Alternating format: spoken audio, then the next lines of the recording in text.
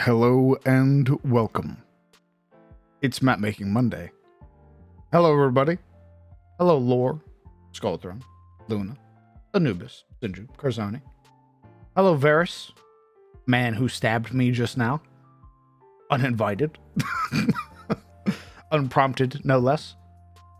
Hello, the whimsiest. Hello, Leo.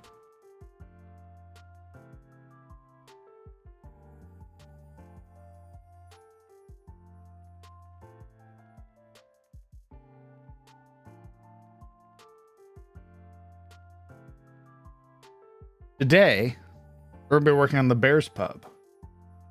I'm going to try and make it look nice. I've kind of struggled a little bit with it. I'm not too certain what it is that's staying my hand, so to speak. But we're gonna try and cook with it. And go from there.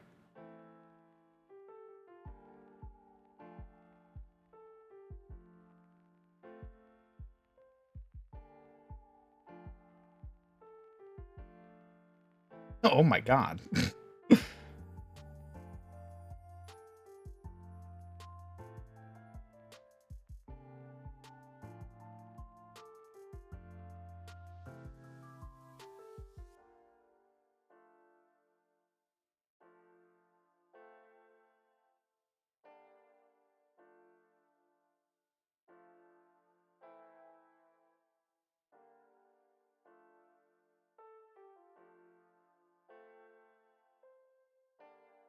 Okay. I decided to make sure everything was okay. There we go.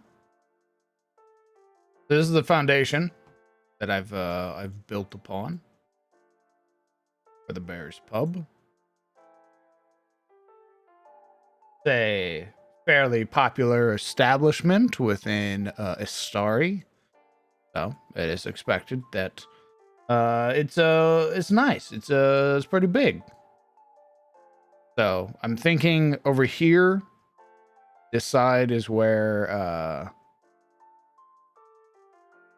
the rooms are gonna be. So I'm gonna try to make that work.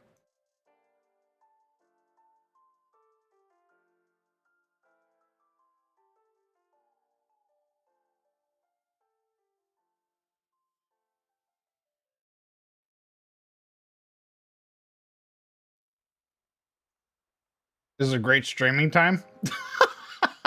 Oh yeah, brother. Nice. Good to know, my man.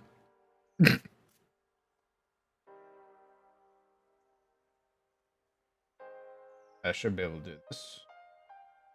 Oh, my! I didn't realize you were waiting for me. I literally just showed up. What's up, brother? Not much, man. What's going on with you? Just streaming. Yeah, no shit. I'm What being you up to? aggressive. I'm trying to find tape and scissors so I can wrap Christmas presents. I hate wrapping Christmas presents. I hate it. Go wrap them then. I have to wrap them. You have to? Yeah. Says who? Says Corporate me. America, who sells you the wrapping paper? Oh, here we go. Oh, here we go. Hold on.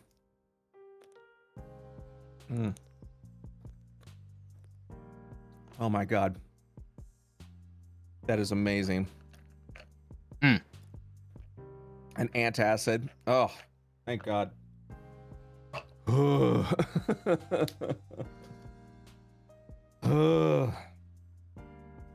Good, brother. Yeah, I've been dealing with acid reflux because I'm stressed out. I'm trying not to be stressed out. And then it goes, yeah, man. And I'm like, okay, I'm doing good today. And you're like, no, you're not.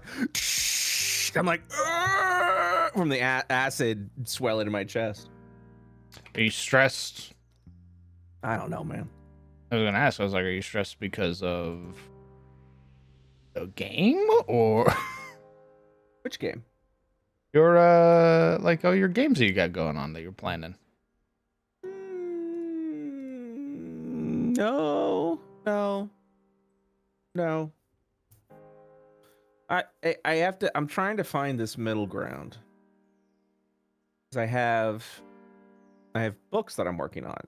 I have Mhm. content that I'm working on, but that also means I can't really stream it, or I can't stream. And if I don't stream, chat goes, "Who's that guy? I don't know who that guy is." And then yeah. So it's this weird combination.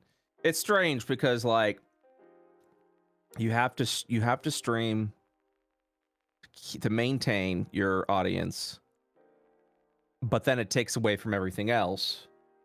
So the only way to grow, maintain, and survive is stream.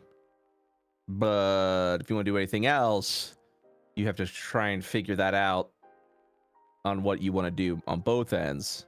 So it's a really weird catch-22 Mm. where you have to like somehow while building a background audience, you also have to maintain your current audience.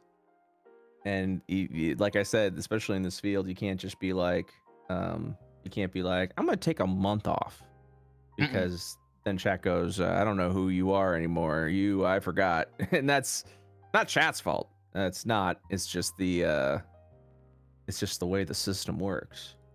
So if you want to grow / maintain, you have to stream, thus becoming a job that you Mm. have to attend every freaking second. So it is. It's this weird, like, it's just weird. It's all weird. That's fair. That's the takeaway. I mean, I can understand that. One of our roommates is was a streamer, a very prominent partnered streamer, and then they stopped streaming for a couple months, and basically lost all momentum that they had, to the point where they're like, I can't even stream anymore. Like it's not financially viable. Does Momo? No, You just have multiple. this is a streamer house, brother. That's wonderful. Is it wonderful? It gets a little loud. It gets a little what? Loud? Yeah. It gets a little loud. I was about to say, that's wonderful. And I thought for a second, I went, hey, isn't that wonderful? It's a little loud. I like to keep my work life and private life separate. And I feel like in a streamer house, that'd be a little challenging. Because I feel like my work would be in my face every waking fucking moment. Again. A little. Yeah. Little. Yeah. Again, it's whatever. It's whatever. But yeah, it is. So that shit. That's why. Well, I want to make books and tabletop content because that's what I fucking want to do. You know. So I'm just rambling. Nothing really is wrong. I think it's just a compound of things. And we're at the final week of the holidays, which is also a tricky time, I feel like. Just for people in general. Ooh, ouch. I got a little bit of a back spasm. Back spasm, my God. I don't know what happened. I was streaming to this morning. And I was like, all right, we're going to work on some. And then my back went, and I went, oh! Yeah. My back did that funny little sound that you make when you get hit by shit. Yeah, my back did that. And I was like, what the fuck? Nice. So I'm still kind of feeling it. So it is, yeah. At the end of the day, I'm old and eepy. I'm old and eepy. And I got presents to wrap. So I'm just waiting until I know where the scissors and tape is. My back explodes. Your back explodes? Your back explodes. Yeah, it exploded a little bit. It was wait Wait. Points at you soon. I gotta worry, brother. I already gotta worry about my leg doing that at random. I know, man, but there are no caps to just things just randomly hurting. I'll be walking. My Mm. body's like, hey, you ever want to go? And I go, huh? And my body does that exact move where my hip just decides to go, it's time, and gives out. Let's see how far we could go. And I catch myself and I go, oh, Oh my god! And trip down the stairs. good heavens. And I Oh my collapse. Lord. And I'm there for 4 hours because nobody heard me scream because everybody has noise canceling headphones. Please don't tell me that actually happened. And Please I lay don't there. tell me that and actually happened. Please I don't tell me eventually that start actually crawling my way towards my room. happened. Don't tell me that happened, dude. No, but I have please. fallen down the stairs. Okay, I mean that's more likely. Like, not celebrating that, but I would have felt. I'm like, yeah, that sucks and all, but like, the idea of you at the bottom of your stairs going, "Somebody help me, please!" And everyone's just like doing their own funny this video little game's noises loud as fuck. with their noise canceling headphones streaming. Bobo stream, she's laughing about something, and you just everyone here, the chat just hears it like, what is that? You just hear. There have been so many times where I've just like waddled up the stairs, fallen, and then slid back down 4 steps, and I went, This is it. this is my place now. This is it now. This is where it all ends. And my body sits there for about 5 minutes recuperating. Yeah. And eventually it goes, all right, we can move again. And I went, oh, nice. Thank God. And then I start scaling my way back up to the kitchen. Great. Oh, Jesus fucking God. Hold on 1 second. I hear him say. Oh. I need to go to them and be like, tape, scissors, Wrap these, please. No, it's her presents. Wrap these, please. That's not how that works. They're all her I beg of presents. you, wrap these, please. Yeah, here, just can you act surprised on Christmas morning? That'd be sick as hell. Just wrap and then forget. Oh, that'd be great. God, that is the most selfish. Anyways, I'll be right back. Okay. What's up, gamers?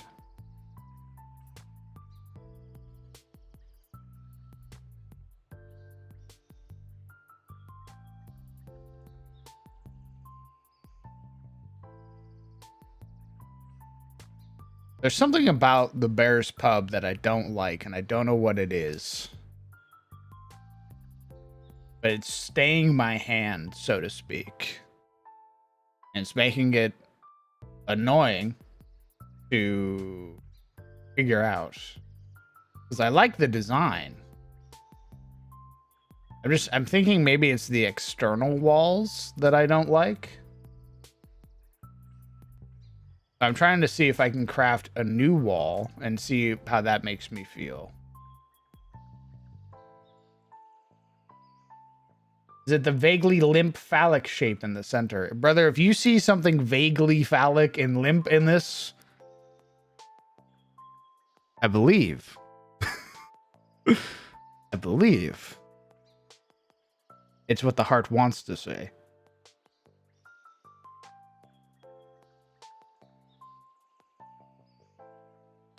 What's up, Sethwar?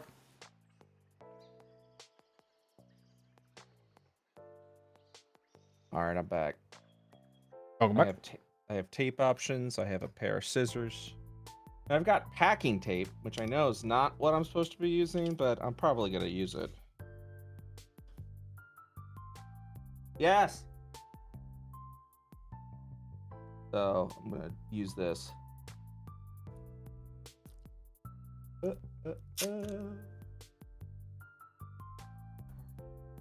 What are you working on today, trader? Trader? Yeah, man. Nice. You know, I see you've looked at this all from the wrong angle. Yeah, man. see that you're I mean, despite being capitalistic, you are short-sighted. I understand. Don't worry. Allow me to explain it to you. Please do. What I am doing now is I am cornering a separate part of the market for us. Oh, okay. You didn't pitch it that way. I know you did it. You were so blinded by love and these very strong feelings that you blinded your own capitalistic side. And it's only now that I pointed out to you as you've killed me in my office. What the fuck? In those final moments of the movie. Where I go, this was for us. And then you sort of stumble back and you look at your hands and they're bloodied. And you look down at me and then you look around, you see, you didn't see it before, but now that your vision's clear, you see pictures of us all along the wall. Oh no. And you realize your name was like a part of the company that I made up. Oh no. And then you fall to your knees as security runs in and you're weeping over my body. And then we roll the credits. Oh no. Yeah. It's a cool story. I like that story. Thanks, man. I'm something of a storyteller sometimes. Yeah, it's not like I do it for like, you know, a living or anything. So blinded by the want to rap presence. Oh yeah, that's what it is. It's my strong want to rap presence. Oh god. I was working on the Eton Council, and I was looking at the Eton CR, and I was calculating everything, and I went, they're just making this shit up. They're not even, it's just feelings at this point. What do you mean, man? CR, they go, this is our system for CR. And I go, cool, man. I could work with that. And then you use the system, and then you look at it, and you're like, but that's not what you said it was. And you go, we know. And they kind of go, yeah, but like, it felt good. And you're just like, oh, I fucking hate this. By the way, we use a different system. Yeah, we use an internal system. Are we ever going to see that system? They go, they gently shake their head, and you go, oh. Yeah, they go, no, they're like, how else can we make money if you know how we make the sauce? And I'm like, okay, man. Well, what if, hear me out. What if you just show me how you make the sauce? Because it doesn't fucking matter. I'll send the Pinkertons after you. Yeah, it's like it doesn't fucking matter at the end of the day. You know? Maybe that shit. Oh my god, speaking of shit. Do you hear about this honey bullshit? Honey? Yeah, you know what honey is, right? Nah. Okay, it's an add-on that you put on your browser, and they go, we found the coupon thingy.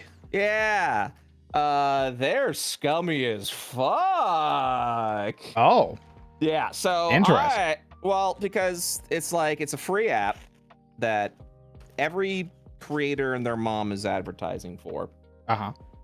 So that means they have deep pockets. They have big money. That they have the money.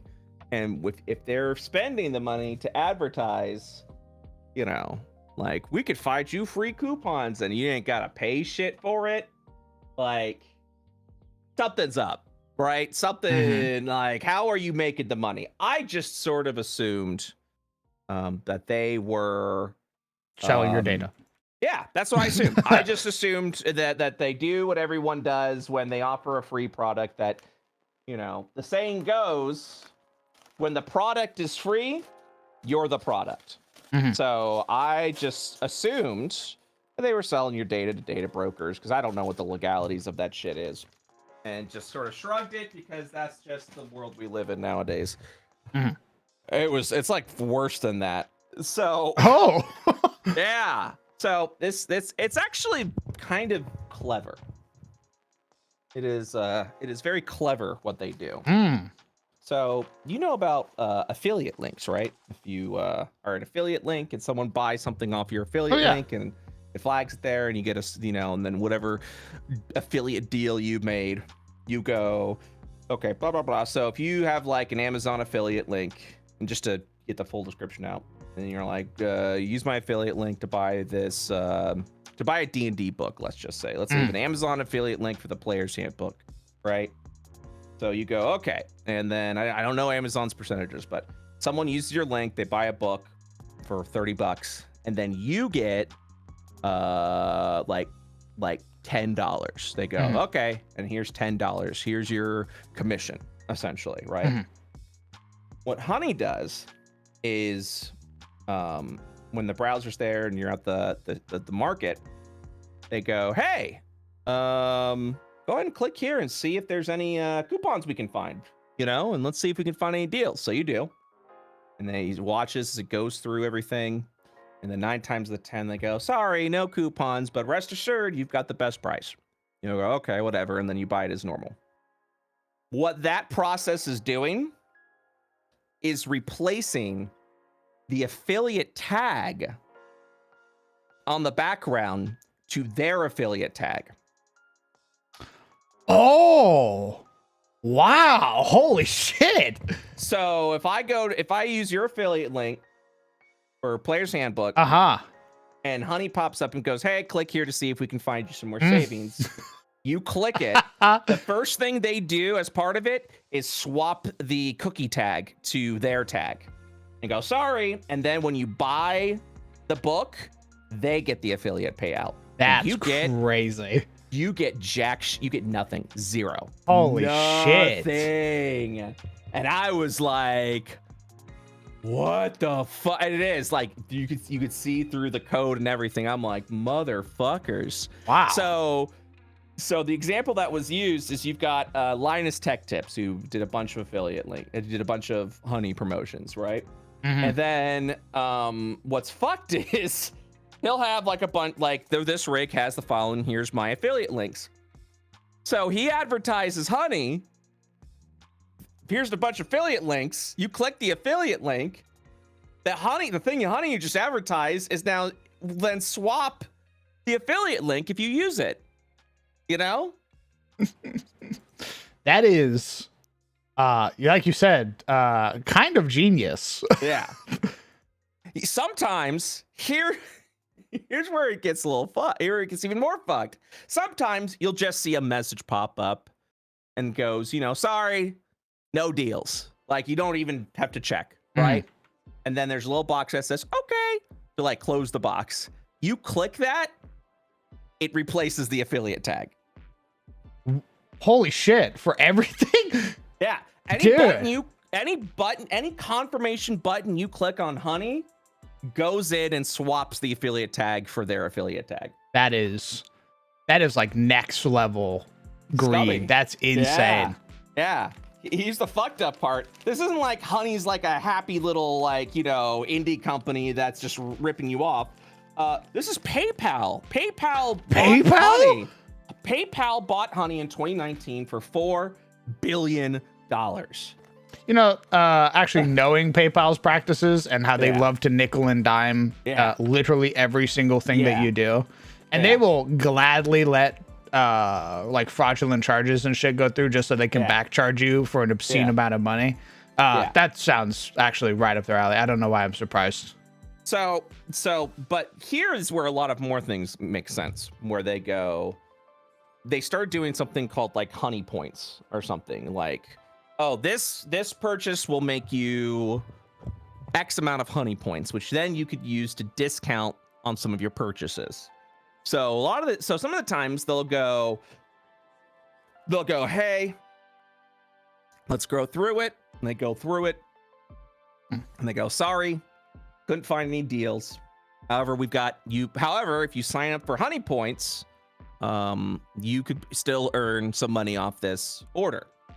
And essentially what the Honey points are just a little bit of the affiliate earnings they're making off of them doing this millions upon millions of times a day. But so you essentially get quote unquote a cut of the affiliate money that they're making. So damn, boy. The example that was used was so-and-so has a NordVPN affiliate link. Someone buys it, someone clicks it, they purchase it, and they go, okay. It's a $35 payout. You're like, that's pretty sweet. If you go and Honey's like, hey, we might have something for you, and you click on Honey with the point system, they and you use it, they're like, you can take 89 cents off of this order.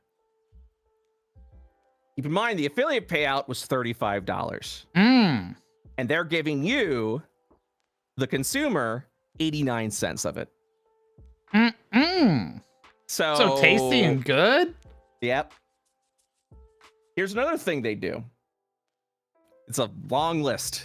Actually, this is the last one, but I think I know what the fourth one is. There's gonna be another video about it. Honey advertises their services as a marketing platform for other businesses. So businesses may have a bunch of coupons out there. It's 30% off, 50% off, whatever. If you are a business that signs up with Honey, Honey will then can go ahead and offer their coupons for the programs, for the things that you purchase if you sign up with them, and then they can offer there. If by doing that, the coupons and the money off that you get off of like their coupons are not the best deals. Essentially, what Honey is doing is going, I found the best deal. It's this 15% off coupon. Here you are. And you go, thanks. Honey shows me the best deals. They don't show you the best deals. They show you a deal. Yeah. They hide the best deal so that the company doesn't have to pay out that best deal. And then they tell you, this is the best deal. You can stop looking now. And then you go, okay, because you pressed a button and it was so fucking easy. That's wowza. It's a lot of scummy things. God damn, bro. It's a lot of scummy things, man. That's crazy. Jesus. How the fuck did they get found out? Someone outed them because they realized with an affiliate link of theirs that they weren't getting paid if someone used Honey. And they went, I'm going to look further into this. So they've been looking into this for like years now. So, and Damn. it's the point where like Linus Tech Tips or whatever stopped working with Honey. And then they went, why? And it was like, yeah, we didn't like their affiliate practices where they took the affiliate link and blah, blah, blah. Because they knew about it. And we're like, why didn't you out them? And probably because this is none of your, I understand why people don't out other people, because it literally is like, I don't want to get sued. I don't want to start shit. Like, I get it. And I pretty much was like around that. So then but Linus Tech Tips still sign up for like another coupon service that they're now advertising for that is still doing the same shit. Where God, just dude. Flips affiliate links. And that's how these coupon sites work. They just hijack the affiliate link and take the affiliate payout. And I'm just like, oh, that is so, It's very clever. Well, it's super scummy. Very clever, though. So I'm pretty sure what they do is they just sign up for affiliate links for all these sites. And then all they're doing is implanting their affiliate link into a purchase. So let's say you bought it naturally, like you found it on your own, and then you click the Honey link. They then put their affiliate link into your purchase, but you don't know. You're still paying the same price. Nothing bad's happening to you. But then the companies look at, Honey or whatever and go, hey, thanks for bringing me this customer. When they didn't bring shit. Jesus. Oh, it's so bad. And that's where bro. And that's where I'm just like, bro, that's not good. Like, that's not good at all, That's actually wild. Yeah, because it's like Honey isn't doing anything and they're getting paid a significant amount of money, to the point where PayPal goes, give me that for $4 billion. And that's also, man, they tell you all the time. Look at the money. Look at the money. Where's the money going? Where's the money coming from? Follow the money. Follow the money. It'll never lead you astray. Because that's when you're like, how are you making billions upon billions of dollars? And then you look into it and you go, oh, okay. Okay. I see what you're doing. I see you, clever little fuck. That's kind of fun. And that's what it is. So with Honey, I just assumed they were data brokering. I mean, it's so commonplace that that's literally what I thought they were doing. That was my assumption. Well, it's the same for another thing I'm really hesitant about is Opera, the Opera browser. Something's up with that browser. I don't know what, but something's up with that. And you want to know why? Because every content creator and their mother are advertising for Opera. And again, this is a free browser. So once again, I must ask, how are they making their money to pay all these top tier content creators? And then again, it's anytime I see someone advertising a thing that is free,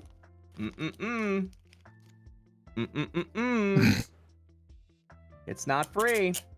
They're making money. And if they're advertising with a bunch of like big name content creators, shit, man.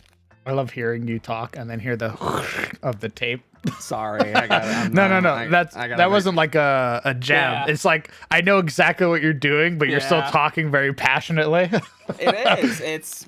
I'm just saying, if someone is selling you is advertising you a free product, never trust that it's free. You're paying for it somehow. There is no charity that is paying content creators to do advertising. Okay, there is no free. Not in this day and age. I'm just saying, man. Like it's not happening. So yeah, you gotta look into that. You gotta look into that shit. Hey, chat. What do we think of this wall? I can't wait to figure out what Opera's deal is. Yeah, they gotta be doing something. That's what I'm saying, man. I didn't think I use it. Yeah, you can't make me use that app, man. Again, I know Chrome's selling my shit, but I don't know what Opera's doing. Maybe the same thing. I don't know. I have no idea. Yeah, no one was really talking about it.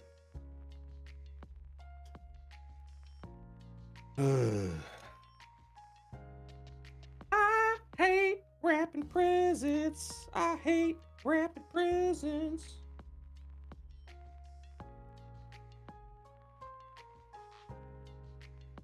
I gotta like flip it and reverse it. Oh, maybe I flip it and reverse it. Ah, shit. God damn it. Oh, there's tape everywhere. It is. It's just, like, all I got is packing tape. I don't have regular ass tape. Currently, the only tape we own is this, like, double-sided tape, which I don't want. I have to use anyways, and I just... Grumble. My wrapping sucks. And I ripped the corner! Oh, God, I hate this shit. He's crashing out. He's crashing out. Somebody save him. I gotta fucking wrap this. Gotta cover the corner. It is. It's like, and then it just kind of turns into a point where I'm just like, you know what? The present's gonna look like trash. It's just gonna have to be that way. I'm sorry. It's gonna look like garbage. It's gonna look like hot shit, and that's just the way it is. Because the resources I have ain't cutting it. Ain't cutting it whatsoever. Ugh. One. With his paws stuck with tape. Yeah, little raccoon stuck with tape. Get it off me! And I love my partner so fucking much that I bought I'm her willing to suffer through this. That I bought her like 20 different gifts. Oh my god. Which means now I gotta wrap 20 gifts. Nice. And there's part of you that wants to be like, you know what I could do? What if I just hire someone to wrap the presents? Well, then what's the fucking point Hmm. of like giving a present if True. someone else is gonna wrap it for you? You know? That is true and real. You what? I bought this thing and then I paid someone else to wrap it so that it looks nice so you could open it up. Like it's They just, go, wow, you did this? And you go, no, man. I hate I hate wrapping shit.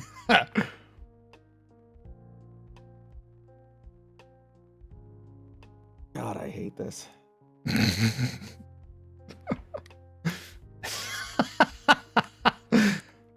I gotta like. God, I fucking hate this. I do, because I've got like. Okay, there we go. Like the only tape that I have that's not double-sided is this giant ass packing tape, and at the same time, like I am trying to find ways to like. Okay, I guess I do it this way. Okay, I think I figured it out. Fucking hate this, man. I hate it.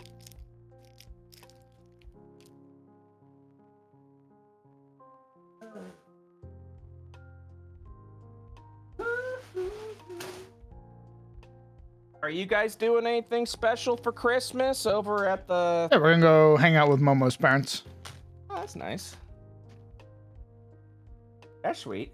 I always feel bad because They always give you presents. yeah, and I can't you're- afford to get people presents, so like And then you go, please don't do that. I go, you don't have to get me anything, and they go, okay, and then they get me Okay. something, and I go, God fucking damn it. And then they give you like a very obvious wink, and you're like, no. I think You misunderstand. I think you misunderstood what I said. I think you just assumed I was trying to be nice and say, hey, you don't have to give me anything, but boy, oh boy, it would make my day if you did get me something. Correct. Quite the opposite. You're gonna ruin my day if you get me something. Do not get You're gonna make me feel like dog shit. Please don't. And they go, that's okay. And they give you another wink. You're like, okay, I know what you're thinking. Again, I think you're misunderstanding. I think you're thinking that by me saying I'm gonna feel bad if you get me something because I'm telling you now I'm not gonna get you something. And right now, the way you're looking at it is in like, I'm just gonna do a nice thing. And you don't have to get me anything, but I still want to get you this because it's a nice thing to do. And you're just gonna do that because you think it's okay, and it's just a nice thing. I'm telling you right now, with everything going on, if you do this, I will cry in the worst way, and not even like, oh, my day's made. In like, why, God, why? It was what's super fucked is Why? she's just like Momo, so she'll get like a super thoughtful gift. Yeah. Like she's like, I know who you are, so she gets you like this like tailor-made gift that's super thoughtful. And you're like, God fucking damn it, man! Like, you put so much emotion into this, and I told you I don't fucking want it. that's what I talk about when people are like, well, how would you like, what is like wealth to you? What is like, what's money to you? I'm like, money to me is being able to take care of my loved ones. Yeah. I don't want a Lamborghini. Yeah. I don't want the hose. I want to be able to buy my friends birthday presents. And be able to be like, hey man, it'd be awesome to hang out with you. And then they go, yeah. I'm like, yeah, man, you want to go like somewhere? You want to go like, where's a place you've never been? Yeah. That's what I want. Well, here's the turnaround is now the day that comes where like you end up finding your stride and making a bunch of money and have the wealth to spread around. That's when you go back to those people that bought you gifts, and then you just start getting them extravagant gifts, and they go, hey man, you didn't have to do this, And you're like, I know, and then you give them the wink, and they go, that's. But I'm saying is like, I think you think I'm saying something else, but what I'm saying is like, you're like, yeah, I know. I'm aware. What I'm saying is give vengeful gifts. Nice. Yeah, you know, where you're like, yeah, you're gonna give me a thoughtful. Remember all those fucking Christmases? tailored gifts? Is that what you're gonna fucking do? Well, guess what? I've renovated your house. Yeah. Guess what? We. You want to make me cry on Christmas? You thoughtful motherfucker. Yeah. Watch this. I'll make you sob. And you open a door and it leads to like an actual spa room with like a steaming box and like a fucking like cucumber mask thing. I don't know what. Nice. I like how I can hear your frustration mounting as you're like trying to peel apart tape. It like takes over your brain for a second where you're like pulling at the tape and you're like, fucking fuck. Hatred. Ew. Oh, what did I do? Why? Why did I do this to myself?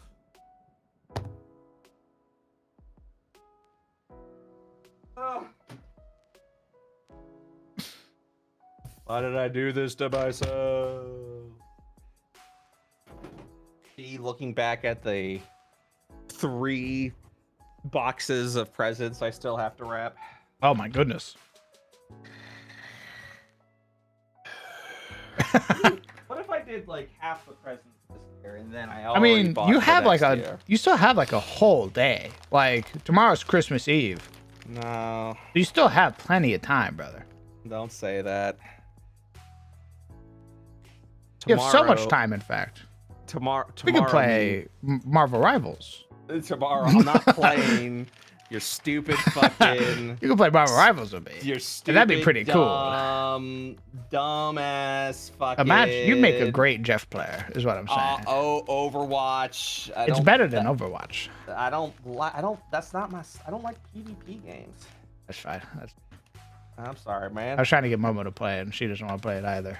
Why does she not want to play it? I don't know why she doesn't want to play it. I think it's because she probably stands Overwatch or something like that. I don't know. She's like a Blizzard simp or something. Yeah. Is that what you think it is? That's what I want to assume. Okay. And I'm thinking you're the same way. Yeah, that's exactly it. All those hours I have on Overwatch. That's right. No, not Overwatch. You're just so beholden to World of Warcraft. Yep. Your childhood. Yep. That's me. That's me. And then every time I hear stories about refrigerators filled with breast milk, I go, that's my game. That's my game, dev company. Shakes fist at the sky. Why? Why? Why can't you just be normal? They're fucking screaming in the background. Stop being weird. It's unironically, it's that simple. It's that fucking simple. Take a moment. Don't harass women, and they go, yeah. Just take a moment and just while you're sitting there, like you're holding that, and you obviously know something's up because your brain's going. Like you're fighting the instinct inside of you.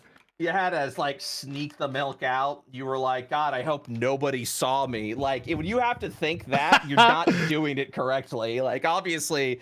What you're committing right now, what you've decided to do is fucked up. It's just incredibly fucked up at that point, you know, is if you're like, I hope nobody saw me.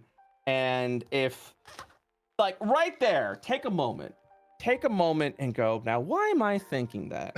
And if the answer isn't because I was trying to sneak a bunch of presents out of the car into my office so that the people I love in my life don't see the thoughtful gifts I got for them, or like, you know, you're sneaking in a nice little dessert because you want to surprise have a nice little friendly surprise for the people you love the most.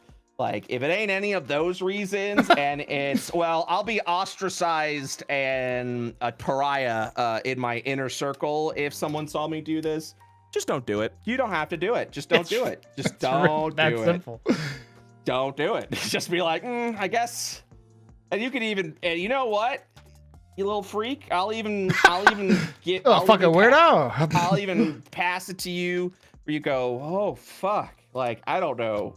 I had a moment of madness for a second, and I'm going to turn over a new leaf right now. Like, all right, good for you, man. You know, it's what's done is done. Just get that shit back in the fridge without anyone seeing, and, you know, and go to therapy and really just work on yourself. Find Jesus, whatever it takes, man, whatever it takes. He's there for you. He's just always there for you. But I'm just saying, if you're gonna, you know, if you're feeling a little weird about what you're doing, maybe don't do it. Your brain's telling you something. It's going, hey, hey, maybe we should do this, man. I don't feel good about this, man. Maybe we should do this, man. And you go, shut up. Shut up, subconscious. Yeah. This is what makes me happy. Then maybe don't. Welcome to my TED Talk. Oh, are we talking about mobile Twitch now in chat? Yeah, that's also super scummy. What's going on with mobile Twitch? They just charge you more for using mobile. So if you want to like buy emotes and bits and shit like that. Oh yeah, that's it's always been that way, and that's not Twitch. And a lot of that isn't Twitch's fault. I'm willing to say. Oh. It's because it's the shop. It's whatever Android shop or Apple shop or whatever. They charge a usage fee over to wherever you got the app store from, and 9 times out of 10 a company will just pass that charge along to you. For example, if you were to subscribe to my Patreon and you did it on an Apple mobile app, it charges you 30%. Holy shit. Of that amount, and which is insane to me. And so so Patreon goes, hey, do you want to cover this? And I go, fuck no, I don't want to cover that. I'm not gonna cover 30%. You know, I'm not gonna pay 30%. I'm sorry, you know. That's fucking insane. Because someone doesn't want to go walk over to their computer or, you know, go anywhere else. And I'm sorry, you know, I'm just not gonna do that, you know. And you know, maybe one day where I don't give a fuck about money and everything's good, hunky-dory, maybe I will cover those fees. But right now, I can't. So I tell people, you know, with any application, don't subscribe on anything on mobile. It's going to be more expensive. 3. And there he goes. 3 presents. Now, I don't... Oh, okay. I was like, I'm looking at a box. I go, Sizzle just joined. Yeah, Sizzle joined. Yeah. And he pointed and said, freak. Man's supposed to be at work. I am at work. Maybe he is at work, yeah. Bitch. I'm telling you, boss. Maybe he's fucking Okay, work. he's out today. He's fucking You'll have to come working back right next now. week. So yeah, Aren't you out? I'm the boss. those are my that's my takeaway. Thank you for my TED Talk as these hands are taped together. Panting excessively. I fucking hate wrapping presents. All right, we're still going. Oh my god. He's still going. Bad man. That's what I'm saying. Like, if I fucking wait till tomorrow, I'm gonna just be sad. Because then I'm gonna sit down and be like, uh-oh. And now I got a time limit. Because I got Christmas Eve dinner I'm going to tomorrow. So I don't want to put that voodoo on me. Yeah, what tomorrow? I got Christmas Eve dinner. Huh. What are you doing With for the Christmas Eve? Taking my family out to a nice steak restaurant. Nice. Excellent. That's what I'm saying. Once you get some money, you just start giving to other people. And they go, hey, you don't have to do that. And then I go, shut the fuck up. And then I get them even more stuff. I love you. That's all it is. All it is. My we did went to an Italian restaurant for after the like a few days after the funeral for my grandmother, and my aunt, who is the executor of the will and finances, goes, hey, this meal's on grandma. Grandma's gonna pay for this meal. And I went, like hell she is, and I paid for it. It said she wanted to pay this meal, and I went, I fold my arms, and even after death, I go, grandma's money's no good here. You like paid for a lot of shit in my life. Shit's not good here anymore. I'm sorry. Oh, rumph. Oh, rumph. That's what I do. That make me an asshole? I don't know. I don't think so. I don't know what it means to be an asshole anymore.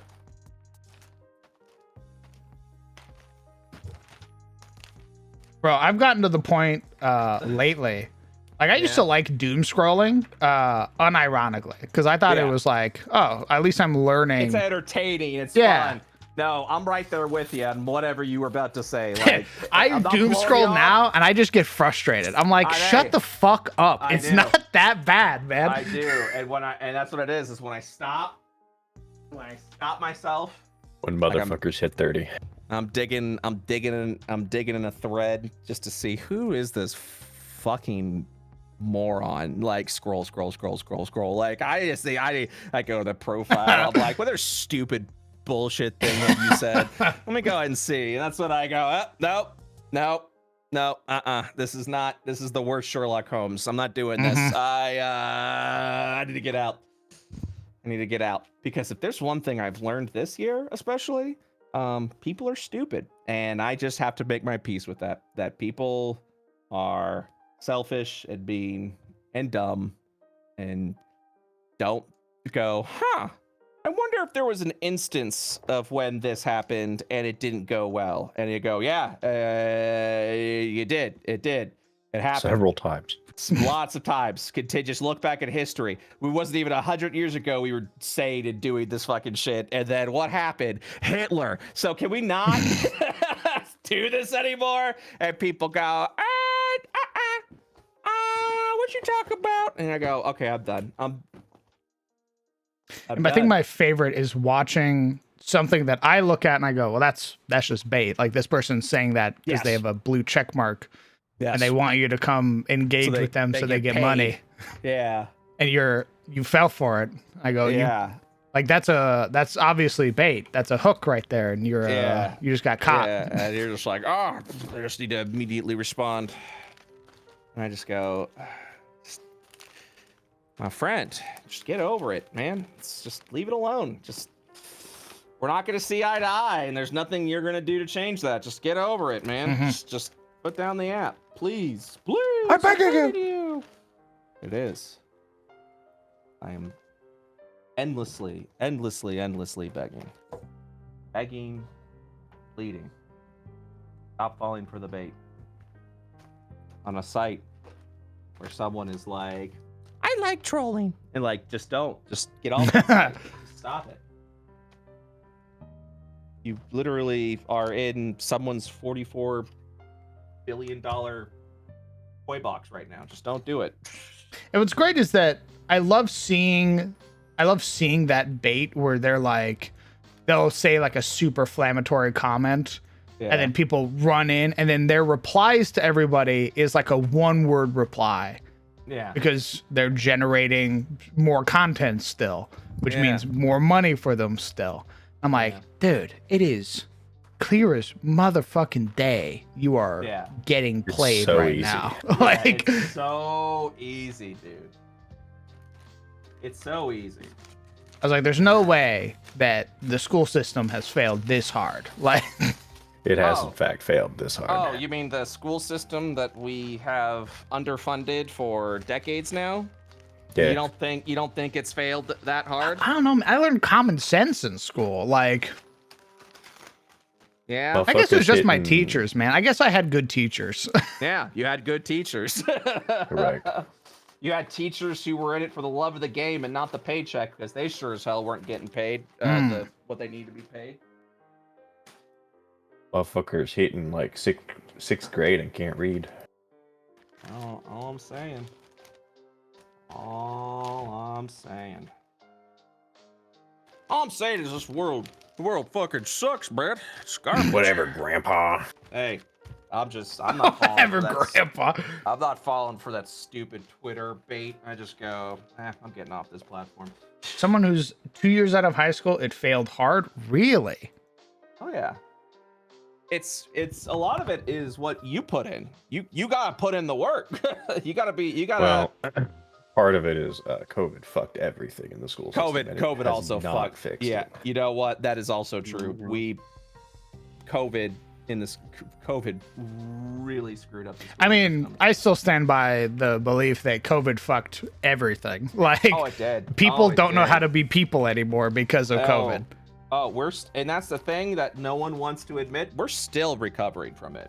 And it's even though, like, you know, not everyone's wearing the masks anymore, and we're not really thinking about the plague times, and we're like, yep, everything's fine, we bounce back. I'm like, we are still financially and systematically recovering from it. Just because not as many people are getting as sick anymore doesn't mean COVID's been solved. Ooh, Like, definitely financially. All this Yeah. inflation, basically Yeah. because of COVID. yeah, it's yeah, and there was nothing that was gonna fix that, and that it's just time, unfortunately. People don't understand that, and it's sad, and everyone's like, I need it fixed now, and and I agree, I want it to be fixed, but also at the same time, not much we can do. It's just gonna we're gonna have to recover. We're gonna have to take some fucking time. The issue is that all of this stuff was already on the precipice when COVID Oh, yeah. happened. If any We of were- this stuff was working as intended, COVID would Yeah. not have affected it. On- The education system was already basically there. COVID just pushed it. Do you remember a time where we were like, man, like everything's just kind of teetering? We Mhm. just got this weird Jenga tower of just Yeah, shit everything that's felt going on. like generally uneasy.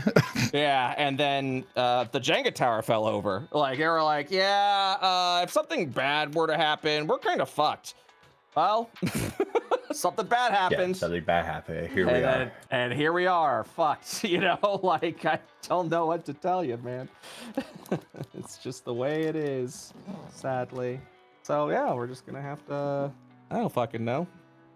Is it the end of times? Who knows? I don't know. I'm just trying to wrap a present. That's where I'm at right now. It's just getting this present wrapped. Who knows how many Christmases we have left? You know what I'm saying? So we might as well enjoy the ones we got. Oh, wow. Nice. Who the fuck knows at this point? You know? Yeah, deep nihilism. Yeah, who the fuck knows? Prove me wrong. You know what the best part about being nihilistic is? You win. Every time. You fucking win. It's you can't lose when you're nihilistic, I like to imagine.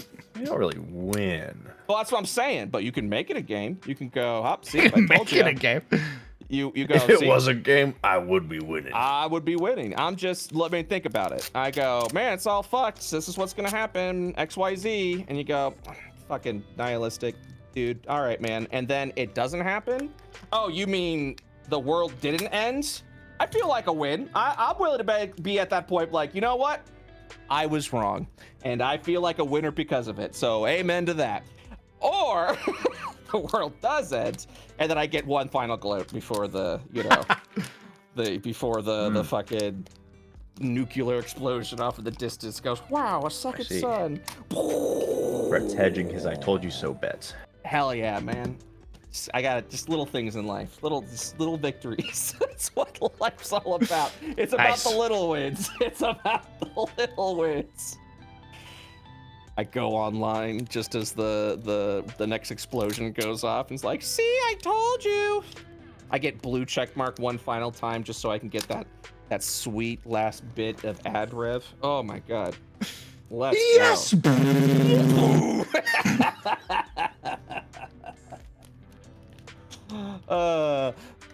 I'm not that nihilistic.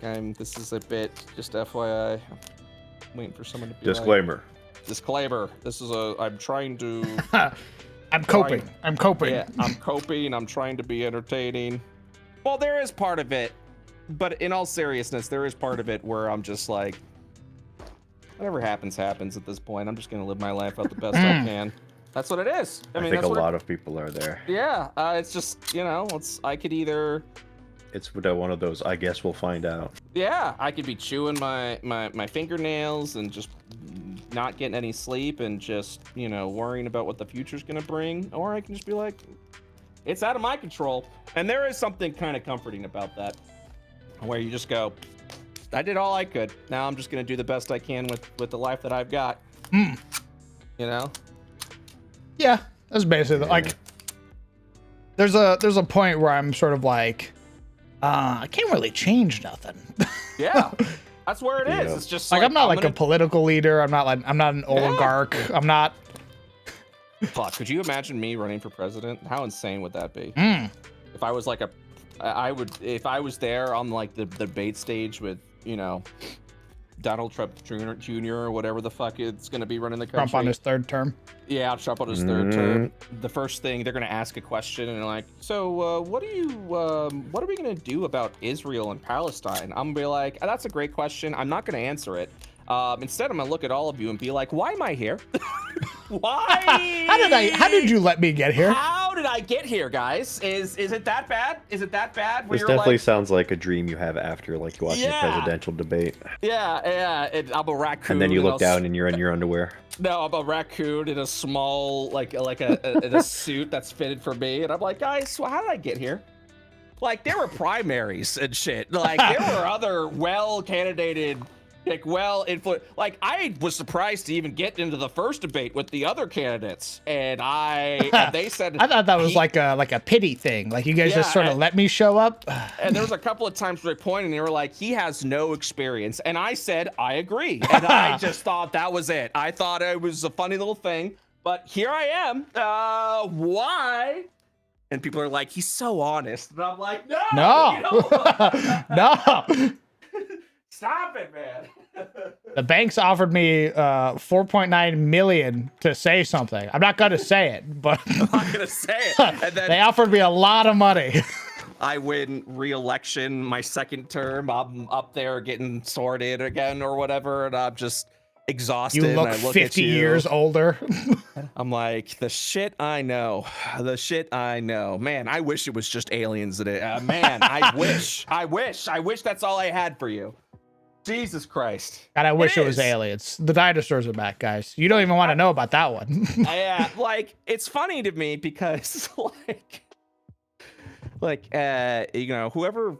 becomes whoever ends up becoming president, and they run their election and they're really passionate and their heart is really into it and they get really aggro, and then they're just like, I'm gonna fix it. Oh, I'm gonna go in there and I'm gonna start fixing shit because this cannot stand. And then they get elected and like, all right, it's time. We're gonna change everything. I want to pass this bill. No, I want to pass this bill. No, I want to pass this bill. No. The special interest groups put their hands on your shoulder. Not even that. I'm sorry, my son. Not even that. You go. You meet the current president at the White House, and Nice. you go in and you do the thing, and they're like, all right, now we're gonna have a little private talk. Don't mind me.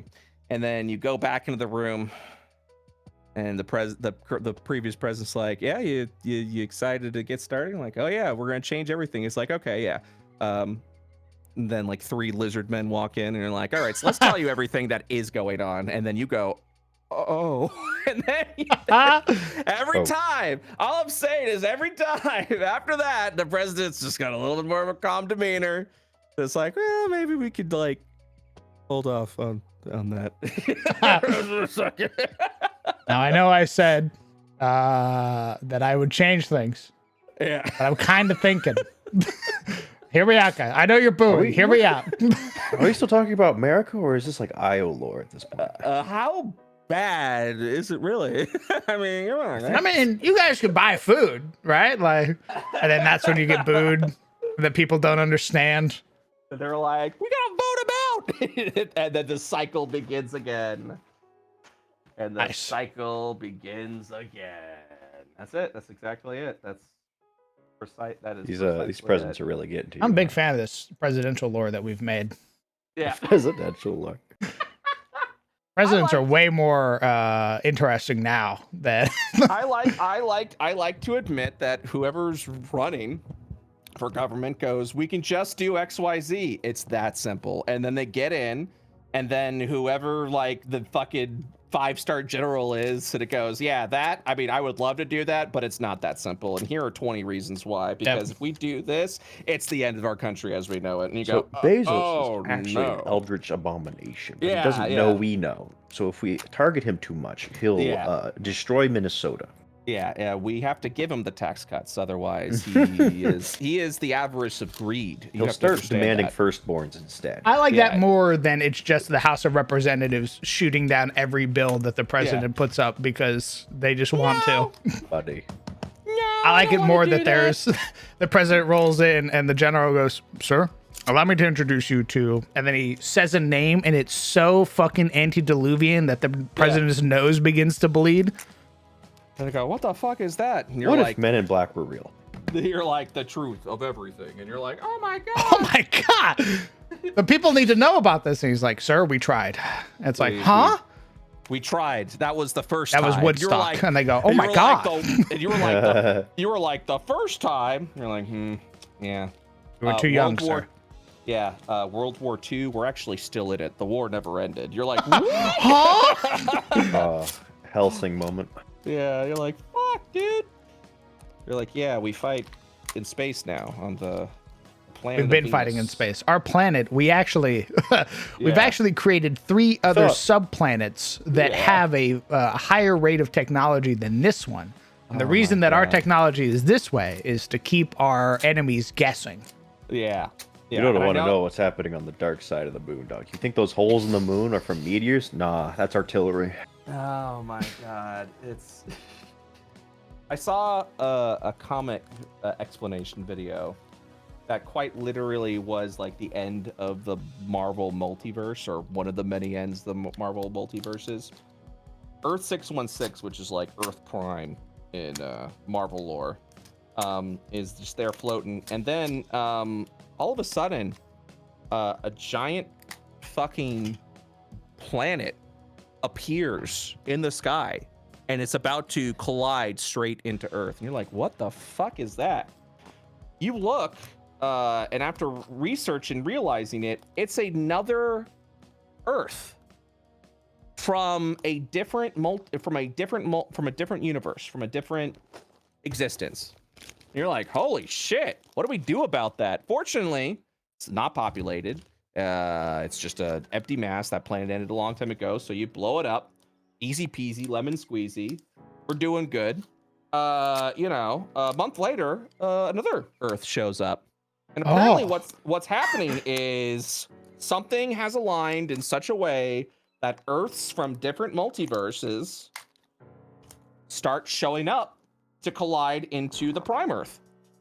It just keeps happening.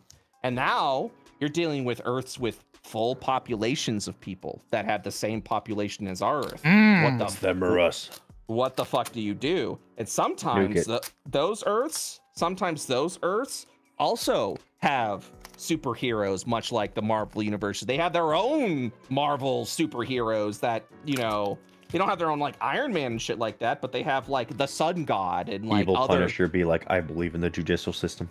And it's just, and everyone's trying to figure out, well, is it them or us? Like, what do we do?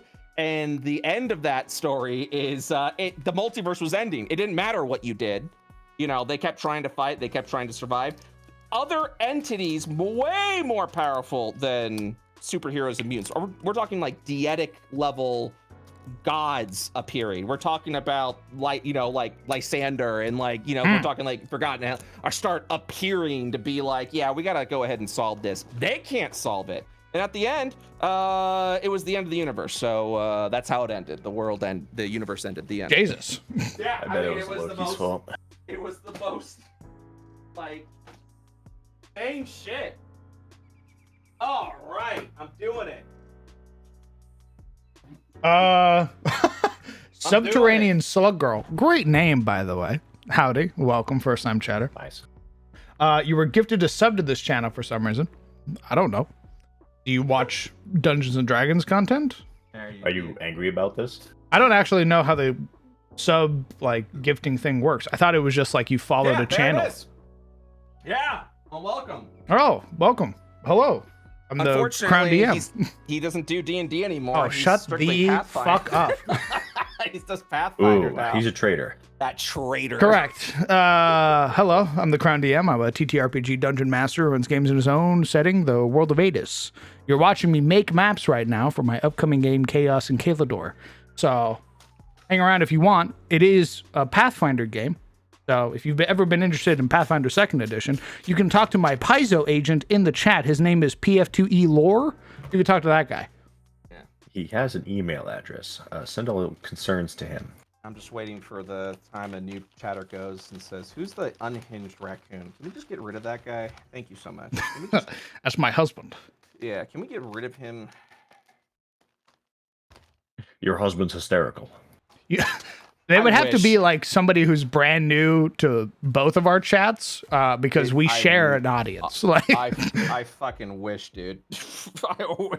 I wish someone would be like, yeah, first time to the channel. Who's the raccoon? I fucking love him. Like, that would just make my day. Instead of like, who's this loud guy? Wish he'd just shut up. I'm struggling to make my own campaign story based on Dune. Ooh, well, that's fun. That's an undertaking. I like that. Mostly because I think the writer of Dune was high when he wrote Dune. Dude, I would treat Dune like a Dark Sun campaign. I would look into that. Ooh, Dark Sun might actually be a really good fit. Yeah. Just keep in mind, there's never gonna be another Dark Sun because problematic shit. The entire planet of Dune was in fact high. In fact, that's the lore of Dune, is that it's all meth. That was the lore of Dune. It's all meth. Everyone was like, that's spice, And in order to travel the galaxy, you need meth. Yeah, and I think that sounds about right? It's basically it. It's in the sand, boys. I know you're joking, and I've watched very little of Dune, the original series, and I watched none of the original movie, and I watched none of I didn't read the books. I didn't watch any of the new movies. But the takeaway I got was everyone wanted the fucking spice from this sand planet. Correct. And it effectively was like a highly addictive drug that just had power beyond your wildest dreams, where everything ran on the spice, and if you controlled the flow of the spice, you controlled the galaxy, essentially. Specifically, they don't go over, I don't know why they don't go over this in the new movies, but specifically the navigators need spice, who are the pilots that basically pilot ships through space travel. They need the spice, and they own the galaxy. So they never really introduced them in the new show, which is wild because that's like the whole point of the spice. Like, they never really get into why people need this blue funny thing. The spice must They just say the spice must flow, and everyone goes, that seems reasonable to me. I believe it.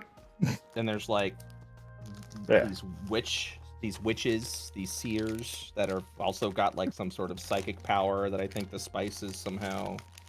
Yeah, the Bene Gesserit. Yeah. They really emphasize them, but they don't talk about the navigators at all, who are arguably more powerful than the Bene Gesserit. I need to get really high one day and just write. Just see what kind of world I come up with. Guys, I have IO2, and they look at it and they go, what the fuck? First of all, if I got fucking blazed, and the biggest takeaway, the eureka moment I have is IO2. It didn't work. Okay, it didn't work. I mean, depends on what you do with IO2 if it's crazy or not. No, I'm just saying, like, that's the take. That was it. That was the only takeaway. Was like, guys, what if I made an IO2? Just slap IO2. Nice. He literally looks at Io, writes a 2 at the end, and goes, I can resell Fucking this. rubs his chin. Fucking genius, dude. Let's go.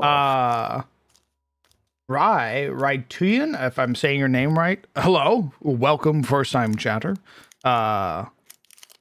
First time tuning into the stream, but I've seen some older VODs from you and some episodes from Brett's campaigns like Paw Patrol. Oh, meowdy. Oh. Also, a nod to lore. Love listening to him explain PF2E stuff. I just wish I had been around this channel when I started DMing a year ago. I appreciate that, brother. Glad you got any questions. Let me know. Hopefully your DMing's been going great, brother. Also, tell me about your homebrew races that you're cooking up, Slug Girl.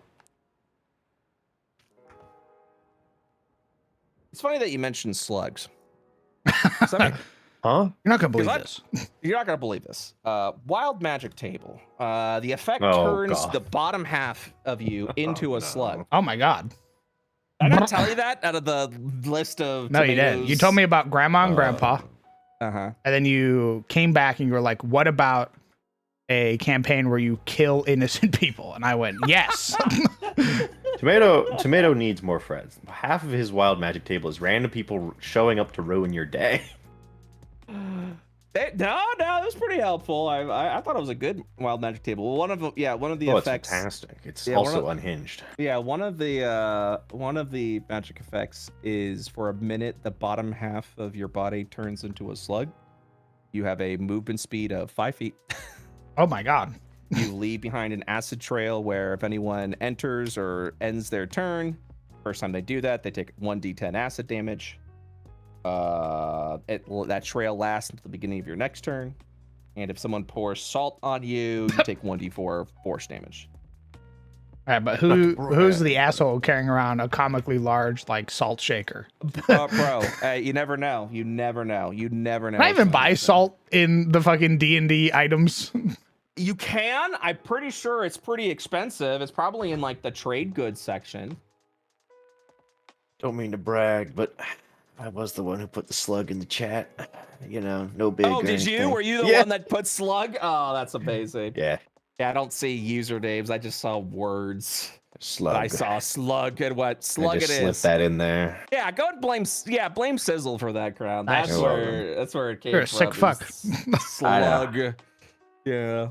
No, it was good. It was a great time. I wasn't expecting that Tomato to put it in the slug centaur. To be fair, I thought I that was thinking very, like Harry Potter, where you like vomit slugs or some shit. that was very. That's way creative. worse, So, yeah, actually. Very unique. So the wild magic table, I've got it on layout. It's 4 pages long, and we're getting some art commission for it. Hmm. So hey, join my Patreon so we can keep doing that. Smile. Nice. Please. Can't wait to roll and get my new hype guy. I'm waiting for fucking Incarnate to fix their goddamn export bug already. Working on Same. I would like that too. Every time I export something, there's always something wrong with it. And they're like, "We're working on it's like Chromium updated or something," is what they said, and then that's what broke it. Yeah, like Incarnate, love you guys. It's literally all you do is just make a map and export it. Half of your business isn't working right now. Like we need a solution, man. Look, I'm not normally this cranky. I just hate wrapping presents so fucking much. It's tearing him apart. I'm also just tired, and I'm kind of getting to the point where I'm just like, It's Christmas. I know it's hey. I know it's Christmas time. I'm not like in their DMs. I'm not sending their emails every day being like, fix your fucking website. 100%. I'm just like, 100%. I want to put something out for Patreon, but I can't. But also fix your website. It could still be frustrating though. Like I do not have any. I'm not saying. I'm definitely not saying Incarnate, you're not doing your job. I'm joking more than anything when I say that. I'm also haven't they thought of my needs? For me, it's just very unfortunate when like, okay, what is this application? Oh, you design maps using created, made art assets that we make in-house. You build your own maps and then you export them for the virtual tabletop or even the print for RL, for real life, as you choose. And you go, okay. And then you turn around and go, hey, that other half where I export the map, it doesn't work anymore. That's a problem. That's a pretty heavy problem, you know, when your entire thing relies on you to be able to do that. So yeah, so it could still be frustrating, but I'm definitely not blaming Incarnate for that. If anything, I'm sympathetic. You know? All right, let me. Gentlemen, I am done working. Nice. Congratulations. God, this map is Thank so you. fucking ugly. Get your. What the fuck? I thought you said this man is so fucking ugly, and I was like, God Jesus. No. damn. I've seen Sizzle in real life. Very handsome fellow. Yeah, you gave him a couple Thanks. of kisses, right? I'm pretty vain. I know it. Yeah, he's been on my bed before. Yeah. Yep. With Wash or, your sheets. with or without a shirt. Wouldn't you like to know? Bathrobe. Yeah, that's what that's why I fucking asked. The worst response. Hey, I want to know this thing. Wouldn't you like to know? Yes. Like, why do you think I'm fucking asking, dude? What do you think of a location called Devil's Carcass? That sounds cool. If I saw that on a map, I would be like, DM, I want to go there. What's in the Devil Carcass? All right, let's keep going. What are your thoughts about the Fiend's asshole? Would you go? I in rub there? my hands together. I Is that slick like a my hair back and I really go, raunchy really? brothel or something? Tell me Go more. there. Go there. Oh boy. That's Modius's anus. That's Modius's anus. I think the walls here are probably just going to be stone. It would make more sense if they you made go this into- back area with stone. Would you go to a location called the Plucked Eyebrow? The plucked eyebrow. Yeah. I don't know. Would you go to a location called the Waxed Pelvis? Would you go to a location called the Wrinkled Snail? The wrinkled what? You go who you fucking The dog. Wrinkled Snail. A wrinkled snail. What is with you and snails lately? What do you mean? That's the first time I've mentioned snail. I think it's because of the slug thing. He's The slug equating thing? that How to a dare you snail. assume slugs Yeah, and snail are also- the same thing? I also agree, Sizzle. That's That's fucked up. Oh, yeah, it's fucked up. Yeah, That's fucked Yeah, up. bring the snails and slugs over here so I can apologize to them. Don't worry about what's you. I behind will. my back. What's behind your back? A gun? It's either a hammer or a salt shaker. I'm not sure. Yeah, it could be both. You Yes. could use the salt shaker as a hammer. It's a Were you Frenchman. French? Oh fuck. You know, my brother ate snail when he was like fucking Yeah, it's called escargot. It's tasty. yeah. Yeah, but he did it when he was 8. When most kids Oh, would be like, "That's gross." Unironically, I was like, "What are you talking about, slug girl?" And then I read your name again. I went, "Oh, Oh, ooh, canceled.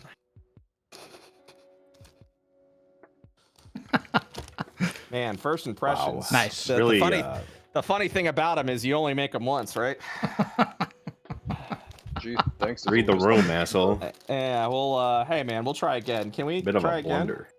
Yeah, let's try again. runs an ad. Let's just pretend that didn't happen. No takebacks. Yeah.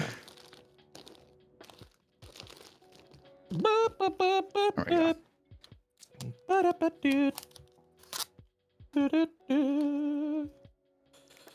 Anyway, Devil's Carcass sounds great. The rest, probably not. Yeah, I like Well, Devil's I mean- Carcass. That's a pretty cool name. Devil's Carcass is good. What are your thoughts about Hag's Taint? I visibly Interesting. made a face.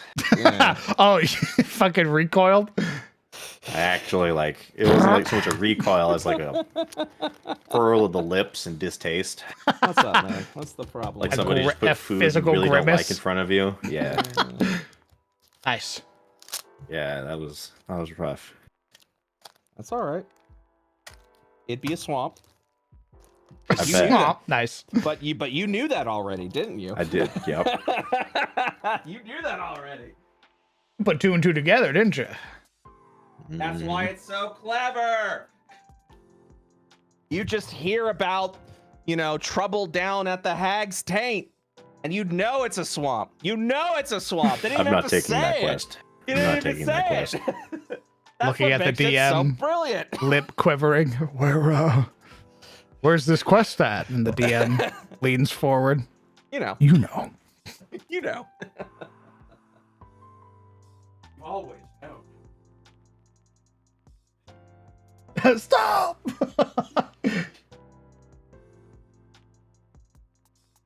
You've always known, haven't you?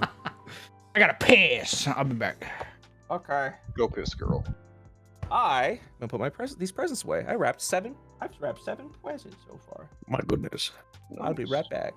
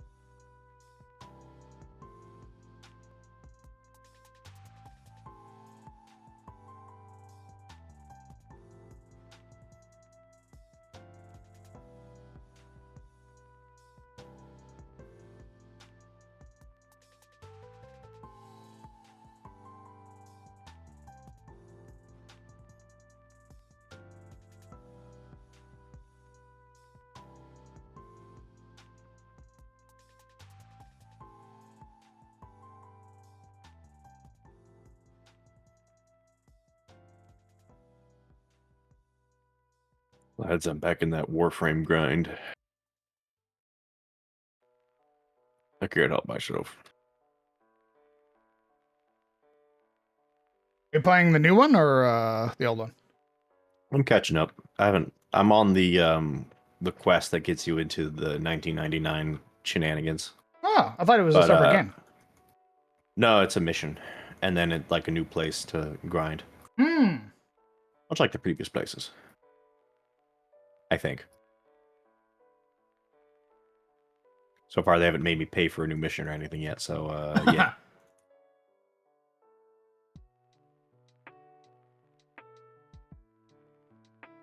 I'm gonna check and see if I got any food deals. I'm hungry. Pizza.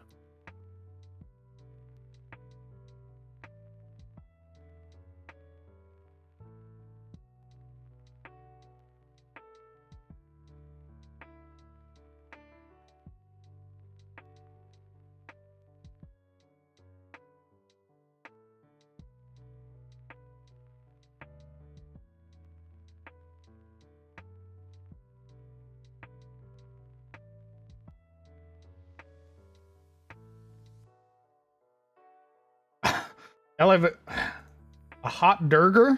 I don't think I know what that is. Oh, is that like where you take a hot dog and you put it in a burger bun? I got too many presents. You Ooh. got too many presents. Yeah, because I started putting the presents in the tree while you were taking a piss. I was holding these 4 presents. I was like, presents. He's like, yeah, presents. I put it on a tree. And I walked in, and I walked out with 3 more. I was like, more presents. Like, oh my God. She went, oh my God, more presents. Stop it. I put it away, and then I went, all right, I got to wrap more presents. She's like, you got more presents? She's like, I thought that was it. And I went, oh, damn it. I could have stopped at that. Oh, God, you love her too much. You love her too I much. still have so many more presents to wrap. Fuck. Yeesh. That's so fucking funny. Oh, Jesus. Fucking slams hand on table. I love you. Well, more presents. Oh well. Oh, well. Back to the old grind. Oh, Oh, you know what I'll get? That was actually pretty tasty. I'm get the little biggie bag or whatever from Wendy's. Wendy's? Oh, the biggie bag is pretty good. Yeah. Wendy's kind of suck, though. Take that back. I won't. They're all garbage now. Everybody's Am I slow turning to wrong? look. Am I wrong? You're wrong. I mean, mine's pretty good. Tell me, okay, you ate Wendy's 10 years ago. Was Wendy's better 10 years ago? I can't remember the food I ate 10 years I ago. cannot Oh, remember fuck off. 8 years Don't ago. Dude, I cannot remember the food I ate 10 fucking years ago. You mean to tell Are you me? insane? I was You in mean- I was Yeah. in high school. No, I was just in the Navy. Uh-huh. I could not tell you what the galley food was like in the I remember Navy. I remember eating Wendy's in high school going, this shit's tasty. And then me going like a couple of months ago to a Wendy's and ordering the same thing and looking at how small and shriveled and shitty it is and going, what happened? What the fuck happened? I don't know, man.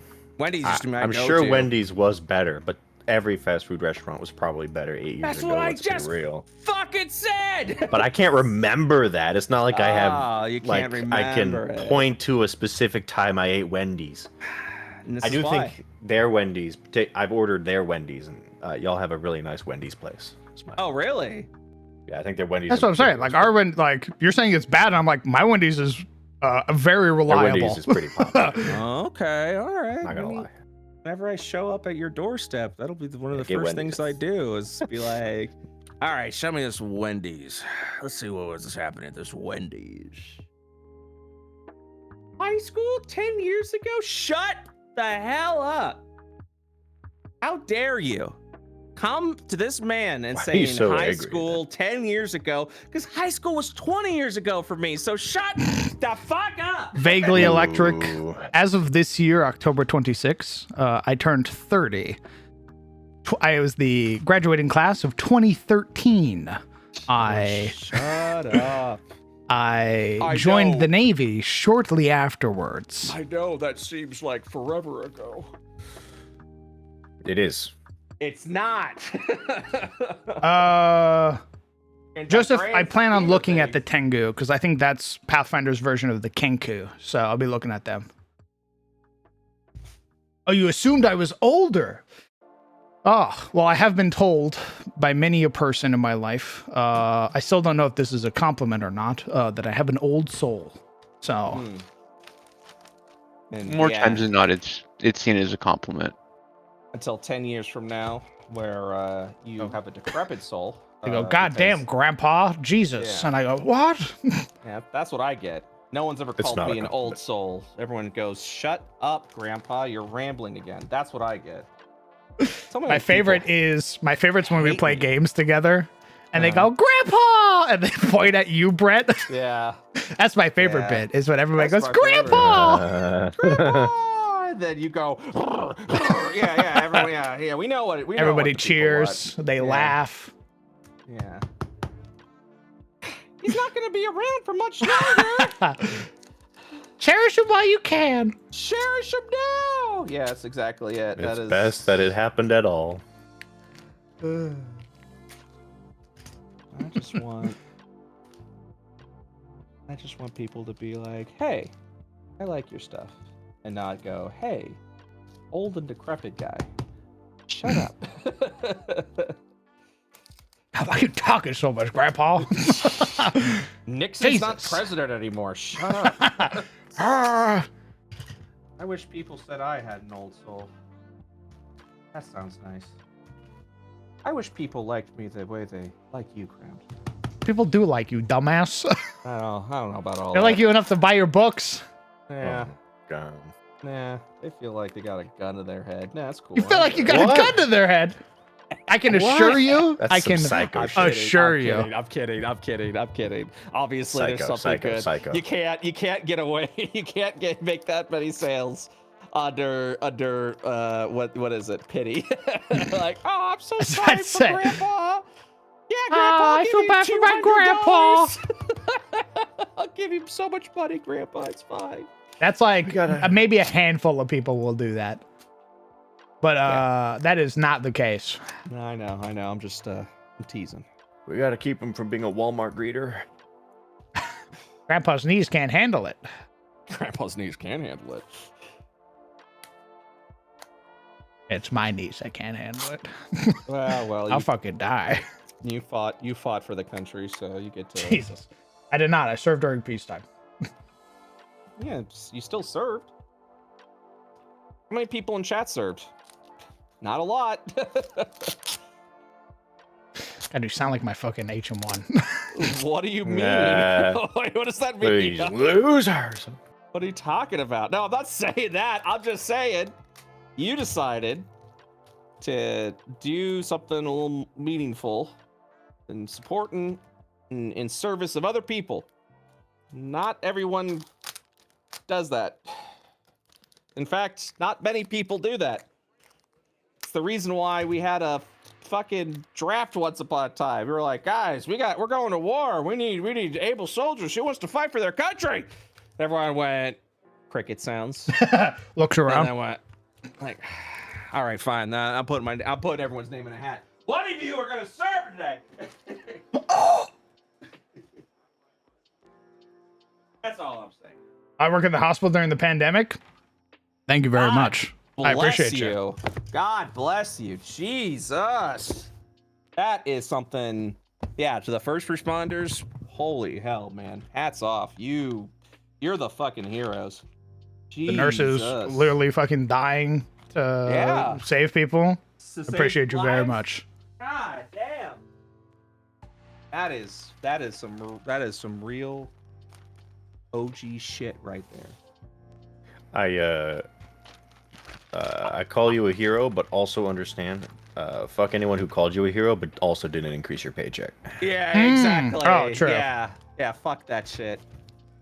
And people needed it the fucking most. I'm telling you. That's why I'm saying, like, people who have good teachers are the ones that did it for the love of the game, not because, not for a paycheck, as it were. Ooh.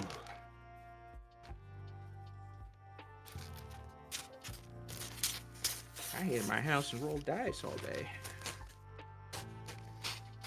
That's what I did during the pandemic. Actually, the pandemic is when IO came to life. Pandemic's when I got back into 2020 is when I got back into D&D. So Yeah, I mean, everyone's looking around going, well, now what? You know what? Let's have COVID again, guys. I can Let's as all go far back as inside. I got don't as know, far as man. considered during the Air Force inside to get a comp sci degree instead. Oh, computer science. That's fine, man. I could tell you though, if you were gonna pick anything, Air Force would have definitely been the way to go. They'd have taken care of your ass. Oh yeah? Air Force is cushy. Yeah. Having lived on Air Force bases with my stepdad, and then having gone to Air Force bases while I was in the Navy, fuck my life, bro. Yeah, Holy that shit! that was it? I was living in barracks built during World War II that had black mold, and the AC broke Insane. during one of the hottest summers in fucking North Carolina. And I go over and I look at the Air Force Base, and those motherfuckers are living in basically condos. That is insane. And it's me with gritted teeth going.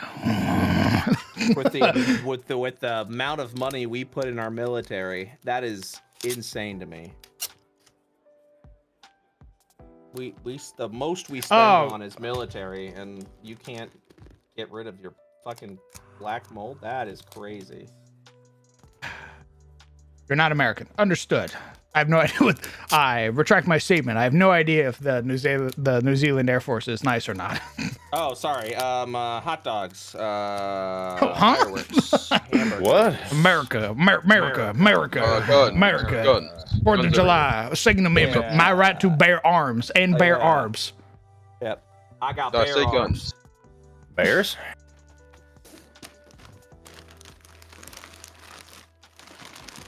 This is me becoming lazy. What are you doing? You couldn't get a decent living quarter? Yeah, dude. What's even more fucked is when I got there, they were building a brand new pediatric clinic right across the street from the For the Air barracks Force? from World War II. Jesus. Nice. So when I walked into the barracks, walked into the barracks, no air conditioning, fucking sweating my actual dick off. Yeah. I go to work, walk into the clinic, air conditioned, 8 hours, never a problem. And you're just going, I'll work overtime. I'll Literally work more. that. Literally that. I remember sitting there on my phone in the lounge area after they had turned off the lights and everything like that. And my HM2 wanders out. I'm like, Yeah. hey, what the fuck are you doing here? And I was like, I'm not going HM2, back there. there's no Yeah. fucking air conditioning in the barracks. Yeah, I'm not going back there. Are you crazy? It is hot as fuck in my house. And she goes, okay, well, I'll give you like an hour, but then I do actually have to lock up. And I was like, I'll lock up. I'll lock up. I'll lock up right now, please. Jam me in a supply closet. Lock me up in there. I don't care. Just give me the air conditioner. That's insane to me. Like, I don't understand that. I'll never forget sitting in my lazy boy, butt ass naked, just drenched in sweat, trying to play video games. It was awful. Little gamer hours right there. You'd hear people like fucking. Everybody was like on edge. Everybody was angry, and you knew who lived in the barracks because you would meet somebody during like PT. And they're just like the deepest scowl you've ever seen on their. They're already sweating because it's humid as fuck in the morning. So they come out of their hot, muggy barracks room to go work in the morning, and they're just pissed. You're like, hey man, they're like, fuck you.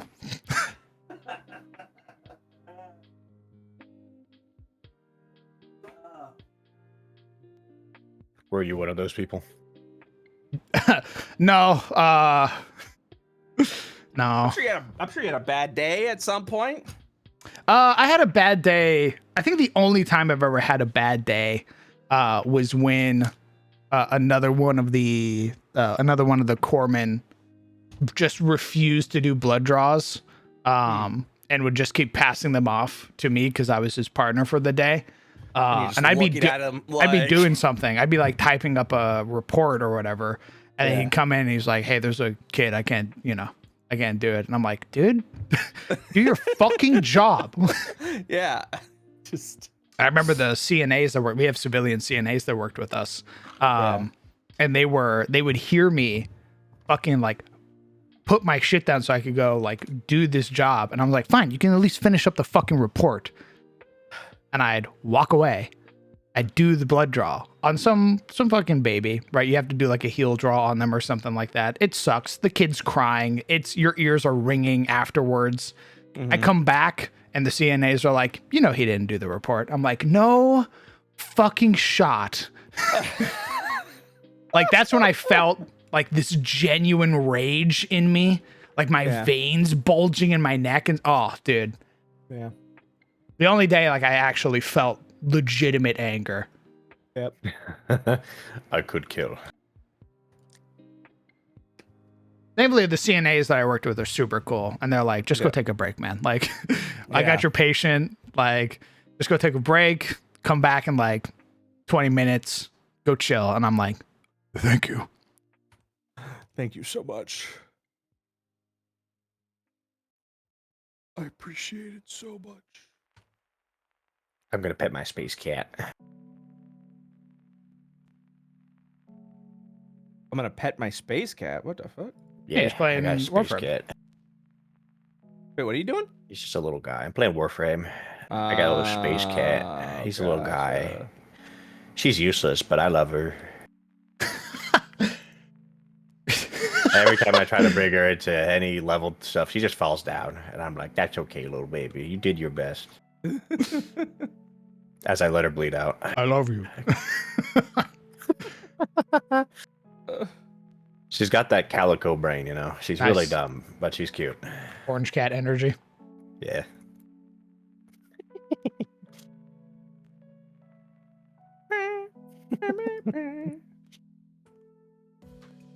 I'm trying to figure out how the fuck I want this kitchen to look. I love. You know the meat rack we woke up in Vampire? Oh my god. I don't think you want to. I don't think you want that here. Does a bear actually run this pub? Werebear does. Oh my god. You stole my thing. I stole your thing. No, yours was an actual bear. He was a Preston bear. from Summerhall was a werebear. Mm. But does a bear shit in the woods? You know what? They don't anymore, just because you said that. Does a bear? So he does have an aviary, right? Like. is that Oh, what he you call it? has Like, an apiary? There's an Apiary. apiary in town. He what if doesn't it was own the just, like, bees, but there are a bees lot in of town. meat stacked up. A lot of meat and honey just stacked on A shit. lot of meat and honey. Maybe. I'm just trying to figure out the layout is what I mean. I plan on putting lots of like little things for the party to find because you guys are gonna have to come through the kitchen to get into the cellar. I see. Depression. Oh my goodness. Depression. Whenever a limited trigger is placed, Jason. Yeah, well, I'll put an order in. All right. How did Vampire the Masquerade go? It was okay. It was way more roleplay than I was expecting. I'm a bit of a dice jockey, so I like when dice is rolled. Yeah. Uh, I love that. so when it's just narrative roleplay, my brain's sort of like, "Meh." You go, snore. I'm tired. Not snore, but more like I'm expecting dice rolls, and then when there's not a dice needs to roll, get and the storyteller just goes, "Yeah, you do that," I go, "Oh, okay." You're looking Where's around. the thrill? You're looking around like, oh. Well, I'm of the belief that like failure is also a fun storytelling beat. You can get a lot of substance and a lot of nuance out of failure just as much as you can out of success. So when there's, when the storyteller just goes, "Yeah, you do that," and I go, "Oh, okay. Oh, all right."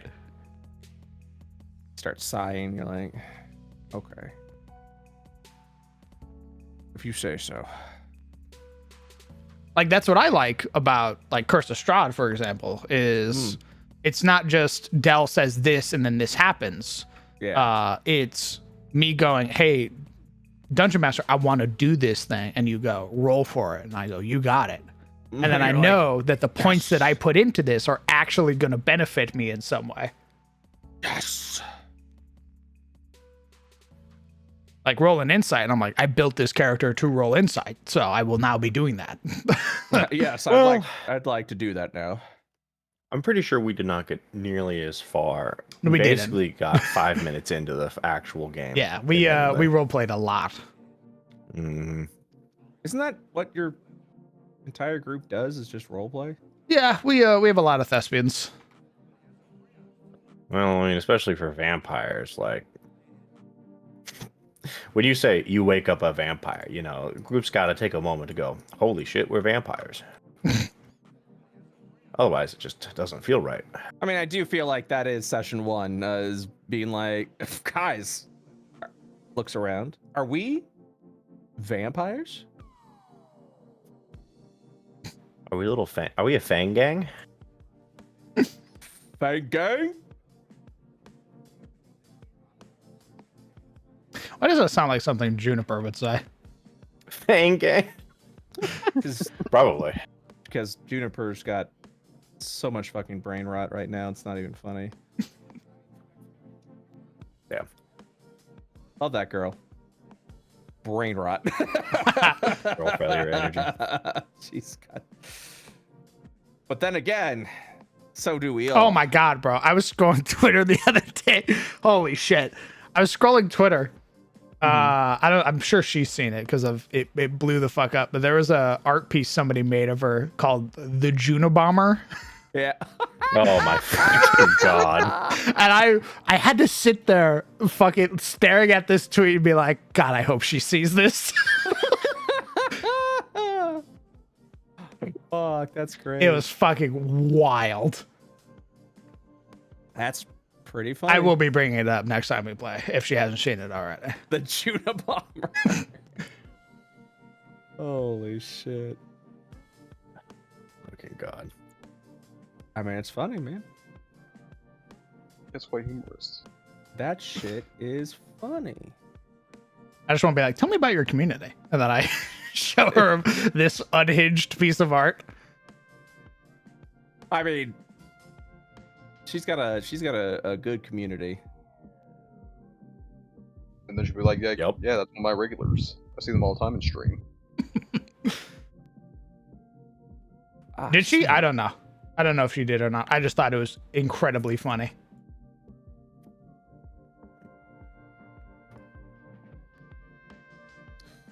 Please.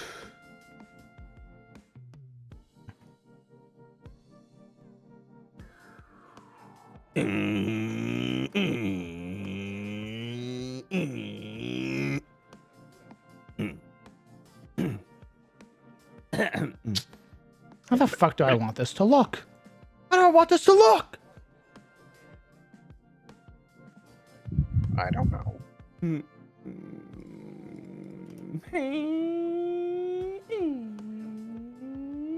Don't worry, man. I'm sure we'll be rolling more in vampires when we actually have to like go up against a vampire. You're doing a second session?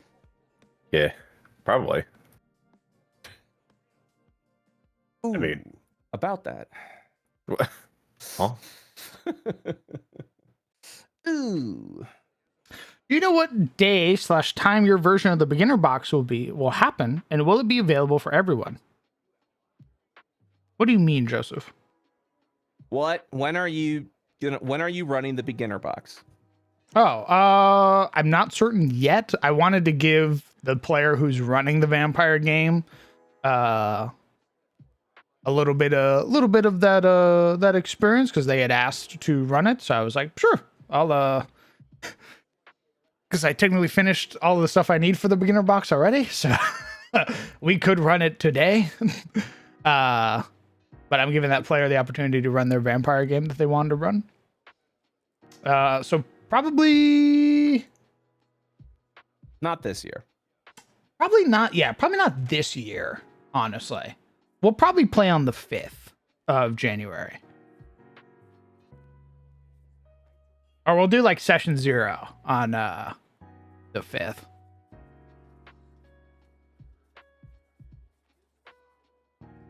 This sucks. God. What the fuck?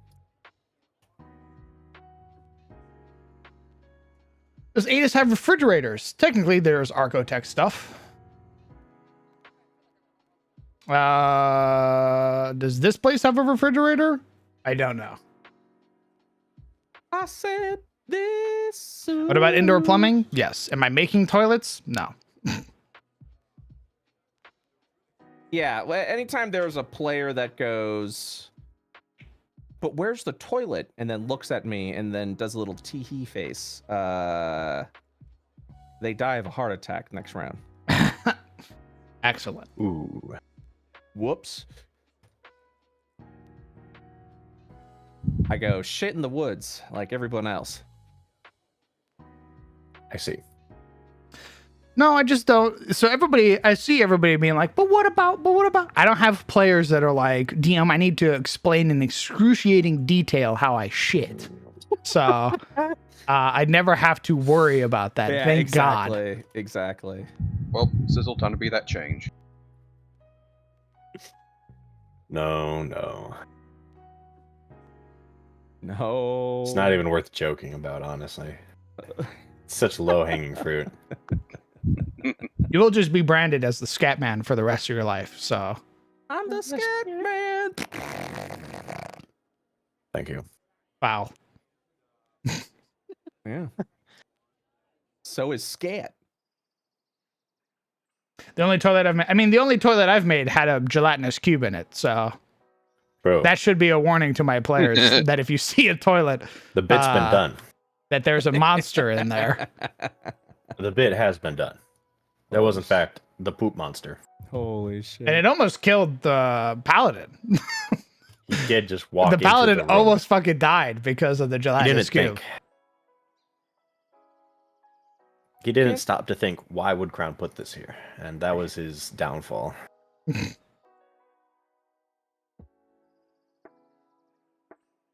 Is there enough Archotech in the setting to warrant a profession that actually goes out to maintain and fix them? No, because the people with a high enough genetic memory to even know that are very far and few in between. Like Oliver is meant to be a fucking weirdo with a 20 genetic memory. Don't say hey. You are meant to be a fucking weirdo. Oh, I wasn't saying, hey, like, how dare you? I was like, hi, it's me, the weirdo. Yeah, he's meant to be like player characters are meant to be the weird freaks with like impossibly high genetic memory scores like that because they're the people who are going to be interacting with all the weird stuff. They're meant to be the weirdos. It's like how a player character can do something that a monster can't, and vice versa. Who you calling a pinhead?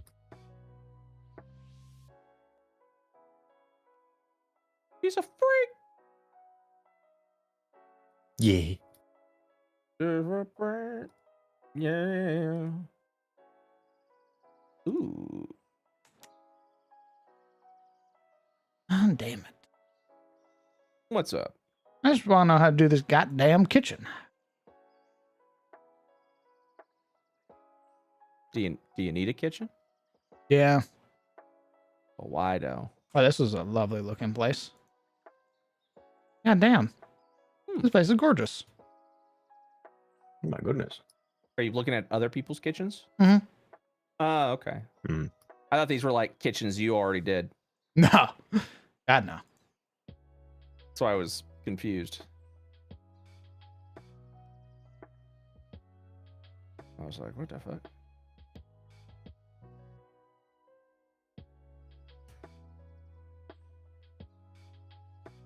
No one expects the toilet lamprey? Jesus.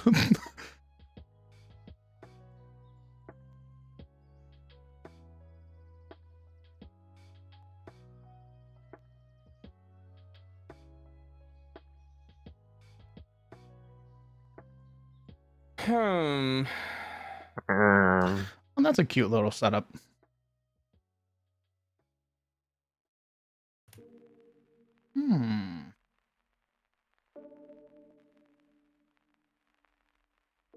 Nice.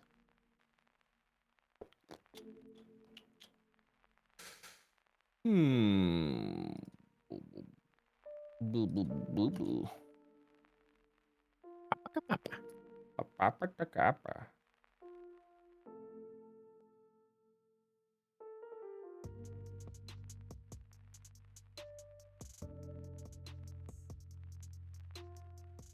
Huh.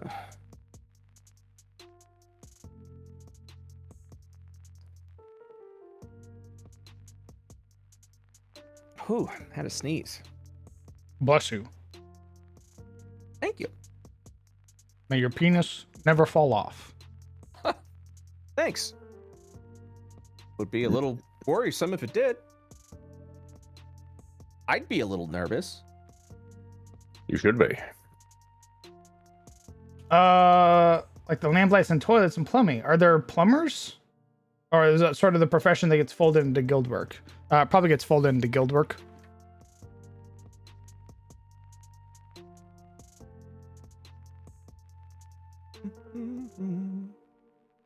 The thing about Archotech is that Archotech is meant to be so like crazy, so like technologically advanced, that it's meant to be an oddity. It doesn't it doesn't break.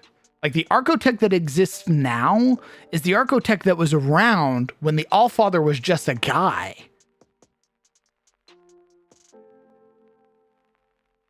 Jari, are there other grids? I'm glad you asked. Why, yes, my friend, there are other grids. Allow me to show you one of my other maps.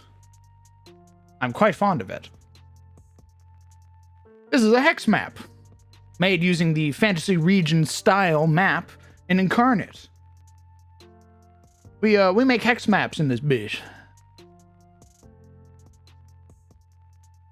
It does take a little finagling to get it to line up properly in Foundry, but once you understand decimals and everything like that, you can pretty much rock it. There's even like isometric grid squares and shit. It's pretty crazy. It's So like, cracked. there's this style grid, which you would use for isometric. There is the hexagons, odd and even. Whamp, whamp. I use odd because I like the way that they're lined up. So when I do, ooh, Twitch ad. Fucking Christ. So when I do a Twitch ad, fuck. Twitch, you greedy bastards.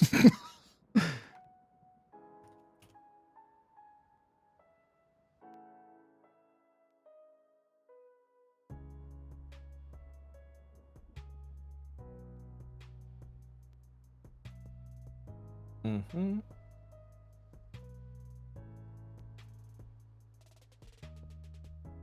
Mm-hmm.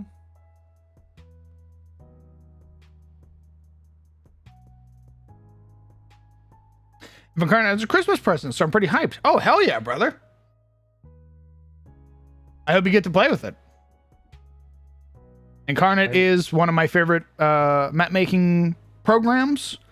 I think there are other good ones that you can buy as a one-time purchase thing, blah, blah, blah. But I think personally, with 8 years of having used this program, it is very worth it. Having used it since its alpha, when it was only one map style, to what it is now, which is like a half a dozen map styles with their own unique like art styles and everything like that. It's very good and very worth it.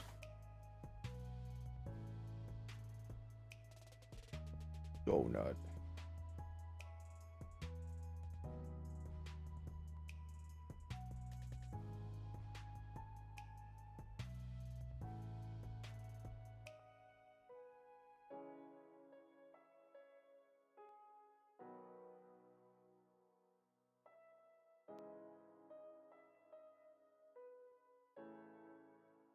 Hmm.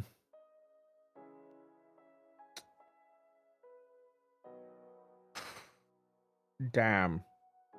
Damn, Daniel. Damn.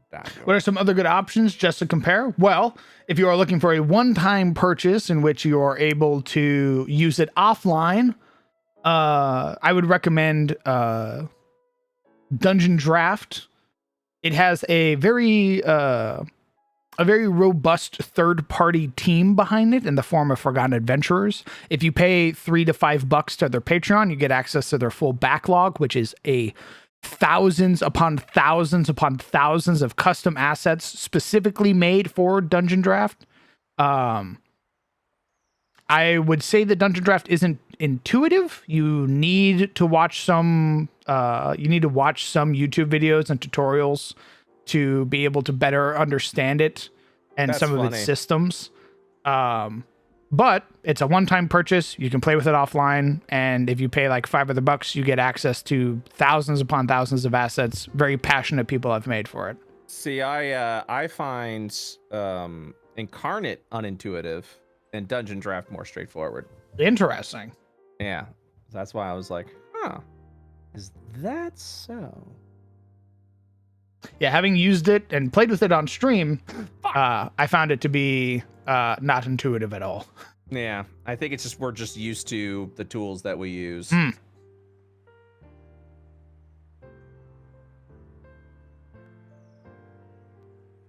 So I was like, huh.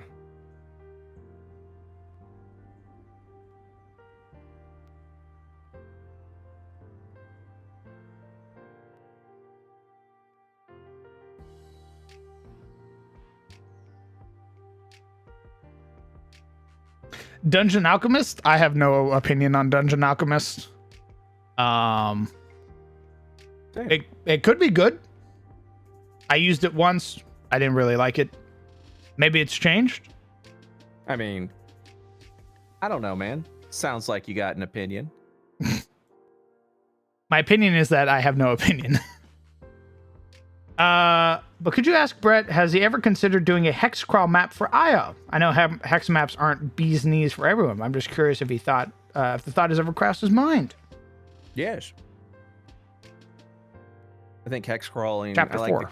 I like the concept of hex crawling. No, there will not be hex crawling in chapter 4. What the fuck?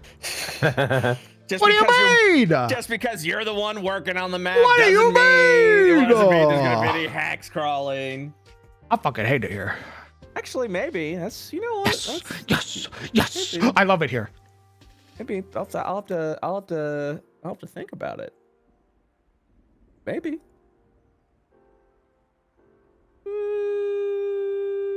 Maybe. Nice. I don't want any of these.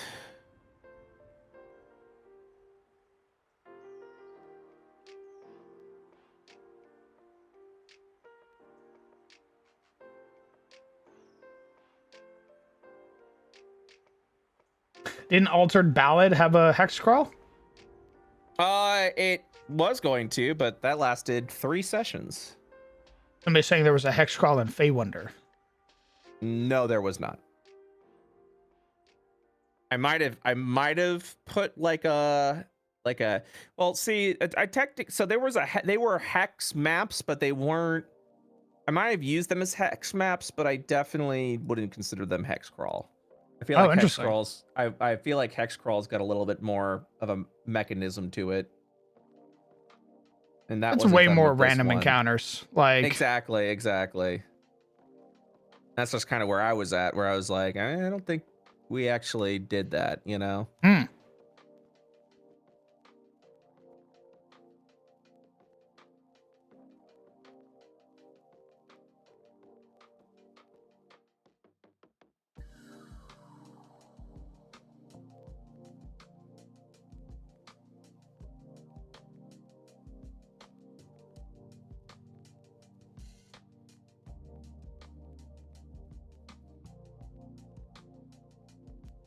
You just got to make the hex map and then hand it to him. Here you go, Brett. I've made you the hex map. Now run it for me. You asked for. Yeah. That is what it feels like, kind of. I'm just kind of going, what? It's I made this for you, like for me, and I go, I made it for me, but I want you to have it. But please have it, please. I beg you. Now run it. Run it. You better run it, goddammit.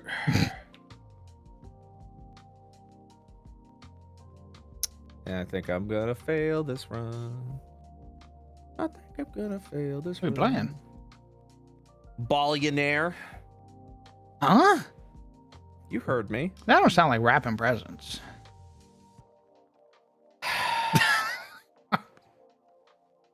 Crown, how many presents did you wrap today? None. Yeah, I don't want to fucking hear it. Shut up. How about that? I'm just saying, man, that's crazy. I wrapped 9 presents so far. Damn. But you have more than 9. I do. Much to the chagrin of your partner by the sound of it. Yeah, How many did you get? You look it down at your hands. Well, I do need to order something from the store for lunch Hmm. or dinner. Hmm.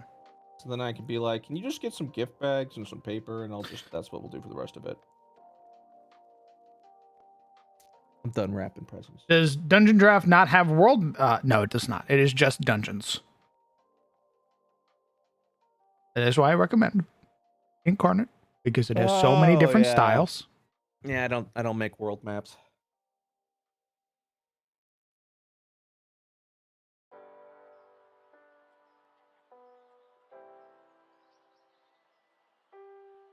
Beep, beep, beep, beep.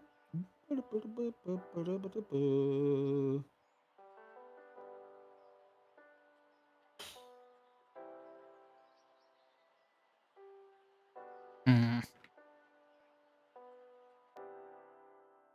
What's up? Just kind of not sold on this design is all. I think it looks fine. I think you're a perfectionist. Nuh-uh. No, Fuck you mean, Mm-hmm. Mm-hmm. Oh, that's right. I say streaming today. I was gonna do a charcuterie board. Man, wait till you get to the age where you're like, I fucking love charcuterie boards. Isn't that just meat on a plate? Yes, it's the I love that best. now. What are you talking about? Yeah. Get some meats, get some cheeses, get a little some fruits. Have a little spread of, like, you know, open up a little mustard and honey and get some crackers, and it's adult Lunchables, man. It's the best. No effort on your part. Just throw it all there. You go, look at the spread. You gotta say that. You gotta say, look at this spread. That is class A charcuterie talk. My God, look at the spread. How many years is on that cheddar? Like, you gotta speak like that. Oh. So it doesn't. So you fool everyone else into thinking that you're not just eating adult Lunchables because you'd rather be eating Lunchables, but people would judge you a little too hard for that. Hmm. You know. Where did we get so judgmental? When weren't we, dude?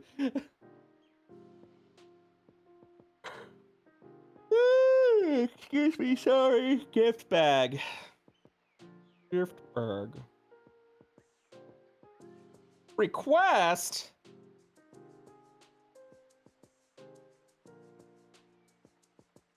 God, I am afraid to go to the store.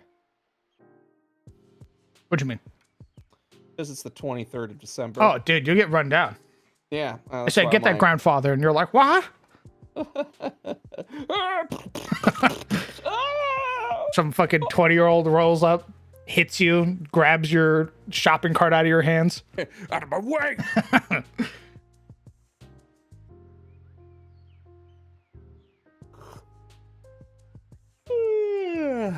Sorry, I'm yawning. Might need a little caffeine. Lunchables have lead. What doesn't have lead nowadays? Oh, what? Lunchables? Yeah, I'm not saying I'm gonna eat Lunchables, but you are correct. Also, everything has lead. You're eating nothing but chemicals. If there's one thing that myself and Crown DM have in common, it's the microplastics stored in That's our right, bodies. baby. That's what really binds us together as Americans. If there's one thing I can associate with a guy I've never seen before, it's that we both have microplastics in our testicles right now. I got microplastics coming right now. They're on their way. Yeah, man. Like, it's... How do we live in a society where someone goes, hey, there's like microplastics in the water, and the Teflon we've been using in our pans have just poisoned everybody in the country. You're like, well, who is it poisoned? You're like, no one. Everyone's got microplastics in them now. And then we look at the company and they go, oops. And then everyone's like, well, I guess that makes sense. And then we just left it alone. How? Meanwhile, a guy shoots one person and we're like, terrorists. exist. Like, I don't understand. Smile. Fucking Smile. Yeah. Yeah. society Yeah. we live Yeah. in. Jesus Christ. You see, because it's that one guy. He was rich, and we're not. That's Oh why. my God. It is. It's how much money you got. That's your value to society. Sorry guys. I get these flashes like fucking I get fucking PTSD flashes where I just come to these not realizations, but I just reflect and go, but why? Oh, you know. I literally, one of the things I asked my grandmother while she was still alive, because she lived through Hitler. I went, how bad is it? Like, I went, how bad is it now compared to like when you were a kid and Hitler on the rise and World War II and all that shit. And I just wanted a little salvation. I wanted a moment where my grandma goes, oh, like we always go through this, but we get through it at the end, and like, yeah, it's not as bad as it used to be, and blah blah. Like, that's what I wanted, right? That's what I wanted to hear. And she went, oh, it's way worse now. And I'm like, what? Nice. Fuck! And then she went, my grandson, and then passed away. Fucking God, shakes fist. She's like, Not I'm my out. problem. Fucking Trump gets elected the second time, and she's like, I'm out of here. Like, I'm just so... What? Grandma telling it how it is. Literally, Trump gets I elected. love you, grandson. Yeah, November 5th. And then my grandma's like, I'm done. And then she passes away later on in the month going, I don't want to deal with this anymore. Grandma was smart. She knew it was up. She went, I'm done with this shit. Now, that's why I asked her. Grandma tells it how it is. She won't bullshit you. We were in hospice. We were watching The Tonight Show. She was kind of a little loopy, little in and out of it. And she goes, who are they talking about? I'm like, oh, they're talking about Matt Gaetz. She gives a stink face. She's like, I don't like him. So just for the record, my grandma, pumped with pain drugs, died in hospice, had enough clarity to be like, yeah, I don't like that guy. That guy's kind of a shithead. Yeah. Rolls over. Yeah, I'm just like, God damn, what does it say about your character? When someone's like, yeah, This guy fucking stinks. yeah, this guy sucks. Yeah. Oh, brother, this guy stinks. It was. It really says something. When you're on your deathbed, you're so fucking out of it because, you're about to pass on. And then she turns to you and it goes like, my father was a Republican and he would hate this party. Like, it's so amazing to me. Like, holy shit, man. When someone has nothing more left, they just go, oh, fuck it, man. I'll just say whatever I want. And that's what comes out. Shit, you're in trouble, dude. I love the young people. It's something's incredible about that to me. I mean, not as incredible about living through this moment right now, but I mean, like, maybe I'll laugh about this in like the We next live in decade. interesting times. We live in interesting times. Yeah, we live in interesting times. We live in interesting times. Every week something new happens. We live in interesting times. I don't look at it anymore. That's exactly what Crown said. Doom scrolling, not me. I'm done. I know. Yeah, doom scrolling used to be fun, man. Now it fucking sucks. Yeah. I just go, you guys aren't Can't even believe- like, it's not even fun to watch you guys yell at each other anymore because it's obvious. Like, Yep. I've seen it all before. Oh, the reruns. It would have been funnier if my grandma looked at me and went, "Good luck," and they gave me the peace sign and then just vanished. Well. Like, that's what I was waiting for. Nope.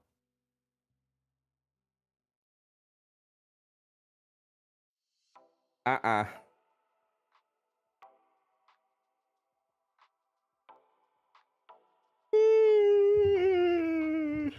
Bro.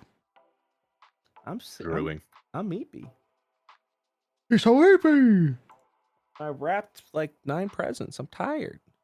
It's a man not entitled to the sweat of his brow. Nay, says the presence. Hey. God. I wish they made another BioShock. That would have been great. Is this a commentary that you hate the BioShock 2? No, I want more. I just keep making, give me more. Give me more BioShock. Do you hate BioShock Infinite? No, I liked it. Brother, there's like 15 BioShock games out there. What are you talking about? There's 3. What are you talking? There's That's 15 not 15. BioShocks. you said 3 different games and then jumped to 15. All right. There's like 15 games out there. What do Yeah, you... where's the other 12? I would love to play them. Oh, sorry, man. Xbox exclusive. Oh, yeah. Because we know Yeah, PlayStation don't got no fucking games. Might be. Oh, yeah. I got an Xbox, so what now? Where Oh, is shit. it? Yeah. Oh, fuck. Paid you in a I was quarter, hoping you were going to didn't be you? like you were just a PC gamer. I'd be like, ooh, No. sorry. I got all of them. I get bored and buy game systems sometimes. Nice. I go, what does this one have? And I go, oh, neat. And then I move on. Based. It's called retail therapy. Amen to that. Except now, that doesn't satisfy me. And retail therapy does not satisfy me anymore. I remember buying shit and being like, yes, God, I just want to buy stuff and get that rush for a second. And now I'm like, why? What's the point? Oh, no. I hate that my $20 is actually just $5. Yeah, it's like, what's the fucking point anymore? Well, also, like, when you start manufacturing your own goods, you kind of like, it really fucks with you a little bit. Because I go, how much does it cost to make this thing? And how much are we charging people for it? Oh, God. Oh, my God. Learning how the sausage is made. It is. It's 100% learning how to say it. Whoa! Can you stop being relatable for a bit? I'm already prepping for 20 next month. Oh, dude, you'll be fine. Raiders! Welcome, Raiders! Orc Skull, thank you very much for the raid. Oh, it's a fucking ad at the same time. Ooh. Nice. Raiders, welcome to the ad. Raiders! Alright, said the ad break ended. Hello! Welcome, Raiders! Orc Skull, thank you very much for the raid. I appreciate you trusting me with your community. You have caught me in the middle of making the Bears Pub. I am making a tavern for my Pathfinder 2E game that we're going to be running. So enjoy. Thank you very much. Hopefully you guys had a good stream. My food is almost here, so I will be going on a short break to consume some Wendy's. Ugh. I just need to fucking go to the store. Buy more presents, you do that. No. I need to figure out what I want to make today. What I will be cooking.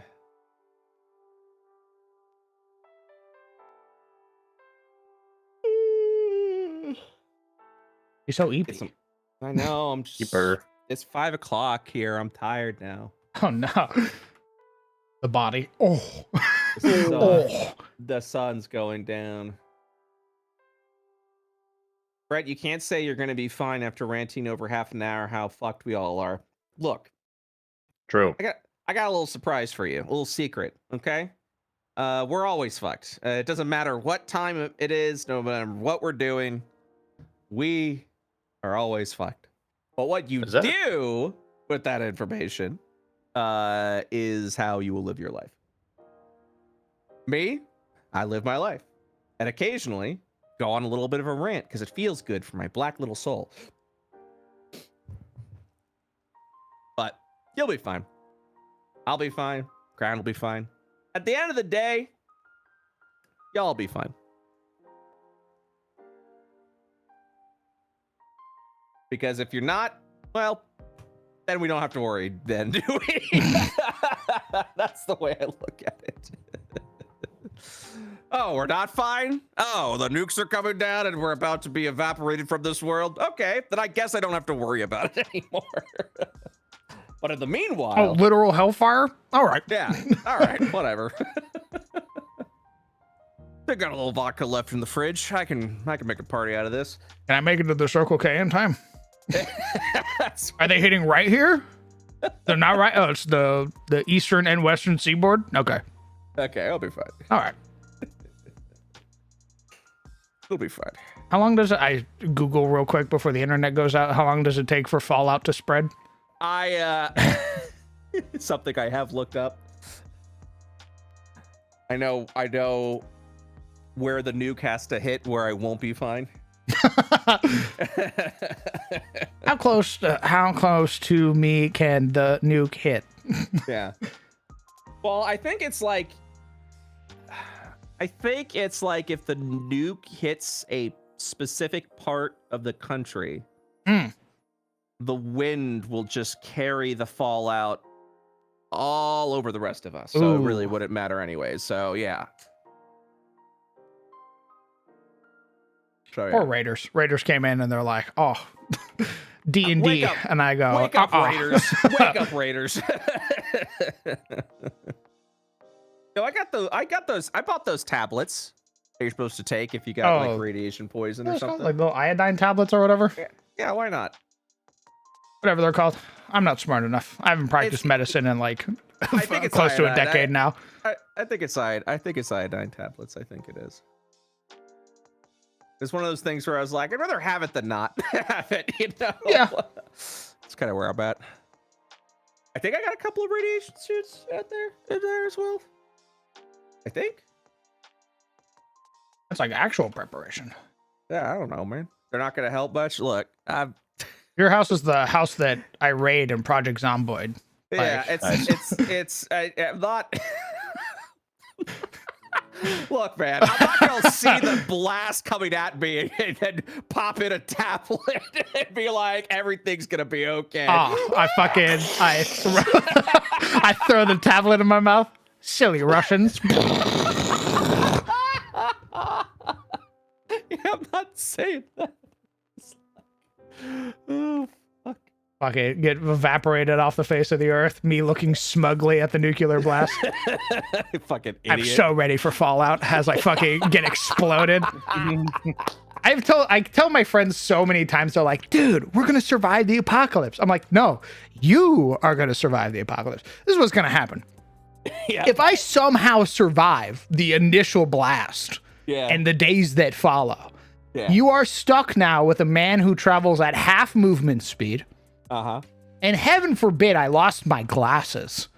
Dear God, you're quadruple fucked now. I have to walk with a cane, and heaven forbid my cane gets lost. Yep. You're just carrying around meat. All you're carrying around is cattle for your when you inevitably decide to go, maybe human meat ain't so bad. Maybe we should eat them. My final gift to you as your friend is that I get to sustain you for a week. Is what. Yep. Assuming the madness doesn't take you after Correct. eating human meat. My final gift to you, I say, as you're tearing me limb from limb. Can't people get the equivalent of like mad cow if they eat other you people? You start going crazy. Prions. Yeah. You like start burning holes in your brain and shit. Yeah, man. Anyway, I'm gonna go get my hamburgers. Yeah, who wants to live Delicious. through that? Yeah, I'm gonna go to the store as well. I'm gonna Nice. enjoy. I'm gonna get. Buy more presents. Yeah, but I'm gonna buy things to wrap the presents and then figure out what I actually want to do for dinner tonight. Nice. While I still can, chat. Oh! Pops an iodine tablet. All right, see ya. All right, well, drive safe, brother. Oh, he muted himself. Good. All right, I'm gonna go get my food. I'm gonna eat it, shovel it into my mouth, and we're gonna keep working on the pub. So I'll be back. Enjoy the crazy talks we've been having.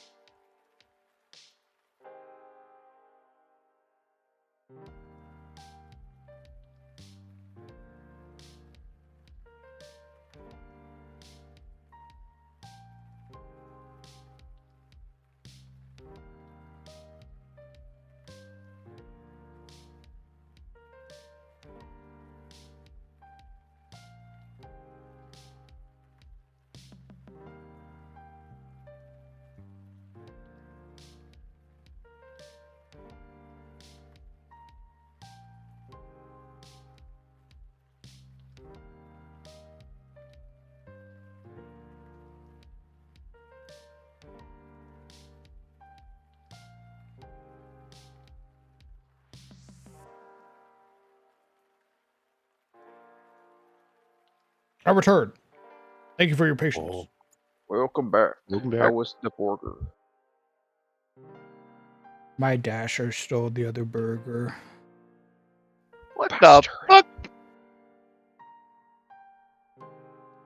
They gave me a refund though, so free pug. Yeah, but still. Yeah. A note of vengeance is sworn.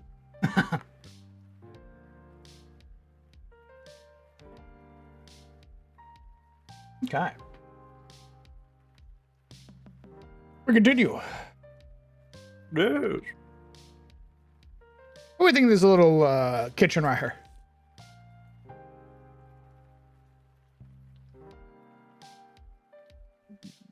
Looks like a one-man kitchen.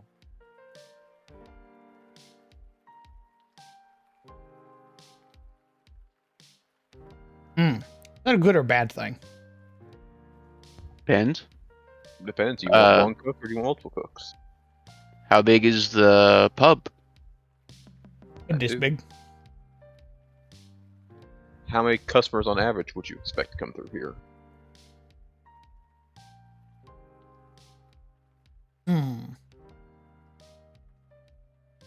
That's a good question. The 10-foot square in the middle. That's not a one-person kitchen.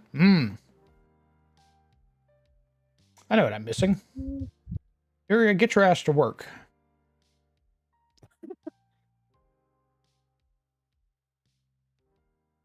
Another question could be, what would be max capacity, like on a full house? 4, 8, 12, 16, 17, 18, 19, 20, 21, 22, 23, 24, 25, 26, 27, 28, 29, 30, 31, 32, 36, 38, 39, 40, 41, 42, 43, 44, 45, 46, 49, 50, 55, 56, 57 so far. So, one chef cooking for 57 people. Maybe not at once, but over a day. Multiple sous chefs, different counters.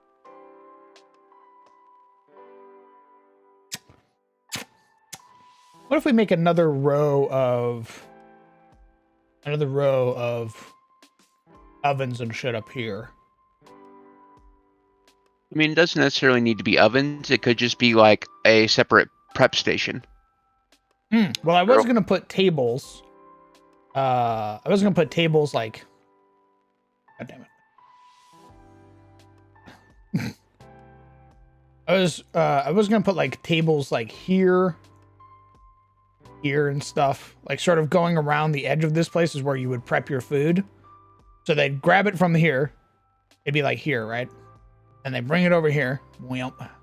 They do your final preps, and then they come out here and hand it over to you. So here you go. Or they walk it up. They go, there you go. Boom, food.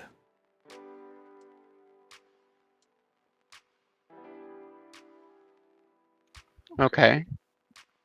Next question. Where's the sink? Go fuck yourself. How about that, huh? Hey man, I worked in a restaurant for like 3 years. Hey, fucking fuck you. How about that, huh? Damn, where's the refrigerator? Where's the cabinet to store all the ingredients? Where's the meat? You do need a place to wash dishes. Fucking sink days. Let that sink in. Sinking into the Also, ground slowly. I'm gonna be killing sycophant now today. Early out of just, I want you to know, Luna, you did this. So when they're going, Also, Bob. why? I go, you can blame Luna, and then I fucking go on. What's up, Legion? What's up? so the servers, right, when they get the food, is it handed to them instead of like there being an area inside where they can like go in, grab the food, and go out? Yeah, it's handed to you. What do you mean? Oh, like what do you call this? No, I mean, is it like a window counter thing wherein they just slide the food and the people outside take the food from there, or do they go inside, get the food, and go out? Everything's inside. What are you talking about, brother? No, I mean the kitchen area. Yeah, what do you mean? There's a little doorway right here. You go through the doorway, come to the kitchen, get your shit. And if they have to, they need to go around the bar. They come out through the double doors. Okay. So they go through the bar to get the food. Yes. Or through the double doors at the top. Okay. Would it be how spacious is the walkway of the bar? Is just 5? Is that 5? Like 1 square? Are you asking me logistics? Like, is there going to be enough room for people to walk past each other? Yes. Oh. Like, obviously, if the bartender's bartending and someone needs food on the other side, the server, has to, shimmy themselves behind, or like that, right? I mean, that's how normal bars work anyway. That's fair. Bars are like But, cramped as fuck. maybe it's because of my life experience and the lack thereof of it. But so do bars, when they serve the food, is it literally just that tiny? If they're serving food instead of just, serving drinks? I don't understand. What? One more time? No, like, is that space, like like some small space there? Is that normal for all bars, even the ones that serve the food, or is it just for bars that serve drinks? I don't know. I mean, fuck, I'll redo it if that's the case. No, I was just asking. I don't know. I mean, I wasn't planning on going into like the nitty gritty of like waiters walking past each other and shit like that. Like, this is how I see it. This is how I see it. We got probably Preston or Veery up here at the bar. And then you have probably one of them in the back in the kitchen. And then you would have the actual staff that's here walking around, refilling drinks, handing out food. So they'd come up, they get their food or whatever, then they go out. They do something behind the bar.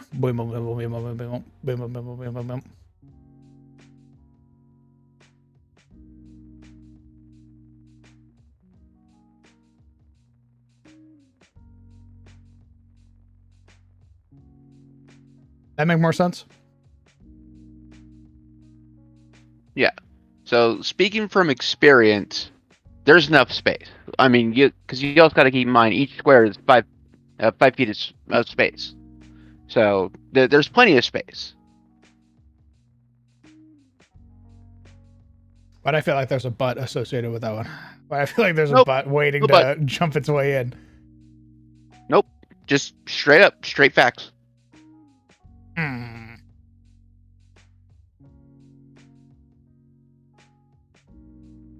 Very well.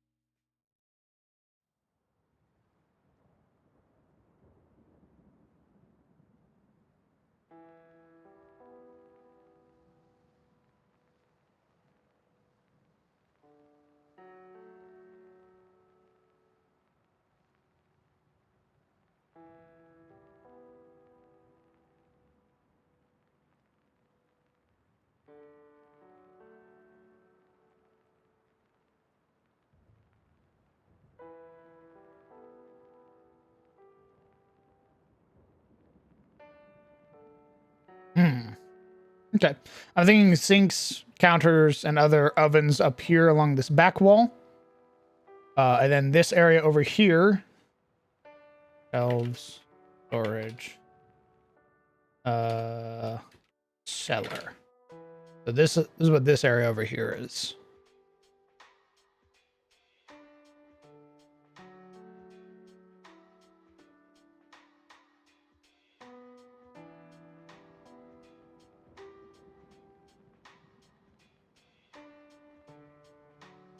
And then we'll eventually get over to the rooms that the party will be able to rent out for themselves.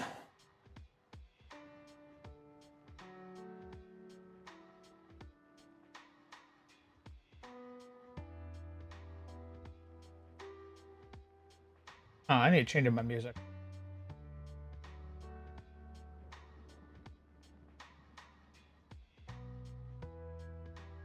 The fuck do I want to listen to?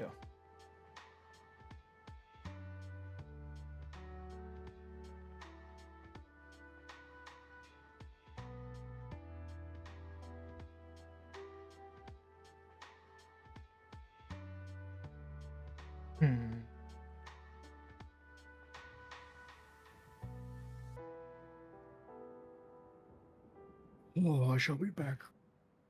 Oh, okay. Where the hell you going? Get ready for the gym. Smile. I'm about to get fucking yoked. Where Got to hurt. How was your burger? It was okay. My Dasher stole my other burger. I see. Sure, that wasn't just the service at Wendy's for being Yeah. dog shit. Yeah, man, maybe. But the more likely answer is that my fucking Dasher took it. What do you mean, man? It's a fucking stranger who has unfettered access to my food from the drive from the restaurant to my home. DoorDash did actually give you a fucking. They did. They gave me a refund, refund. So Amazing. Wow, look at that. Oh, Take notes, DoorDash? Uber. Oh, you did DoorDash. I thought you hate no, man, DoorDash. I got pissed off from one Uber Eats interaction. So all And you went, Uber "Brett was right." has to do. No. All Uber has to do What do is you the mean, man? driver just has to drive up to your house, and they consider that as delivered. Yes. And if you attempt to say, hey, that motherfucker took my food, he took a picture of darkness, said he delivered it, didn't deliver shit. And they go, oh, that's a shame. Well, he showed up to your house, which means he delivered. fulfilled his half of the obligation. And I went, but that motherfucker took my food, and they're like, sorry, there's nothing we can do. Yep. So I was Yep. I was in contact with their people, and I was like, awesome, man. Thank you for letting me know as a customer that my money doesn't actually fucking matter. So I want you to end my subscription, and then I want you to delete my account. Yeah. Yep. Yeah, once you have a problem with Uber, and they're like, look, man, what do you want from us? We have a stranger deliver food to your door. That's my fault. I went, so be it. Understood. Lesson learned. Thank you so much. I appreciate this life lesson. Thank you very much. Deleted my Bye-bye. Uber Eats account and deleted my Uber account. And then I went back to DoorDash and I said, hey, man. He's like, hey, welcome back. We knew you'd be back. But don't Right. worry. Yep. We're going to treat you right. Don't worry. We got you, boo. And indeed they do. I have had horrific experiences with DoorDash. Never going back. I only went back to Uber Eats once because apparently my Instacart joined forces with Uber Eats, and they're like, "Hey, we do restaurant delivery with Uber Eats," and I was like, "Fuck you." And they were like, "We're giving you $10 of credit because you bought grocery with us," and I was like, "Okay, now wait a second." Oh. Like, I could give you a go, and it sucked, and I was like, never mind. It's $10 of cold food is still worthless to me. Yep. So, it absolutely was that. It was absolutely that. And you're just like, God damn it. I don't know how the fuck I thought I cooked with the Elion's kitchen. I thought that was popping, and now I look at it and I go, that's fucking ugly. Here he goes again. Damn, dog. Who let this Well- guy cook? Once again. It's ugly, Brett. Crown once again belittling his own work. God, I'm so tired of this bit. It's 3 years old. It's ugly as dog shit. Oh, you're talking about like a map you used to work on? Yeah. Oh, okay, that makes sense. That's what I'm saying. You should feel that way. No, you're right. Thank Okay, you. never mind. Thank you. I thought you were looking at the kitchen you were working on and you were like, dog shit. And I'm like, ugh, I'm trying Here to we figure out how to go. make this one look good. here we go again. Why doesn't he just like his work? Like, come on, man. Okay, You don't get question. So the town that the new pub is it much larger than Elion's? Yes, this town is basically on the verge of becoming a city. Then wouldn't the kitchen in Elion's be fitting since it's a smaller town? I'm saying it's ugly. That it's ugly as fuck. Yeah, but they also have less resources to use. That's not what I mean, motherfucker. And you know it. It's fucking ugly. It's a Skip. 3-year-old map that looks like dog shit.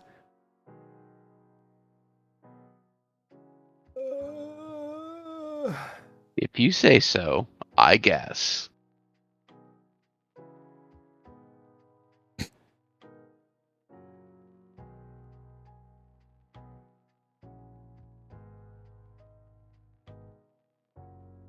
I'm sorry your burger got eaten by the DoorDash guy.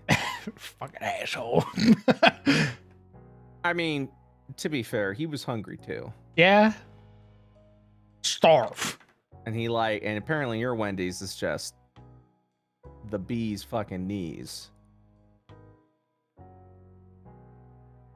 So, Are you blaming me? Is that what this is? Are you blaming me? You keep saying how good this place is, right? You know, so if it's that good, This motherfucker. I would imagine a Like, DoorDash hey, man, guy we would get the be same order. like, I suppose I could have one burger. What's one You won't- burger? You won't miss it. My one burger of the 2 burgers I ordered gone. You can just get it for free. You can just tell them. You can just be like, hey, some asshole took my burger. They'll just give him. They'll just pay for it, which means technically you're getting a free burger. So, like. I beat the shit out of people who think that way. Which way? Which How way? about are I you talking bludgeon you about? to death, huh? How about that, What? huh? Yeah, give me, make your argument. What's the problem? Fuck you, man. I want my food now. I don't want to fucking have to reorder food and then run the risk of some other asshole being like, but he ordered 2 burgers. He's not going to Like- miss if I take the other burger. I want the one that took your burger, man. I don't know why you're getting upset with me. With a rock, actually. I want the last thing you see to be me standing over you. This just feels And excessive. I go, this is why I don't tip. And then I fucking. Ah, okay. So he saw that you didn't. No, I tipped this. It always happens when I tip.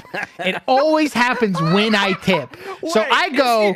Is so- your takeaway don't tip? Yes, yes. Because Terrible, every dude. fucking time I tip, some jackass decides Oh to my take it or God. fuck it up in some way, shape, or form. When I don't tip, my God, they're the perfect fucking angels. There's no mess up at all.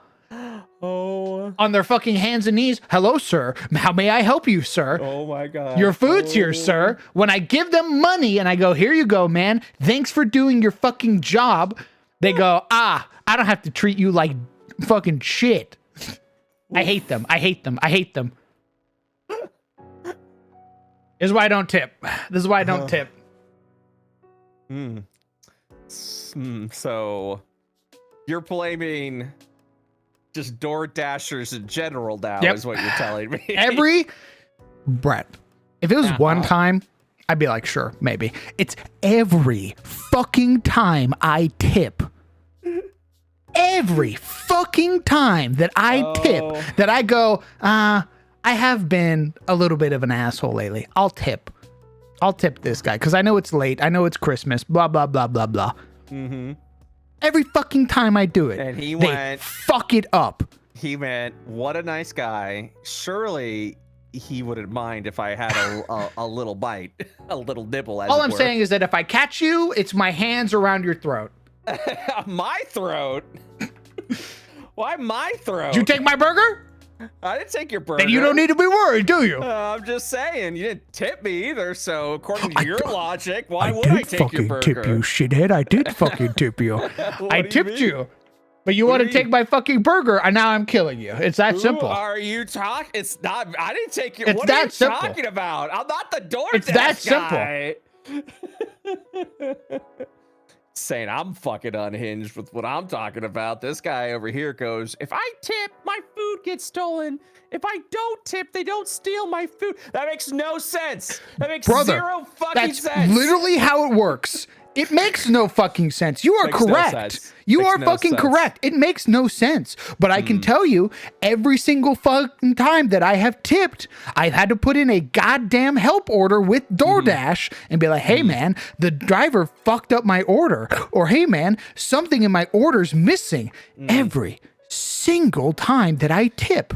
So I don't tip. So logic. Okay. All right. Okay.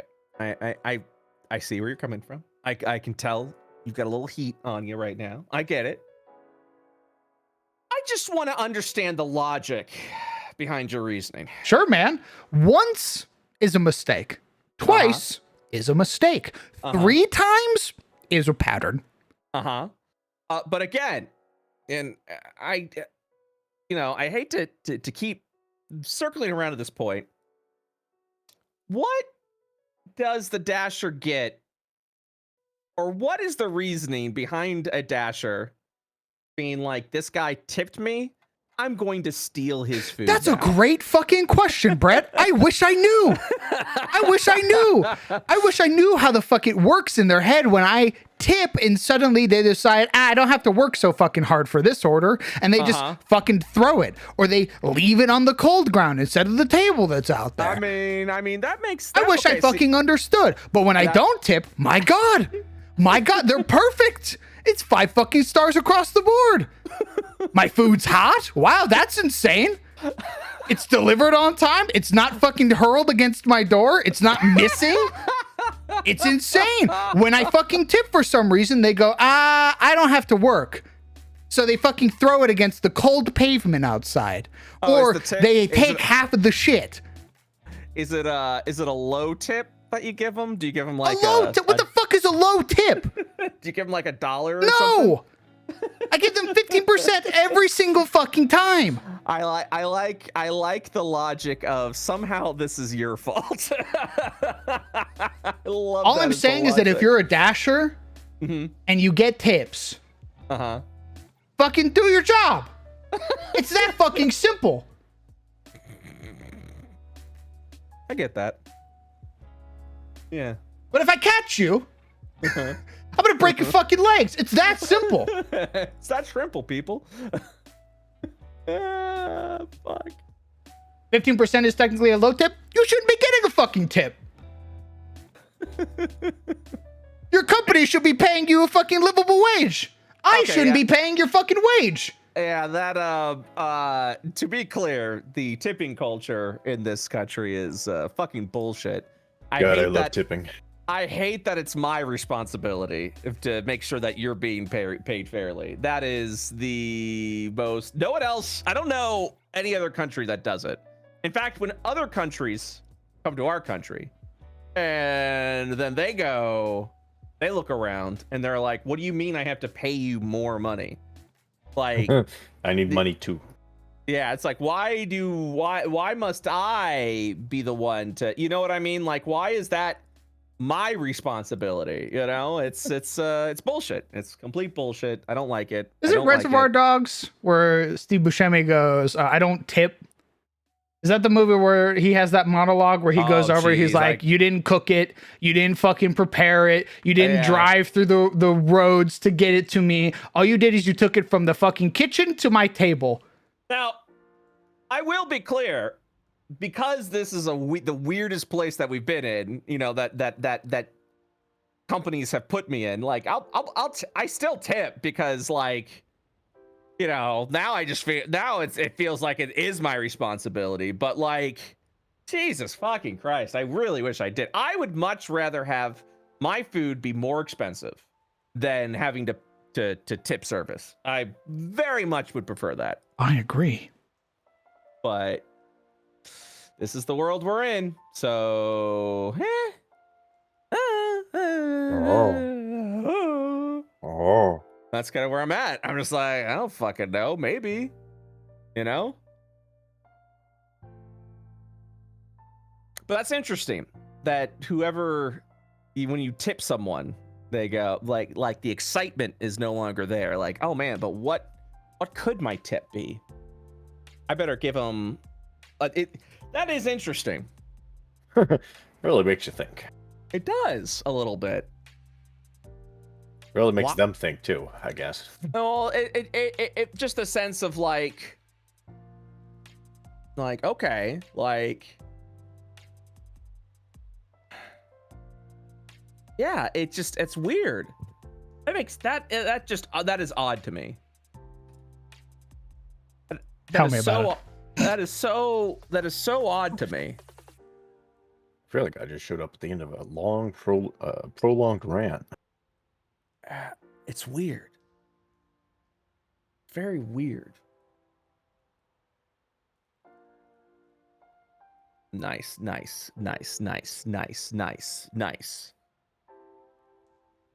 don't like being angry is the other thing. Hmm. I don't like the feeling of anger. That's understandable. I don't think anyone likes to. No, I like being angry sometimes. It depends on the anger. As he fucking loads his double barrel. I just want you to know I don't like this feeling. For me, I really don't. I do not like being angry. It makes me feel like I hate the feeling that comes afterwards. Yeah, like, oh, and I hate the should have feeling done that. during it. Yeah, you're like, I should have done that. I should have been mad. People are looking at me right now. It's like you whipped your dick out and you're like, fuck, I should have done that. Why are you don't look? I remember the one time. I remember it was. I remember the one time that I had gotten like I was already pissed about something. I couldn't remember. Like I was already like simmering about something, and I got my food, and it was just like the perfect storm. Like they completely fucked up my order, and I remember Adam making a comment about it, and he was obviously poking fun at me. Yeah. And it was like the last thing. It was like the straw that broke the camel last back. straw, And yeah. I fucking wheeled around him. I was like, Adam, shut the fuck up. Yeah. And it was like, no joke, Yeah, no I know. fun. And I'm just fucking, I threw the food down and I just walked away. Yeah, you had enough. You were You were done. A couple moments pass. And later on, I was like, hey man, I'm sorry. I didn't mean for that to happen. And he was like, no, I understood why you did it. And then I talked to Momo, and Momo was like, I was legitimately scared. And I went, oh shit. Well, yeah, that's gonna make anyone feel bad. Jesus I Christ. was like, fuck, I'm sorry. I didn't.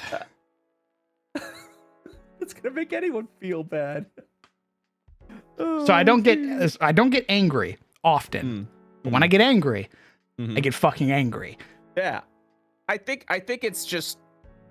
I mean, we all go through that, right? Like, everyone has a fucking breaking point. I feel like, and sometimes you just get fucking pissed and angry. And you can't help it.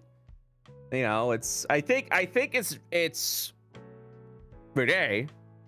It is what it is. You know, we could all control our emotions, then we wouldn't be human. But also B is just okay, like okay, so you got angry and you got a little, you know, you got you had an outburst, right?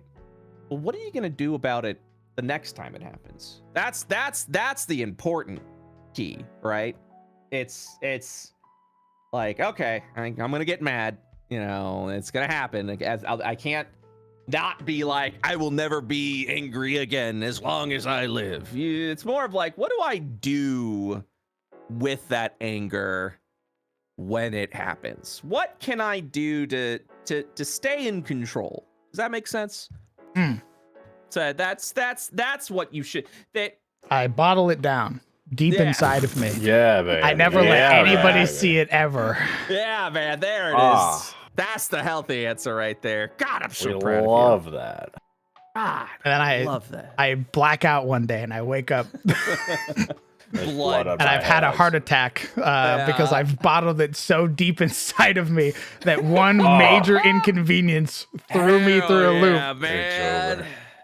God, he gets it. I've shaved Oh. 20 years off of my life because of that one Put my act. hand on your shoulders. A single tear comes down my face. You're a man now. Oh, he finally gets it. What it means to be a man. You've grown up. You bottle up that anger. You don't let anyone see it. No, when I get mad, I just I walk away. Yeah, and that's good. You went, shut up, and then you walked away because you realized you were not having it at that point. And then you did the right thing to do, which was Fight. after you fight. After you took a little breather, you then went like, I'm sorry. Like, yeah, I should have done that. That was not Gucci, as we used to say. I still say that. What are you talking about? When? And I'm sorry. And yeah, so that's yeah, it's good. You did good. Rage. Yeah. Yeah. Alice. Are you still hungry? Is that Hatred. what's happening right now? I just want listen. I'm just saying that if I get my Or is fucking it the hands principle? on the It's the- DoorDasher who stole my burger, that's where. It's the principle. It's the Game's principle of over, guys. it. Yeah. Brown killed a taxi man. Again.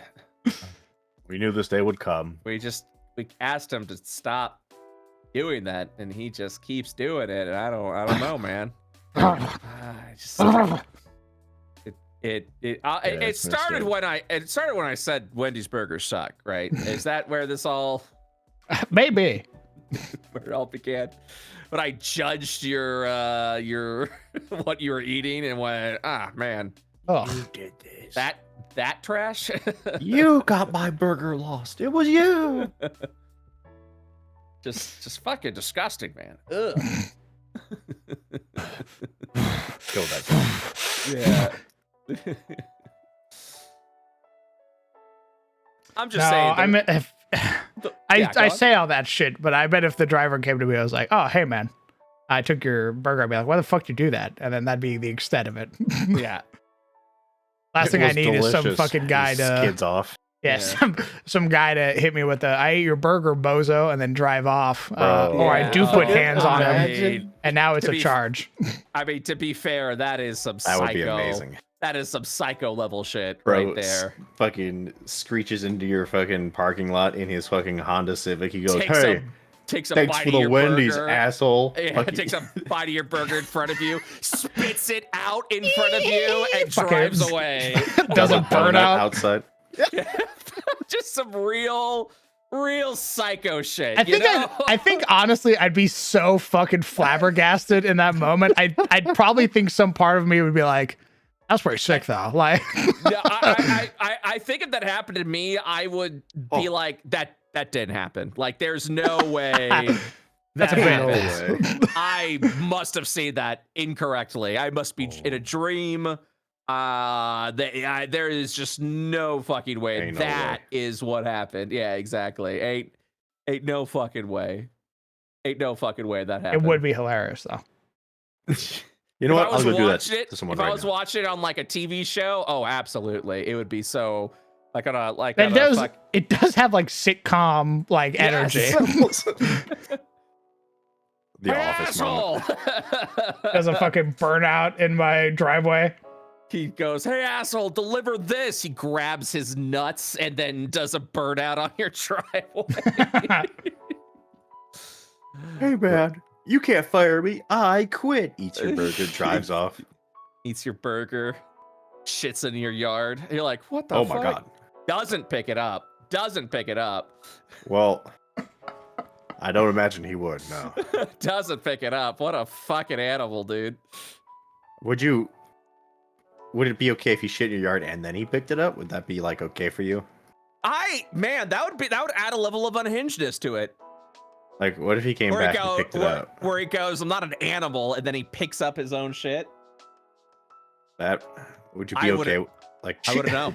Chili I wouldn't Loss, you those tamper-proof stickers are fucking nothing. Literally, Nothing's wor- getting tampered. It Nothing's getting it is the stupidest fucking thing that they've done. There are so many videos out there of people being like, tries to reach in the bag. Oh, it's taped. Fuck. oh. my plan's foiled.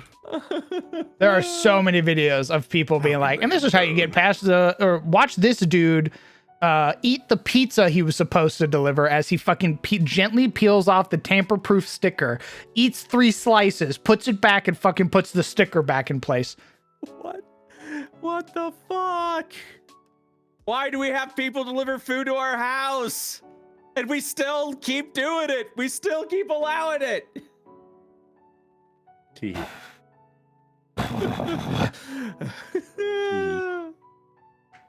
Why do we allow this? I'm gonna have a stroke. I think this is gonna happen. I mean, you had your burger. It was good, right? It was a good burger. It was okay. Was it okay because you wanted that second one? Yeah. Or was it okay just because it was okay? Oh, okay. I was expecting All a right. second one to gotcha. make me full, and now I still have like a little bit where I'm like, I'm hungry still. Yeah. Well, are you hungry because you didn't have your burger? I'm hungry Are for you- vengeance. Or yeah, are you hungry on principle? Like, man, I don't know what this feeling is. It's probably hunger because I didn't get my second fucking burger, dude. Like, what are we talking about here? Like, what kind of... Rage. You really internalize what you're going through. Rage, Yeah, rage is share what I'm everything. feeling. Yeah. That's man, Man. Skip. Skibbity. Skibbity. What the fuck did you just say to me? I have Skibbity toilet on Fortnite Huh. because of course it is. Yeah, I saw. Shut up.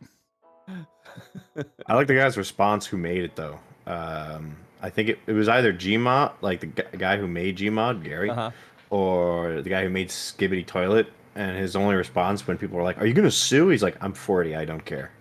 Oh no, that's the Gmod guy. I don't think it's the Okay. Skibbity guy. Yeah. And also, yeah, you could sue if they use the exact fucking assets, but no, they didn't. They used Yeah. like a Fortnite head and a toilet, Yeah. and no one owns a property Fortnite of a head and toilet. 3D toilet. Yeah, exactly. Yeah, but It's just- imagine if they then like patented Fortnite head and toilet. Fortnite. What if Epic did that? Oh my god, The true irony.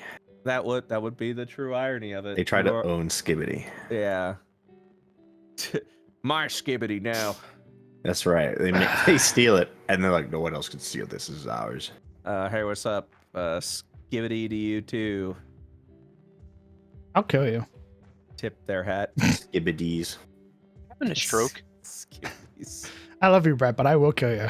Why me? What did I do? I want to know right now so I don't do it again. Educate me. What'd I do wrong? It's not my job to educate you as I fucking Well, then put a I shovel can't- to your head. Fucking help you then, dude. If you're upset, you gotta tell me why so I don't Rage. do it again.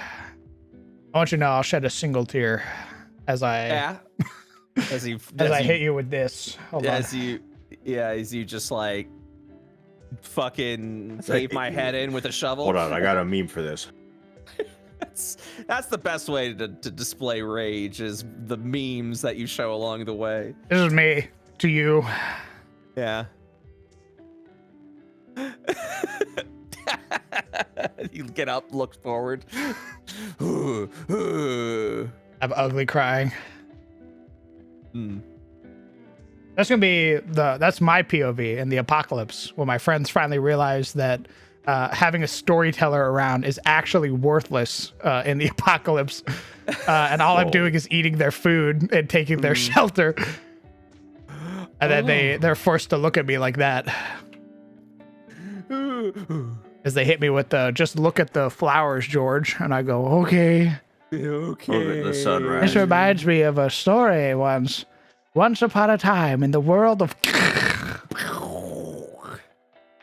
Oh, he's dead. Fuck, he died. All right, boys, meat's back on the menu. Woohoo! What I'm saying is, I'm not built for the apocalypse, and people who think they are, you're Probably built. aren't either. Yeah. You are built to be eaten by the psychopath raider. Who are built for the apocalypse. The ones that are like, yeah, I'd eat a dude like before the apocalypse even happens. What? Like, yeah, I'd try human meat. Yeah, Huh? I'd try it out. You're like, what the fuck? You're gonna What? eat a And they guy? go, uh-huh. Yeah, man. Like in a fight? Uh-uh. Eating dudes is gay.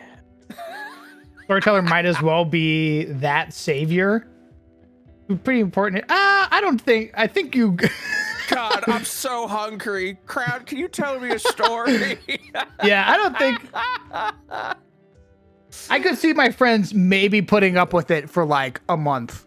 And then they go, hey, you fat fuck, why do you keep eating all the food? And I go, because I'm hungry. I'm hungry. I want to tell the story.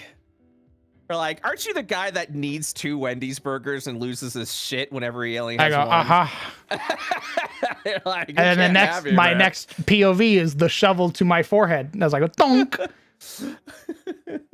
And they Wait a go, minute. I love you, crowd, but no more. And I go, I understand. Honestly, I'm surprised I made it this far. And then Just looking around like, I don't know how it happened either. I'm pretty happy with it. It's kind of cool, but like, yeah, man. Hey, good luck. Honestly, Yeah, no hatred. yeah, you should have done this like a long time ago, dude. Like you probably would have lasted like way longer if I wasn't here. By the way, like I ate like set at you up. least 2 months worth of food. So, damn, that's Damn. You best of luck, just- dude. you just kept me around. That's great. Like just like that. That's crazy. I know you're probably doing the math now, but it's too late for that. It's too late. Just Just get it over with. yeah, just kill me and eat me, man. We all knew it was going to Man. come to this. Man, we joke around about the starving at the apocalypse. Meanwhile, tomorrow I'm going to a delicious steak restaurant to eat way too much Oh. meat. Oh, More meat that I should be eating. You know what Oh. I'm saying? I mean, the apocalypse isn't now, so enjoy yourself. And Yeah. hopefully, hopefully the apocalypse doesn't happen in our time. Yeah. But Let's let, throw it, let me be throw clear. it off another Let generation. me be clear. It's gonna happen. Odds are, for me, I'm Gucci. I'm gonna be fine. You guys might have to experience the water wars, which will be Nice. that'll be good. Yeah, That'll all the be good. natural aquifers drying up. That's great, man. Yeah, that right there. That's what it'll be. You want to feel just a little bit of dread? Go look up Yeah. what's happening to the aquifers right now. Yep. Yeah. All And right. you're yeah. gonna realize how much natural aquifers actually like support the states and how important they are. Well, I don't have to worry about it because I could just buy bottled water. So we're True. good. So True. What is happening Florida? What is happening? I love that stuff. Google's like, no, Google, not this time. What is happening to the aquifers? Let's find out. Saudi AI. Arabia is taking our money. AI, another By money, I thing mean that's water. also ended humanity. Let's see what the AI response is with Google. Aquifers have been significantly depleted across the globe, primarily due to excessive pumping of groundwater whoa, for agriculture and domestic use, which is happening faster than the natural recharge rate. And at that point, we Yep. should be going, hey guys, maybe we slow it down. And You- companies go, the biggest proponent of that is fucking water hog plants like alfalfa and shit that just drink so much water and are basically worthless. Why don't we just get rid of the alfalfa? You would highly think. If you're very interested in this, Climate Town, very good YouTube video channel, does a video on what's happening to all the water. And yes, alfalfa is the biggest thing. But the reason for that, the reason they plant alfalfa is because of 1920s water rights that basically says use it or lose it. So all the farmers are basically forced to use as much water as humanly possible or they lose the rights to it. That Thumbs is up. terrible. That is terrible. Yes.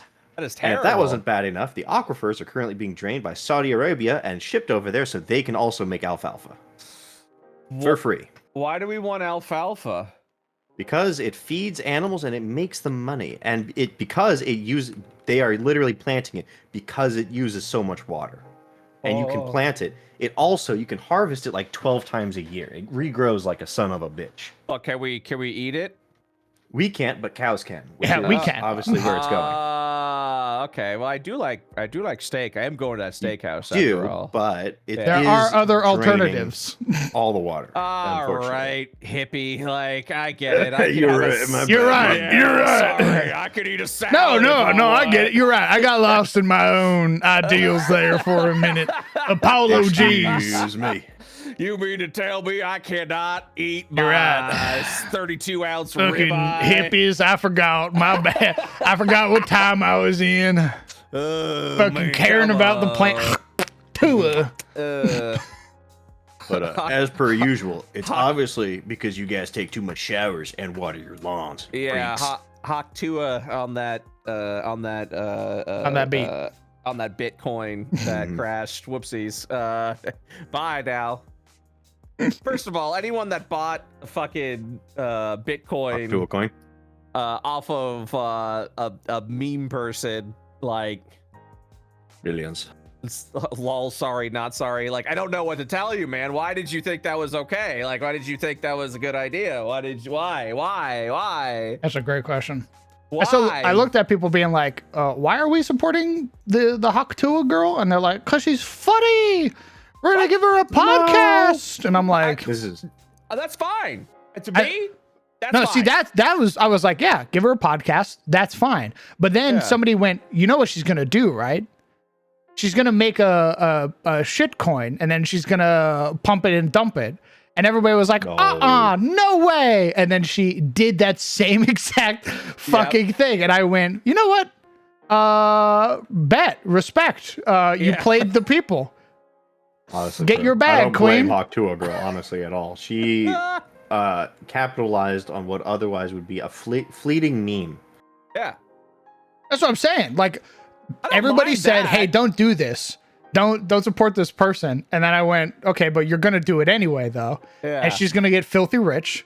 Yep. And then she's going to make a meme coin. And then Yep. she's going to bounce, which is Yep. the smartest thing you could fucking do in that. When you get internet fame, Yeah. bleed Later. it dry. Yeah. Bleed it dry. It will Bye. only last for 5 minutes. It will Yeah. only last for 5, but bleed it fucking dry. And so it was done. I bet she's in some fucking other country that they don't extradite out of. And she's just vibing. She's just enjoying herself right now. I think I saw a message. She was like, I don't know what happened, but we're gonna figure it out. I mean, if she's over in like she's over like Tahiti doing that like that Oh, would be thank God. smart. I don't know what happened. I don't know what happened. Hawk Tua on that thing. And then she's over on a beach in Tahiti. Getting fucking 25 cents every time somebody says Haktua. Yeah, Jesus Christ. Sucker is born every minute. Yeah, but then again, like I said, she made the smartest move. Yep. She's like, give me that, give me that, give me that, give me that. Bye. And people went, how could she do that? Very easily, surprisingly easily. Hey, let me show you what happened here. You see. Watch this. All right, what do you think of this layout?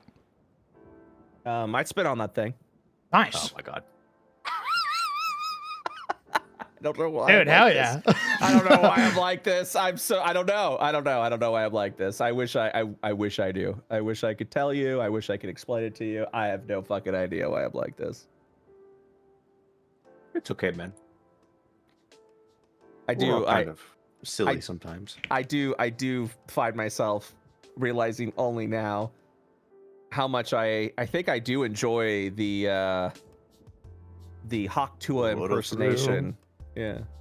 Hawk Tua, spin on that thing. You know, like that's just something about. Yeah, see, It's just it's riveting. it cracks you up a Tickles little my bit. brain. Yeah, I mean, not me, but it cracks go you ahead. up a little bit. Yuck, Tua. Young Tua, man. That's brain rot. You know, I get why it is brain rot. I understand Juniper so much more now.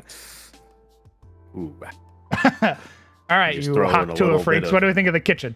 I'm just throwing a little bit of shade over there. I told you. No, Yeah, Juniper spit on is that brain thing. rot. There are No, so many times Juniper where is- Juniper will is- just say some unhinged shit in the Discord.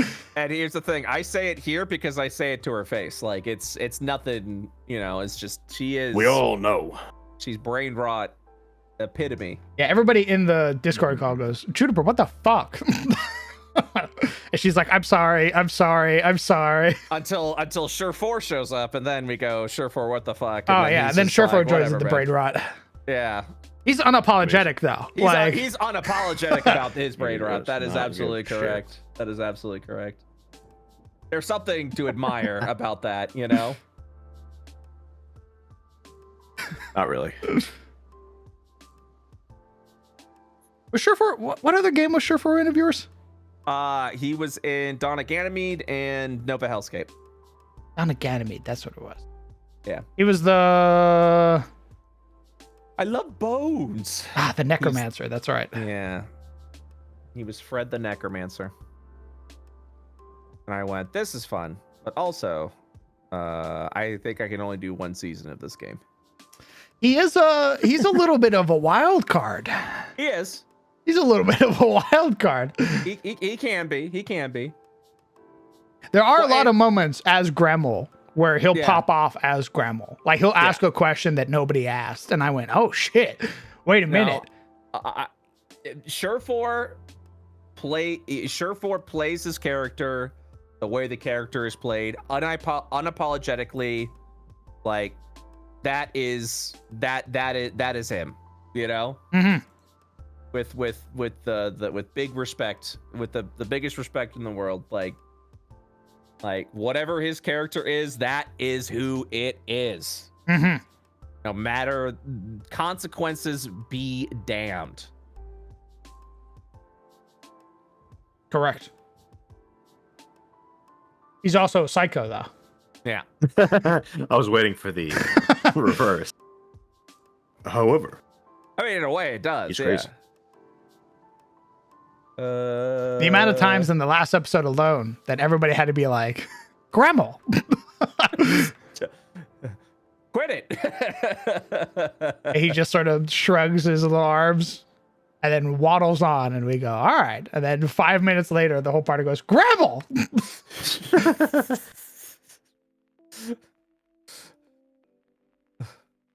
I think the end of the last episode where I'll take him to the basement. I'm like, oh my god. Grandma, a man died. What the fuck? I love, oh my God. I love being the voice of reason. Yeah. You And- have to be. No one else will. And watching Gremel be like, all right, I'll take him to the cellar, and be like, what? What are you saying? Stop it, please. It's true. oh, What I'm saying is that I hope that Gremel never dies, because I unironically want him to survive Yeah, the whole time. to the end to Yep. face off against Strahd. Same thing with Rag. Yep. They've lived so long. Yeah. And I know Junie's got to be fucking hating her life. Like, she's got, in terms of characters, she doesn't have a character. She has like an 11 wisdom, which is Yeah. dog shit for a level 5 cleric. Like, She's still doing. She's She's- hey, That's what I'm saying. Like she's at this point, she's adapted so much as Rag to pick spells that like that benefit, like Sleet Storm, fucking huge. Thunderstorm, the one that she did at the vineyard, fucking huge brain. So like at this point, I'm like, I want her to survive because I want her to get to the end to face off against Strahd. Those are Juniper's characters. Juniper's characters are the fucking that story of like, there's no way this is gonna live. And also, I love every episode she lives. Yep. Because that short with her character being made, everyone's like, I would just have her reroll, and I'm like, nope. And you don't fucking need to because she's doing great. You know, she's doing fan-fucking-tastic. Survivor guilt. I think there was survivor guilt very early on. But I think now she's like she said in the one, like, don't get attached to little old Rag. Here we are. Don't get attached. Ah, damn, you got attached to me, didn't you? Damn. No, guys, surely it's gonna be a Tommy situation where she makes it to the end. Like, damn, true. dude.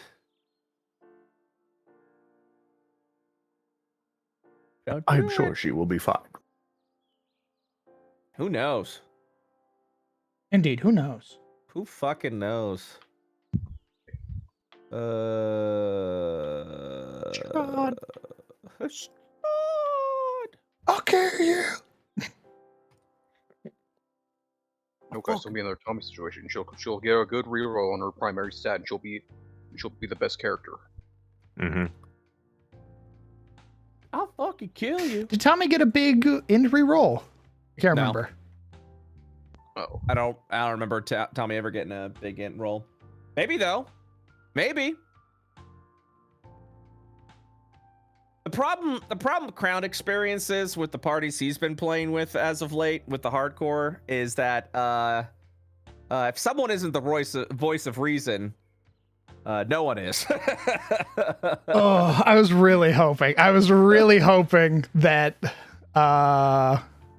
that somebody was gonna be like Turg filled it perfectly. Like Joe is the other voice of reason amongst your groups. So when I play with Joe, no, because Turg did a 180.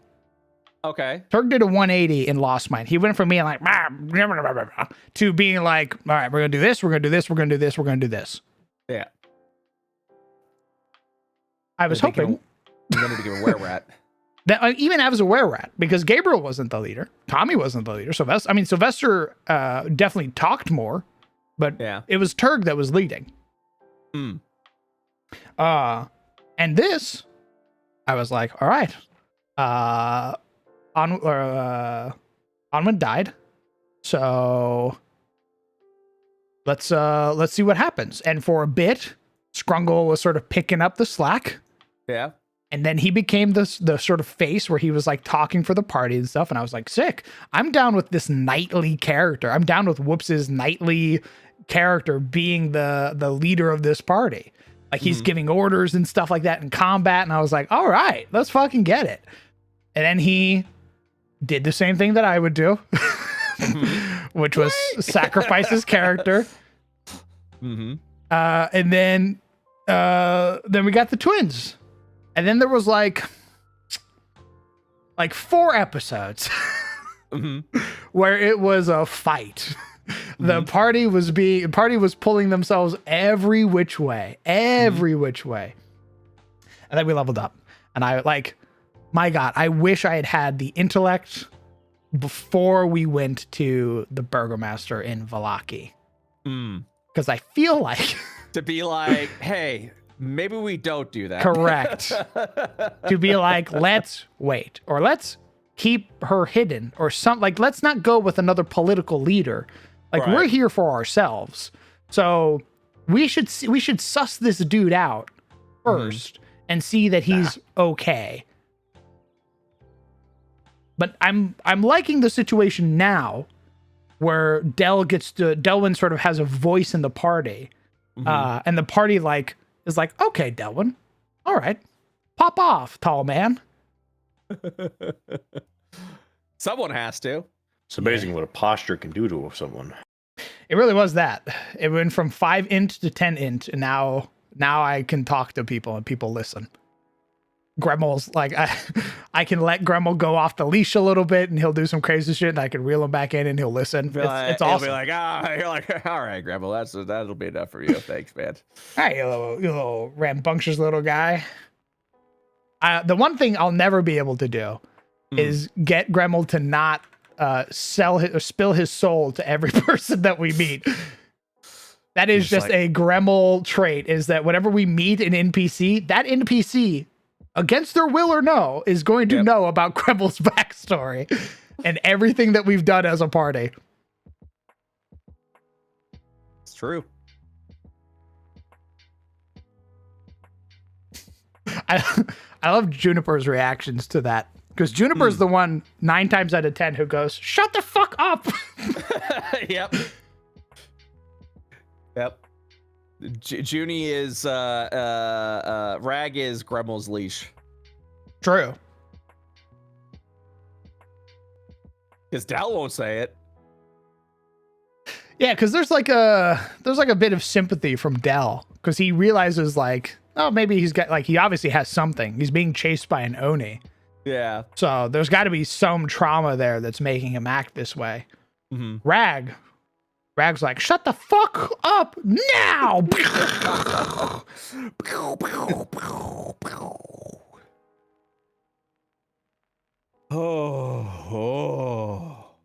where did we leave off? We bought some stuff. Oh, wait, that's right. Henrik killed himself. Yep. That's right. Yeah. He killed himself after telling us, "Hey, I'm housing vampires." By the way. Yeah. Great guy. Yeah. What a guy. Because he fucking knew when Strahd got to him, it wasn't gonna be good. Mm-hmm. So he was like, "Can you not interrogate me, and I can leave, and we can just pretend none of this ever happened?" You all were like, "No, we gotta know what's up." Like the good adventurers that you are. Yep. Push a man to suicide. Yeah, I didn't know. Fucking adventurers. I didn't know how chat was gonna respond to that personally. Dude, I was like, there's a moment where you described it, and I looked back and I went, he did that? Yeah. Because it definitely felt like, it felt super appropriate for the character. Yeah. That was exactly it. And it was also kind of the thing where it's like, and for me personally, it's like, once I'm like, this person is at his wit end, probably hasn't gotten sleep ever since Strahd was like, hey, so you're gonna house these vampires, you're gonna find a way to get rid of that little protection they got, and this is what you're gonna do, or I'm gonna make your life a living hell, you know? And it's and you're just like, well, fuck, what do you do at that point in time? You know, here's a little bit of money to make that happen. And yeah, let's just say you this is something that you're gonna want to do. Because if you don't, yeah, regardless of your choice, it's either you are betraying the people around you, or you're getting shish kebabbed by Strahd. Yep. And Strahd's the leader of this place. He's the leader of the land. And he's a vampire. Who knows what the fuck he can do to you? Like, so you are like, oh, Jesus Christ, what do I do? Yeah. And you are stuck. And that's where I was just kind of like, he's fucking toast. Also, another thing, the reason why I did it is, you know, for spoiler alert and things like that, there are times in the adventure where someone will kill themselves, like written in the adventure. And yeah, so I'm like, fuck, that's dark. But then I'm like, well, if that's how we wrote it, you know, then interesting. I did not remember. Maybe it was just my other DM. I just don't remember. Well, so it's I won't go into too many details, mostly because of the subject matter, but also prevent spoilers. But I mean, there is a thing where if essentially I'm trying to think. Essentially, something can happen that, like, I want to say, like, gets their family killed, essentially. Oh. And because of that, they see no other solution. It's very sad. Like, it's a very sad outcome. But it was enough for me to be like, okay, so like we can go a little dark. You know, we can go a little dark with this game. Like, this game's written to be a little dark. There's certain things that I don't do, you know, like I didn't like the racism that Barovians had for non-humans. Like, I didn't like that. Like that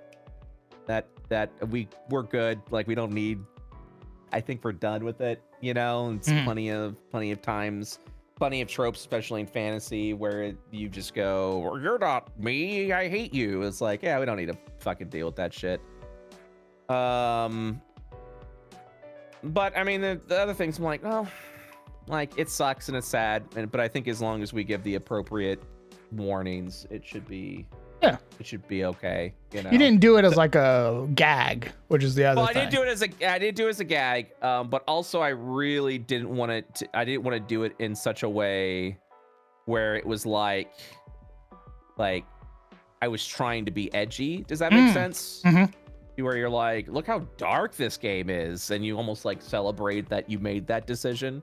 You know, it was just, for me, it was just more like this guy is, if someone is not willing to show him mercy right now, I mean, he's terrified. He's terrified of Strahd. That has to be that was the message. The message was he would rather take his own life than have Strahd take it, because he knows whatever Strahd was gonna do was gonna be far worse.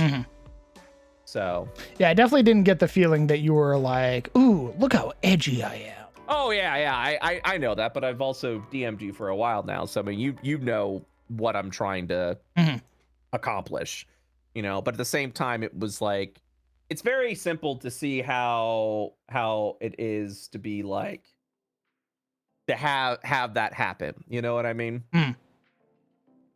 So it was, yeah, it very much was that.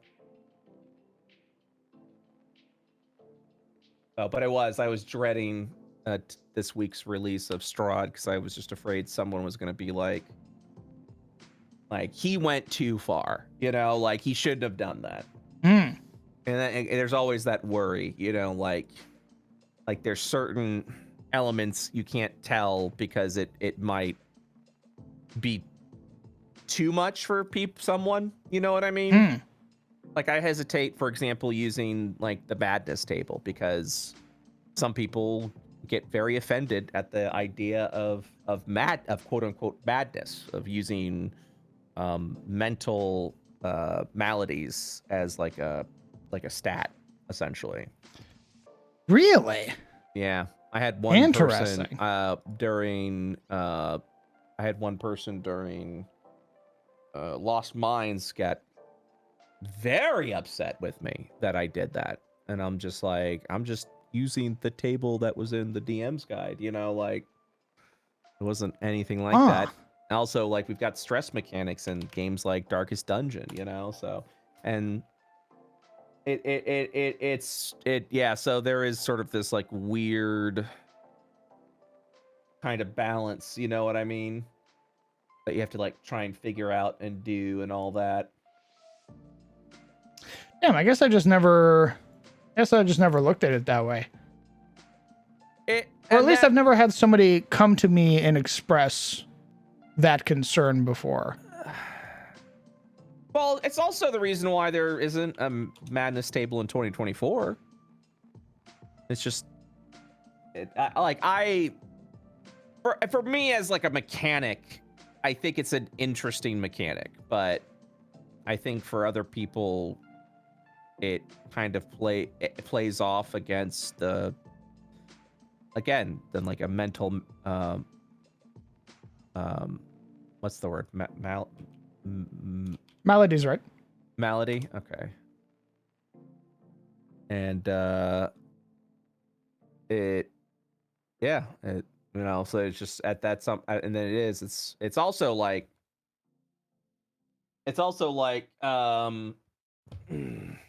what was I about to say?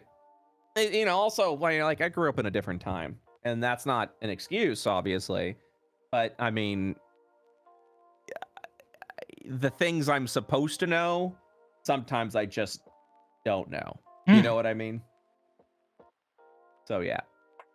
For its worth, it's an amazing scene, but I can see why that can be problematic. Again, yeah, because the scene lent to it. The fact that you looked at the scene and go, "This was a good scene," like this made sense to me. I think is all right. You know, I think it when the scene feels more like it is played for shock value or to try and just get a rise, you know, and there's really no rhyme or reason as to why it happened, I think is when it becomes problematic. When you're doing it because you just wanted to do it, you know, or when you wanted to just kind of like add that shock to it without any real reason, but yeah.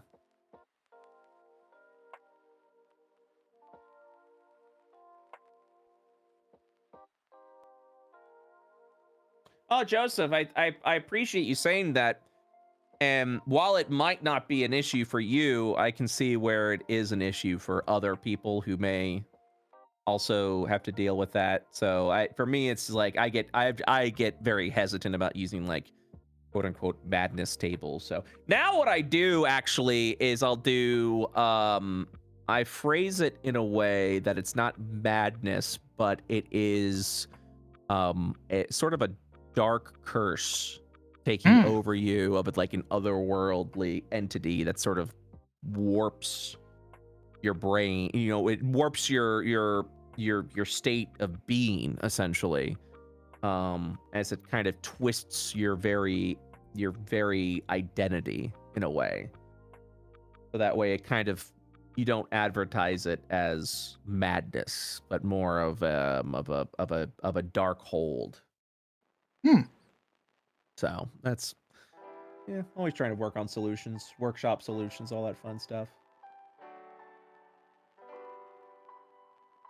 It could be tricky running games, especially when you're doing it online. It can be very tricky because, you know, you just want to do the best you can and you want to try the best, but also you say the wrong thing at the wrong time to the wrong person, and man, I am very curious how people are going to react, because for a while when I rebooted my world, right, I did away with a lot of what I thought would be very problematic things, right? But I realized in doing so, it sort of deprives people of the opportunity to really rally behind good. Yeah. When everything is good, the things like when everything's good, the only bad guys you can have are like morally gray bad guys. And that's not a victory because there's always something to that story.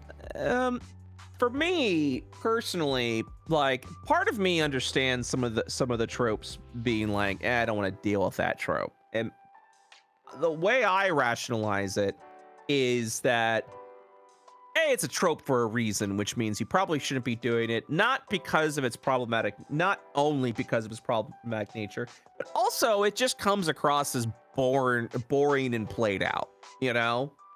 So you kind of have to like think outside of the box a little bit. You know, a lot of like fantasy stories kind of fall on the trope of like racism and slavery, right?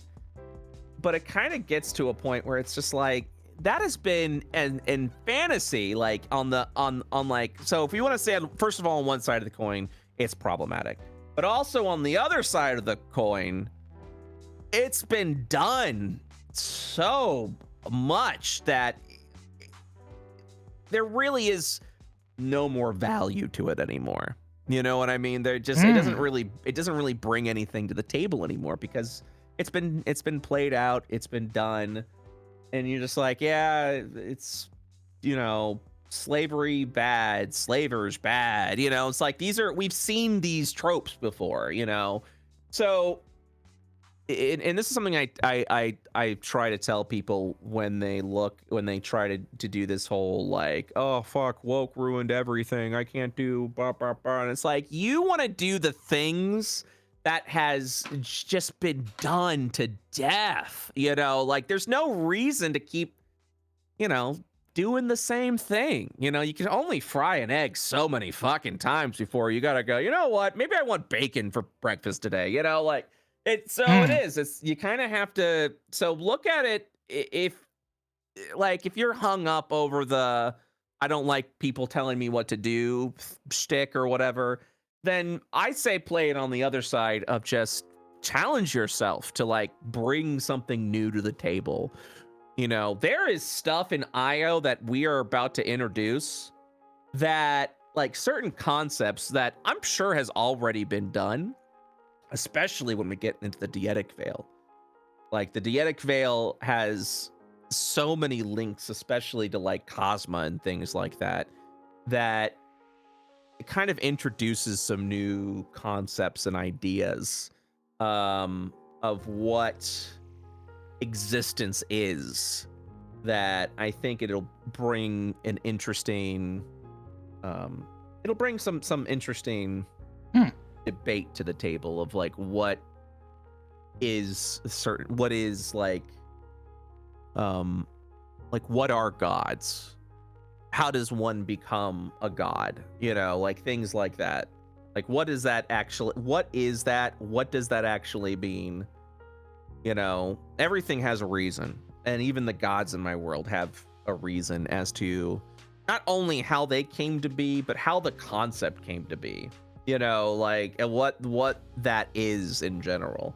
So it's just finding a new story to tell is something that you should do. What?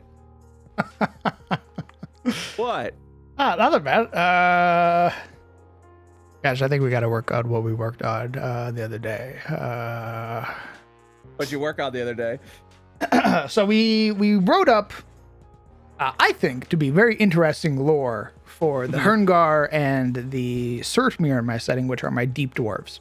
Mm-hmm. They believe in an entity, a godlike being known as the Axius. It's it is a building that possesses the spirit of a god.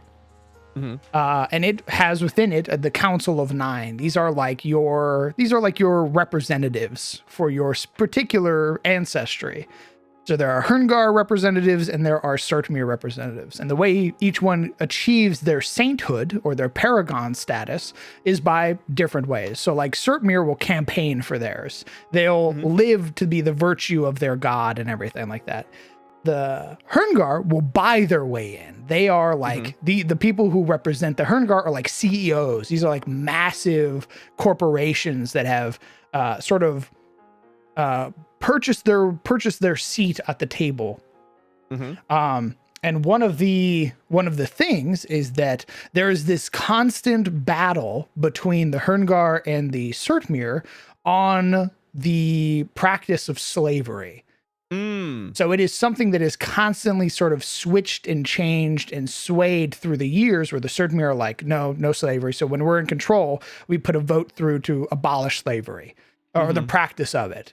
And then when the Herngar get control, they do the same. They do the same thing. They abolish the that previous practice, and then they reenact slavery.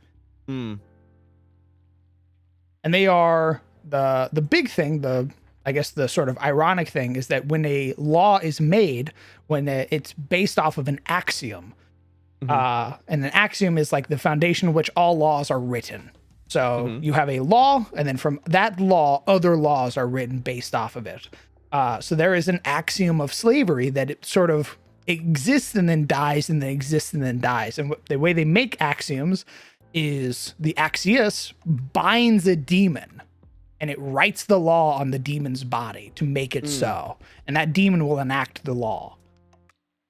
Yeah, that sounds good. I mean, I don't like I can't speak on the slavery part of it, unfortunately. Like for that, you kind of need more of like a sensitivity writer or consultant who can actually kind of go more into the nuance of it. It's just there's certain caveats I personally avoid just because, like, it's just better to do it. I feel like that sounds like a unique concept, so I couldn't say one way or the other, sadly. I do kind of play it a little safe, you know, when it comes to certain concepts. But I think that's a really neat concept, so that if you do have to workshop it a little bit, I don't think you have to workshop it that much. Okay. I think the concepts really sound, you know. I will take that. Yeah. I think, you know, obviously the only elephant in the room is the slavery debate, but I think you do it in a unique way, just from that you could. I think what it is for that, It's not their main focus. It's just a exactly, part of their greed. Yeah, like you could. I think the thing I would say about it is, okay, all right. So are you telling me right now that if you did not have this slavery component, it all falls apart? No. Then it's a good concept. You just gotta tweak a couple of things. It's not the main concept, you know? Yeah. It's also not racial slavery, which is the big triggering issue, especially in American culture. Yeah. Not that slavery is good, but I think slavery in general is a hands-off kind of thing. Obviously, racial slavery is worse, but like I think in general, it's something to just be cautious of. But like I said before, you didn't build this idea around slavery, so if it does end up being problematic, you could just easily replace it with anything else. But also, if it doesn't add value, then don't do it. Don't have it. You know. That's my personal belief on it. Where if it doesn't add value, but it can be perceived as problematic, then you're better off just replacing it with a different idea. And you might find something very unique with that idea. You know what I mean? Where you're like, oh, you know what? Maybe something else here. Maybe we do something else. Okay. That's my thoughts. Oh.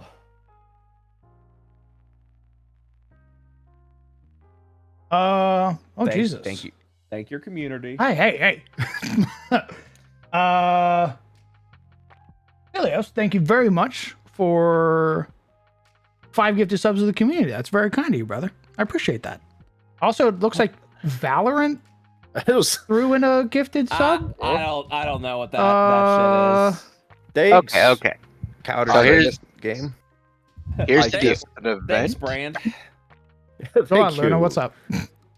So what Twitch is doing right now is for every 5 gifted subs, Valorant is sponsoring a deal to where they will throw in extra gifted subs. Huh. But it's also kind of like a random, like you might get even more because generally the rate is every 5 you get 1 extra. But like Lore just threw 10 and you got 3 from Valorant for that. Huh. So yeah. And that lasts until the end of the year. Oh. Neat. Oh, is it Einherjar is your name? Or Einherjari? Like the Norse, like Odin's soldier type deal. Thank you for a brand new sub. I appreciate you. Thank you very much. Lore, thank you very much for 10 gifted subs. to the community. That's incredibly kind of you, brother. I'm not thanking Valorant. Wolfmaster, thank you very much for 5 gifted subs to the community. Insanely generous. Thank you guys so much. Thank you. If you guys got a gifted sub, be sure to say thanks. I really do appreciate it. I meant to reset the goal to not 370. So thank you for slamming my goal out of the park. All right, I'm gonna bow out. You guys have a good one. Rest well, brother. Take care. Thank you. Take it easy.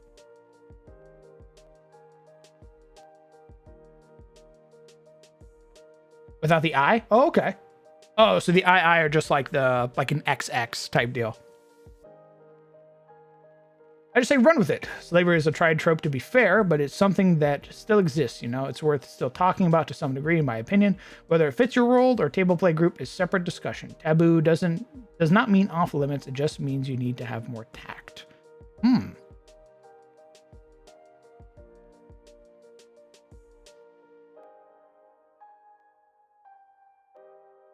What did I miss? Hello. Greetings. We're talking about the Herngar, like, I guess reintroducing the concept of slavery into Adis and how that might be viewed.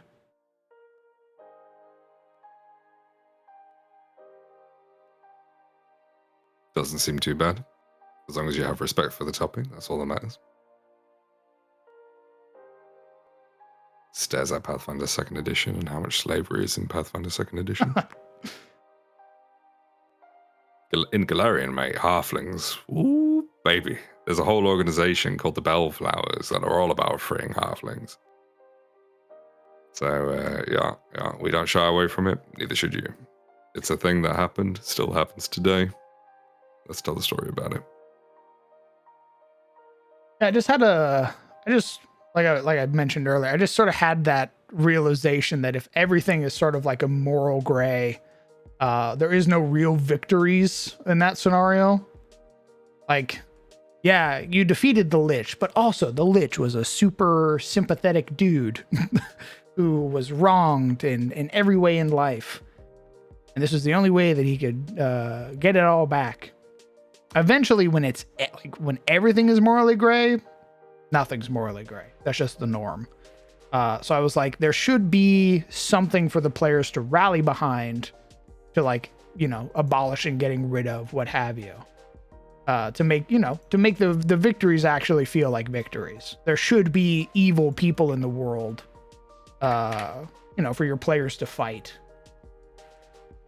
I really think it's like, you're not going to add an evil element to anything that isn't, by definition, problematic to some degree if you dig deep enough. There are some hot topics that should be avoided or at least warned against before getting into it. But for instance, like death. We don't ask people, hey, are you cool with death? But it probably is the most relatable, problematic issue that many people have, personal experiences with. And yet we don't, ask, oh, hey, are you cool with, people dying in this game? Because it's so expected. I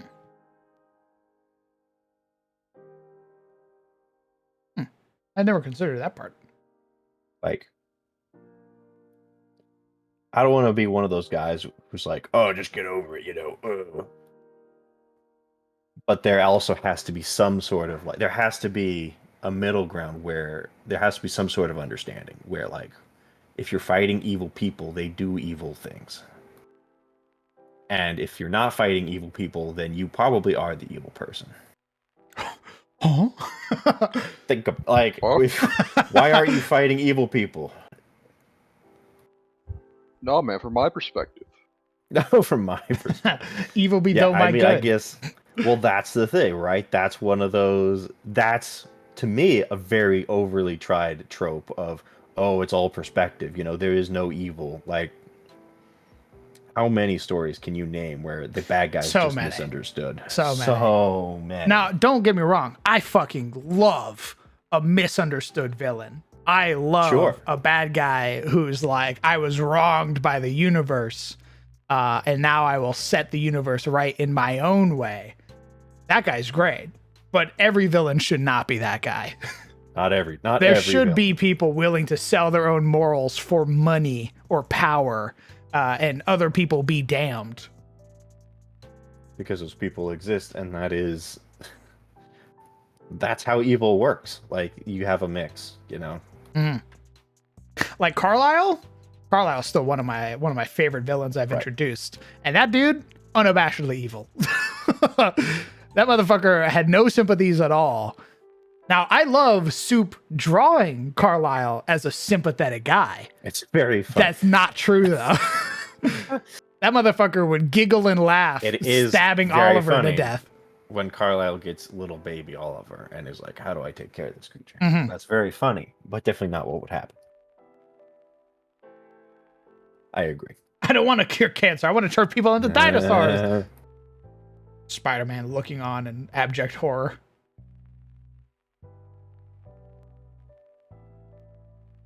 And look, I'm not a sensitivity writer, obviously. Take my opinions with a grain of salt. Maybe I'm being super problematic right now. But there has to come a point where you can't be so worried about being, like, safe that you paralyze your own writing. I agree. I think that was the biggest thing for me for a while, was I tried to get rid of problematic themes. And it just sort of, like, there's no reason to be a hero in a setting like that. And I mean, obviously I'm never going to put in, oh, Leo's got a question? What a question. Did I miss it? What a question. Can I pop? Yeah, go for it, brother.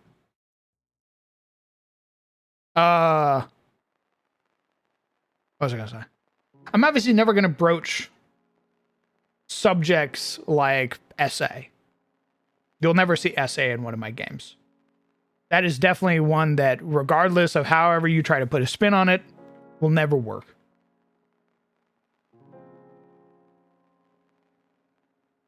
Yeah, my apologies. I just didn't want to keep putting it in Twitch chat. That's fine.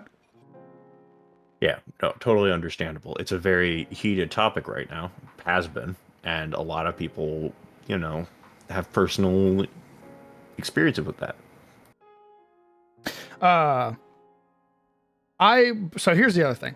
I personally, I think Brett handled that situation with a great amount of sort of with care that happened in Curse of Strahd, right?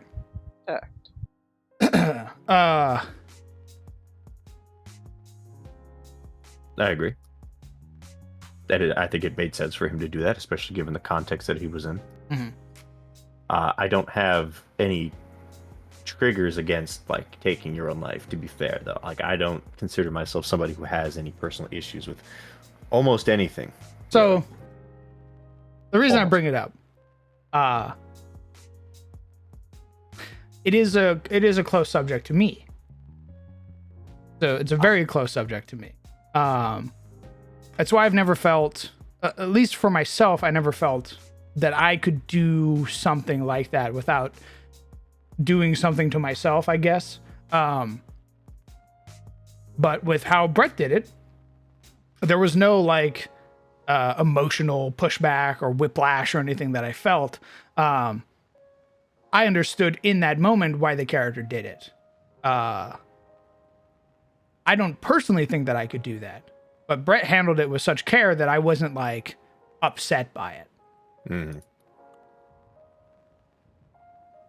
It's kind of what I think both of you have been kind of touching on, is that there's a correct way, or there's a right way to handle subjects like that, where they can be done but just handled with respect, is the words you were saying. Because that subject is also something very personal to me. And when I was watching that episode, I didn't bring up any bad memories or anything like that. It was handled with respect. I agree. But I'm also in the same vein as Sizzle. Even with subjects that I feel like that one in particular, suicide is a somewhat more sensitive topic to me. I don't think there's anything really that. Well, I guess not that true. I almost put off Dan to Dan because of the first episode. The great Yeah. filter. Yeah, that. Yeah, put me off for that a was while. it was very close to me being like, okay, like, wow, Jesus Christ. Like I was very close to just writing off Dan to Dan. I'm glad I gave it a try, and I'm glad I read the manga and everything like that. But it was like fingers touching, like this close to being like, all right, no more of that, because that does make you feel icky. That makes you feel. It should, I should say, make you feel icky. Yeah. Yeah, no, I wrote it off until that watch together when I watched the later episodes, and I'm like, okay, all right. I got filtered there. That was very uncomfortable. But then afterwards, it's like, okay, all right, the rest of this is really good. But yeah. It was very abrupt, and then once you realize what's happening, it's almost treated as like humorous with the haha, give me your banana, or whatever they were saying. Yeah. And it's like, ooh, yeah, hey guys, this is not the subject you joke about. Not the play.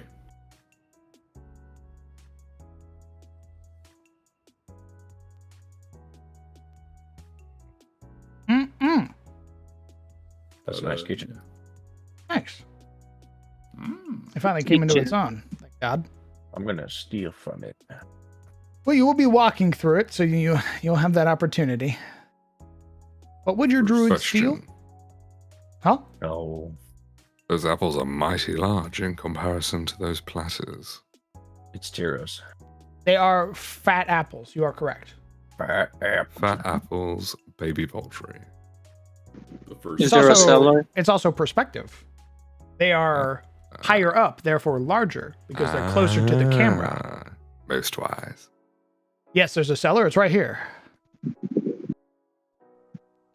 There's no walk-in. What do you call it? The cold storage to Down keep the in the meat cellar. so. Oh, okay. Downstairs. Gotcha. What if you just made one of those apples out of the 20 or something that's probably on that little spread right there? Just make one of them a mimic. What? No. Oh, what if there is a house mimic? You know, No. it's like a deterrent. Oh, no, it's like a friend. No. No. You take a. Jesus Christ. You steal an apple. You take a bite out of it. Now it tries to take a bite out of you. Huh? No, it's like security, right? The motherfucking owner's a werebear. Yeah. Do you think the werebear can be everywhere all at once? He's got staff.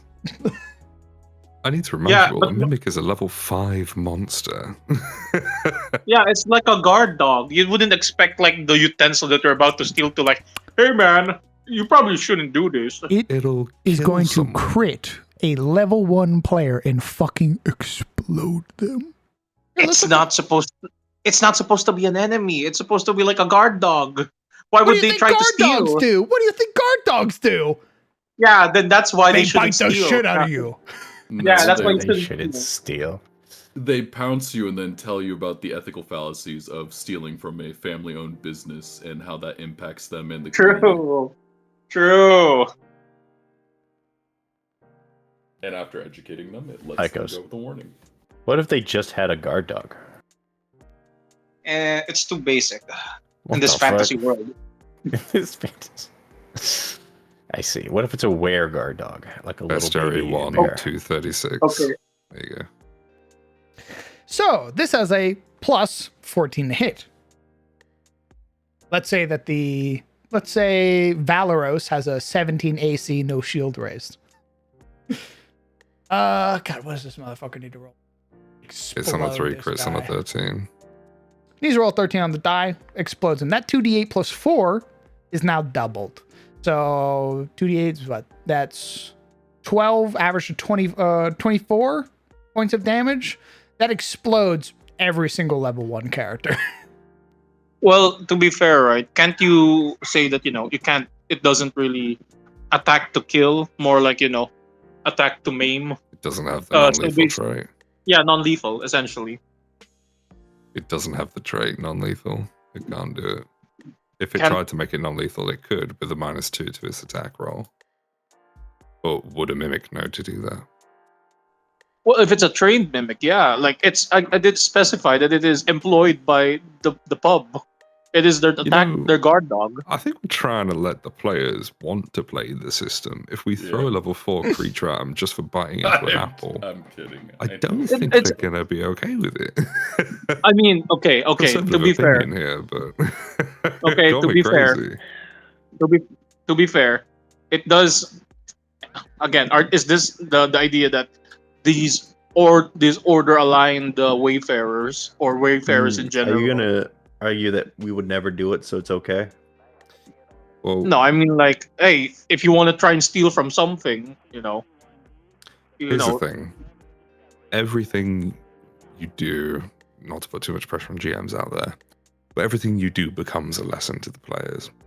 If you award hero points for creative problem solving, they're going to want to do it more.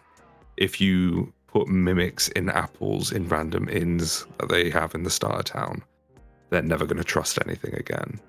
So it's a question of what purpose does the mimic serve? If it is just to be a funny hoo-ha sort of thing, maybe that's better reserved for when they're inside of a dungeon or in an environment that they're expecting it. Just throwing the mimic in a place that they would never think to check is perhaps a little bit disadvantageous from the GM's teaching perspective. That is true. However, I did indicate it's not gonna be an enemy encounter. Ideally, sure. right? I've never met a player who's enjoyed being knocked out for no reason. You know what I mean? It's not a lethal encounter. They're not in danger. For no reason. They're stealing from the pub that they're employed. So here's the thing. A mimic, I don't think a mimic is just going to be there. A mimic's obviously going to hide, so the players won't know until they steal. Yeah. What is the point of the mimic? A guard dog, security measures. For that one apple? No, it's because they're not chasing them, are they? Okay. I think you're misconstruing my point. Wherein this mimic is strictly just an apple. I am instead saying that maybe. Right? Well, here's it's not like a dog that chases you around and lets. The mimic already is a terrible guard dog. It has to be hidden, which means there's no scaring the players off. And if they do attack and it attacks and they run off, the mimic can't catch them. It has like a 10-foot movement speed. It is a shit guard dog. Now, if it were a sentry that screamed when something was stolen, very different. Respectfully, I'll just rescind my comment. Apologies. I love that I threw it out there as like a joke, not serious idea. And I love that Lean's like, wait a minute, hold on. You might be onto something. You have to apologize like you're being. You'd have to apologize like you're being. Like you did something wrong. I'm just saying, okay, and it appears I am in the minority in the opinion that I shared, that I broached. You are in the minority. I will just resign the point. Apologies. You don't have to apologize.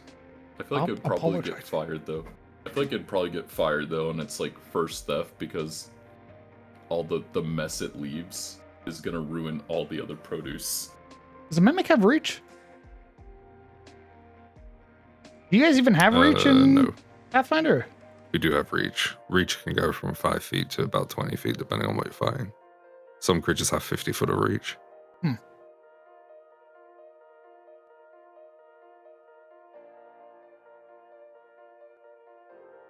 50. I mean, Tree Razor probably has 50 feet of reach.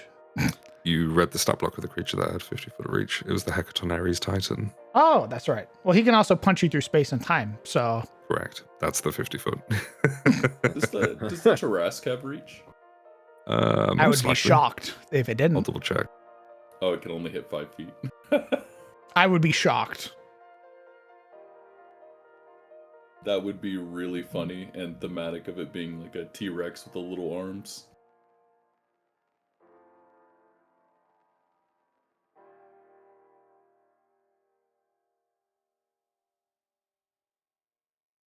The Tarask has 20 foot of reach, or 15 foot of reach, or 30 foot of reach, depending on which body part it uses. Thank God. And it has a ranged spine attack that goes up to 120 feet increments.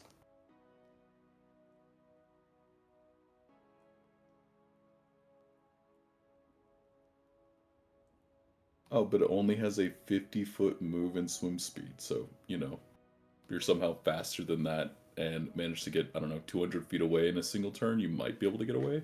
But it can also trample. For 3 actions, it just strides 3 times, and if you happen to be in the way, you'll take some damage. Never mind. If you have a teleport spell, then maybe you'll be good. Maybe. You might like be that. okay. Might survive. If you have Dimension Door. Yeah, if you have Dimension Door, you're probably okay.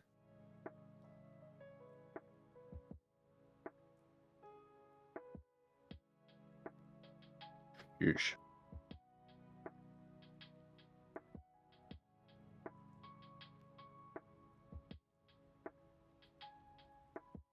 So, speaking of Tarask, I noticed it has deflects in effect. Is that just any kind of effect that you try to put on it? Which ability? Are you referring to Carapace or Reflect? Reflect. Trigger, reaction. Tarask's Carapace deflects an effect. The effect is redirected back at the source. So it's referring to the Carapace there. So the Tarask is immune to cones, lines, rays, and magic missiles. These effects bounce off harmlessly off of its scales. And then you can reflect. So the Tarask's Carapace deflects an effect. So let's say somebody does a Ray of Enfeeble, and it hits, or it would hit the Tarask. It bounces off, and as a reaction, it can send it back to you. So it can either not do the reaction, and it'll just harmlessly deflect off of it, and not hit anyone in particular, or it can use this reaction to point it back at you. Goddamn. Goddamn indeed. It's kind of interesting. The Tarask is immune to cones. So if a dragon exhaled on the Tarask, it could, as a reaction, throw the breath back at the dragon. Don't worry, I will disintegrate it with this 9th rank spell. Never mind, I'm disintegrated. Goodbye, everyone!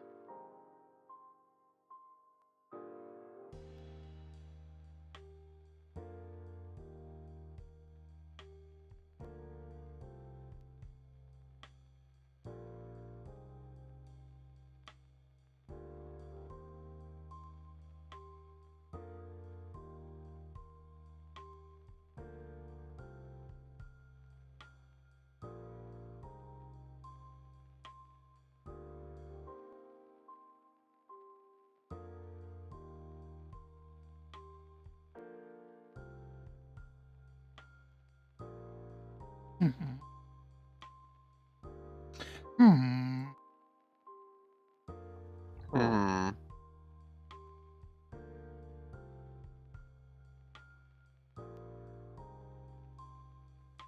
Maybe lighten the floor in there.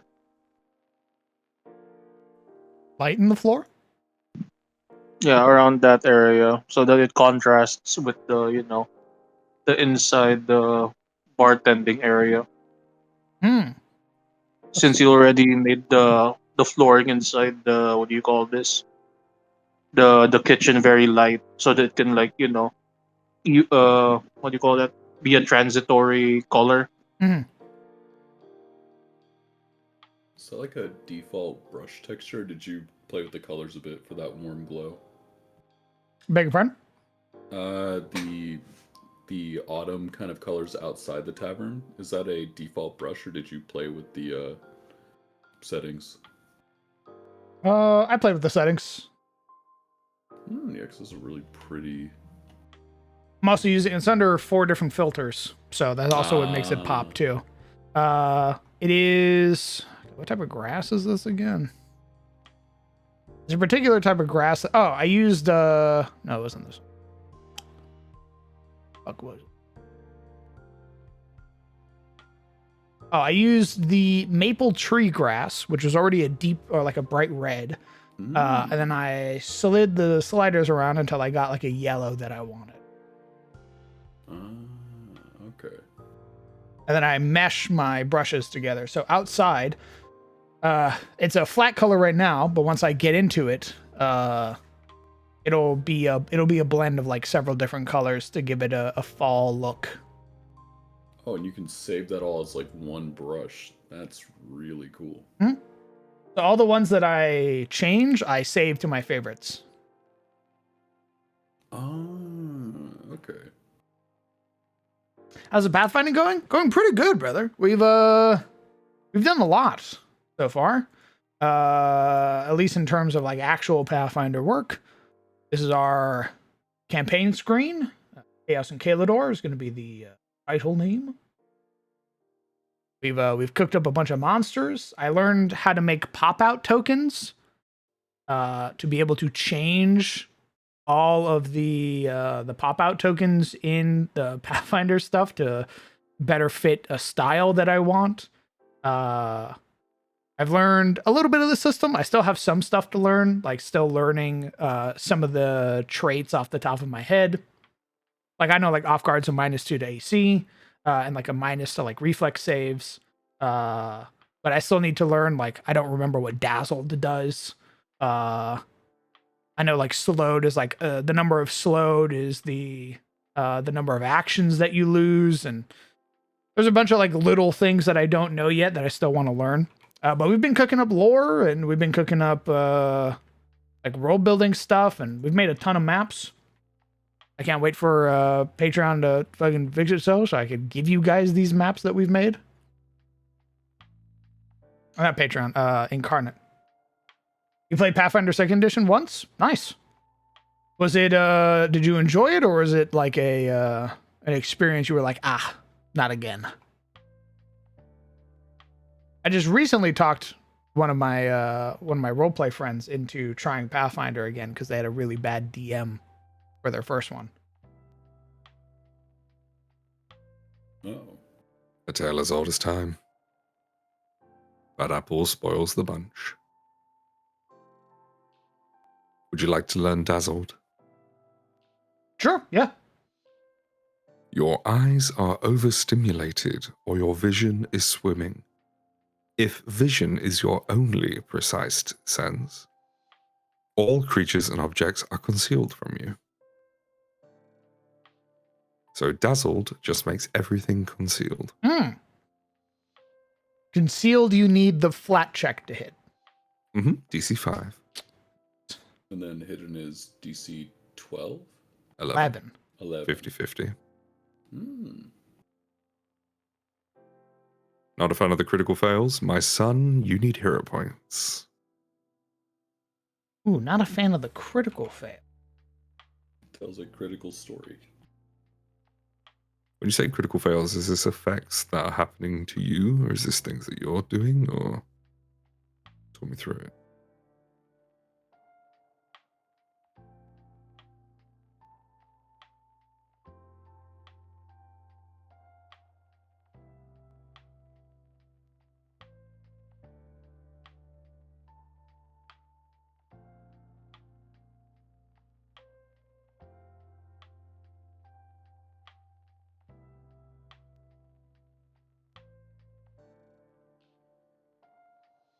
Kind of interesting. I hadn't considered the idea that somebody might not like the critical system that is there.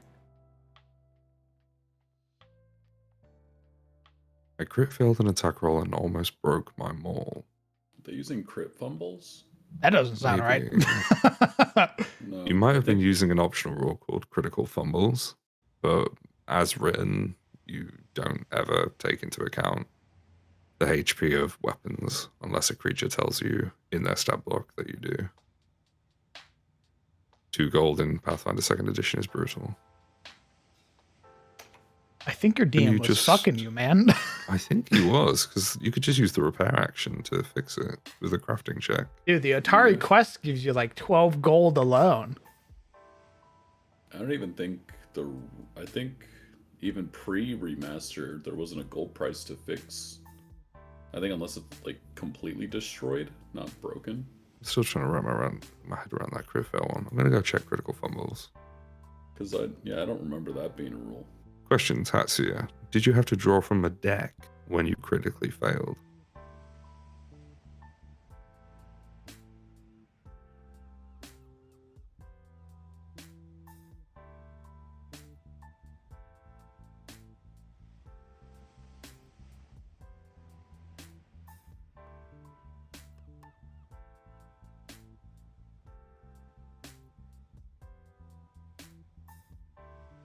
Yeah, no crit fumbles are weird because I remember because I was looking at like all the rules and I was like looking and someone's like I saw like a Reddit post or something about like, oh, like I was thinking of adding like the crit fumble deck or whatever, or like doing critical fails like scenarios, and wanted to get your guys' advice.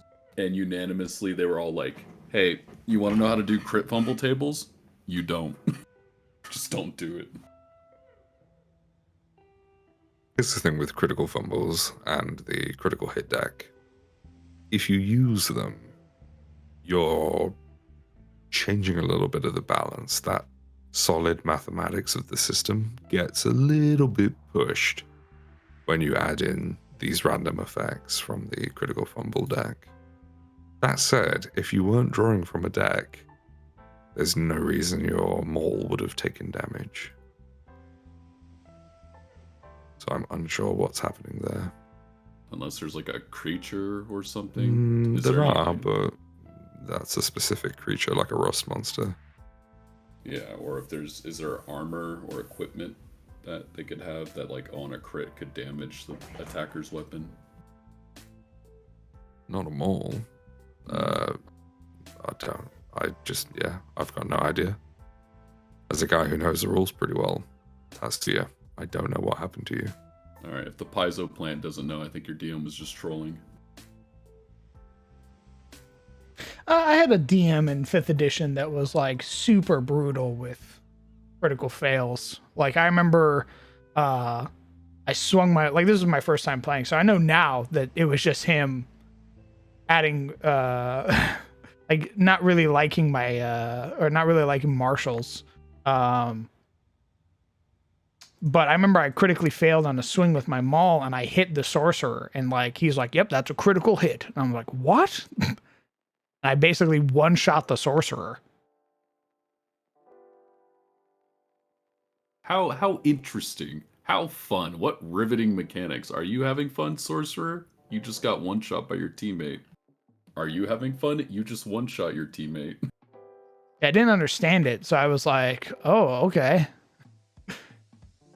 Sorry, bro, I guess. All right, man.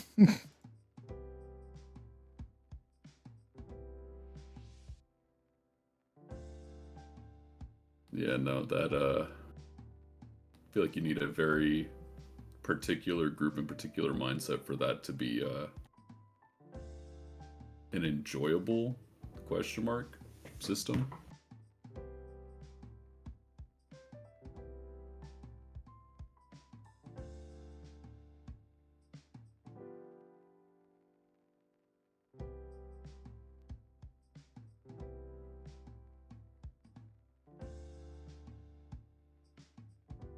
He was running a pre-made module in initial release. I have no idea. It happened around 2019. The dude that was running it is no nonsense kind of fellow, so he tosses nonsense out the window if it's bullshit.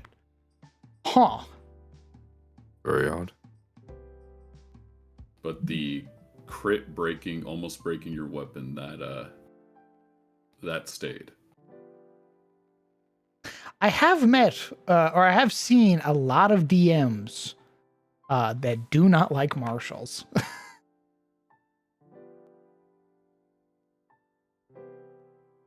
Like in like 5e or just general. Oh, I mean, I'm new to Pathfinder, so I don't know how it goes in the Pathfinder sense, but I know in 5th edition, you're in one of two tables. Either you hate spellcasters or you hate marshals.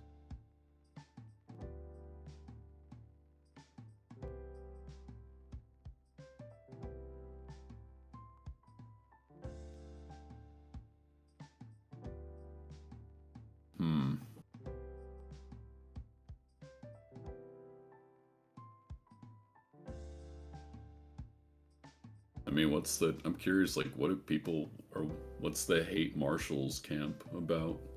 They view marshals generally as being very strong.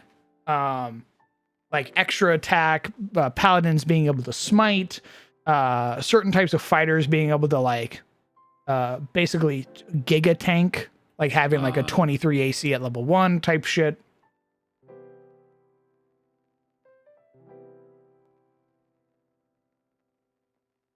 What I hate, and I've said it so many times, I hate Reddit builds.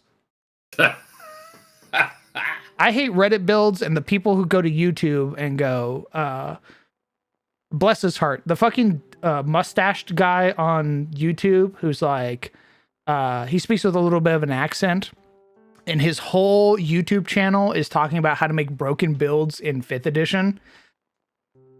Fucking get your money, king, but I fucking hate that guy.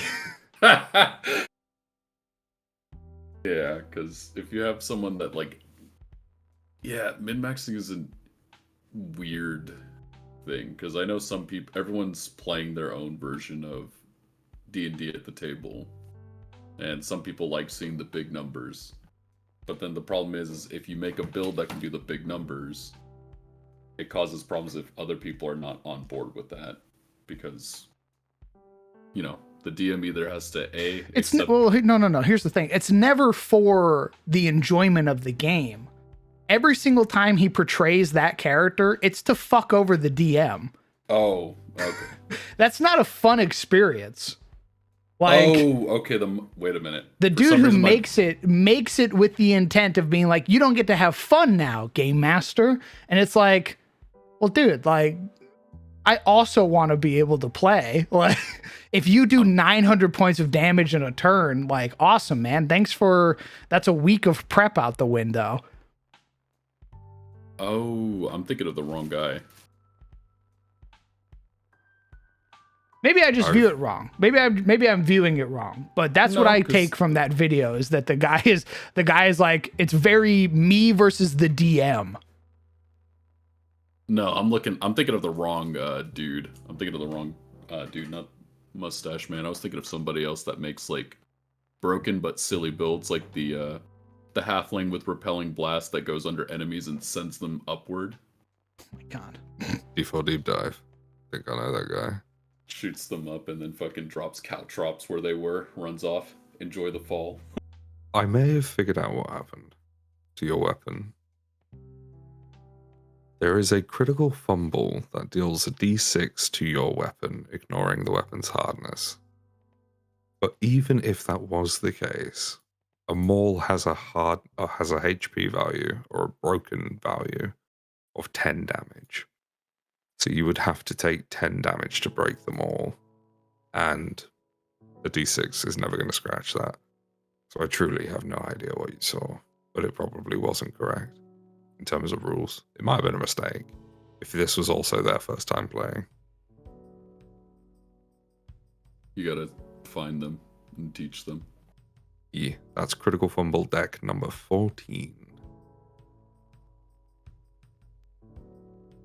I don't know if it's the Ryoko guide. I don't know who makes the Ryoko stuff. Okay, so Lord, what is gishes? I keep seeing that word. Gish I don't get it. is a term that comes from the Gishzerai, the Githyanki's cousins. Basically, it refers to somebody who wields a blade and does magic at the same time. The Dragon Riders are a perfect example. So the term Gish came from their language. Okay, because I keep hearing that in like different, like, oh, is it, is this class Gishy? Is this or that? And it's like, what does it mean? It comes from Gishzerai, as far as I know it. Little history Hey, lesson boss. for everybody there. Hey, boss. Question on the kobolds. What's up, Legion? Are you planning to include the dog kobolds as well, like in Dungeon Mastery? I haven't considered if I want to do like Asian-inspired kobolds or not. That's like the mythos, I mean- right? Is like the original kobolds are like dog themed, or they have like dog heads and stuff. I think there was a thing. I think I read a post somewhere before wherein the reason why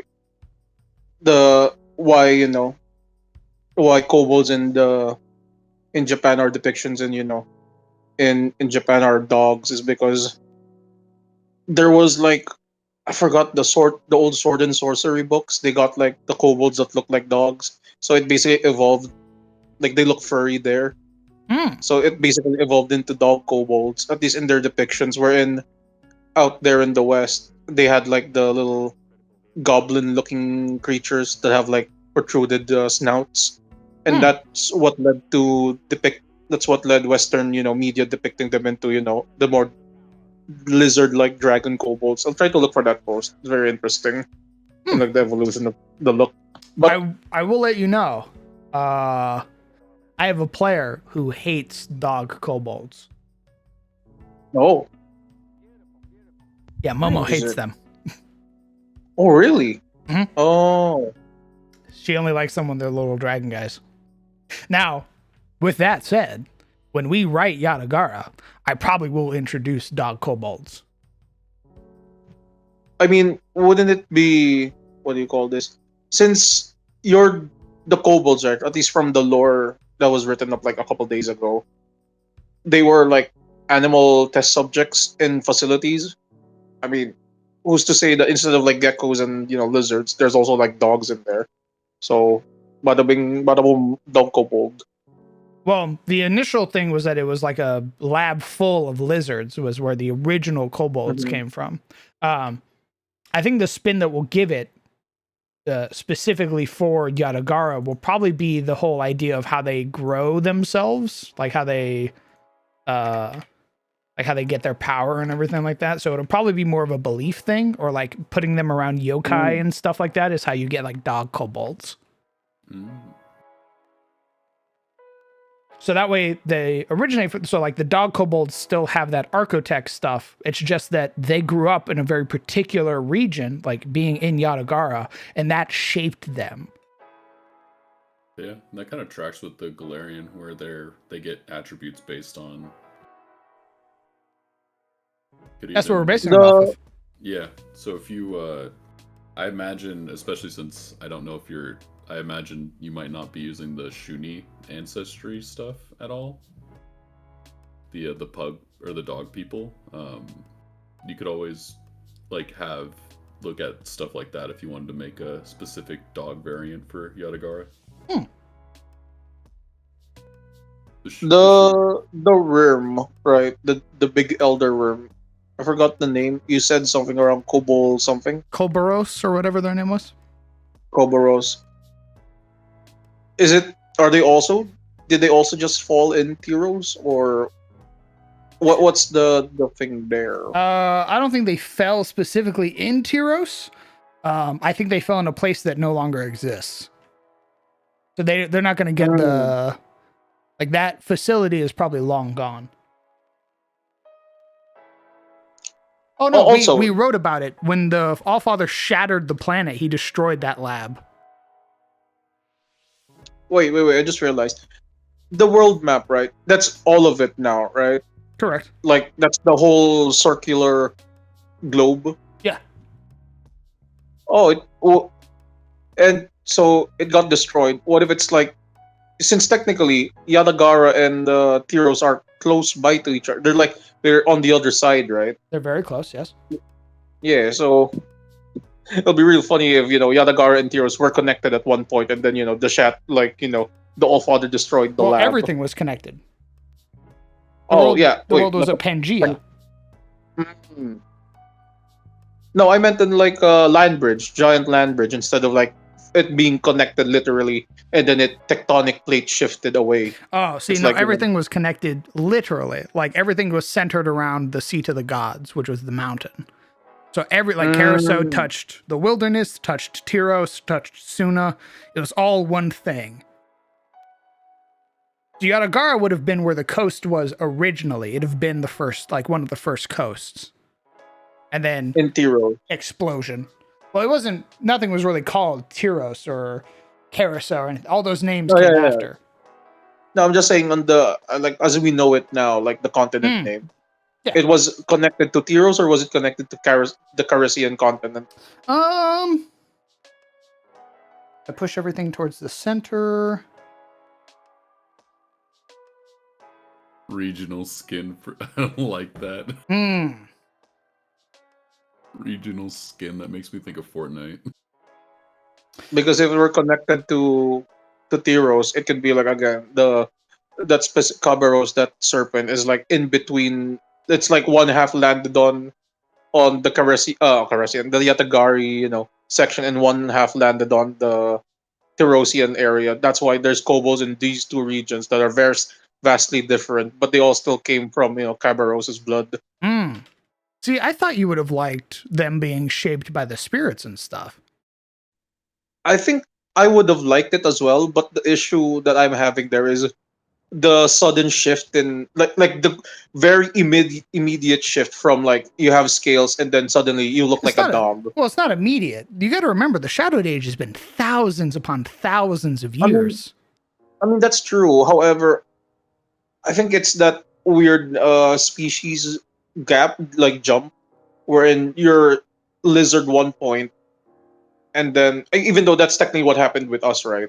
Like eventually, like millions of years of So, evolutionary thing from yeah, fish. but you're watching the end of an evolution, is what you're watching.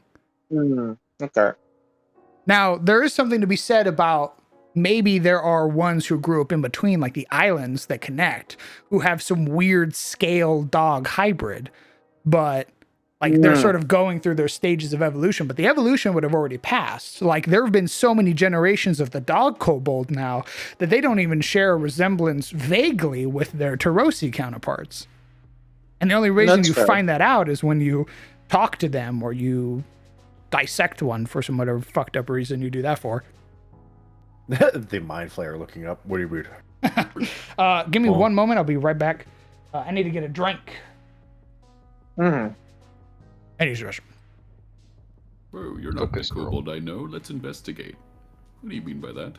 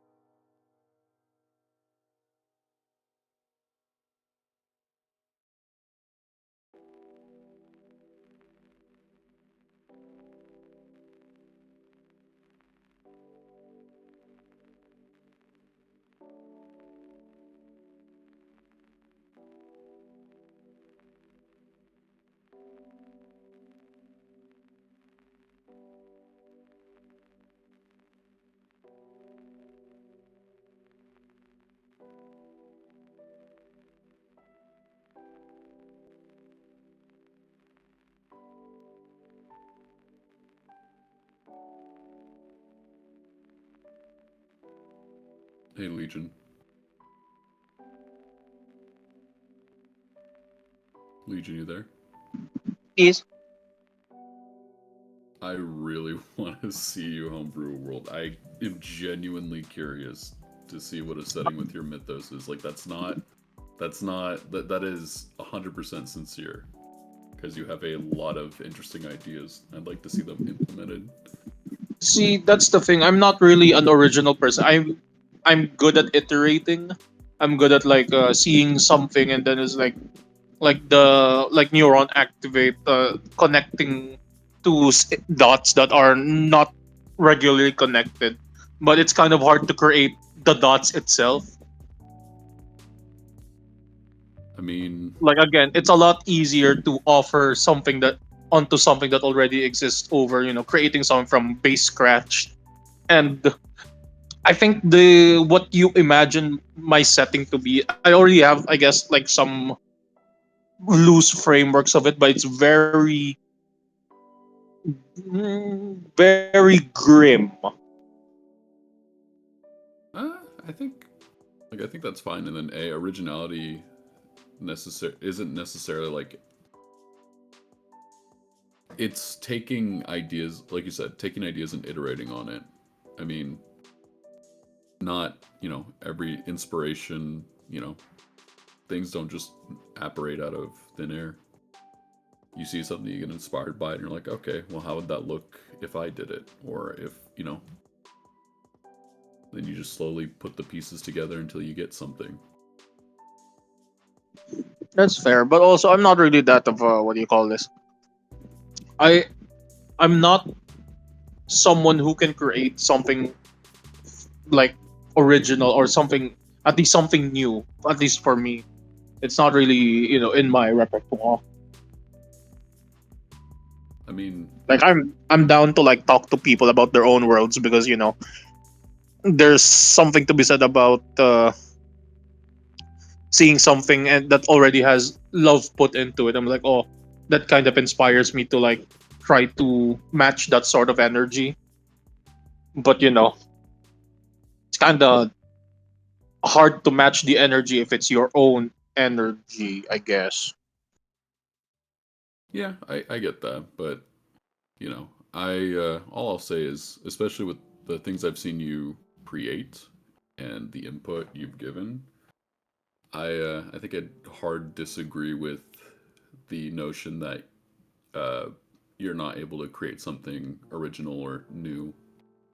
I think I would sincerely disagree with that. No, my thanks, homie. But I guess it's all again. It's the whole. I feel like it's a lot fun to see the projects of other people and be like, oh, this. It's, I guess, limitless, boundless potential. But it's kind of hard to see your own potential or what something you can do by yourself. At least in in what in how I perceive things. It's kind of harder to see that and act on it as opposed to seeing something that already is there. You see the building blocks for something already since it's by other people, right? It's kind of hard to build the building blocks and then, build from it, I guess. So props to, people who create their own settings, homebrew their own settings, or write their own books. Yeah, I don't know. I think I'm just I think I guess the better question is like, would you like to, like, let's say none of that was an issue, would you like to make your own setting? Like if like not doing like not stemming from like barring, like, let's say you had, barring the issues of like, I don't have an original, any of that. Like, if you could make your own setting with none of these restrictions, would you? Mm. See, that's the thing. I'm not. I guess another thing is I, I can't envision myself. I'm not. Again, I'm not like one of those. I'm not a trendsetter, so I can't imagine myself creating something myself. That's not really, I'm not really good with that. I mean, you I don't think that's a have to do lie. it. You're just like Sizzle. It I pisses also me think off. that's a No, lie. no, Huh? You all liars. Why am I Anyone can being no. be a I just dragged into storyteller. this? No, it's just I like squatting at other people's stuff, and like, hey, man. Also, Squatter. I guess it's also okay. Another thing, it does hit the dopamine when when you're trying to. It's like when you're trying to give a suggestion or like offer like like, hey, how about this idea? It's very gratifying if they like, hey, that's pretty dope. I'm like, oh, I can't really do that to me now, can I? I can't really do that to my You own can. personhood. Like, You You absolutely 100% oh can. no. That's called GMing. Dude, there's a whole study around talking to yourself and hyping yourself up. It is good for yourself mentally. Perhaps, but different stuff and different stuff. Mental dish. Do it. Mental dip, like especially when you're working on something like, okay, how does this work? How does this work? And then as you're just kind of spitballing ideas out loud, and then something clicks, and you just keep developing. You're like, holy fuck, neuron activation. Yeah, I don't get that. No, I mean, I literally do not get that. Like throughout my all 25 years of my existence, I have not like gotten like, oh, this problem that I have. Boom. Yeah, none. Interesting.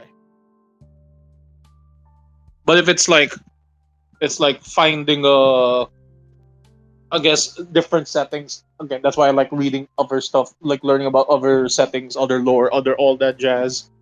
It's fun to extrapolate on an existing concept, than like bringing up that concept from scratch. It's very like it's very hard for my brain to process it. But you do that all the time. You come up with original concepts. No, I'm basically, I guess I'm filtering it towards you. Like I come up with the concept, right? But I'm trying already to fit it in the setting of the world. There's like there are rules already. There's like a box that I can basically try to make it fit the box nicer, right? It's You need not a like framework. yeah, there's a framework. It's not like boundless. It's not like a vast sea of potential. There's like it's a small pool, or it's like a pool already that you have. Like, okay, these are the confines of this world. I need to basically anything that pops up in my brain needs to conform to this area rather than a giant sea wherein I don't even see the borders of like, okay, uh what do I do here? Hmm. What? That is. I've got some wisdom. Oh, Go on. Pop off, gang. cool. Sure. We're talking about an ocean here, a vast sea of possibility with infinite expanses to all sides. Why does it have to be an ocean? Why can't it be a puddle? Why can't it be a single droplet that slowly proliferates into something greater? If you're worried about creating something, start small. Start very small. Start with a concept or a character. And just ask yourself questions like you do with Ground. Ask yourself questions. Come up with answers. And the answers will inform the directions that you go from that origin point. I never create worlds first. I create a building, and then I create a street, and then I create a quarter. And before I know it, I have a city. After I have a city, I have to figure out who they're trading with, who are their neighbors, what are their problems, what is constantly attacking them. Once you start asking the questions, you start creating more and more and more. It doesn't come from creating the entire world as a blanket. You can do that, but it's not for everyone. You can focus on the small things and keep that as the focus of the story. That's true. Holy Oh, shit, I've been like world building wrong. There's no yeah, wrong answers. yeah. There is a point there wherein you incrementally widen, right? You broaden your horizons. Like it's a pinprick, then it goes. It's like opening a tear, right? It starts small and then you widen and widen and widen until it's like one over encompassing thing now. I think a good way of thinking about it is like building a puzzle.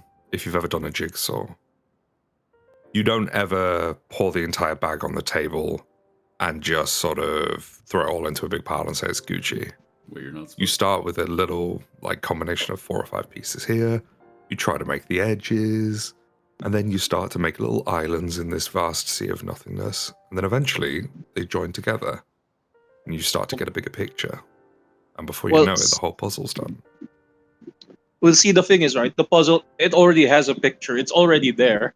So, and there's already confines wherein there's like rules already. Like, okay, this piece can only fit in this particular area, or in this piece is a corner piece, and it will only ever reach this edge. It cannot go past that edge. It cannot go further outward. So But it's again confines thing, right? There's a limit that's... already. That's why it's I easy get... to, I guess, formulate around there. I can see where you're going there, but I've got 2 points to that. The first point is that the edges are only defined once they get there. Before then, it's just a couple of pieces floating in the greater puzzle. Until you actually reach the other thing that locks it into place, you have wiggle room. You don't know what's in between. And the other No, thing is that you don't necessarily have to make up your own stuff. We see it in Adis all the time. You know, references to Warhammer and other IPs. It doesn't have to be your original story. You can base it off of other things. Use inspiration from your experiences. Steal! And then just steal shit, my guy. This is how it works. All right. What is an original idea but a bunch of different ideas meshed together with your own flavor on it?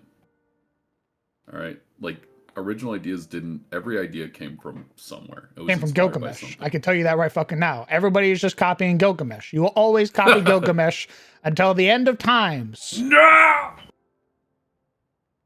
You're right, but still. I guess it's also the concepts, like base concepts, like in a vacuum. If I don't have any, if I'm not trying to offer suggestions or offer, concepts to other people, my brain is what do you call this? It's hmm.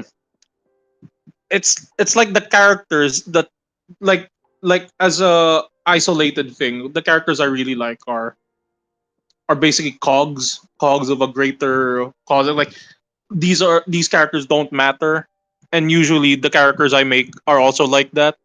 They're basically just disposable pawns.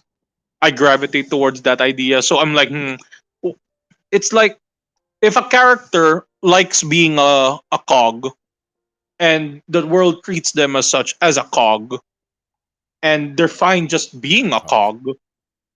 It's like, how are you? What story or what concepts are to be made in that regard, right? Because a cog wouldn't want to look past Super easy. its cog life. What you just described is the start of many, many movies. Everybody's doing everything normally until something happens, and suddenly the cogs don't spin anymore because something's gone wrong. And they try to fix it and then return to being a cog. You know? You're just That's Imagine fair. a cog in the machine. Let's use an example, right? Let's go back to one of the things that we were talking about a little bit before, this sort of like frostpunk thing that you brought up. Imagine it, right? You're in the middle of a cold, expansive waste, say the Chaos Wastelands in Adis. You know, you're a dwarf smoking on a stogie, and you're just part of a machine. You know, Gary Whittaker, that's what they call me. I suppose. And I'm just an engineer, that's all I do. I just fix things, and I go home, and I drink my whiskey neat, and I have my ciggy. Now, if you have that guy roleplay out his day-to-day, it's going to be the same every day. But what happens the day he goes down and hears singing from inside the machine? He just hears some low operatic, masculine sort of, how would I describe it? Some happiness coming from this song in the machine. Kind of like, I'm trying to remember the guy from the Rocky Horror Picture Show. Anticipation. You know? You hear this pizzazz coming from your dwarven technology. Something's wrong. You put your ear to the machine and you can hear the rumble. But the machine isn't rumbling like it used to. That chugga chugga chugga is replaced by chugga chugga chugga chugga chugga chugga. And you hear it. Rhythm in the machine. Something's wrong. You change your day-to-day routine. You move and try to locate the origin of this sound. It's your job to fix it. You've gone into the belly of the beast. That's your dungeon. A short dungeon of 5 rooms. The first room, you're looking around, trying to learn something. Another dwarf is dead on the ground. What happened? He has a note that he's hastily scrawled in his final moments. You don't understand it. Decipher writing. Make a check. You succeed. It says the sound equals death. You push on anyway. It's your job to do so. You move through the hallways until you reach the cacophonous sound of pistons pumping, boom, boom, boom, boom. And in that distance, you see movement in the light on a higher raised terrace past a banister of safety pipes that have been erected to prevent people from falling in the past after what happened to poor Deary. You look past it and see a silhouette dancing and basking in the light in the distance.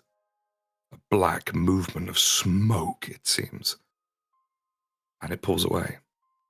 You dash through the pistons, making skill checks as you do so, making saving throws to avoid being crushed or squished. You successfully get through, but not without injury, but manage to find a pipe wrench as you move through, an improvised weapon, a D4 and a -2 to hit, but you know how to use a wrench. You make your way through into the third and final chamber. You see it, dancing between the cogs, moving them to its will. An elemental, black and oily, slick and wrong. It looks like water, moves like fluid, but with a gaseous component to it.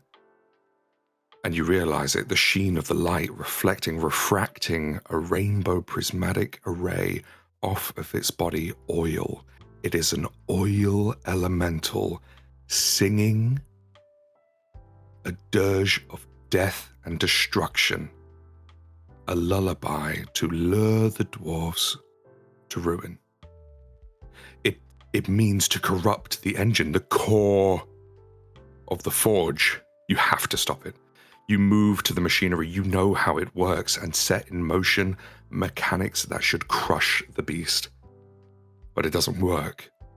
You don't kill it. You weaken its form, but part of it escapes. And it trickles down from the ceiling into the space where you are. This is your moment. This is the moment you needed. In its weakened state, you can beat it. You can fight it. But the singing remains, and it has one more verse for you. You begin to fight, and it is arduous. You sustain many injuries, but come out on top. The oil deapparates and falls through the cracks in the floor. You are victorious. And in that moment where you feel your consciousness slowly fading under the fatigue and the pressure, you reach into your pockets, pull out that last stogie that you'd been saving for when you got off shift. Light it up. Look, before you do, you look to your shirt and see that it's stained in oil. And with a somber, heckling laugh, a grunt even, you realize you can't enjoy that cheeky cigarette. And that's the end of the session. We just made that up. I used 2 references for that. The first one was Frostpunk. The second one was Fern Gully. If anybody knows the guy from Fern Gully, it's the same. It's the same voice actor as the guy who did Anticipation. Yeah. That's 2 references, and I made a whole story out of it, out of nothing. Lord, I'm not even asking. I am begging you. Either get into audiobooks or start those fucking lore shorts, please. I am begging you. Maybe one day. But the point is that I made that up. And all I had was these tiny little pieces. I made a 3-room dungeon with a little bit of exposition at the start. That's all it is. That's all it is. You can for some people, yes. However, that doesn't really how the old noggin works for me at least. And I think I'll just bring up a point my girlfriend sent to me before. It's like it's a weird thing. I feel like I do not exist without the input of other people. So my creation process needs to have like some external factor that demands or requires creation and such, and that's only when my brain is like, okay, time to figure out something for this one, or try to come up with something that it can suggest, because outside of it it's just quiet. Like there's no stimuli that allows it to create by itself. It needs to have some factor that actually brings it alive, if that makes any sense. I get that.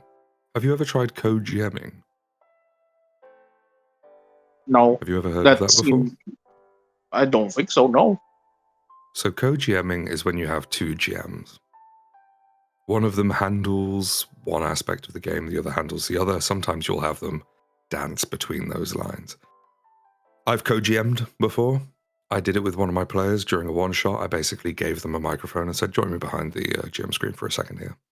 And he described everything that related to what he knows from his character's backstory, because we were exploring his backstory. And then I just explained what happened in reaction to everything that he was describing, and maybe embellished a couple of bits here and threw in a couple of curveballs to see what he would do with it. I think that sort of GMing style would work very well with you, Legion. If somebody like me or Crowned or anybody else can forge the story, you could be the one to come in with the complications and the strange little twists that the players have to deal with. Perhaps, and also Hale. Maybe I guess that's just how my brain works. That's how just the brain chemistry. You are the definitely brain not an chemicals. NPC. Do not call yourself an NPC. No, it's like what do you call this? My girlfriend, she makes it a funny point. Like she says like, so what did you do today? And I'm like, I don't know, waited for you to call. it's like it's like it's like why do you what she said, like why does it feel like you do not exist outside of, if I don't call you, you're nothing, you're not existing. And I'm like, I guess I'm just here, I'm just vibing. You exist. I You're a person. put my head on your shoulders, brother. My brother Christ. We're all just here. That's fair, I guess, but I don't know. It's like the brain doesn't it's like, at least when it comes to creation, it doesn't, unless someone's like, hey, or like, commissioning and stuff. It's like, hey, can I have this? I'm like, okay, I'll do this for you. And then if somebody says like, hey, is there like a problem, what do you guys think? It's like, okay, I'll think of something for you. But if it's like, okay, no one's asking for anything, come up with something, I was like, oh. It's like you can see steam starting to billow out from my ears as the brain's not computing. Dude, I think you writing a world would actually be good for you. I agree. Perhaps. I think you writing up your own world would actually be huge for you. Like, I'll be honest, I was the same way when I was writing Adis a while back. Where I was very much to the whims of, I guess it'd be like my co-storyteller, the person who got me into TTRPGs and stuff. I was very much like, I hung on like every single word that they said. But I definitely think like once you get a hold of the idea and you find the concepts or the things, like your opinion on how elves should be, your opinion on how dwarves should be, your opinion on how humans should be, shit like that, that's when you really start to pop off. If you're just making a world to make a world, you fucked up. You need to put your own weirdness into it, your own spin. Like, you need to have an opinion. And if you don't have an opinion, then you're sort of just parroting what other people are saying. But if you have an opinion on something, that's where you get your flavor from. That's where the things start to change and be weird. Be right back, torching my world. Well, What the? are you saying you don't have an opinion on anything that's like out of the norm or weird or odd, Leo? No, that is just my insecurities speaking through. Don't mind me none. I think that's That's me if there's nothing happening. It's like nice. This is I'm like what do you call it? I'm like a jellyfish just breezing through the waves. Mm, I think you got that dog in you. You just haven't quite realized it yet. I think I think there needs to be something that informs my opinion. Like it's hard for me to pull an opinion from nothing, right? Like you're trying to okay, so there's this problem, there's this issue in the world, and you need to come up with that issue, and then you need to find the solution uh, or thing that basically makes this issue worse. I was like, oh, okay. brother, I honestly think you should make your own world because you do have opinions. You do think that there are certain norms that should be like expunged or changed. Like you believe in like a thing should be this way and this is my reasoning why. And that's completely at odds with the setting that you're trying to put that in. But that's your opinion that you have on how this thing should be. That's what you should be putting in your world. See, that's the thing. The opinion is informed by what exists. And if it does not exist yet, my opinion of it is like none, essentially, right? Like I'm very opinionated, especially like, in ADAS, or if you give me any other setting or you tell me any other setting, I will be very opinionated. I'll think of like a reason for X, Y, or Z, but that's because my opinions are informed by what exists in front of me instead of like, you know, Like Legion, creation and stuff. well, like Legion, for example, when we had that whole back and forth with the soul sashimi thing that you wanted to do for like rehabilitating or like an alternative whatever for the dragon. Mm. We went over it. Didn't really exactly work in Ada's, but that concept of like dividing souls and stuff, that's something you could put in your hypothetical setting. It'd be like, okay, maybe this is an alternate route, splitting their soul and they do this and that. And then we also went into the whole morality of like, does someone deserve like an alternate chance or like repentance or, you know, you had some very strong opinions on that, and that's good and fine. And that would, those kind of opinions you can reflect in your setting. I suppose, yeah, that is true. However, I think the reason why my opinion on the matter is very strong in that point is because there is like contention. Like, I guess my opinion is like steadily growing because I'm getting pushback. So it's like, okay, it's my opinion is being informed by what other people perceive it and such. It's like, okay, so they say this and that. Then my brain is like, okay, now figure out why this could be a thing. So it basically replies back in turn, which then either reinforces or me rescinds my opinion essentially. But if it's from nothing, the brain is like it's just quiet. There's no thoughts or things going on in there. Like right now, technically speaking, right? I'm not thinking the words I'm saying. It's just saying it. It's just happening right now. Brother as I is say. button mashing. Yeah, like I keep hearing how people say they're obviously the inner monologue, right? But the words coming out of my mouth, there's no monologue going in my head as I say it. It's just being put out there now. Like this word coming out is what the word itself. There's no thing in the back of my mind or in my mind right now. Basically, like, okay, I need to say this and that and this and that. No, it's just saying now. It is what it is now. I'm so confused by that I think statement. you're overthinking it. Are you? Yeah. You're saying you're not thinking about your argument at all. You're just saying shit. I think it's just happening as it is. I don't know. Why not write it down and make something like an AP? And then if you have an AP in front of you, you don't have to ask yourself questions. Do you want to make a world? I guess. I don't know. Maybe not. Do it. Just make a small one. Little baby one.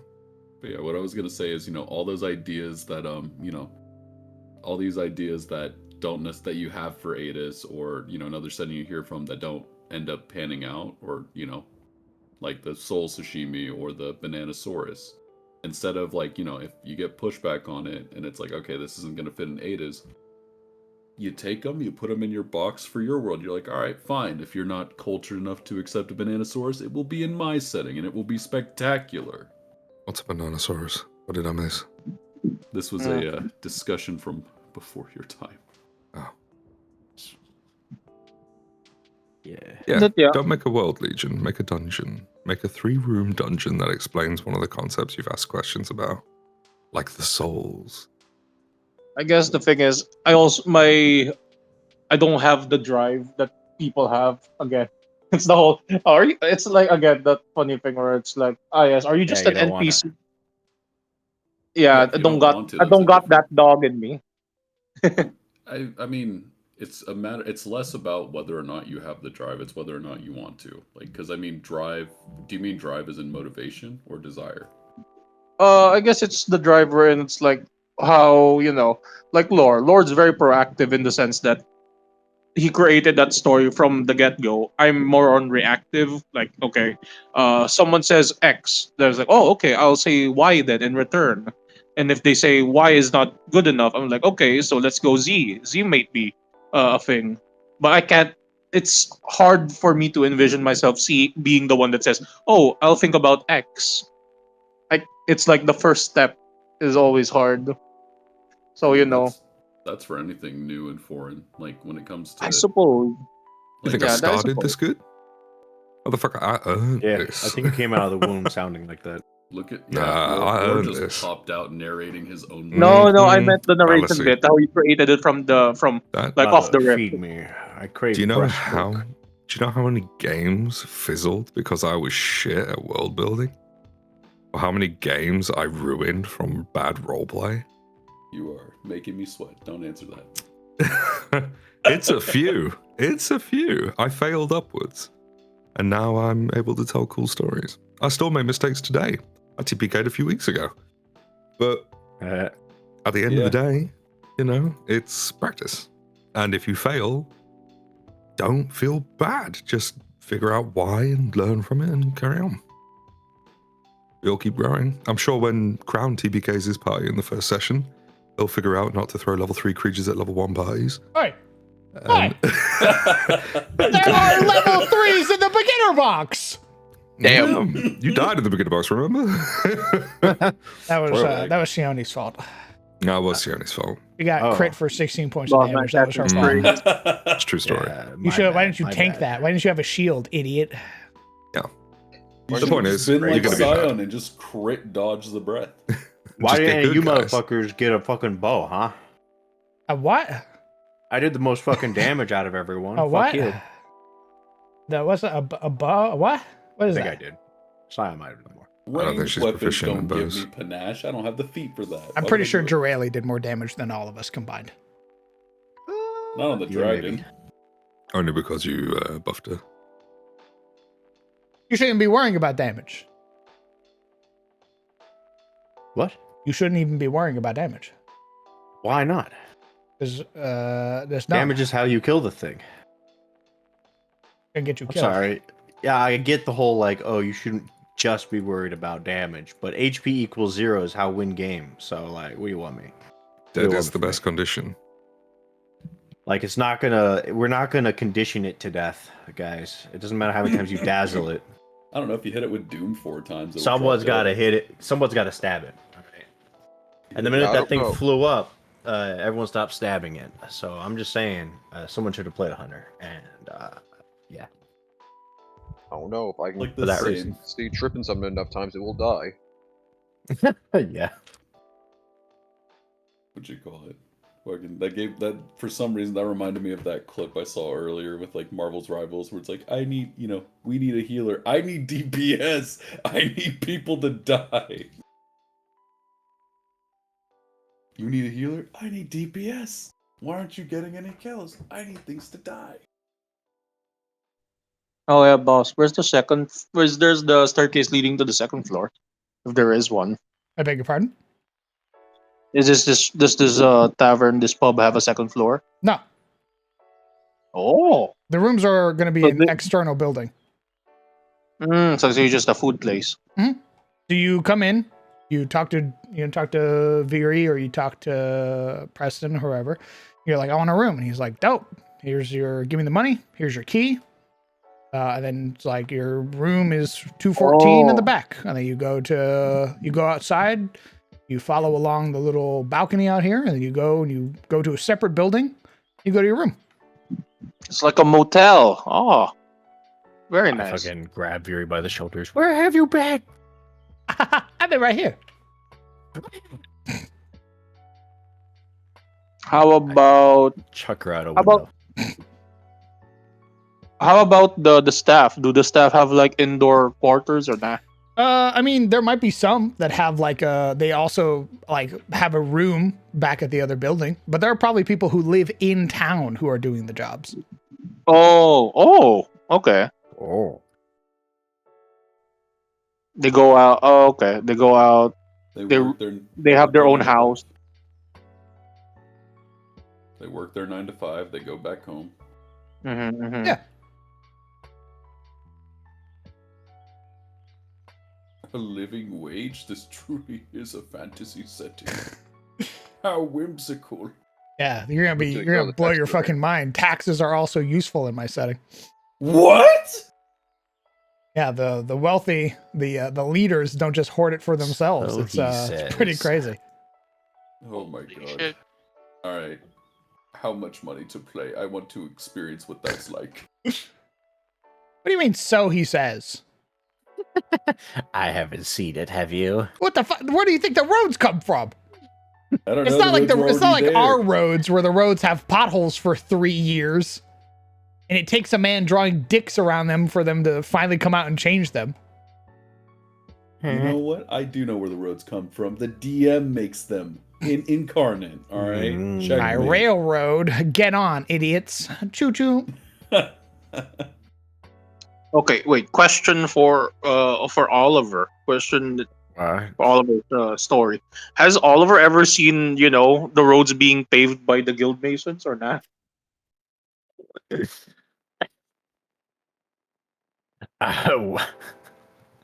Guys, the roads, they don't exist. They are they're illusions. Have you seen anyone build them? I don't How about think this, so. you dumb motherfuckers? I just see DM making them like city skylines. I'm gonna just me click drag through a fucking suburb and just demolish the suburb with a new highway. A random rabbit looks up to see a billion bricks just paving towards it. I go, minus 100k. Okay, I could deal with that. I don't like it there. Oh, good Delete. heavens.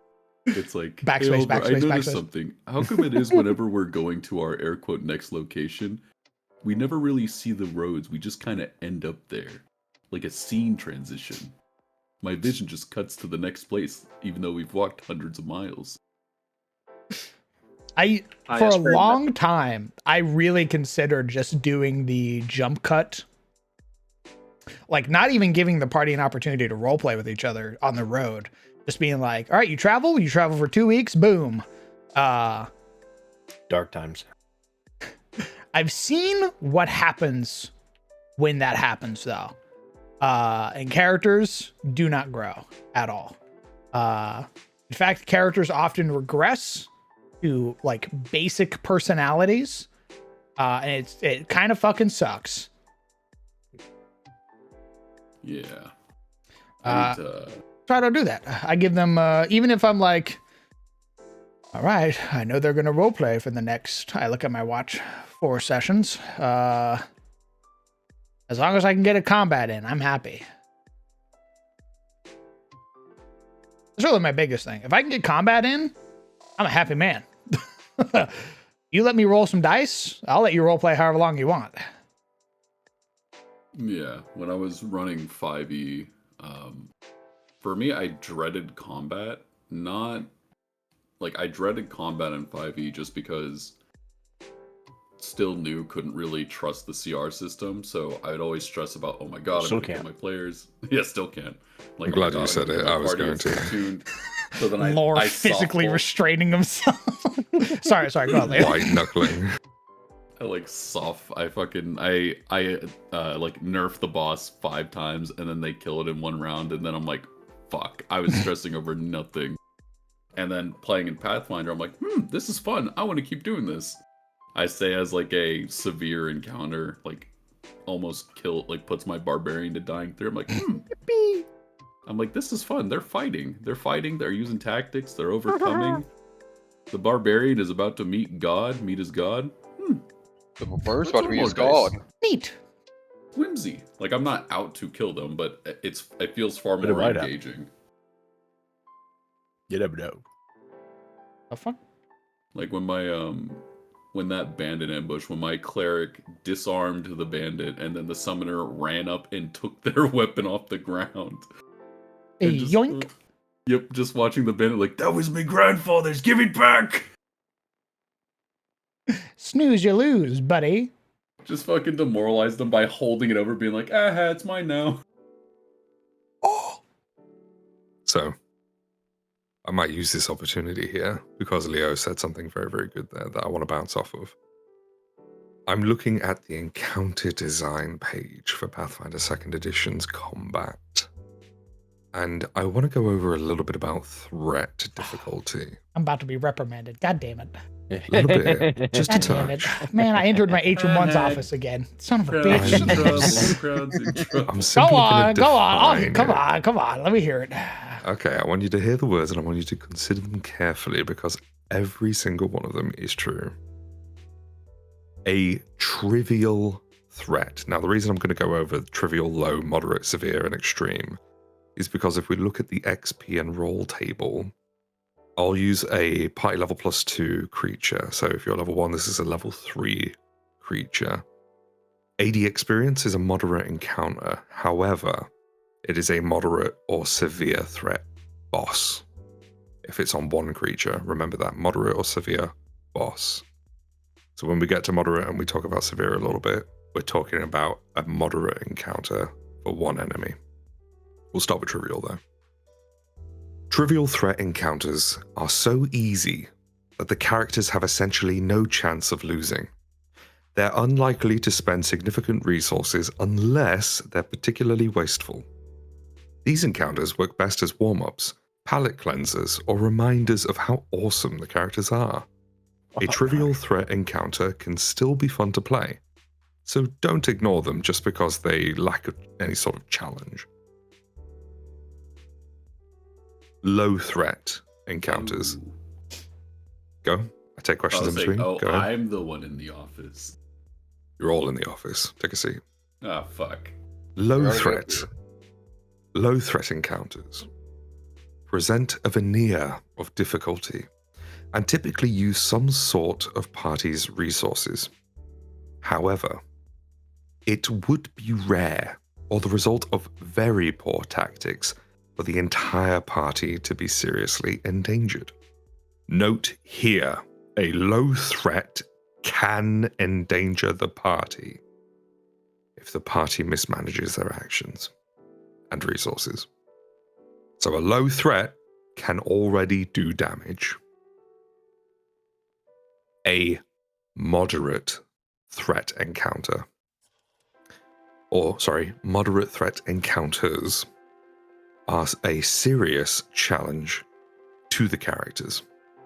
A moderate threat encounter is a serious challenge to the characters, though unlikely to overpower them completely. Characters usually need some use of sound tactics and management of their resources to come out of a moderate threat encounter ready to continue on and face a harder challenge without resting. Resting meaning an 8-hour downtime period where you regain your spell slots. So a moderate threat encounter may use up the rest of their adventuring day. And this is a middle of the road encounter. So take that in mind. Moderate is already juicy.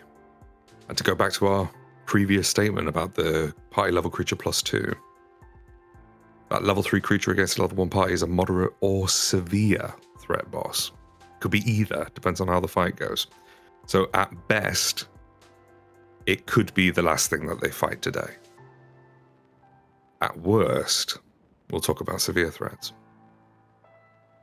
Severe threat encounters are the hardest encounters most groups of characters have a good chance to defeat.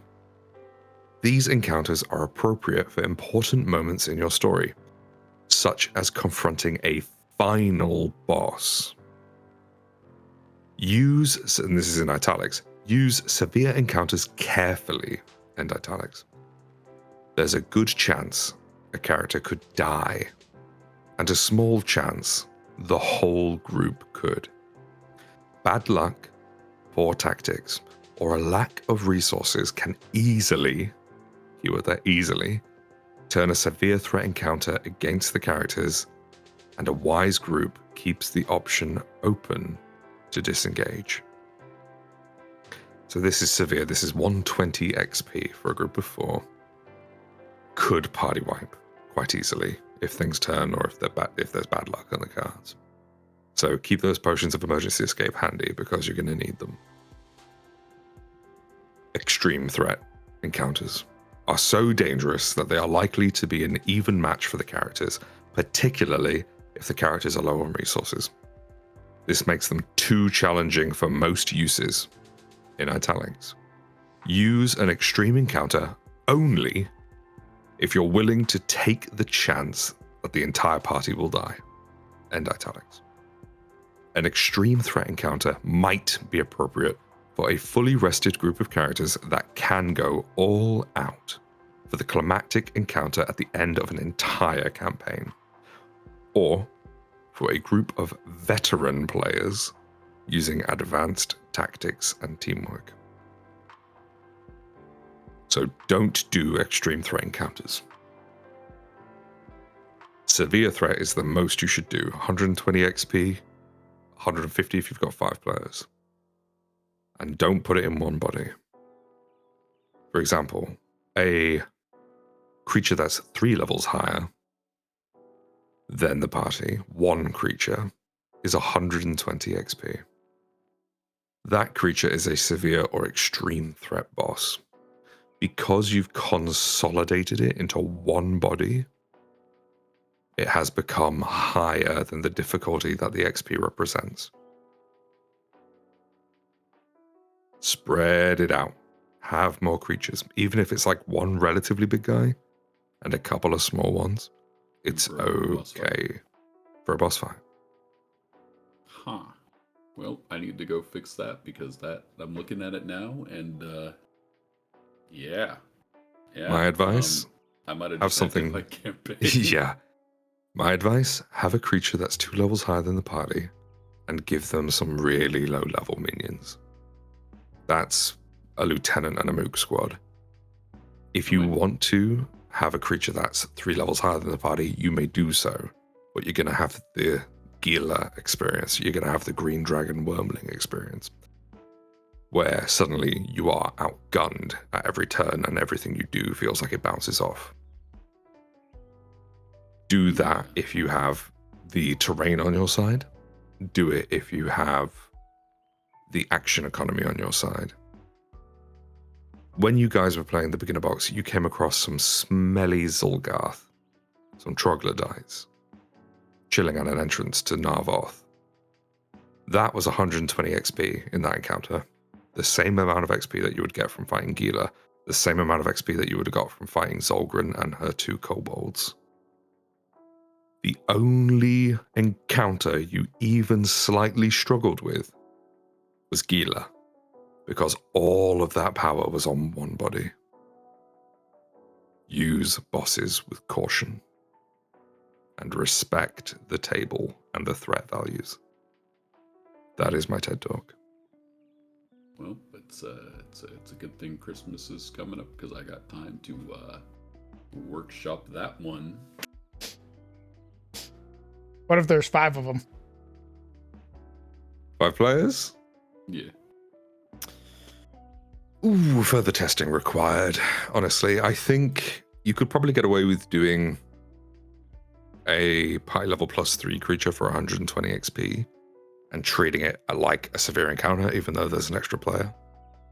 I think you could get away with using a creature +3, especially in those sort of mid to high levels. I think until they get there, use with caution.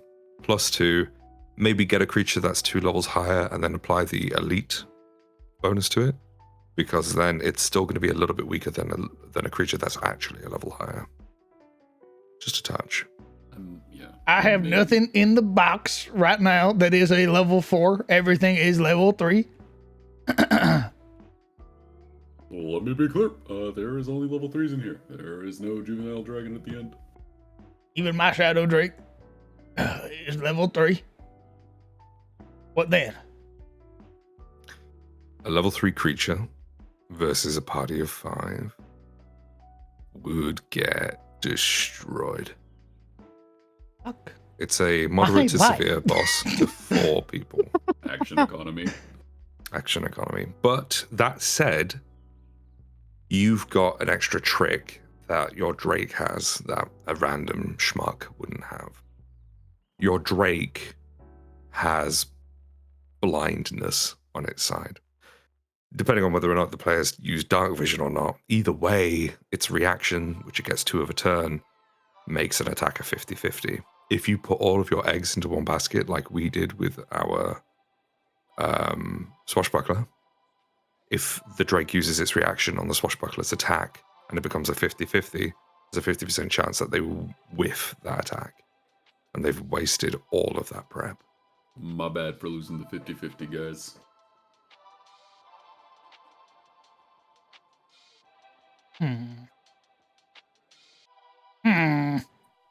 Yeah, so I'm gonna just remove this level 5 character. Or add hazards to the fight. Just gonna, yeah. Hazard? Yeah. All the hazards I've looked at would kill a fucking player. Like, even the hazard, like the level 2 hazard for like a web lurker, one shots anything if you critically fail. If you critically fail a web noose, that is 3d6 times 2. You fucking explode. You know what? At that point, you just decide that God had it out for your character that day. I go, I'm sorry, Ezra. And he's like, I understand, as I fucking explode him to bits. I am 40. So here's the thing with the ones that you were looking at, and if I sound weird, it's because I'm doing maintenance. But don't pick hazards that deal damage. Pick them that like confer conditions or that make players move unwillingly, because then they have to spend actions to close the distance again. Things like that. Little pushes and little debuffs.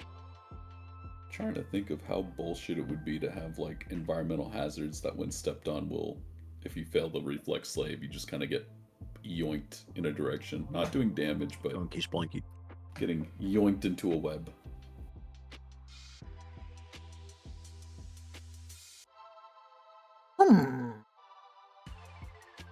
Yeah, I'm looking at this level 5 creature I was gonna throw at this 5 level 2s and yeah, just doing the hypotheticals and yeah, no, they dead. I gotta use something else.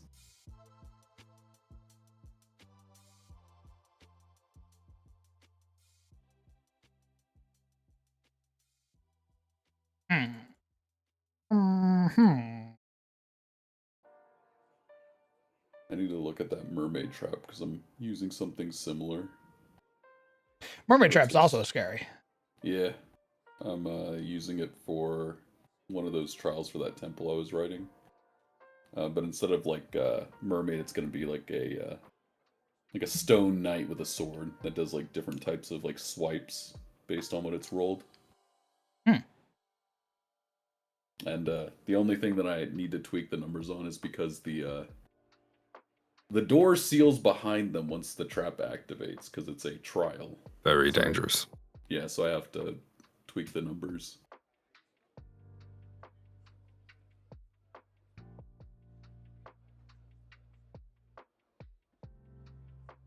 Like, I have every confidence in my barbarian that will be able to move 100 feet by level 3. That they'll be able to destroy the traps. But at the same time, they're traps.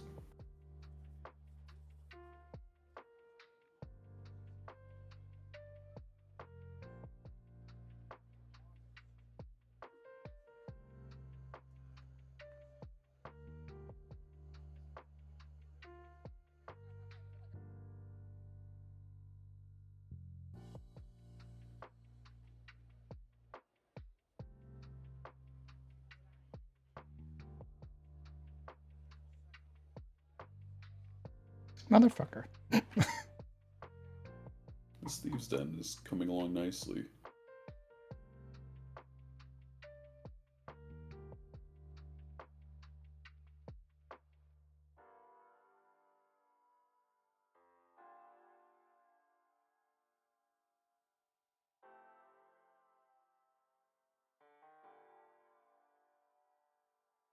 Crown, you wouldn't know like a good place for incarnate assets, would you?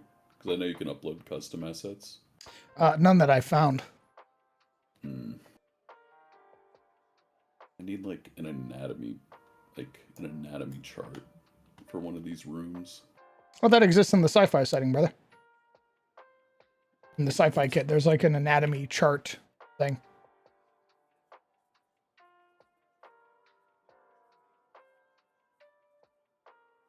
And if I'm subscribed, I should have access to that, right? Oh my god, I am a fool. Not a fool. Just didn't know.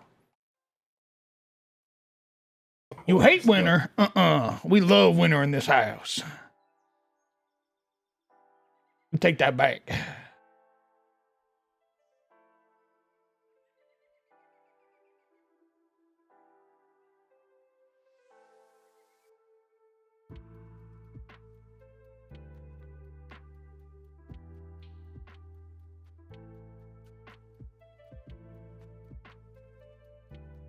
You know why winter's great? It's the only time of year you can get away with wearing onesies and snooties and things like that. Bundling up into a big warm ball. Adjust my snooty hood. I just like the cold air. I like the cold air and the fact that it gets darker sooner.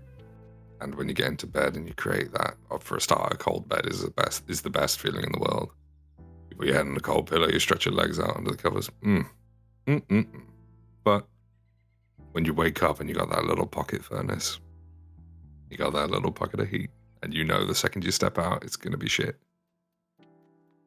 But you just stay there for a little while. That's why winter's dope. It really is. I fucking I found the the bodies, the anatomy stuff, and I hate my degenerate brain. Steady. The fucking android bot, the android stamps.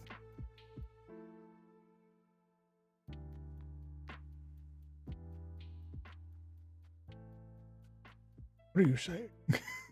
Right. What are you saying, man?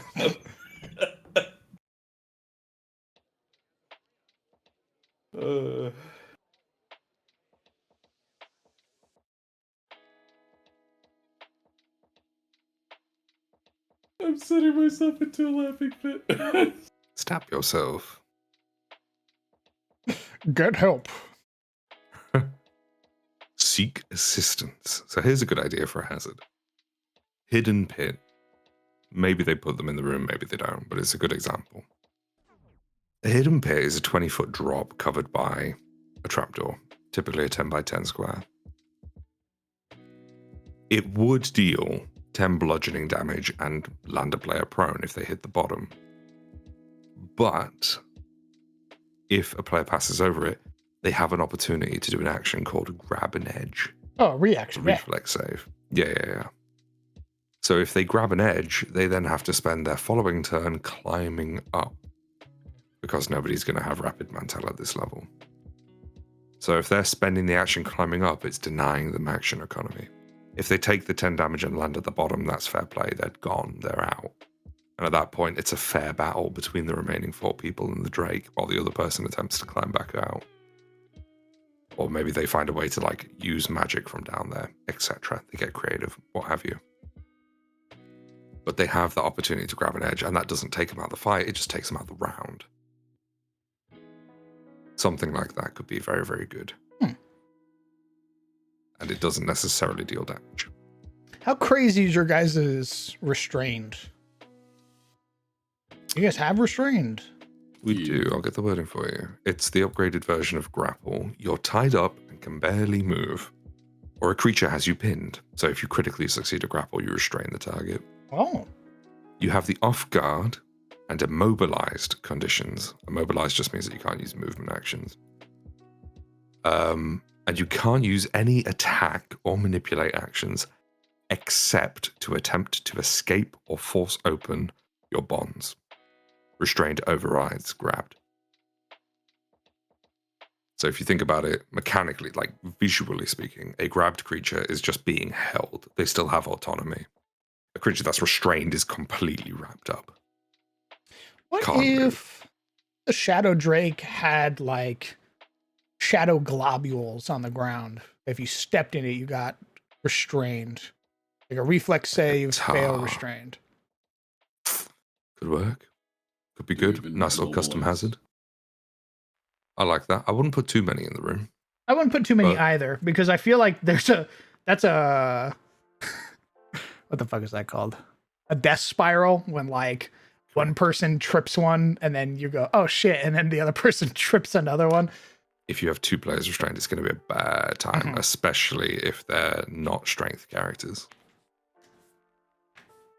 Could even make it like an action it can do, where it can like shoot something that will restrain one. That it could do like one at a time as its own action. Well, you never want to use the creature's actions because every one of its actions is worth 5 of the others.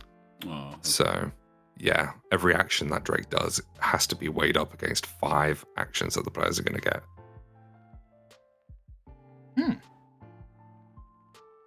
Like Shadowy Tar or Webbing. Lair action. We don't have lair actions. We just have really strong creatures. Just give it a fucking gun at this point. Lair action. Glock.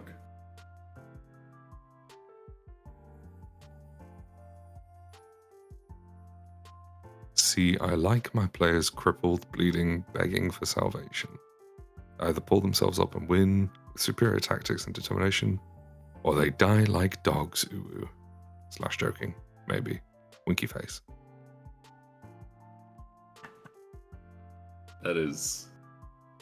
That's a lot to unpack. I mean, I also like my players pulling out all the stops. Also because I want them to feel like they earned it.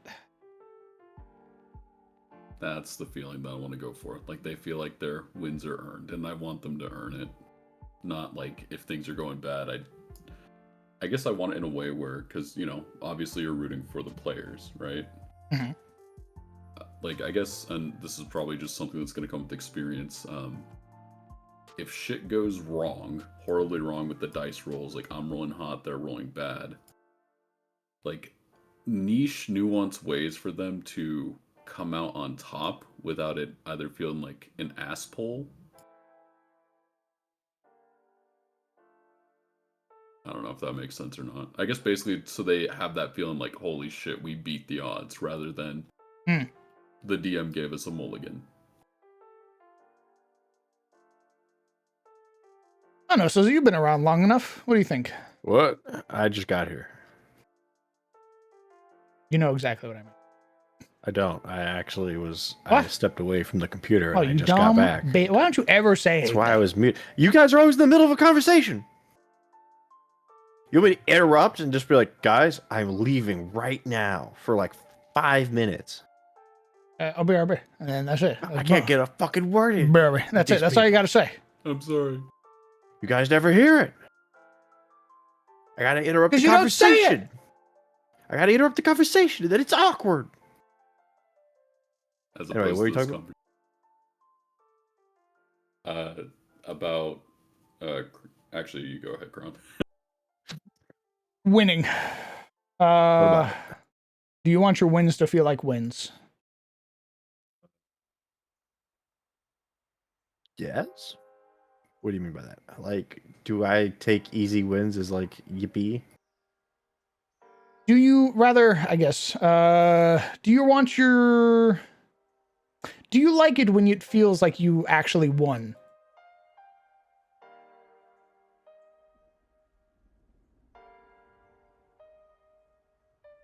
Can you sense the hand of God? Hmm. And if you can, does that dilute your victory? Not for D&D, because this whole system is based on entire random chance.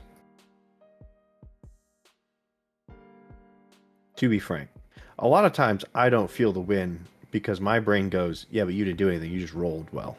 Congratulations, idiot. My wins, what I feel like is winning, is I do something that actually accomplishes, like, my action has a reaction that ends up with me winning. I feel smart in some way, usually, or the party does as a whole, you know. Then I feel a win. But that isn't easy to achieve in D&D, and so I have decided that D&D isn't really about winning. It is about storytelling with friends. Because let's be honest, at least for D&D, maybe it's different for Pathfinder, but in D&D, I could have the most brilliant plan, and it just goes horribly wrong. I could be a brain dead idiot and roll a 20 and win the game or win the combat encounter. My interaction with the fight almost has no, like, there is almost no, uh, like, what I do, what the choices I make don't really matter in a fight in D&D. TBH. Success or failure is a dice roll. So, like, when you were playing Seani or Sejani, and you, like, during the kobold sorceress fight, when you were hitting them with the fear and all that, do you feel like that, like, played a huge, like, did you feel like that was kind of like contributing, like a contributing factor?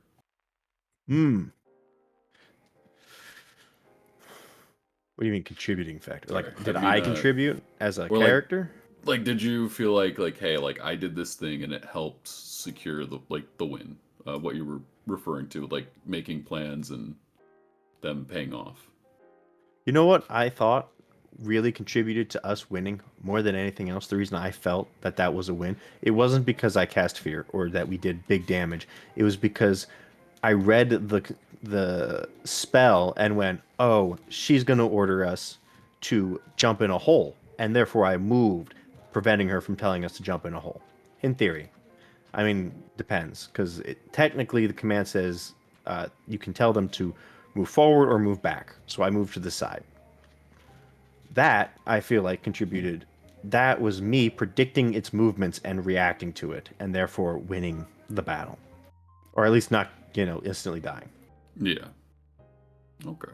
That's my example of, I feel like I got a win out of that, because I outplayed the creature. I did. Not my character rolled a big 20. Because the dice is just storytelling, right? We really shouldn't be feeling like, oh yeah, we beat the boss, right? The point is to say, okay, the boss dies and our characters therefore do this. Yeah. Interesting. I feel like to say, am I winning or losing this fight is not the point of TTRPGs. Pathfinder definitely, probably more so because it's more about math. But D&D and storytelling in general, I feel like I'm probably going on more of a tangent than the question deserves, but pop off, brother.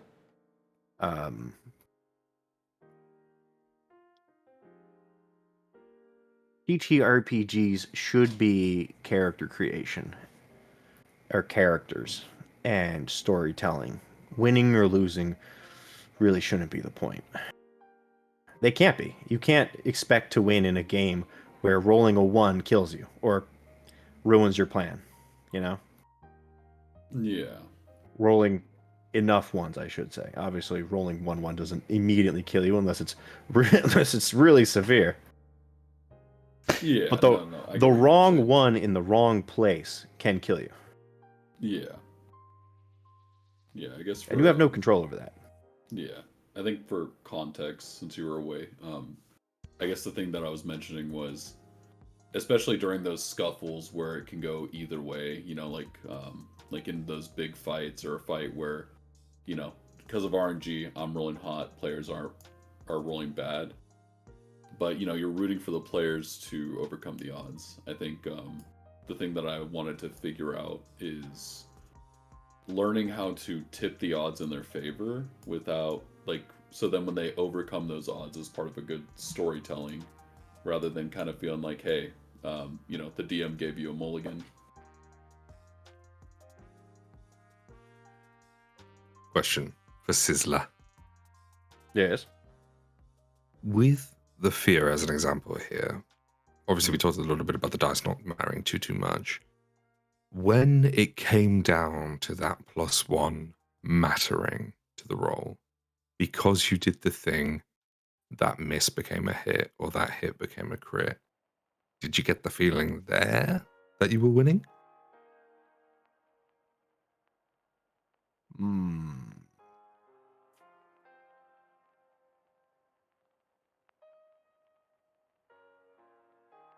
I don't remember the fear mattering enough to make it crit or miss.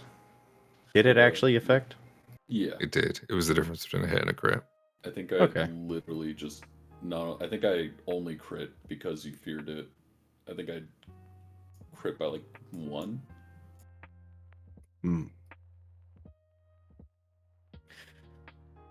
I would say so. I would say that that can count as feeling like winning.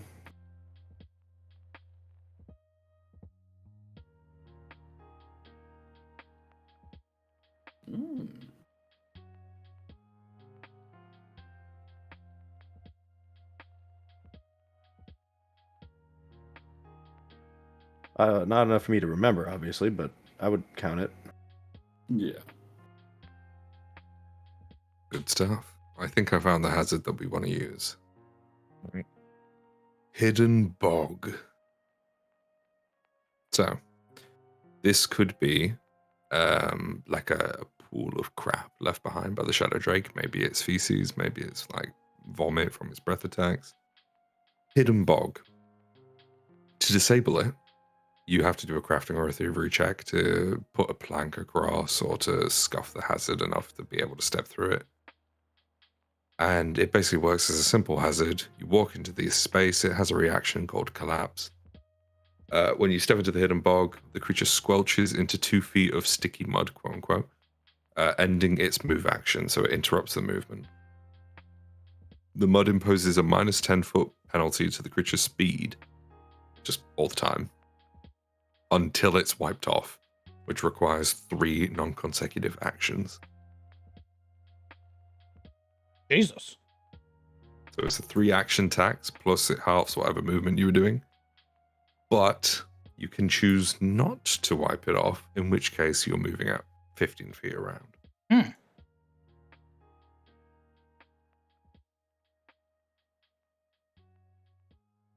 a bad shout. You could get away with putting 2 around the battlefield. And that's a hazard -1. Doesn't deal any damage. It's just a -10 movement penalty, and it ends your movement. But if you're halfway to the creature to go and attack it, and you lose your movement, suddenly that's an action tax. You have to spend another action, and hopefully you'll have enough movement to get to it. It's 3 actions to remove. Jeez. Mm-hmm.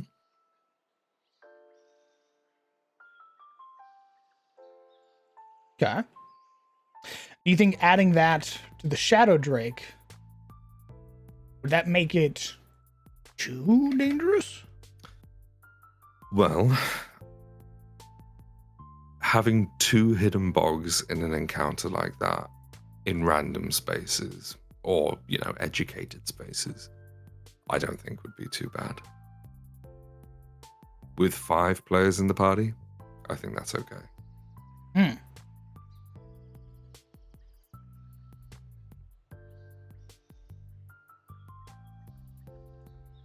Okay.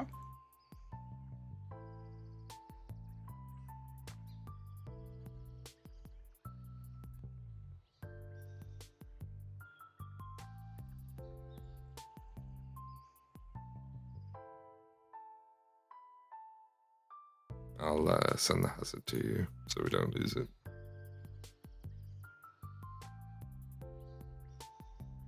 There you go. This shuffling hall is you very much. not what we're looking for, but it's very funny.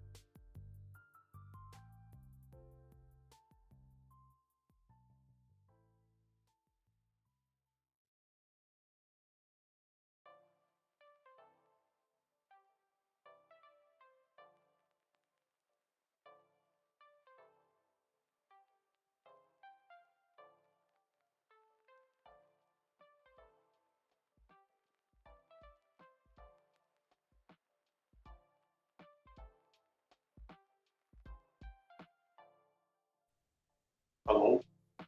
Hello. Hello. Hello. Oh, not quite. You just sound further away. I am merely calibrating. You know, the real question I think people should ask when playing D&D isn't does it feel like I'm winning? I think they should ask, do I like the story that dice are telling me?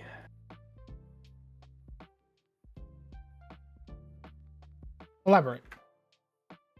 That's really what you're doing, right? You're trying to hedge your bets, basically, to get the outcome you desire, to get the story you want. When I cast fear to hedge the bet that we defeat the boss, that's me trying to get the story to go the way I want it, which is us winning.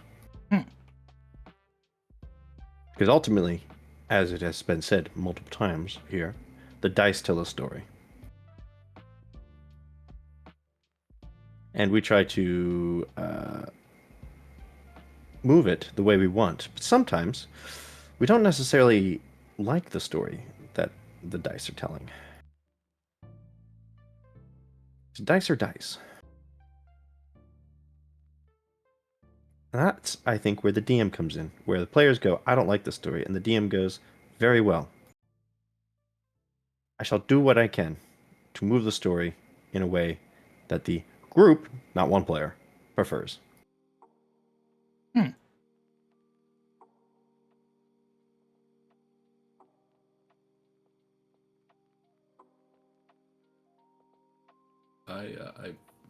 I very much like that. I very much like that view on it.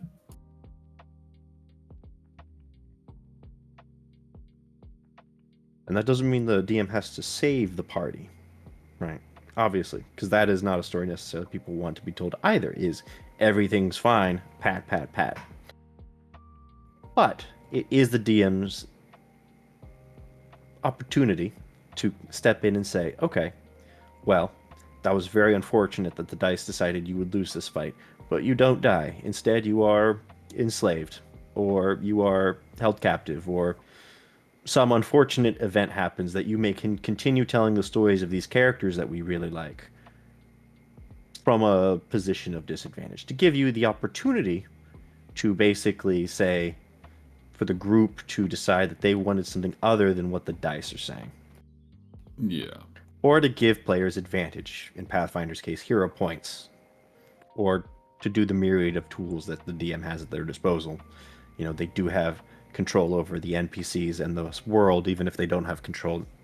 They shouldn't have control over the dice rolls themselves.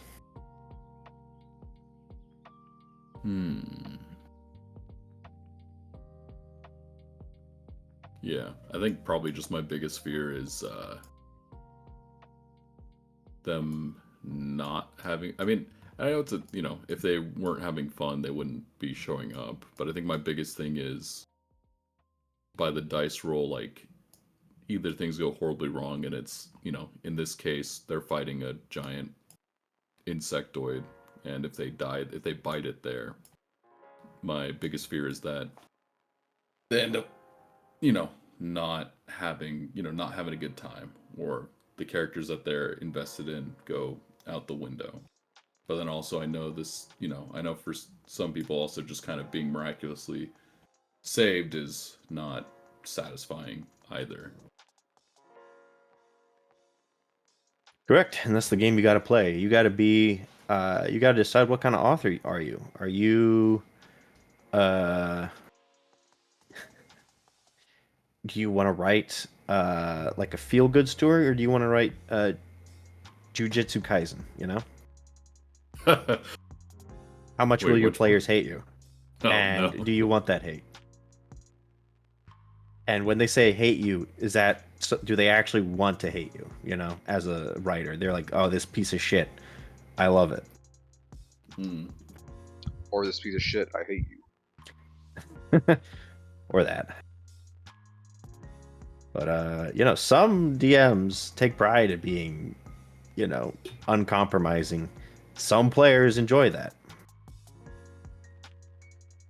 I think I just want the sweet spot where, like, personally, like, I guess I think it's this trying to find that sweet spot where obviously it's in the party's favor, you know, I'm rooting for the players, but I guess in a way where it's, you know, they, you know, succeed or fail by their own merits and the path they, you know, the choices they made to get to that point. I don't want them to lose, but I also, you know, I want like their victories and stuff, like them, like, you know, having that, you know, whether it's having that moment where you're like, oh, this, you know, for example, you're like, oh, she's gonna make us fall into a pit, I'm gonna step to the side, like, I don't know, I guess let me get back to you on that. I gotta calibrate what I'm trying to say.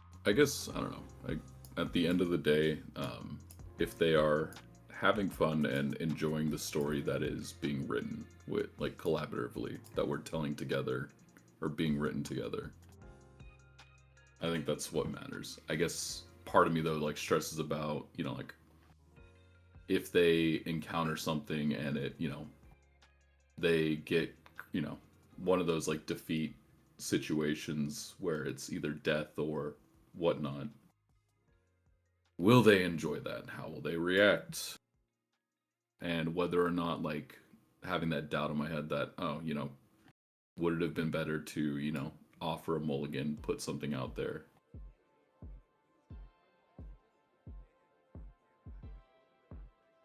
We have a very good question in the chat. Huh. Let's take a peek. Conductive weapon and needle dars working in tandem. Let's take a look. You channel powerful electric current through the metal of a weapon, zapping anyone the item hits. The target becomes a +1 shock weapon.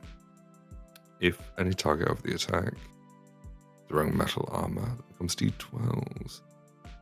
You shave 3 needles out of metal in your possession and send them flying towards a tight group of 1 target. Make a spell attack roll. The needles deal 3d4. Might cause bleeding. The needles impart any special properties of the metal that forms them. For example, cold iron needles deal additional damage to those with a weakness to it. They're all made of the same metal, and the metal returns to you after the attack. To answer the question, rules as written, the needle darts would gain no benefit from the +1 or the shock rune, because neither of those work on the spell. That said, if the weapon was cold iron or silver or abyssium, then the abilities of those metals would be transferred. That said, if you have a particularly down for it DM, I could see that easily being hand-waved and some sort of homebrew taking place there. Perhaps a substitution from the bleeding to be electricity or something similar. But that would be a case-by-case basis. At official play, Pathfinder Society play, that would not be a legal move. Or at least it wouldn't be a combination. A combo, so to speak. I hope that answers your question.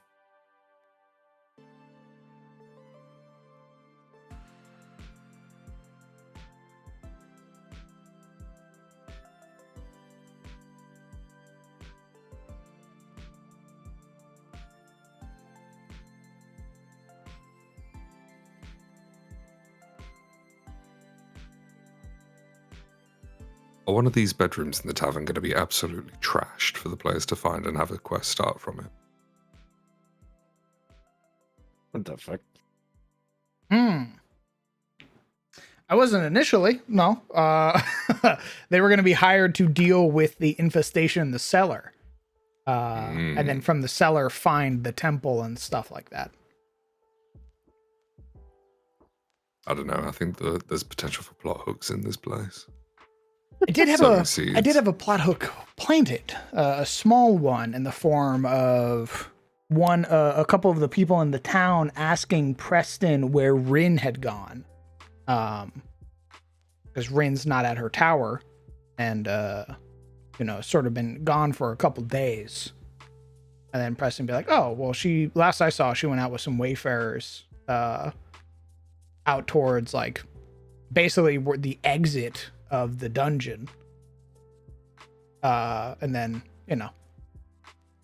sort of see that the spellcaster in the town is missing."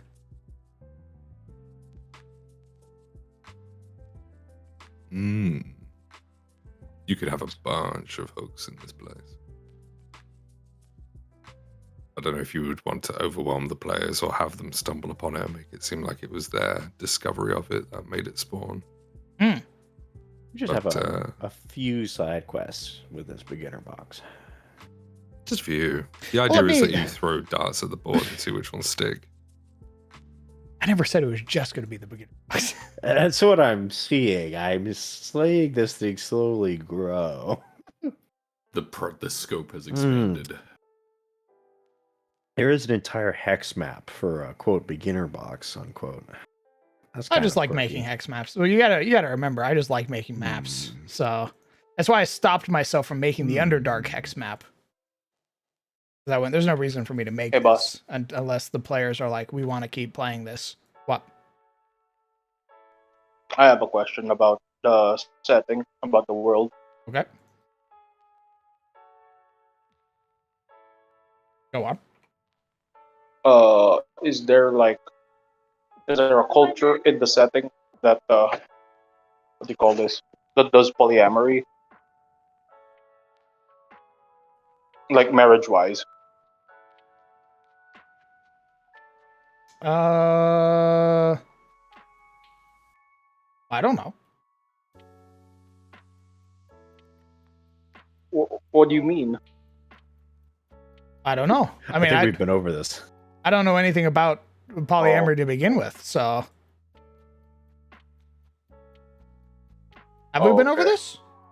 No, I just mean the whole like, what do you mean you don't know kind of shit. Ah. The I haven't made it yet. I don't What do believe you so. mean? Yeah, I mean, maybe there's a culture out there. I don't do. Are there any cultures in the real world that have polyamory? You're not aware of the polycule meta? I mean, I know about how adventuring works, where eventually the adventurers enter a polycule with each other. That I know. But that is like, Oh yeah. That one's a given. yeah.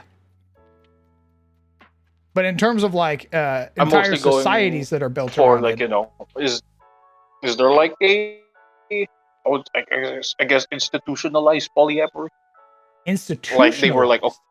Oh, that's CTF's real problem. They weren't fucking each other. Damn. or is it always just between two people? Hey man, that's a free +2 AC, man. What are you doing? You're throwing. Again, I don't really know. I guess it would ask like what Okay, so that's a no. Like, oh, what The the Sahuagin culture has the priestesses have multiple consorts. well, I don't think that's polyamory. Would that be polyamory? I don't think that's polyamory. Multiple partners? I think, well, it would also be that the consorts also have their own partners. Yeah, it's They just fuck one each big- other. Yeah. That's why it's They fuck polycule. each other. yeah, consorts aren't polyamory. Oh, That's more like a sister wife situation Well. right there. Sister wife. I don't think so. What? Oh. So I looked up the definition. That's a just so sister we know wife what we're situation working there, or a brother husband. with. Polyamory. The Mm. practice of engaging in multiple romantic and typically sexual relationships with the consent of all the people involved. So it's not necessarily one big polycule, but it could be individual relationships sort of in a web-like structure. Are there any real-world examples of this? Unsure. But, yeah, I'm pretty unsure. I know, like, in No, feudal... I meant like in the setting, Oh, within the setting. Ah. Oh, see, I was asking if there are any real world examples that I could pull from because I don't really know what polyamory would do. Would it add to the setting in any way? Like, I'm not Could be, like, a familiar enough with beneficial- it as a subject to be like, yeah. Like, I don't know if Bro. people do it for like mental reasons or if they do it for health reasons or whatever. horny. I'm gonna Google it. There's a This is bajillion gonna... reasons My out cookies there, are gonna man. get corrupted. There's a Historic. bajillion reasons why people do it and opinions, and you know how that shit goes, that song and dance.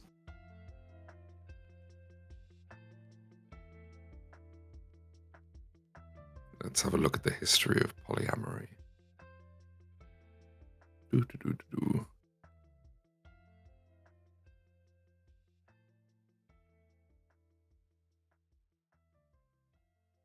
Oh, this is a very new thing. Hmm. Huh. I always thought that this sort of thing was... a I think lot it was older. Yeah, I think to like old China, Mongolian history, I think to, old Japanese history. I think they kept it in a different category.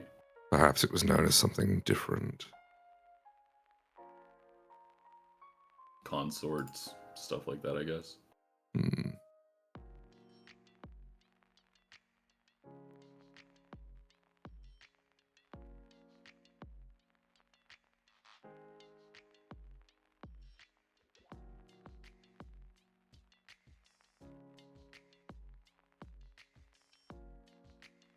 ...1995 was the earliest record of polyamory. Oh my god, a year after I was born. A year before I was born, holy shit.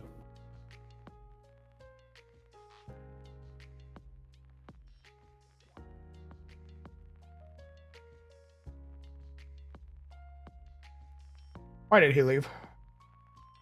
Why did you leave? Legion? I don't know. Legion left. Maybe he's in a question. polyamorous relationship, and one of his many boy wives was calling him. So that's why they're called Legion. I was like legitimately trying to understand. I hope he disconnected and he didn't like feel like I was targeting him. I think he just disconnected. See? There they are.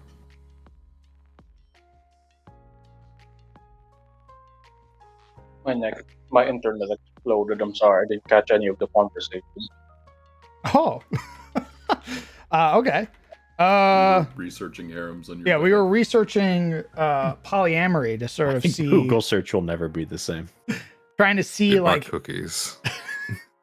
My cookies are done. need a VPN. to see what my Amazon shopping list suggestions are now. What kind of ads will I get on YouTube? The worst part was I looked up polyamory, and then my next search was the history, and I got as far as the H, and it auto-completed. And I was like, cookies. They already have your info. Cooked. No.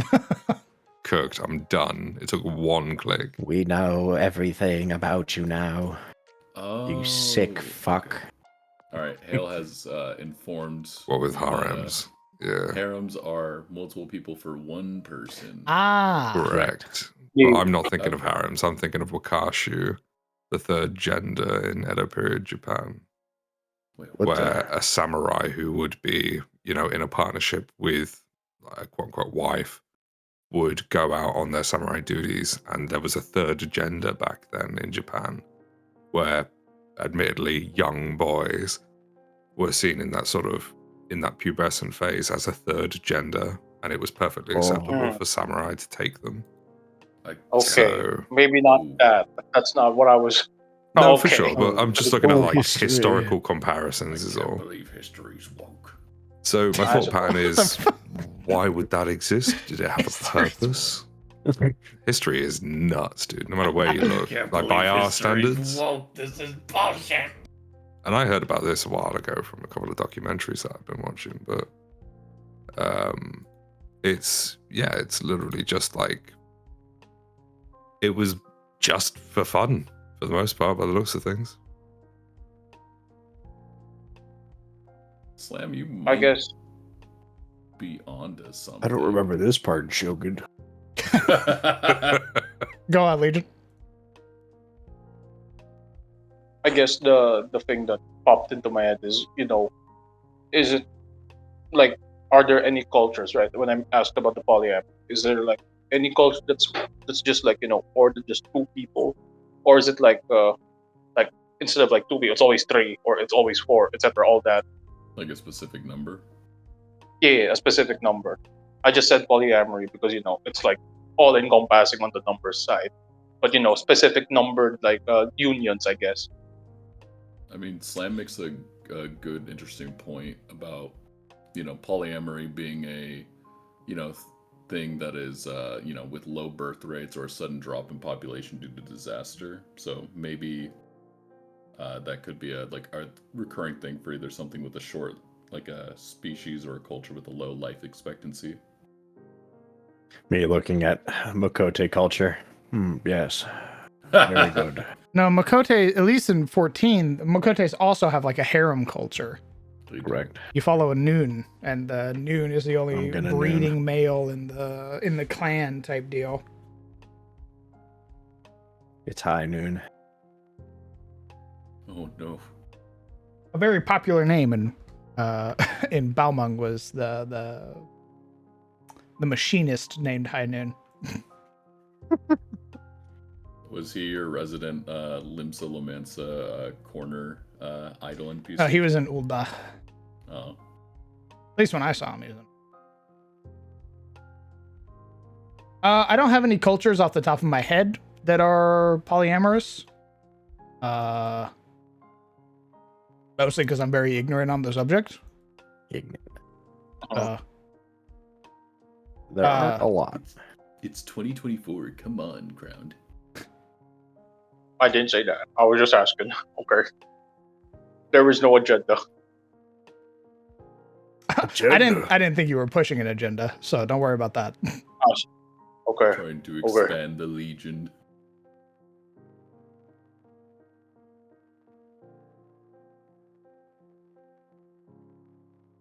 I mean, I'm still pretty, like, but a fledgling in Ada's lore, but maybe Morlings.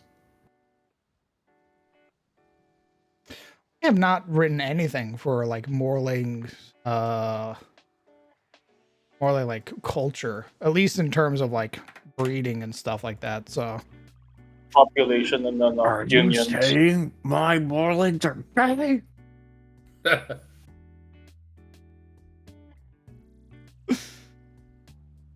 I don't know. They reproduce by mitosis, dude. They just split into two more. What the fuck? Sexual reproduction. Hell yeah. Yep. They just split into two. Or you know that one breed of actually, I just realized something. You know that one breed of lizards that are basically like self-replicating. There's a breed of lizards that's self-replicating. Yeah, there's a breed of lizards where Oh, they're yeah. all women. Yeah, they're all women, but they all lay eggs, and you know, they all can produce young. Oh. It's Pluto technically is just real. one. No, it's technically just one clone. It's all Ah. cloned, basically. It's cloning. Yeah. Fuck you, Sizzle. I had coffee. Our clones are interesting. Wait, I'll find that one breed of lizard. One sec. Another one that might do that polyamory would be changelings. I have changelings as bad guys in my setting. They're like fucked up fake creatures. So, in terms of like players, I don't know. I don't have any player changelings. I think I'm gonna stop reading this wiki page. I remember writing, at least when I had like 5e changelings, they wasn't necessarily like polyamory. They're just horny and they don't know who's who. What? No, they would effectively, because changelings would disguise themselves and, you know, find a partner, settle down, to have kids. But the problem is it's kind of a slim shot of whether or not the kid's going to be a changeling or if they're going to be a regular person. So they would stick around, and the whole idea is the changelings in my setting, or in that 5e setting, they didn't have any features whatsoever. Like, so basically blank canvas, like mannequin, like no face. It's gray people. Pretty much like faceless. And the thing is that any of their deeds, while they're shapeshift or whatever, they have a name that only other changelings can hear, but anyone else they try to interact with will not remember them, as they can only be remembered by the deeds of others.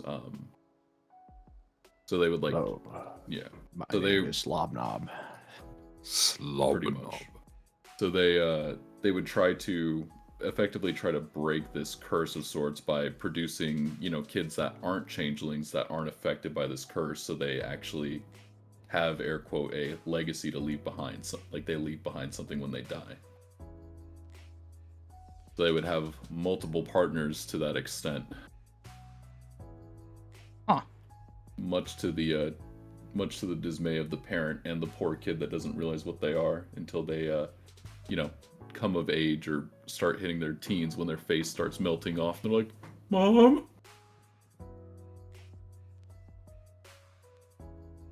So I guess the question is, what does this facilitate in the setting? Is there a reason to add it? That's true. Are you talking about my setting? No. I'm on about Adus. It's always Would it about be- Adus. What is this, some What's kind of about Adus Adus? stream? The title, asshole. What is this, some sort of world-building stream? It's a map-making Monday. Go make your own goddamn stream. But yeah, I don't know. I think if it's not going to be a focus of a campaign, like we were saying before about the sex change potion, if it doesn't need to be a focus of the campaign, and you don't have a player who wants to explore those themes, I think it's okay not to hyperfixate or explore them. DM, I would like to explore polyamory. That's fine, man. Sure, that would give me a perfect opportunity actually to figure out everything about it. I want to form a polycule chain from Tiris to Yadagara. I also don't know how I feel about polyamory, so I'm a very monogamous man. So I mean, honestly, that's fair. I mean, either or is valid. If everyone in the polyamory is on board with it and communication, sure. But for me, not for me. I don't like sharing. I'm too selfish when it comes to that. I don't know if selfish is the right word, but I very much would like to, if I'm giving my heart to somebody, I want to just give it to one person, and likewise, Boring. I know.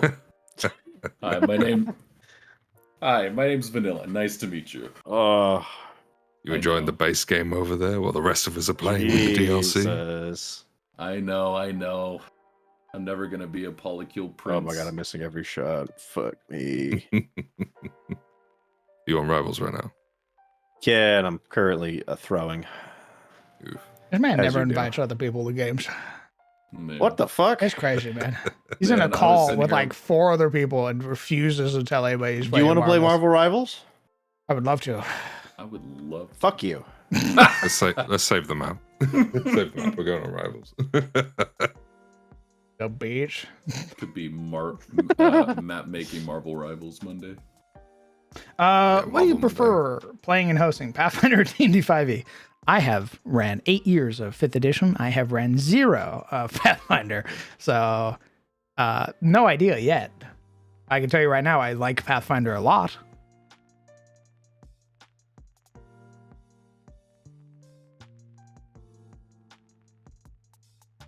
How much have you played of 5e aside from Brett's games? Just standard issue. Just regular box 5th 5e. edition? Never. Yeah. Never. Even Brett So doesn't run technically- standard 5th edition. He even his Technically hardcore is. speaking, Yeah. Sorry, go on. You could answer Zep's question then, because you've never played 5e either. Oh, okay. That's fair. I have played brutally homogenized and very wildly different games than what is portrayed. Even my first game, I went from it was standard to start, and then my DM liked my character so much that I eventually became a Gestalt character while everybody else remained the same. So I was like a level 20. I was like a level 20 paladin with 10 levels of fighter. So just weird shit like that.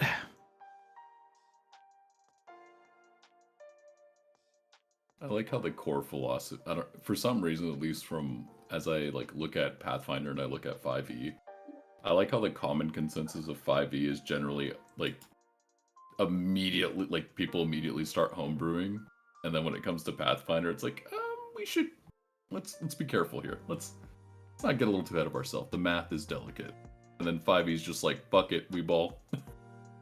Yeah, but there is a fundamental difference there. If you we ball in 5e, you're probably going to be alright. In 2e, if you we ball, you're going to kill someone. Yeah. That said, when you do learn the system inside and out, and you start doing homebrew, you look at the toys and the tools that you have available to you, and you can do a lot more, in my humble opinion, with 2nd edition than you can with 5e. Oh yeah, no, I don't really, there's not really been anything so far that I've wanted to, as far as mechanics go, homebrew. But it's just 5e, it's I don't know about playing it raw. And then when you look at Pathfinder, it's maybe we should just stick to raw for right now. I vibe with that. Today I learned you can't alt as hell if there's a roof on your head. You gotta fly up, my son. I was hoping that was more of an optional thing. I'm going to try and use a couple more characters. I'm going to go to the practice range at some point and try out a couple of the others. Oh, you're playing some Rivals. Oh, I'm stuck in my ways. I hard lock Stuck in your magic. ways. I hard lock magic That's every fair. time. Ooh, we got owned by fucking Bucky, and the dude's name was literally Chucky Bucky. So I guess he's Chucky dedicated. Bucky. Chuck Buckney. That guy knows what he's about. He's like, this is my character.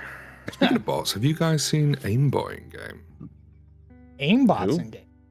Oh, aim I bots. saw some fucking aimbot today. Ooh, I have heard some stuff about cheaters. I've A seen little it. bit. I've heard about it in high ranks. But yeah, that's just kind I of. was watching a matter death of time. cam, and I've never seen a dude snap like 180 degrees behind him so He just quick has a and really perfect good game headshot. chair, That's Lord. weird. He just has a Yeah. really good gaming chair. It's like a Herman Miller. You know. It took me back to Apex.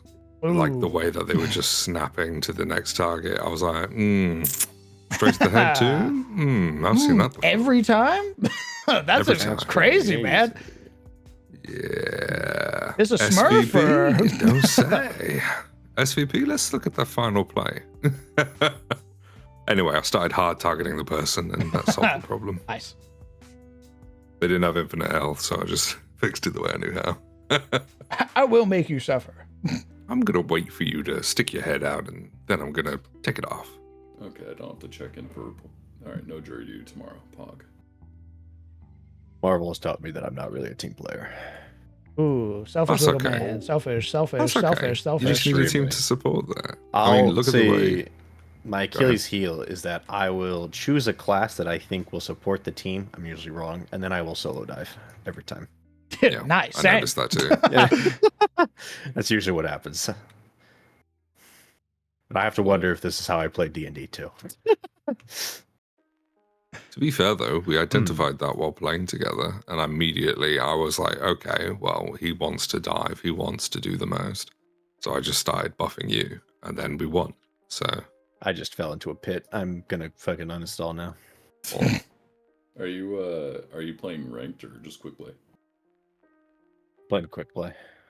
by the way, if you look at the top 4 players in the rankings, 2 of them main Venom Venom. every time. Anyway, that's Marvel Rivals. I would be down to play if. I'll probably be on after stream, depending on when it wraps. But I'm vibing at the minute, chilling and answering Pathfinder 2E related questions.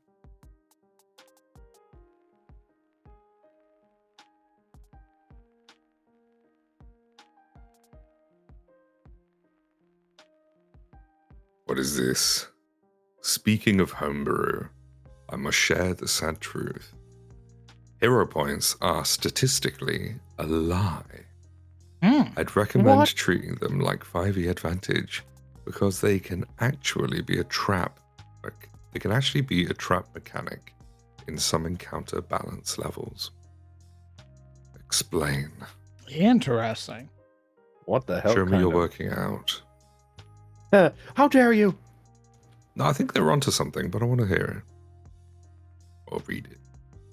I think I know where they're getting at here. Maybe perhaps it's the idea that you fail, re-roll, get a crit fail, or something similar. I've seen that happen before. I mean, advantage in terms of statistics is just a +5. Yeah. And technically speaking, rolling with advantage you do before you have the information. Whereas you get the information first with hero points, and then decide whether or not you want to spend the resource. We do also have advantage, but we call it fortune, and it's much rarer.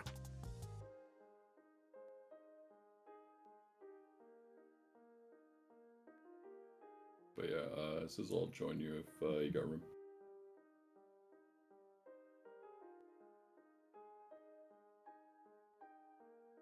If you are playing together, I better not hear a play-by-play on my D&D/Pathfinder 2E stream. No, I have a different button for push to talk in game. Plus, I'm in push to talk here, so I couldn't.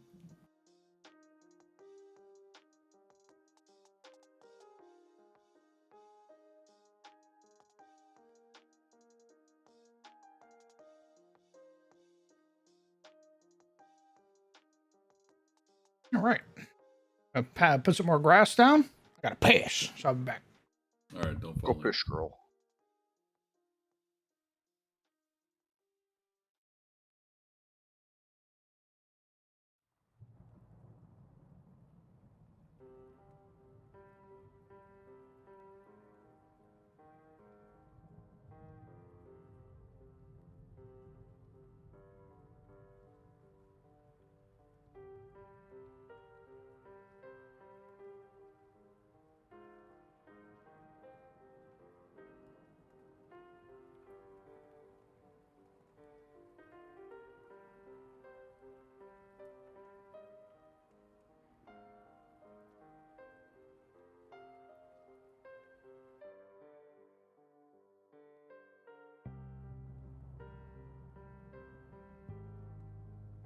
Ew, so we're talking pure statistics here, Mathis.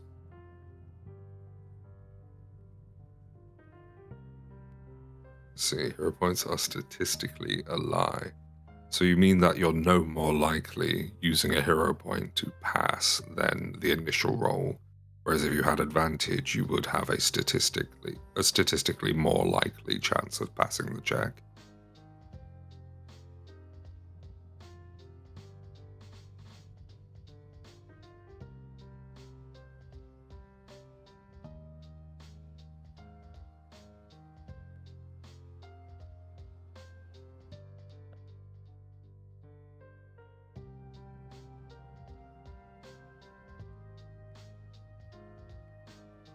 Have a turn. Okay.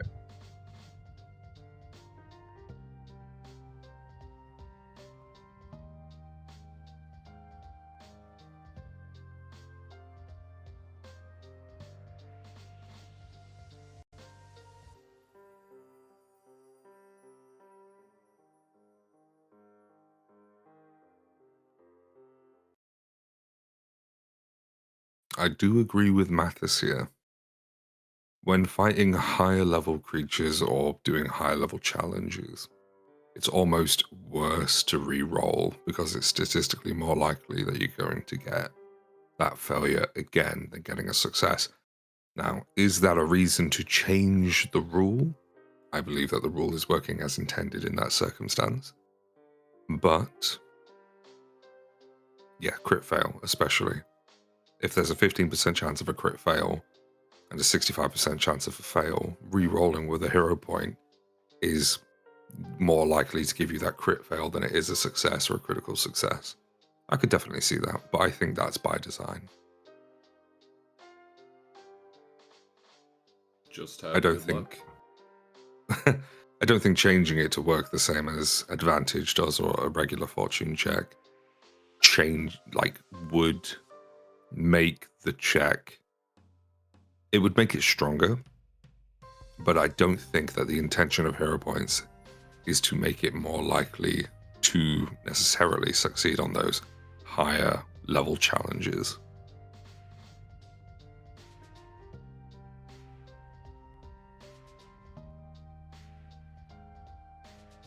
I think if you were to change the hero point system from being a retroactive reroll to being fortune, you would effectively be making a new rule there, something that does a different job than the hero points. You'd be homebrewing a buff, essentially. But on the flip side, I think the problem is changing the mathematics in that way would completely change the rule into something new. Would it be a buff? I'm not even sure it would be a buff, because in my head it's doing a different job.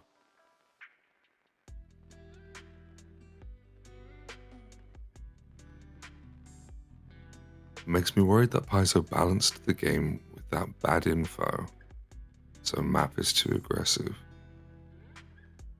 What do you mean by bad info?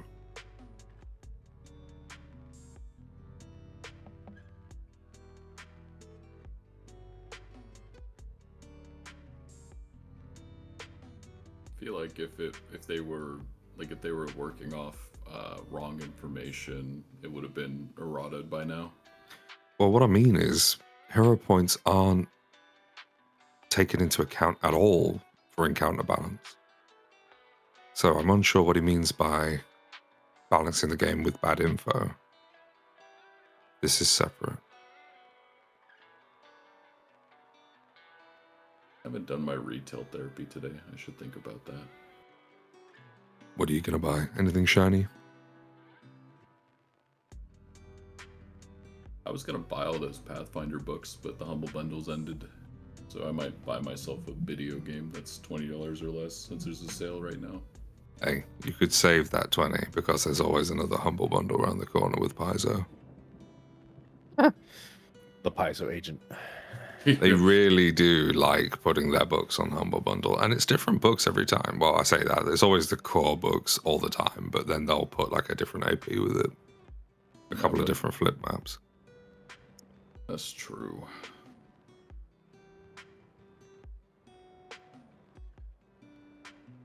But at the same time, I could buy the Alona sequel. I don't know what that is. Alona was like this unhinged free roguelike RPG that people made, or that some dude made, and then when he or she left to do bigger and better projects, the fans took it to extreme new levels by modding the shit out of it. Very unhinged RPG, very fun, very deadly. But they recently did a sequel where you can also build it's like Stardew Valley meets like RPG and Final Fantasy Tactics as combat. I've got a pretty good question, and this one's for Crowd, and it's based on what you just said. When are we going to see a Fear and Hunger playthrough? It is on the list. I do want to play Fear and Hunger. What's a man got to do to bump it up the list? Hold on. 5 gift subs. 5 gift subs. Reaches for the button. I agree. I want to watch you chop your own dick off. I'm not sure playing the first one would be a good idea, but at the very least playing Termina. Wow, what's wrong with the first one? It's harder. Quite a lot harder. This is dirt cheap.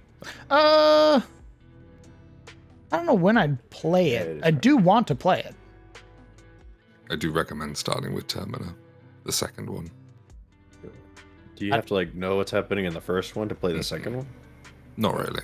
Having information from the first one doesn't really benefit you because you learn the same information in the second one anyway. Oh.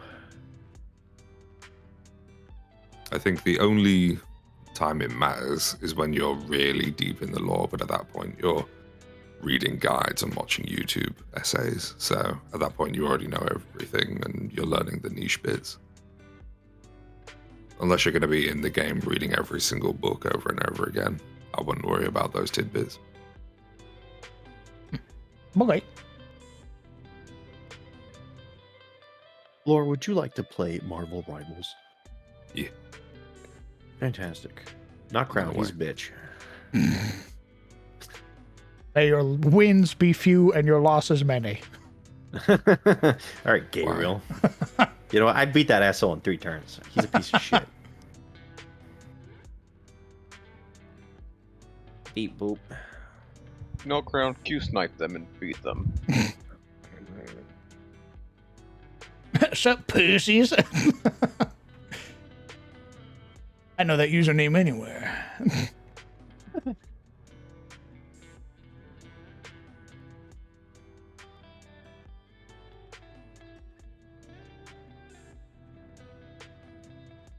All right. What do we think? Very nice. Very cozy. It does feel, looking at it from a distance, that the balcony should maybe be a little bit more worn down because it's exposed to the elements more. Balcony, the balcony decking. Has like a, what is it called? Like a cover over it. It's meant to it's meant to have like a Cracker Barrel feel. Which into a Cracker Barrel. I was about to say, a British man such as yourself would have no fucking clue what that means. To the American audience, you do know. Where's the checkers? Don't worry, I'm about to add the tables and stuff outside. Okay. checkers. Where are the It's old not Cracker Barrel. If it doesn't smell like old people, and there's no checkers. Give me a fucking minute. Where's the weird rocking chairs that are always on sale but never get bought? You don't see them get bought. You're only there for a minute. The old people, they're there for their entire lives. What the fuck? Where's the gift shop? every time we come back to this, like a new old person is just outside. And they never leave. Hello, dearie. Until there's an old person in every seat, and Press is just like, howdy.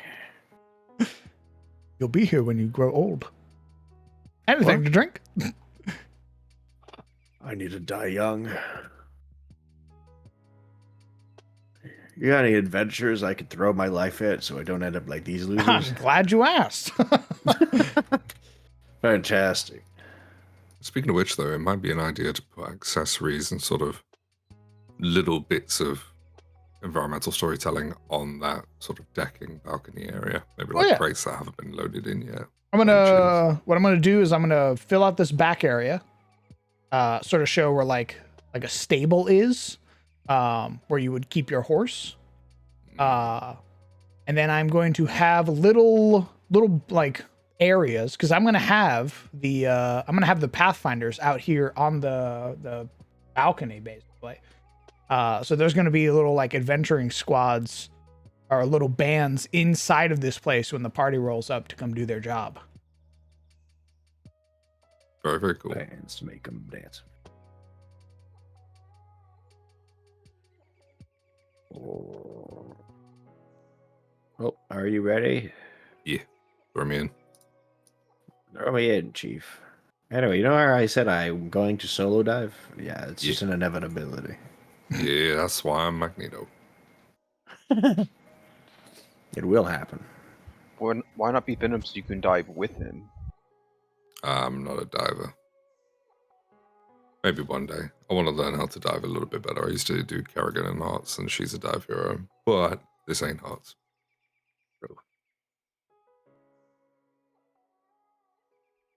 I either dive or I sit in the back and snipe. There is no in between. Mid-range is for losers. Losers. My God, what a great story plot. That organization Hydra is named that because there's just a Hydra. Who would have thought? Isn't that a crazy plot? I'll thank you, Marvel. It's comics. What did you think was going to happen? Thank you, Marvel, for your sick fucking narrative. Holy. Me listening to the quirky Marvel's quipping. Please, shut up. My brother in Christ, what'd you expect? We're playing a hero shooter. I know. With but like it's a Marvel's hero shooter, so I can't even say it's Marvel dialogue because it is. When I hear the 36th one-liner in a fucking match.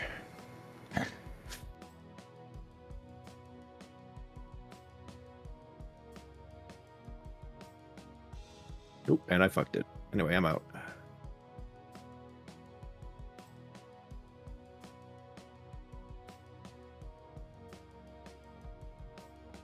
Elderly. Well, that didn't do anything. Whoop. But I miss that every time. I'm not doing good today. It's not a good day. There are some days where you just miss every shot you do take. Yeah. There are some days where you play video games, you're like, oh, this ain't it, Chief. I'm bad. I'm dog, bro. I'm washed. Be playing Fortnite. Fucking, I suck. Be playing Fortnite the next day. I'm a god. Oh, I killed the Warlock. Okay. I'll take that. I want to kill the tree. Never mind. 5 HP in a dream. Hey, heal me. Hey, bug lady. Turn around. I sorry. fucking- She never turned around, guys. I was She's probably standing out. next to our healer, and I got shot in the forehead. She never. I don't think she even noticed.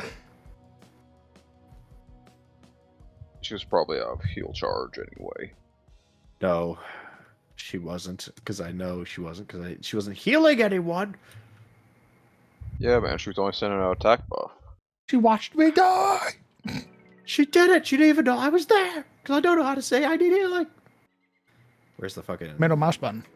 You hold it down. Now I know.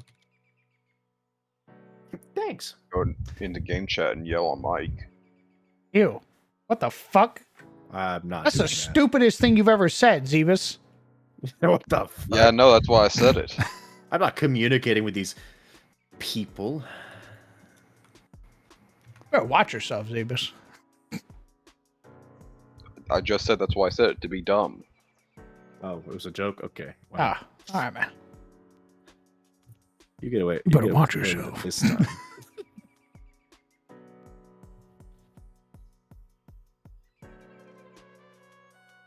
That's why I always spam what charge my ult is, so that way people know. Because when I get 100%, I'm gonna dive, regardless of what the team's doing. So it's like a little warning to the team, like, So hey, fair. 70%, They have no idea it's a warning, but it's a warning. 99% to my ult. Either I dive or we all dive. Demon child.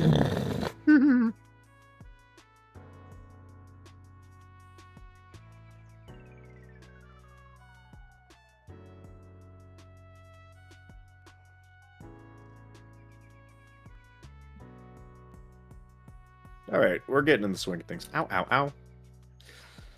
I died while I was scratching my nuts. My deck. Fuck. It was worth it. Nice.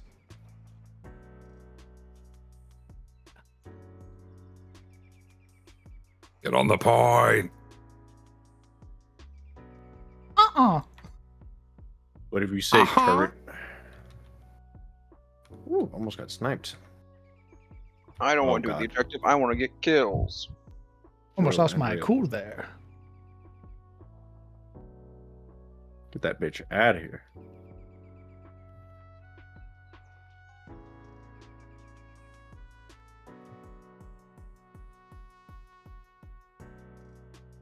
Woo. Don't shoot me. Don't shoot me. It's a dangerous game playing Black Panther. My king. You can do so much damage, but you will also Get hard just focused. fall over. Yeah, the moment you're on If your you- back line and if the healer communicates, you're fucked. Like Uh-huh. the moment the healer screams in their Easy. Oh, mic, yeah. they're on me. Easy money. If you dive in the back and you miss with your shift, you Sizzle, have mate. no more movement. Sizzle, what's with this 3-death situation? What's up? What's up? What's up, dude? What do you What's mean, your damage man? 4K. 5-5? Fuck you. Didn't even have to dive. Oh. Oh. First 2 minutes as Magneto, switched to a DPS because I saw you weren't doing your job. Oh my god. Damn. Wow, that's I have to crazy. show you how it's done. You're washed. You're washed. Yeah, man. Switch off You're Punisher real washed. quick. Let me show you what's up. Oh, damage dealer. Margaret is washed. Switch to Venom. No. I've relegated you to tank. I can't help but notice you got 3 deaths. Venom might help you with that. That's not true at all. To be fair, Fight Vanguard Venom's is how an you explode. insane tank. He's pretty Venom's good. great. I can't blame for shit, but he is Yeah. great. Low HP, I do play full Venom. shield, like insane. Yeah, it's disgusting. You basically have like I- 1,800 hit points. It's The ridiculous. issue is that I have my alt, so I'll switch after I use that. Nice. I think you would get Venom's ult. Do you? Do they transfer? That's crazy Yeah. if they do. The percentile transfers. Oh, okay. Well, in that case, fuck it. Do it. Fine, man. Here you go. Jeez. Did you just switch to your VTM character?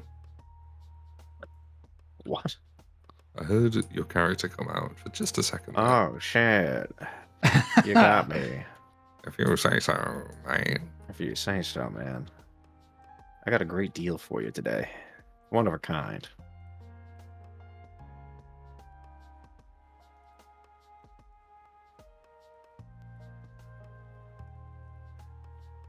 What is Legion doing? Oh, you know.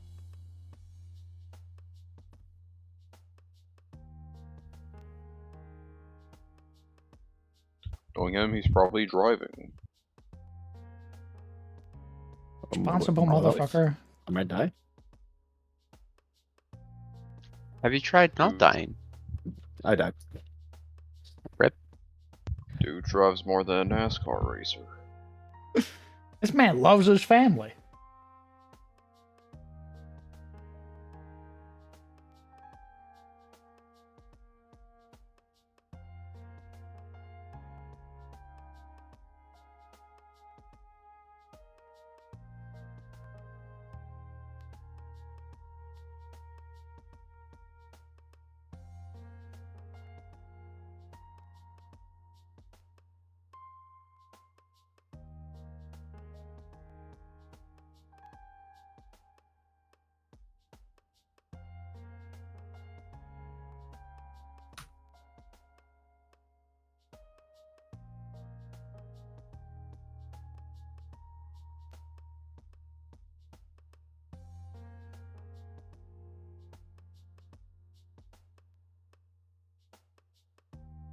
This motherfucker's like, I got 1 billion kills, but also I haven't touched the point once. Shut up. If I sit on that point, I Don't evaporate. get on that point. I I get win the game. snapped Thanos style. I know what Why I'm do you think I'm about, shouting son. get on the point? It's because I'm not there.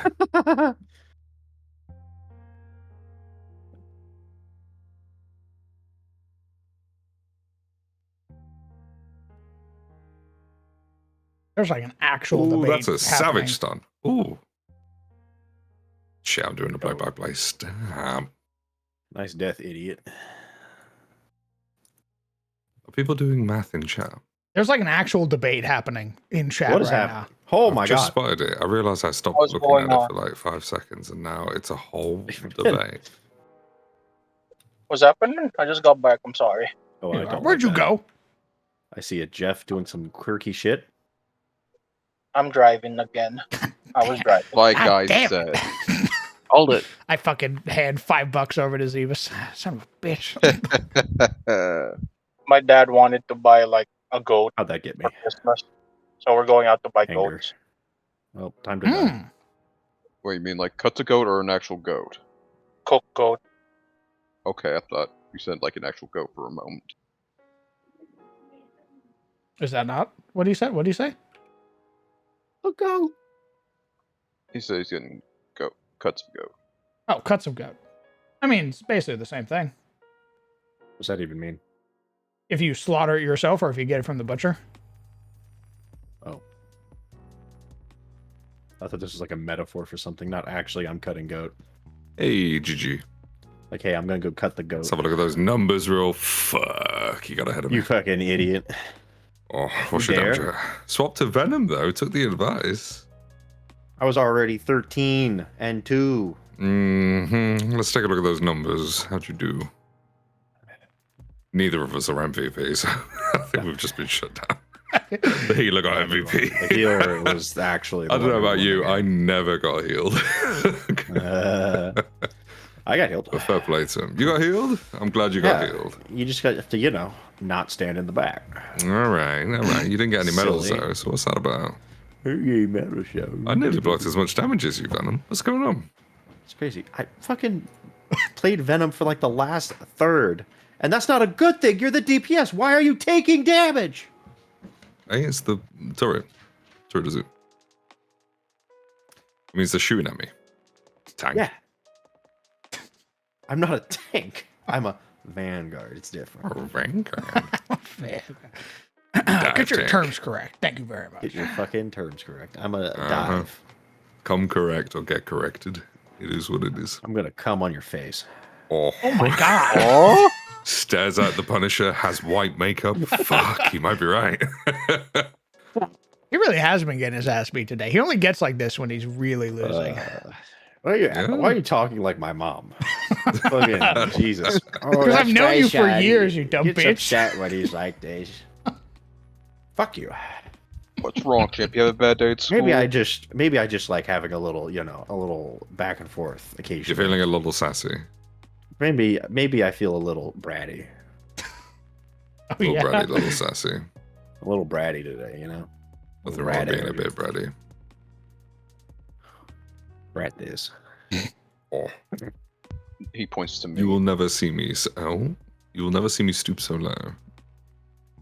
That's what, brat. What I'm saying is I'm a better man than you. That's exactly what I'm saying. Yeah, but look at these. I'm not saying it. I'm inferring it. It's Shut the fluffy fuck language. up and look at the school band. Never mind. God, It's I don't too appreciate late. what the devs put in front of you. Oh dear. Yeah, the door. That leads to the objective. That leads to our victory. Oh my God. It's the only asset that matters. God, I thought you were like into like storytelling or some shit. And here you are, like fucking COD man. Oh, I don't care what they put on the map. I'm a normie. I'm a normie. How dare you? The cider probably reduces stress, Hale. That's a good idea. I like that. I will not be introducing stress in the beginning. But you best believe if we make Pathfinder the go-to, it's coming back. We'll see a resurgence. And I'll be there to help converting any rules that you wish to have. Excellent. All right, both their healers are down. So it would appear. Sorry, Banner. It had to be done. Ow. Oh, thank you. Thank you, Mr. Healer. They do care. Yeah, the healer this game's doing alright. Throws orb at you. I'm doing this to pad my numbers. You fucker!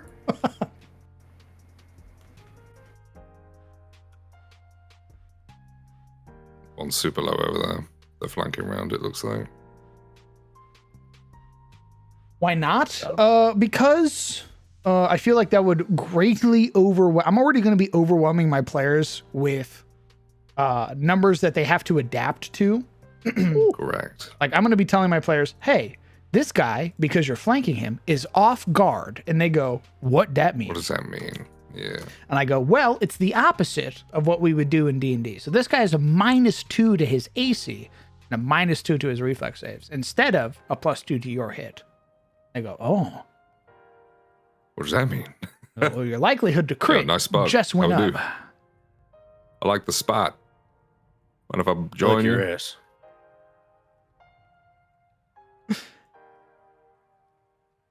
Help them to get stronger.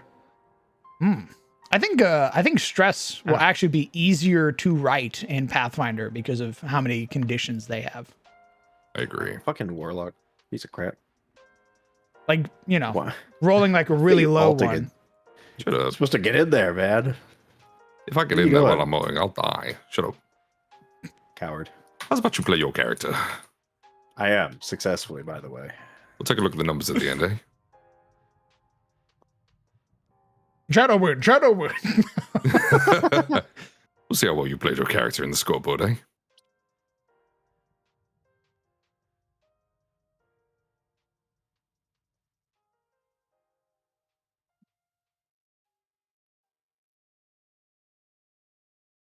They're pushing. Oh, shit, they offer bread? Hell yeah, they have like a bread oven over here where they bake bread. You can get lots of fresh bread here. I'm deadlock. Lol. Nice try, idiot. Uh-oh. By the eye. Hey, easy win. Let's have a look at these numbers. Shit, he's got one more kill than me. Yeesh. Fuck. Yeesh. What's the damage like? What is the damage like? What is the damage like? I'm at 3382. You? Ooh, 4,200, man. It's okay, man. I'm livid. You'll get I'm good too one day. competitive for this. Bet. It's okay, Ben. I'm about to treat this round like the British colonies. Oh my god. I'm enjoying this toxic like the toxic lore. This guy came in as like a nice British man, like, "Ooh yes, cheerio, very nice. We're all jolly cooperation." Come 5 minutes on, into novels, England. I will destroy you like we destroyed the Indonesians. I'm gonna run you like India. Good heavens. 2 men and a bicycle. That's all I need. Everybody looking around. Could he say that? Could he? Of course I can say that in English.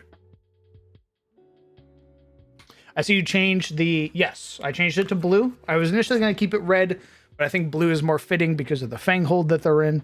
So, plus, they generally want, like, colors that pop or contrast. So, a blue against, like, browns fits very nicely, and it contrasts. Oh, Jesus. He sees me! Yeah, they did not like me. Venom's pissed. Venom was so pissed.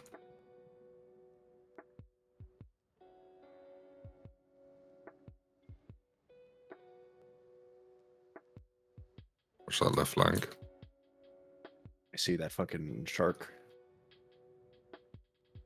Oh, my You piece of shit! You're fucking screaming at Jeff. I'll kill you! God. I love seeing Jeff alone as magic. I'm like, your ass is mine. I have you for 3 minutes. You ain't going nowhere. They're trying to climb up walls. I'm fucking beating the shit out of them. I wasted my ult. Ooh. Hera flanked me and I didn't spar.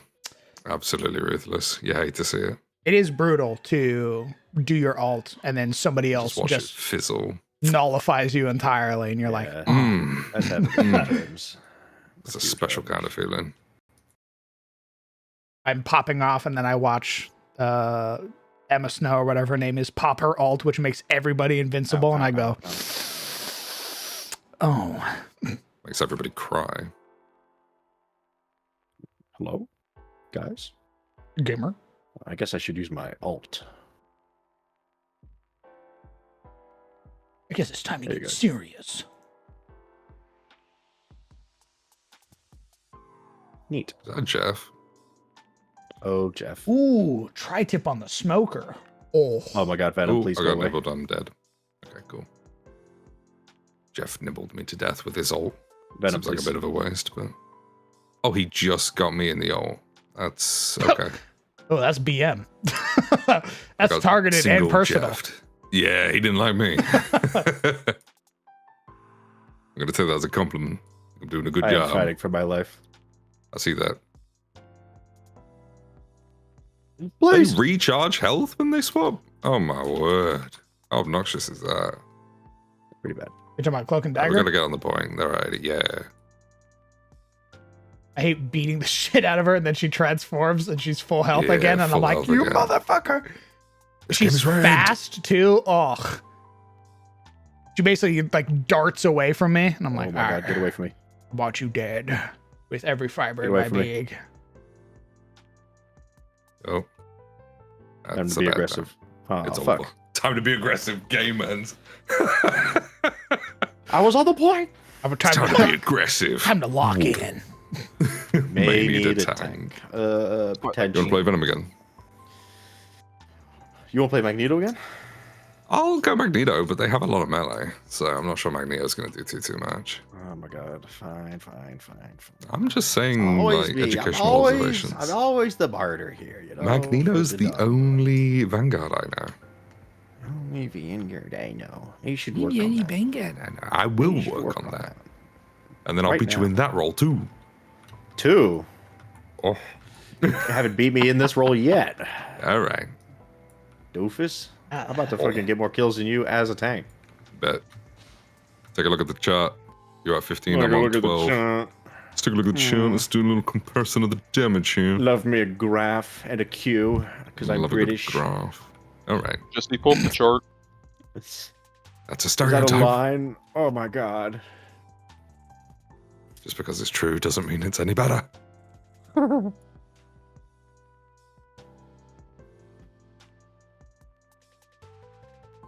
Ironically, the smoker I have was a Christmas gift. Ooh, that's nice. Ow, ow, ow, ow, ow. I hope Momo eventually gets a smoker. It'd be godly. I saved you. You're Should welcome. become a Thank righteous you. household. I saw the what's his face? Yeah. I'm very thankful that you saved Punchy, me. punchy, man.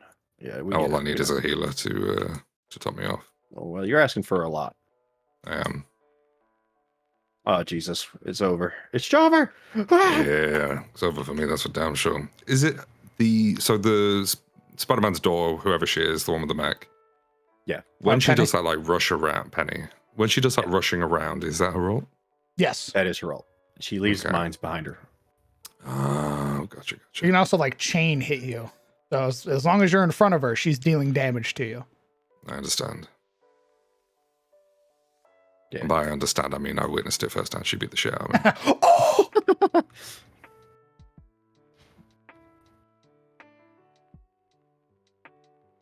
Get Penny Parkered. Wait. Ah! Got the shark. Oh, Shark's look, dead. she's- Oh, they're so mad. They're so mad at me. You guys doing Oh, they're so cool. pissed. Oh my god. The Please. lag. What the fuck? I have- I'm shooting. Oh, that's unreal. I was offloading. Oh my god, I survived. Somehow. I was offloading on that light knife girl, and I swear to God, her health bar never moved. And I was like, what the fuck's going on? I was like, you better not be doing any Marvel commentary in here. Oh my god, that canceled it. I know, I'm such a hypocrite. I can't help it. Sizzle's got me going. Yeah, I do that sometimes. He's ignited me. And now I've got to Flame. do the play-by-play. All right, I'll jump in on the next game. My man, he's even thinking about Pathfinder right now. He's pissed. I'm locked in. Only path he's finding is the path to make the enemies suffer. Correct. Shark's dead. Can you shoot the mines? I assume so. To my knowledge.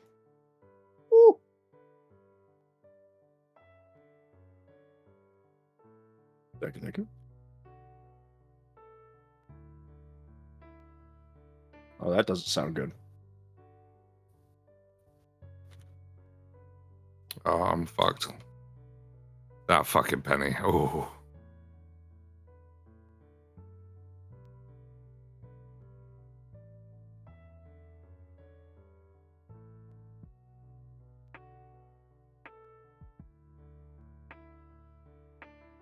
Oh, 95% and we lost control. Are you shitting me? Unlucky, TBH.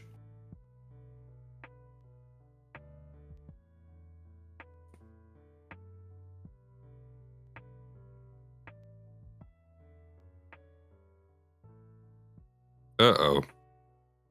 That's bad. Ooh.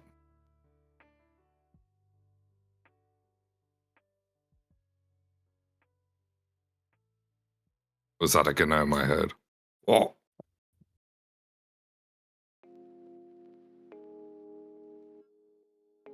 Oh, fuck you, man. Fucking Bowman McGee.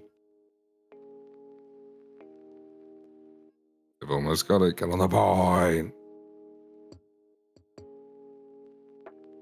Very well.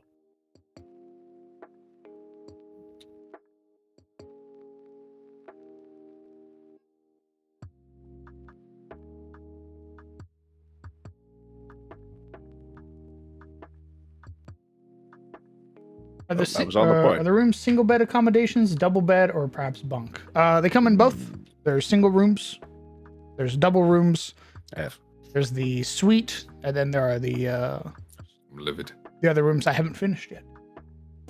I want the penthouse. I want the penthouse suite. You could. It's a thing. You're going to kick out Chevy Chase.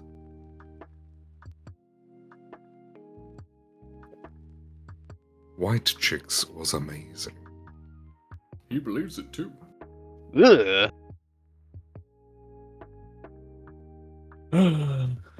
All right. All right, fair play to Sizzle. He got the SVP.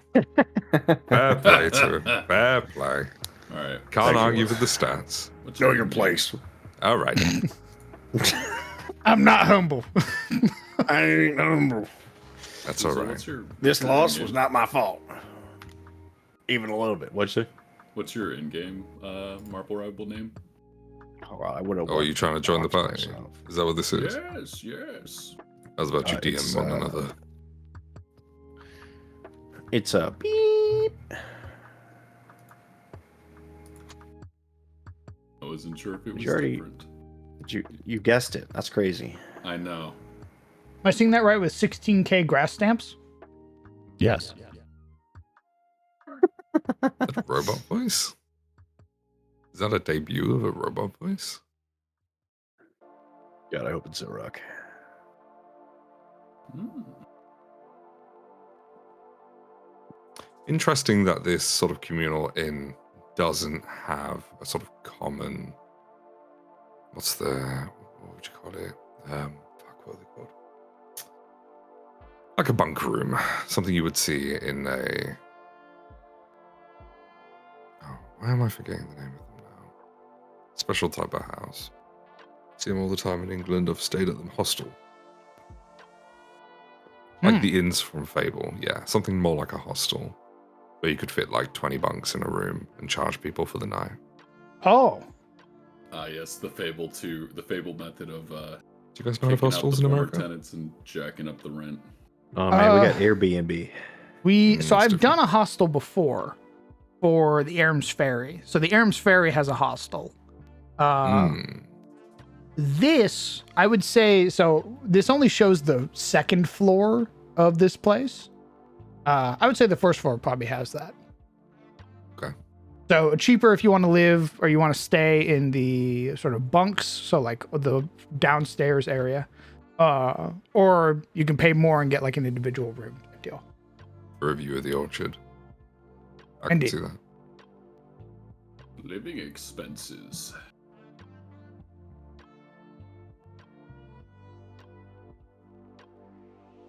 When are we jumping in this game, boys? It's taking a minute. All right, I gotta cool off. God, things You got a gotta little cool heated. off? Okay, things got a little heated. A little. Can't handle the heat? My brother in Christ, you lost. What do you mean? Oh, You lost this dick waving contest. oh. My number bigger than your number. It's only over when you give up. That's the British way. Have it- Stiff upper lip. I like to think that each match tells a story. Shut the fuck up, Leo. Yeah, the story is you suck. The end. Oh. This is a blow that I will not suffer. I will kill you. Oh god, crowd, would you like to get in on this very friendly competition? This super friendly party we've got going, where we all treat each other as equals. Equally hostile. I haven't said one hostile thing. Fuck you. Yeah. You haven't made a carriage house. Oh, what the fuck's a carriage house? It just keeps getting bigger. Jesus. What more do you want from me? Where's the stables? Our carriage house is interesting. What? They used to be called something else. Where's the indoor pool? Where's that little gym that nobody actually uses? Where do people bathe in this? Bucket. Bucket. You bathe in apple juice. This God. is a bucket. This is a bucket. Dear This is a sponge. Is This is mold. how you bathe. Oh, It I is the know friendly what. berry I bathed in know honey. what I can do. Orb of prestidigitation in each room. Where do No. I clean my clothes? I don't know. That'd be good. Like if you paid for a room, they leave a cantrip card of prestidigitation on the side. Like when you Oh, wake that's up, you nice. can take a shower using Presti. I'd charge extra for it. Only that existed in this You'd world. put it in the cost of the Okay. room, I think. Yeah, if I knew people had Presti. If only people used magic for actually convenient means, rather than Yeah. just murder. We can call meteors and create false cages, but Presti's too much. I apologize. Poverty, I'm on the warpath. sorry. I'll fucking kill you. It's like I'm on the warpath. I apologize. Ooh. Dude, we The can Marvels I have competitive is Punisher on the leaking mind. out. Dude, I'm super competitive. I cannot help it. That's Dude, so we funny. can- He saw the American player. He played it once. He's like, "Yeah, I think I'm going to be an asshole now." I'm gonna be, I can't This help guy's it. from When I play where? competitive Texas? games. Oh yeah, it's time to scream some slurs. I agree one with set, Scarlet one Demon game here. in, already Americanized. Too many people pretend that Axe body spray is like Presty. That is. There is no substitute for a bath with some lovely scented candles and salts. Actually, Muttered Sight says baths are performative. So, What? They provide no put benefits. some salts in there. Who the Light fuck some said scented that? candles. Doctor Get in the Stinky? bath. Yeah, that my doctor's God, not had a wow. bath. Yeah, honestly, I want to listen to that guy. Yeah. Taking exclusively showers. Couldn't be me, dog. It doesn't feel performative when I feel like a grease trap and I take a bath and I feel squeaky clean. That ain't performative. That's real. Damn, Big Soap brainwashed you. The big soap. Big suds Big economy. detergent. Big detergent. Do you think they showered back in the old days and they were just fine? No, I'm pretty sure they weren't. In fact, I'm pretty sure the Vikings stole all their women because they wouldn't bathe. Very unfortunate. Well, I think the old adage there was that the English women were super into the Saxon men because the Saxon men actually did bathe. That's what I made. Yeah. Yeah. Yeah. So anyway, that's why you're stinky. All right. I'll have you know that the Saxons did, in fact, like work their way in. God, no bitches, no showers. Conquered the planet. Oh, I think we're gonna have. I lied. The bottom floor of the All right, let's play this rooms. game. Shut up. The bottom floor of the rooms is gonna have the baths and everything like that.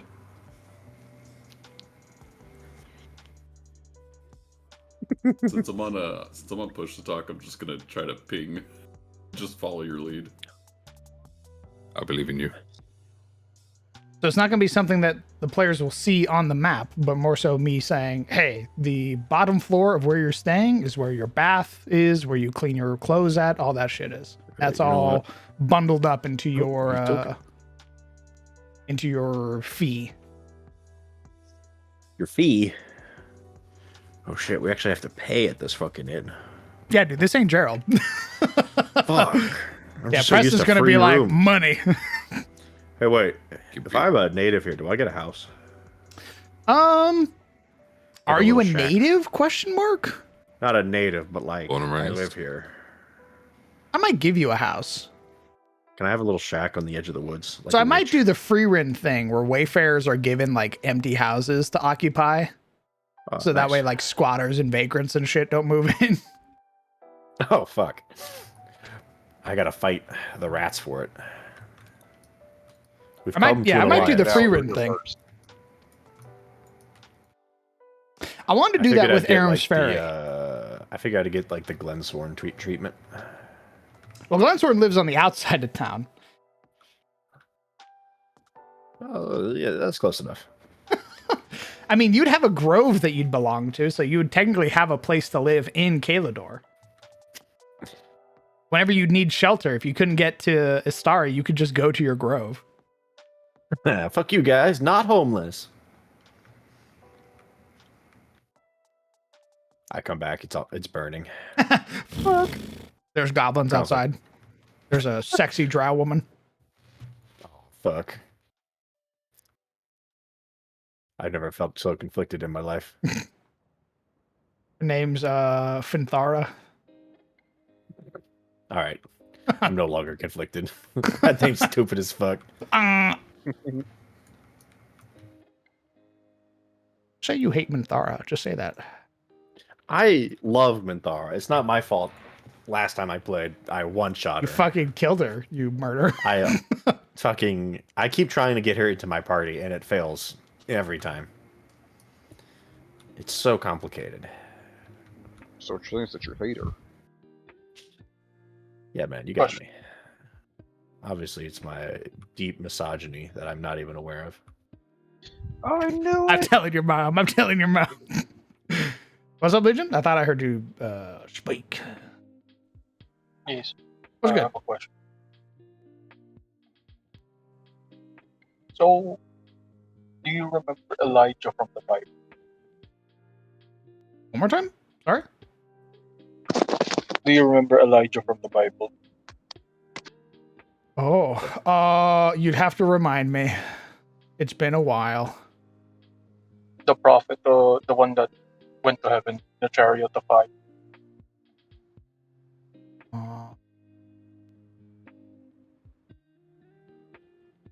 I don't remember that story. Okay, so are there cases wherein, like a prominent figure, a prominent person, right, before they pass away, they just get taken up, so they don't pass away? Where's my team? One, They one- exploded. one more time, Legion? They don't die, they don't pass away. So, like someone, like a warrior, about to, like before he gets killed, he gets saved and picked up and like brought to heaven or to Taurus. Oh, is there like a story of somebody getting saved before they died? Yeah, and basically going to heaven or stuff. Oh, like without dying? Oh, Yes. Yep. I don't know. Okay, so here's the thing. Maltaurus is my version setting of hell. Heaven. So Yeah. I don't know if you want to get picked up and sent to hell. No, I mean, Oh boy. well, they are. It is like hell, right? But they are also sort of like again the soldier guys, right? They're like the UNSC. So you get conscripted before you pass. Like like instead of going through the whole process with Saren about getting the soul right, they just get plucked out immediately before they pass. Hmm.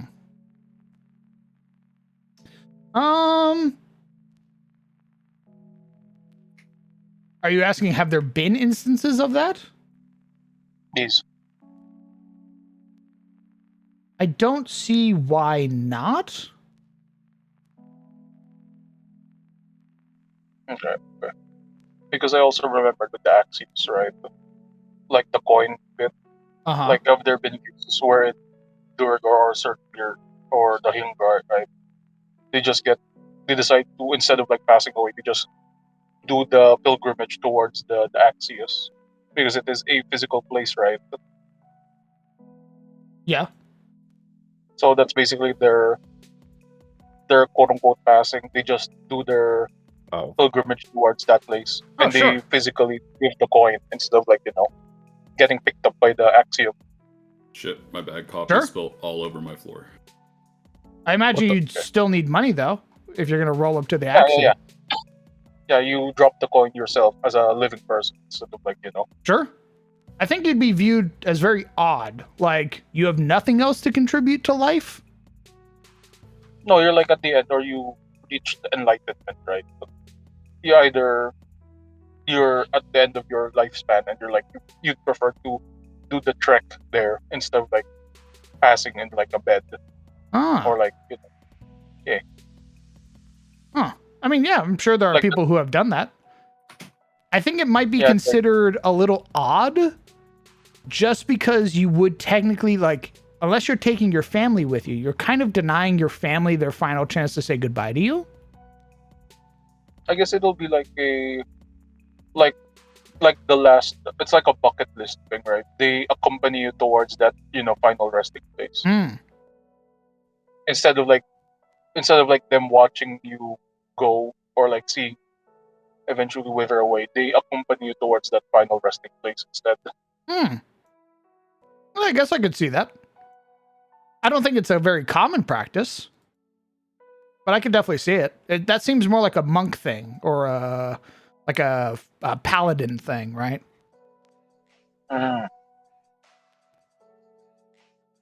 Do the elves in Aegis ear wiggle? Yeah, because I think that's cute. Do the dwarves of Athos have the beard with Huh? you know? The beard wiggle? Yeah. I didn't even know that was a thing. Yeah, I don't think that's a thing. I think that's stuff up. Oh, I see. Here's a little guy, huh?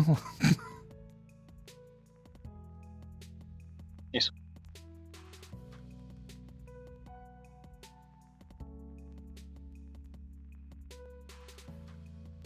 Also, have you thought of doing a special item for for the pub? A special item for the pub. What you mean? Like something they sell, a specialty item that they sell from the pub. Oh. Yeah, I've considered it. I haven't settled on anything. I have a suggestion. Okay. All right. So it's a book. It's a book Ooh. thing. A book. Nice. Yes, Okay. Look at that. it's called The Bare Necessities to Being Happy. Mr. Glensworn swoops in and files a cease and desist. No, no. Because his They have a book? store What, is named The Bare Necessities. Crown, what is what Holy rank spell is that? It's a 10th level. I actually have it in my spell book prepared. I'd like to counter. Oh, yeah? Yeah. Show me. Yeah, it's in that one right there. Wait. So is there copyright in Athos? Is there like a repository of every single No, intellectual property? I think that was born out of I think there's copyright in Herngar Society. What about Bear Society? A Bear Society? I don't think Bear Society actually cares. Oh, Perfect. The That is a bare book. necessities. Okay, so how are they? Do they have like a printing press in the pub? It's a self-help book written by the bear owner, the pub owner. Maybe it's a little pamphlet. Huh. Yeah. Comes with every meal and stay in the pub. Comes. God, what a pretentious asshole. Oh, you're gonna want to read this. Gotta keep up with the brand image. Look out! Hulk's throwing Wolverine. Get down, Mr. President. He probably wouldn't sell any books just because of like, I mean, if he had a book, he'd probably have very few of them. Now, I could see.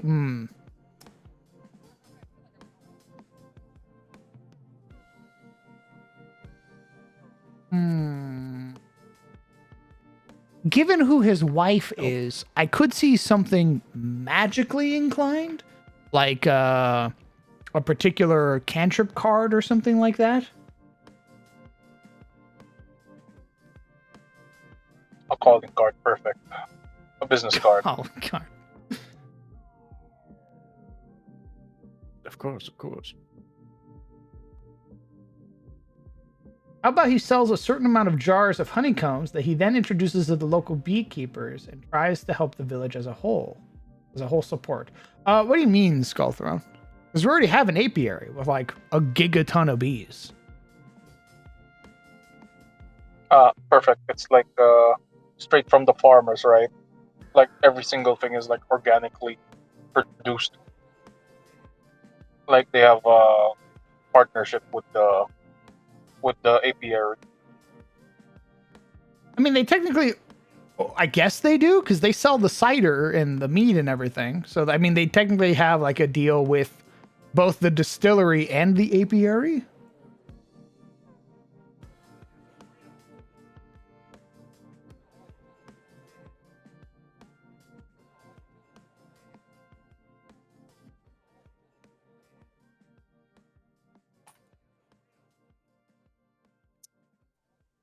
Mr. Boss, Mr. Hmm. Crown. Can I make my case again for one of those uranium swords? Go on. I just had the thought. Okay, so basically, right, the soul arcs, right? These knights, they carry these specific kinds of swords, wherein it's basically forever sheathed, right? So when it is truly most died, that's when they unsheath it, and that's when the quote unquote uniqueness of the blade finally brings out the light. And to basically unsheath it is to it ticks at their health points continuously, like either 2 HP damage every time you use every round. But it does deal devastating effect, and it's basically like daylight when they unsheath it. I think that would deal damage to them even if it was sheathed. No. It's like I mean, yes, it would have, but the idea is that it's a specific kind of sword wherein they can wield it even when it's sheathed. But when it's truly died, that's when they unsheath it. Like even as a sheathed weapon, it can fight with it, and it's what do you call it? Basically tempers the blade, tempers the actual blade there enough that it wouldn't harm them. Ah. Yeah. What is hey Lord, what's abyssium? Abyssium is a metal forged only in the outer rifts, I believe. Either that or hell. Look at the Wolverines. Would you like to know a little bit more about it? Yeah, because I would have to check the Nethys page.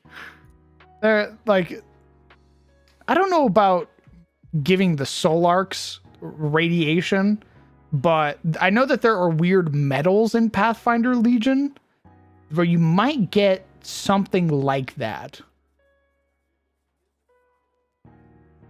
So I think if the metal's weird, you might get what you're looking for. I think it's mostly the idea that like very much like awe-striking power should actually damage when it's wielded. So that's why you can't really let it out often or for long, or else it starts like if like a solar dies with the blade out, that's like a serious problem because it will continuously radiate eventually. It can cause like a big problem later down the line. Like it will forever irradiate So the ground. that seems a little antithetical to Katarina culture, which is all about preserving the land. Well, I guess I wouldn't say radiation. More like I guess the sun is radiate. It's like one big ball of plasma. Of that, you are correct. So I guess the sun is radiating. Oh well, but that is the concept. It's just like unbearably strong weapons that knights always have on hand, but they never use because again, to use it is to basically damn everyone. But but when you're facing down like a slaughter lord, it's like okay, maybe we bring this one out just for a bit. Oh, this goes back to your like suicide vest idea.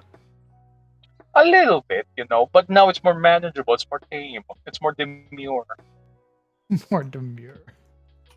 Yeah, it's less. The dying part, but it is in times of great strife. Good game. They pull out the Nice. trump card Good essentially.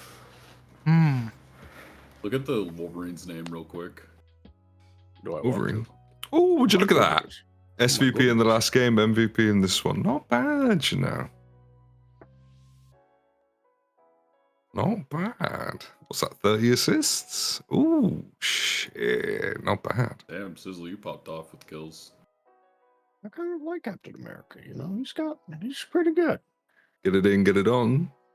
I did 3 times more healing than the rest of the enemy team. Not bad. Not bad at all. That poor Jeff. He just didn't know what was coming. I never even saw him. I think he just died before he ever got the clothes. I did beat the shit out of him. It felt That might good. be why. And then when Sizzle did, and I was on him. Adventurers aren't going to be swinging by the beekeeper unless they know the town well enough. A sort of item that expands. Well, we're going to have a druid in the party, druid and or ranger. I don't know what he settled on, but who's a local, who's sort of like a liaison between a group. So he would know the town well enough. He's going to know. Druid, I think. Okay. I might switch to being a more animalistic druid though. Just to see what wild shape and stuff is. I can't tell. I don't know if I want to be more casty or more martial. I'm thinking more martial just because I don't go for martial usually. So maybe I'll see how that works. Okay, so Abyssium. A blue-green metal with an eerie green luminescence. Abyssium radiates power that's imicable to life. Careless exposure to the material can lead to long-term damage to the immune system. As such, mining Abyssium is hazardous as large quantities of uranium. As large quantities of the metal in an area can cause all nearby creatures to become sick. The creature carrying the Abyssium object is sickened 1. For a standard grade object of light bulk, sickened 2, 1 of 1 bulk, or more for a high grade object of light bulk, or 3 for a high grade object of 1 bulk or more. This and all other sickening effects of Abyssium are poison effects. Crafters can use an Abyssium chunk to blah blah blah blah blah blah. Basically, you can make something called Abyssium powder with it. A weapon with Abyssium on it is safe to carry, as the toxic metal is contained within the outer shell of the weapon. However, the inherent toxicity in these blue-green weapons can irradiate open wounds and poison foes. Abyssium weapons have 1 fewer property rune slot, meaning like a +1 weapon couldn't have frost on it because it takes up the slot. But they deal 1d4 poison damage on a successful strike, and on a critical hit, the target is sickened. Or sickened 2 with high grade Abyssium. Don't worry about high grade, that's like level 15 plus for all the materials. An Abyssium shield is similar. When you use shield block, if the shield breaks, the creature is exposed to Abyssium and is sickened 1. So you want your shield to break so that you can expose them to sickened. And armor, typically only creatures immune to Abyssium's effects would don Abyssium armor. You're sickened 2 while wearing standard grade armor, made from Abyssium, or sickened 3 with high grade. You can't reduce the sickened condition while wearing Abyssium armor, or for 1 hour after removing it. Abyssium armor is dangerous to nearby creatures too. Creatures within 10 feet of Abyssium armor must succeed a fort save, DC 30, or DC 40 for high grade, or become sickened 1, sickened 2 on a crit fail. Afterwards, the creature is temporarily immune for a minute, but if they remain within the area for longer than 1 minute, they automatically critically fail the next save. These are level 12 items. From the shield's level 8. So there you go. It's basically uranium. Yeah. I had a feeling. As a future rad tech, I love radiation. The armor's interesting. You could possibly make a build, but having the sickened condition's rough. Just thug it out. If you were immune to it, though, that's a different story.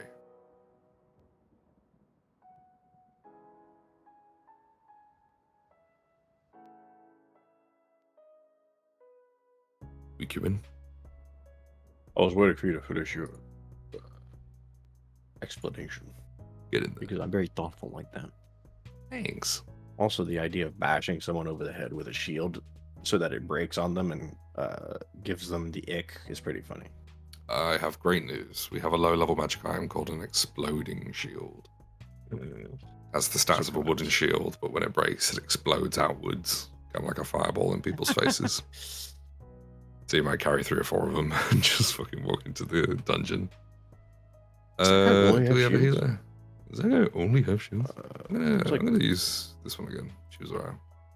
Oh my goodness. Can I be a shield build? Yeah, totally. Just 2 shields in my hands? You could have 2 shields. You could have 1 big shield, whatever you fancy. 2 big shields would be kind of tricky because of the bulk, especially if they were big, heavy shields. Shields are notoriously quite heavy when they get to the larger sizes. But yeah, you could totally do that. You could have the Orna and Reeve build from Dark Souls 2. He's in. Convinced. Why is boy on the ceiling? You seen this? I'm getting my cardio in. Is that what that He is? just- He Also- just does that. This is why people ground. say you're the strongest hero. Yep, that right there. What's up? As for the origin of these blades, right? What if it's like what do you call this? A very infinitesimally small fragment of the power that when the All Father dropped the bombs, it's like small specks of it managed to fleet itself away and onto these specific weapons. They're not forged; they're just literally made happenstance. It's like the current, right? It's basically like a quote unquote current touch blade, but instead of the current, it's like literally the bombs that the All Father dropped to make the singularity. Yeah, you can't create these weapons anymore. Literally, only a handful exist, and they can't be destroyed. And technically, the Soul Arts who wield them, one of their purposes also is to basically keep them contained. They're basically guardians as well of the blades, instead of like something that someone can eventually do. It's always on their person. See, my biggest thing is that I don't know why a Soul Arc would carry it on them. Oh, it's to keep it away from other hands. Dead. It's literally just so.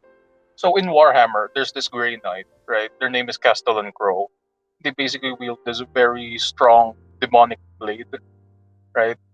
And it's always forever whispering to the Grey Knight to basically to wield its power. It offers the power, right? It tempts them to be wielded. So it's always on his person because he's the only one that can basically strong of will and mind to not fall sway to the temptations of the blade. So it's basically like that. Wherein the Grey Knights are these Soul Arcs, right? They're wise enough to not wield such power because to wield them and to actually bring them to bear is to basically doom everyone. So it's always on their person. They use the sheath form so that because it's still pretty strong. But yeah, some relic stuff. See, that fits for a Warhammer character because unless the author wants that character to die, that character is invincible. Mm-hmm.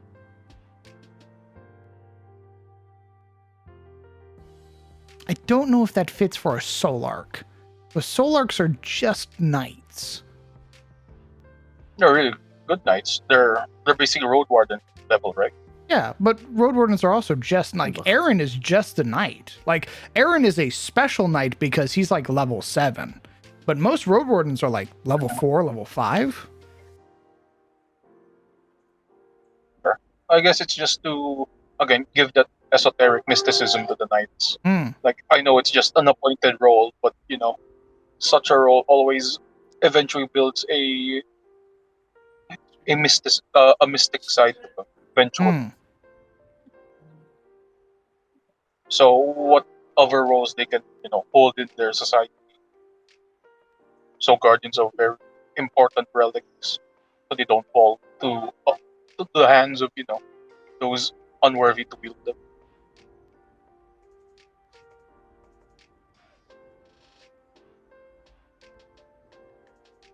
I'm trying to think of how that would go.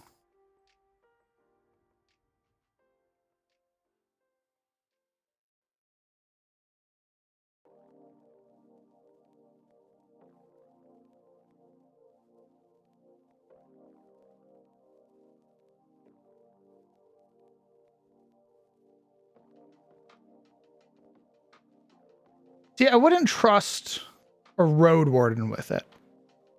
I would trust a dragoon with it. Somebody who's already proven that they are capable of resisting temptation.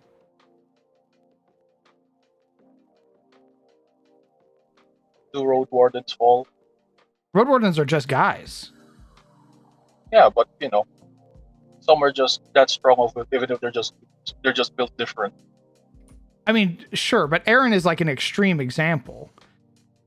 Denos Ulmar, the sheriff, who would technically become the road warden for Durant's Spear, is just a guy. Yeah, and I guess it could be said that some, again, it's not like all road wardens are built similar, right? And different areas of the continent have different cultures, right? So maybe some are more strong-willed than the others. Like as a baseline, right?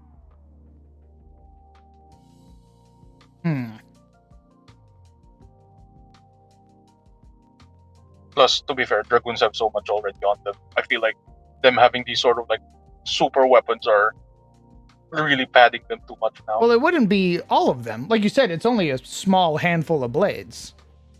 Yeah, true. Like maybe five in existence. I don't think they should all be in Tyros. I think there should be one per landmass.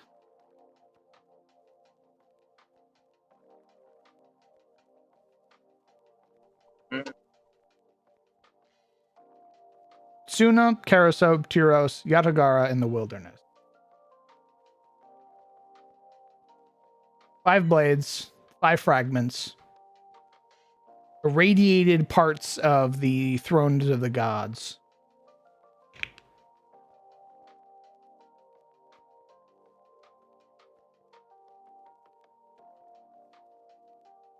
Oh, like making these rune fangs? Interesting.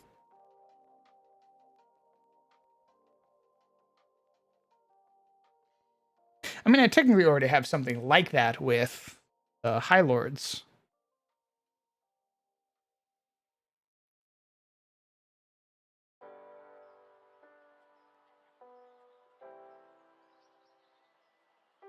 Real quick, though. What do we think? Which bit?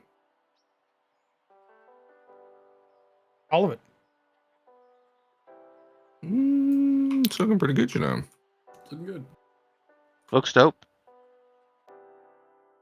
I like the little tables. Maybe 1 or 2 things by windowsills, like some little flower pots or maybe a crate or something. Apart from that, it looks pretty good. It looks very clean, though. It doesn't look like someone's lived there. It's not been worn down by a bunch of people. I don't really know how to show that. Mess it up. Fray the edges, so to speak. Fray the edges.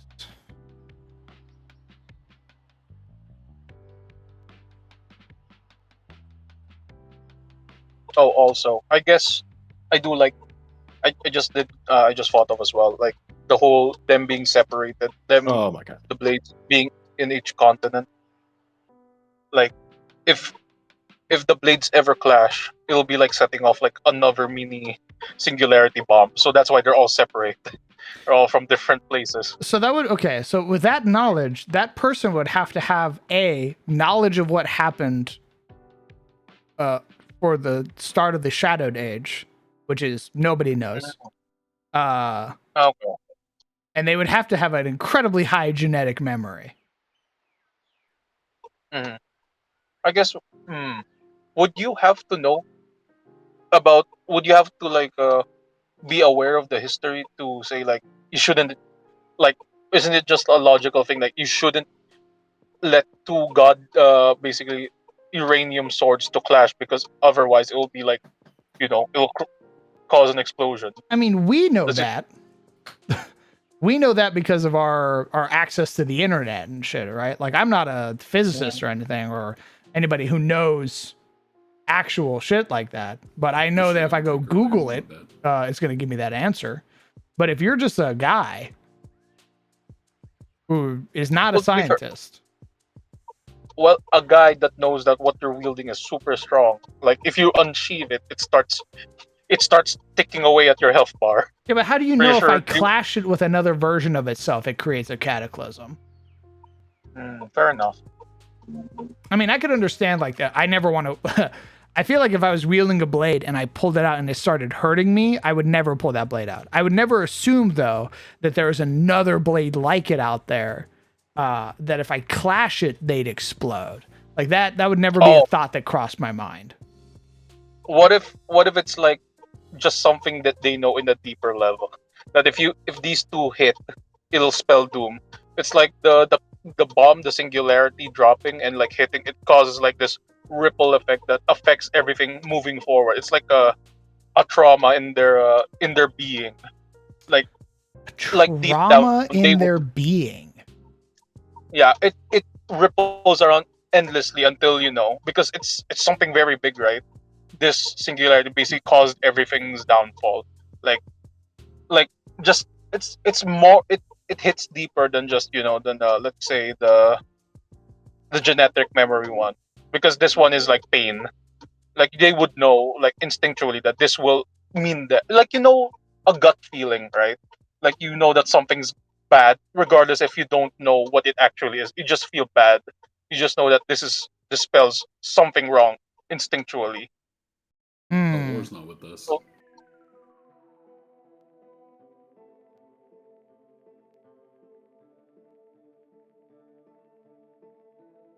Right, I'm like gonna this go is to their something chats. that shouldn't play. Oh, I'm all gonna right. disappear. This is something shouldn't be played with. Okay. Have fun, everybody. I'll Okay. see you next time. Take care. Okay. Have a good one. Take Catch you care. guys. Enjoy. Thanks for the Bye-bye. game. Thank you for Rest the well. game. Bye bye. As long as he knows his place.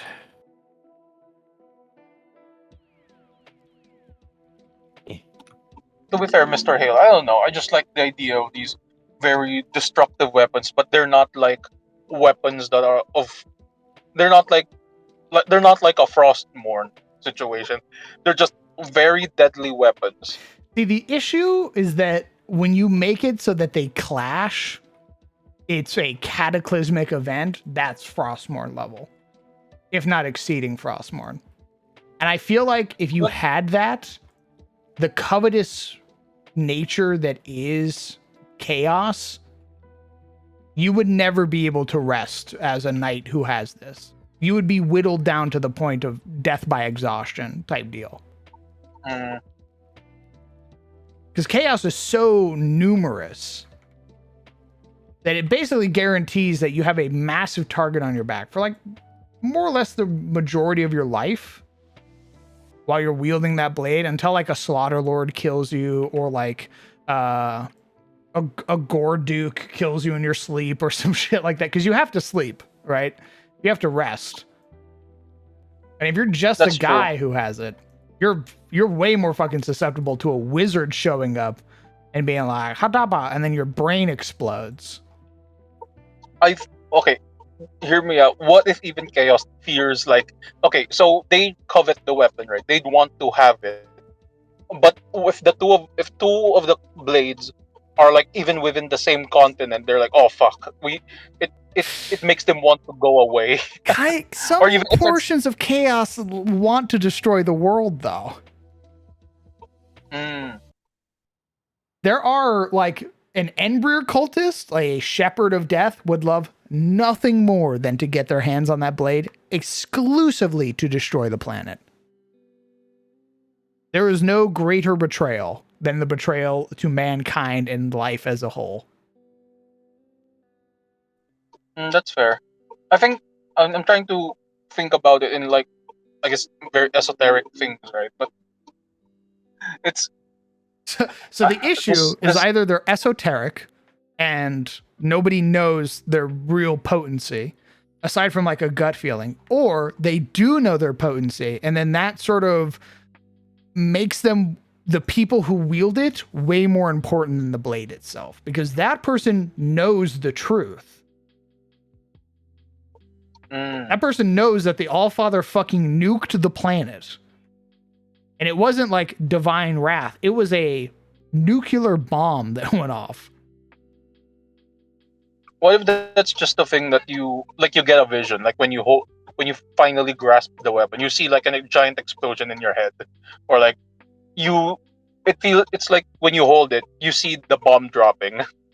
You can't comprehend that it's a bomb, right? You just see a giant explosion, like you see the mushroom cloud or the aftershock of it traveling.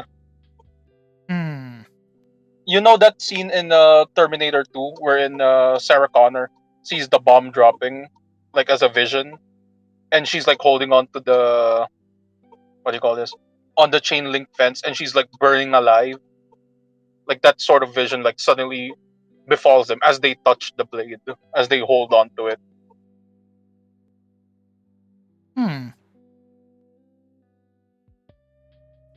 Like they wouldn't say that, oh, this is what happened in the old days. They It's just like a vision of a giant explosion that basically cinders everyone that it catches in its radius. I think that's enough to denote like a certain amount of importance to this plate, even if they don't necessarily know the specifics.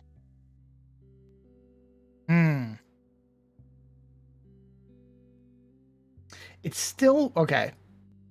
I get what you're going for, but it still makes certain characters very like way more important than they should be. Because they are holding a nuclear bomb, basically. They're like wandering around with a nuclear bomb on their waist. And they might fight like, like hell, like tooth and nail to basically keep it from ever falling into Chaos's hands.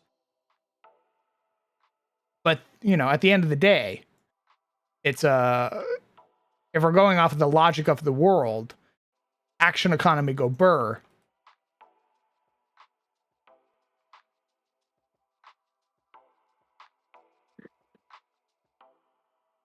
I'm fine with it in so much as it's like one of the hidden things of the Allfather.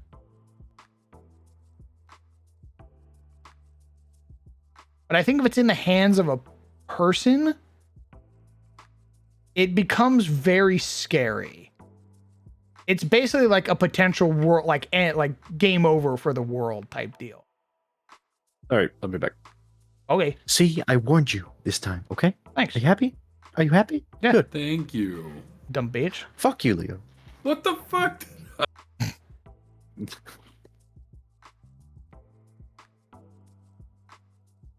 Why am I here just to suffer? Yes.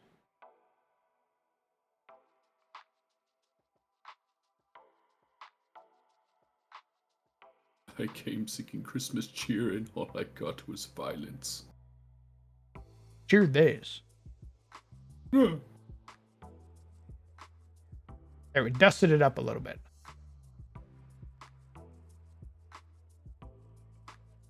I can't really like make the beds strewn or like dirty them at all. That's not really like a feature, but yeah. Can put some dust on the ground or where some of the rooms are occupied. Venturing equipment down, some clothes.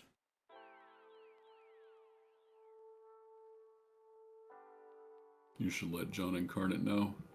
New feature. I don't know what. That'd be like a cool little thing you could put, like I don't know, more bed texture, more bed stamp variants.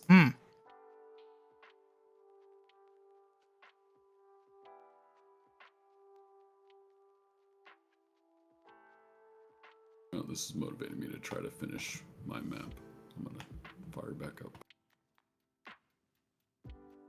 Maybe the Morling Corpse King or whatever we called it wields one. Oh, so the Corpse King isn't like a... The Corpse King is a very rare thing.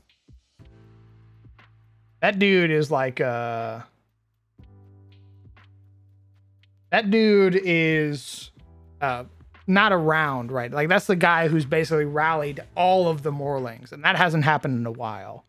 Now, if we made a Corpse King and that was like a point for the campaign or the adventure, would be fighting the Corpse King Morling, then I could see having like. I guess here's the thing, Legion.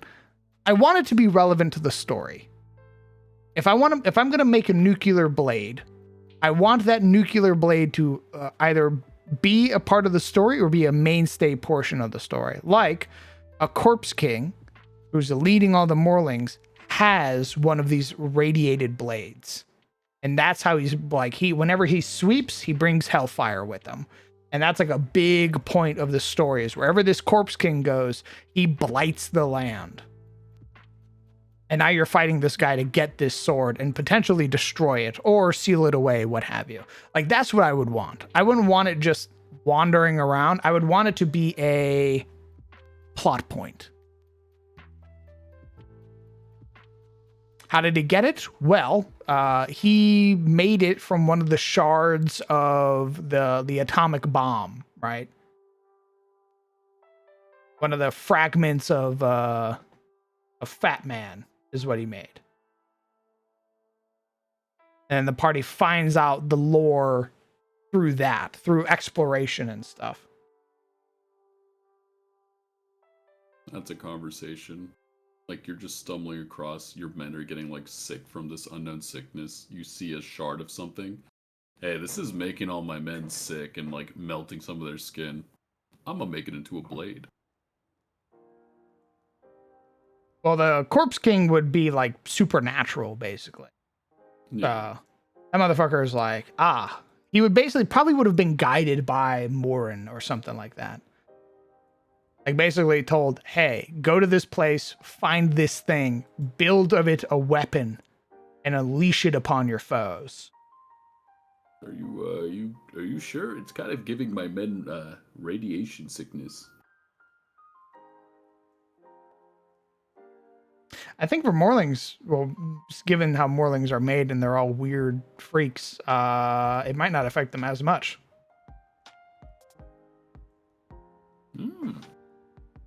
Or it just irradiates them further. And now they have even more mutations because they're all born from mutations anyway, so. Give them powers.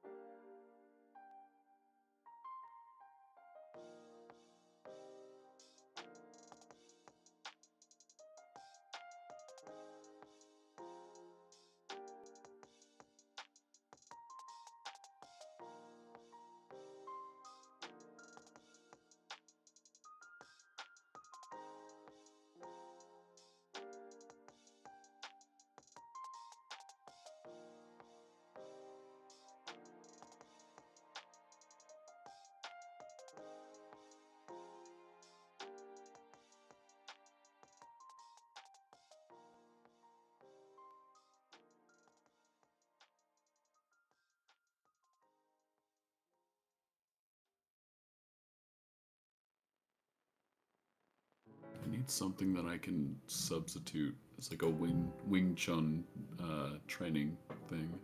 Training dummy. What? I'll put it in Hangout text.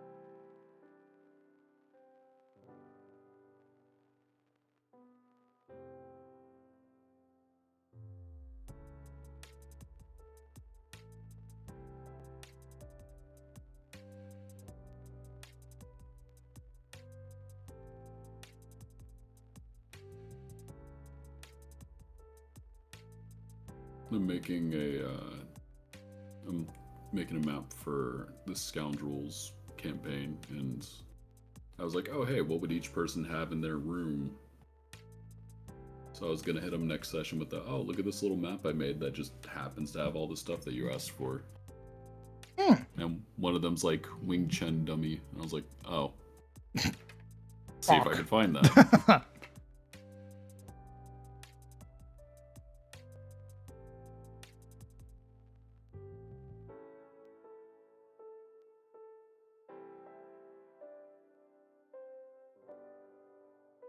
Like in Creation Lounge, this is all I got so far.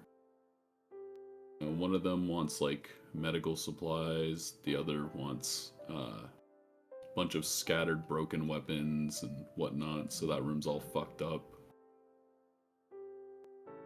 Neatly organized inventor. The one that's got all like weapons and messed up, that's that dragon centaur that the art that my player did. The freak. Yeah.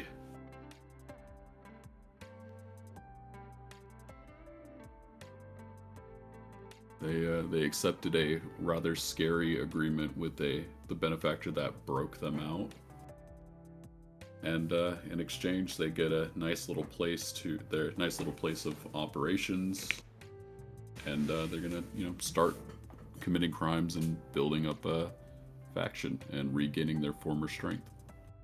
Dear God. The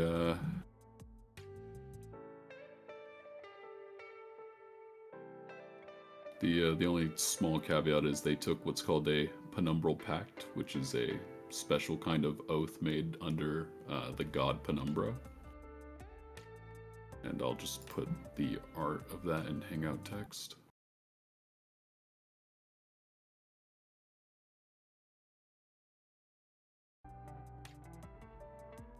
See, my only thing, lore, is that I would do something like that, but there's no point in me making a reference for it on this map, because when they pick it up, it would still be there.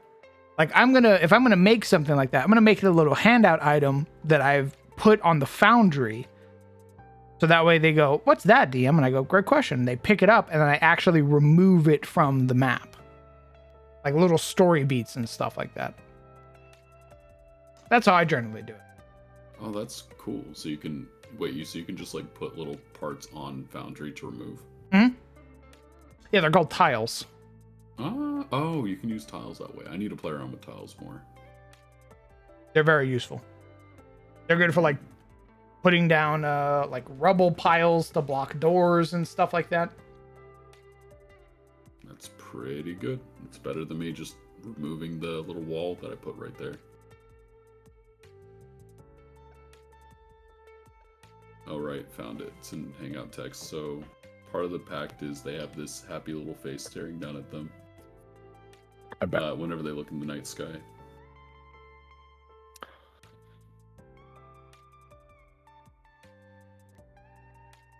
You put it? Hangout text. Hangout. Oh. Very Grodius coded, but if they only people under the pact can see that, so instead of the two moons, they see that haunting moon in the sky while they're under the pact. I'm not so much. I'm not sure. I'm so much concerned about the skull, but how close the moon actually is. Like it looks like it's only a few feet from the actual city. So to everyone that's under the pact, they can see it like that, and if they break the oath, the moon falls on them from their perspective. I see. And so from everyone else, that normal people that aren't under that pact, a person that's about to be crushed by Penumbra, they just see them looking up in the sky, screaming at nothing. And then that, if you've ever watched Chainsaw Man, that little scene with Makima and the prisoners. What's this? Sorry, I just got back again. Oh, this What's is your audition? just Penumbra, the god of oaths. Never make a promise under the solstice, for Penumbra might hear and hold you to it. Oh.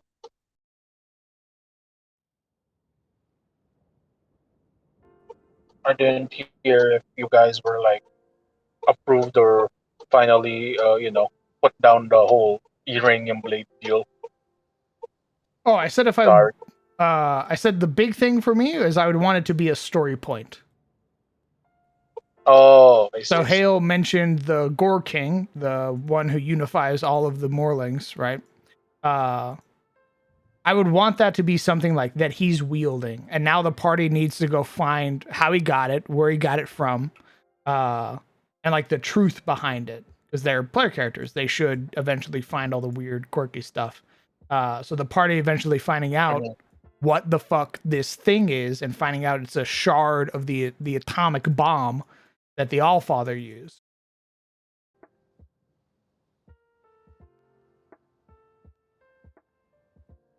Oh, we're bombing people now. He did. That's how the Shadow Age began. Shit. Oh shit! You mean it wasn't just his actual fist? But it was you, Des. The shattering was an inside job. My goodness.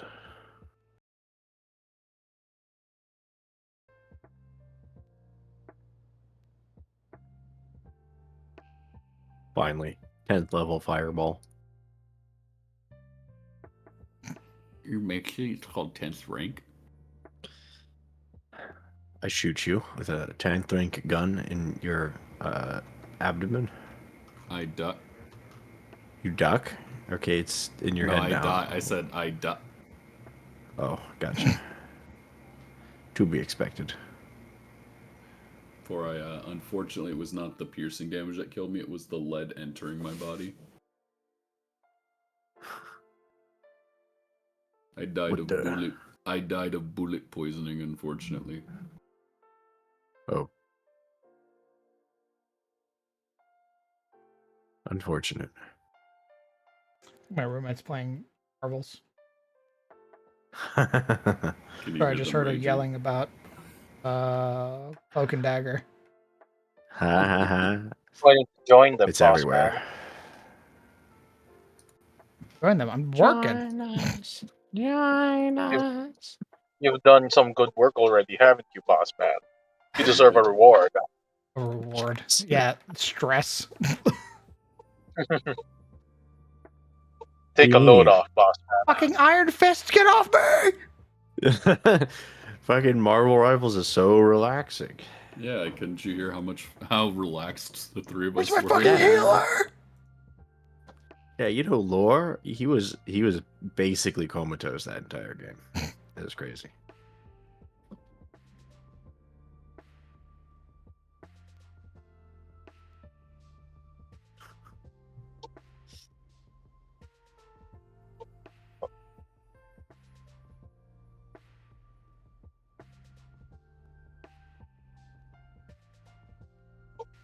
But also regarding the blades, I don't know. It feels like it's not because it's not like a weapon that is forged, right? It's just like it took in the the bomb, the fall, the singularity.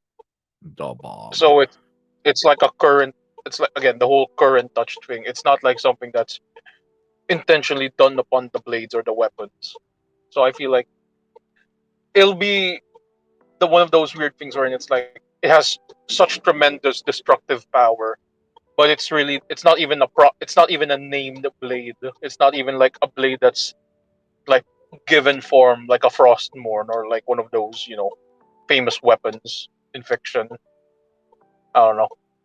Just It's just a thing that exists in the world, and there are some people who are like keeping it forever sheathed and like trying to move it away from each other, or keeping it always in motion, so that it doesn't really fall to any hands that might use it to act to devastating effect. Hmm. Instead of like being like a whole this entire story revolves around this particular blade. And this guy says he can't DM. It's very esoteric.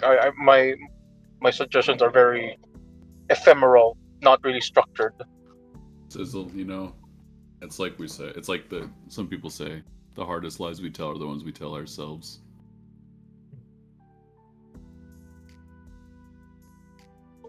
Well, You're gonna one day you're gonna get over this hurdle and start DMing and homebrewing your world, and you're gonna look back on it and be like, damn, why did it take me so long?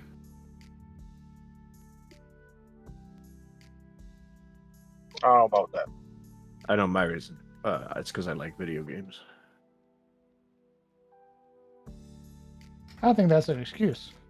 They're pretty fun. Because I know when you were doing your DC-20 stuff, you were cooking. You were making maps at work and shit, so... I was clearly, doing that. no excuse, in fact. It was pretty funny making maps at work. Alright, I made a Wing Chang dummy. Well, rather a Wing Chang. We have a Wing Chang dummy at home. What?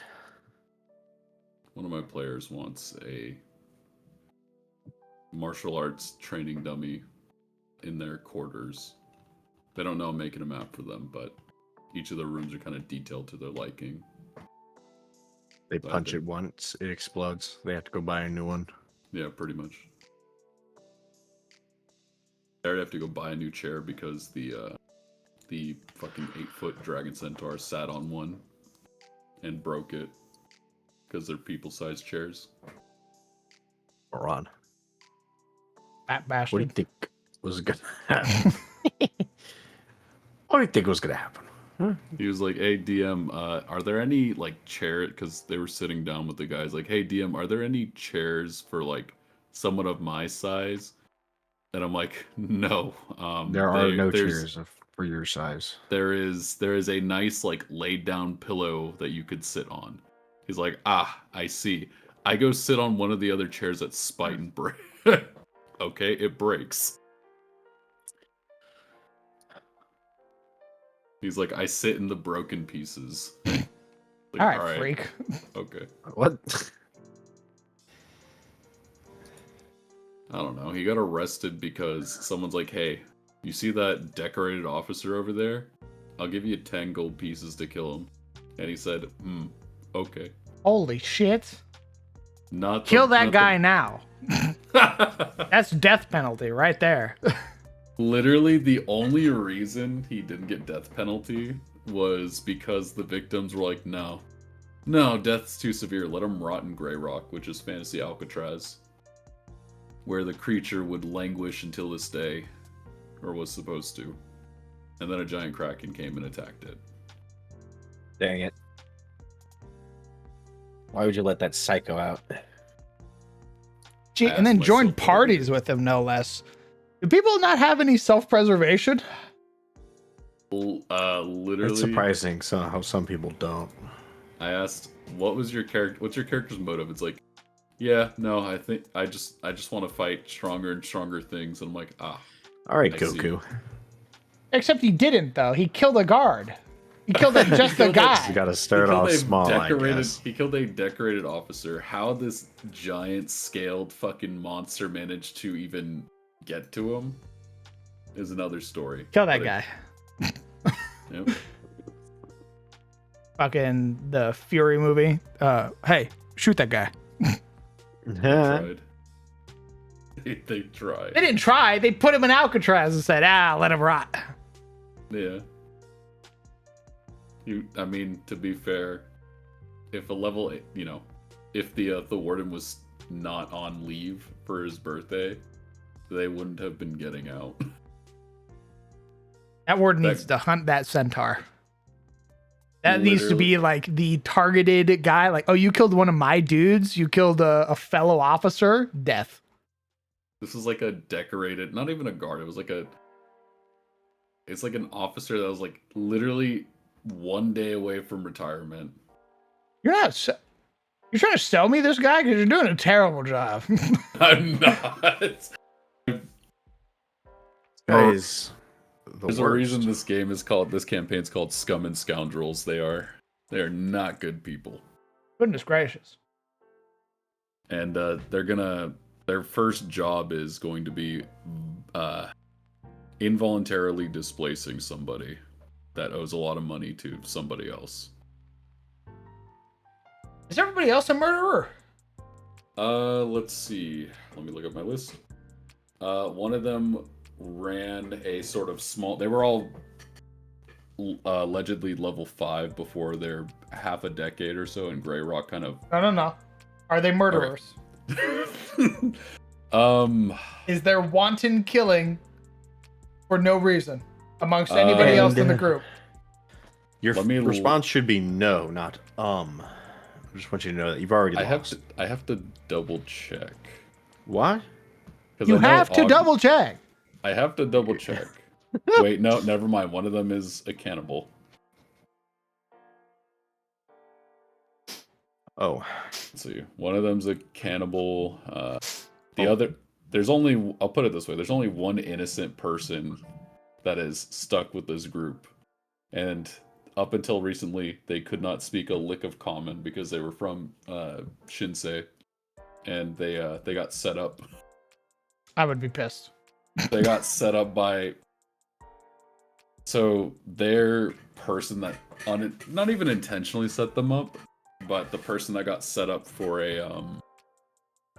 the murder of a Tide Baron's beloved concubine, inadvertently, was another player character's actions.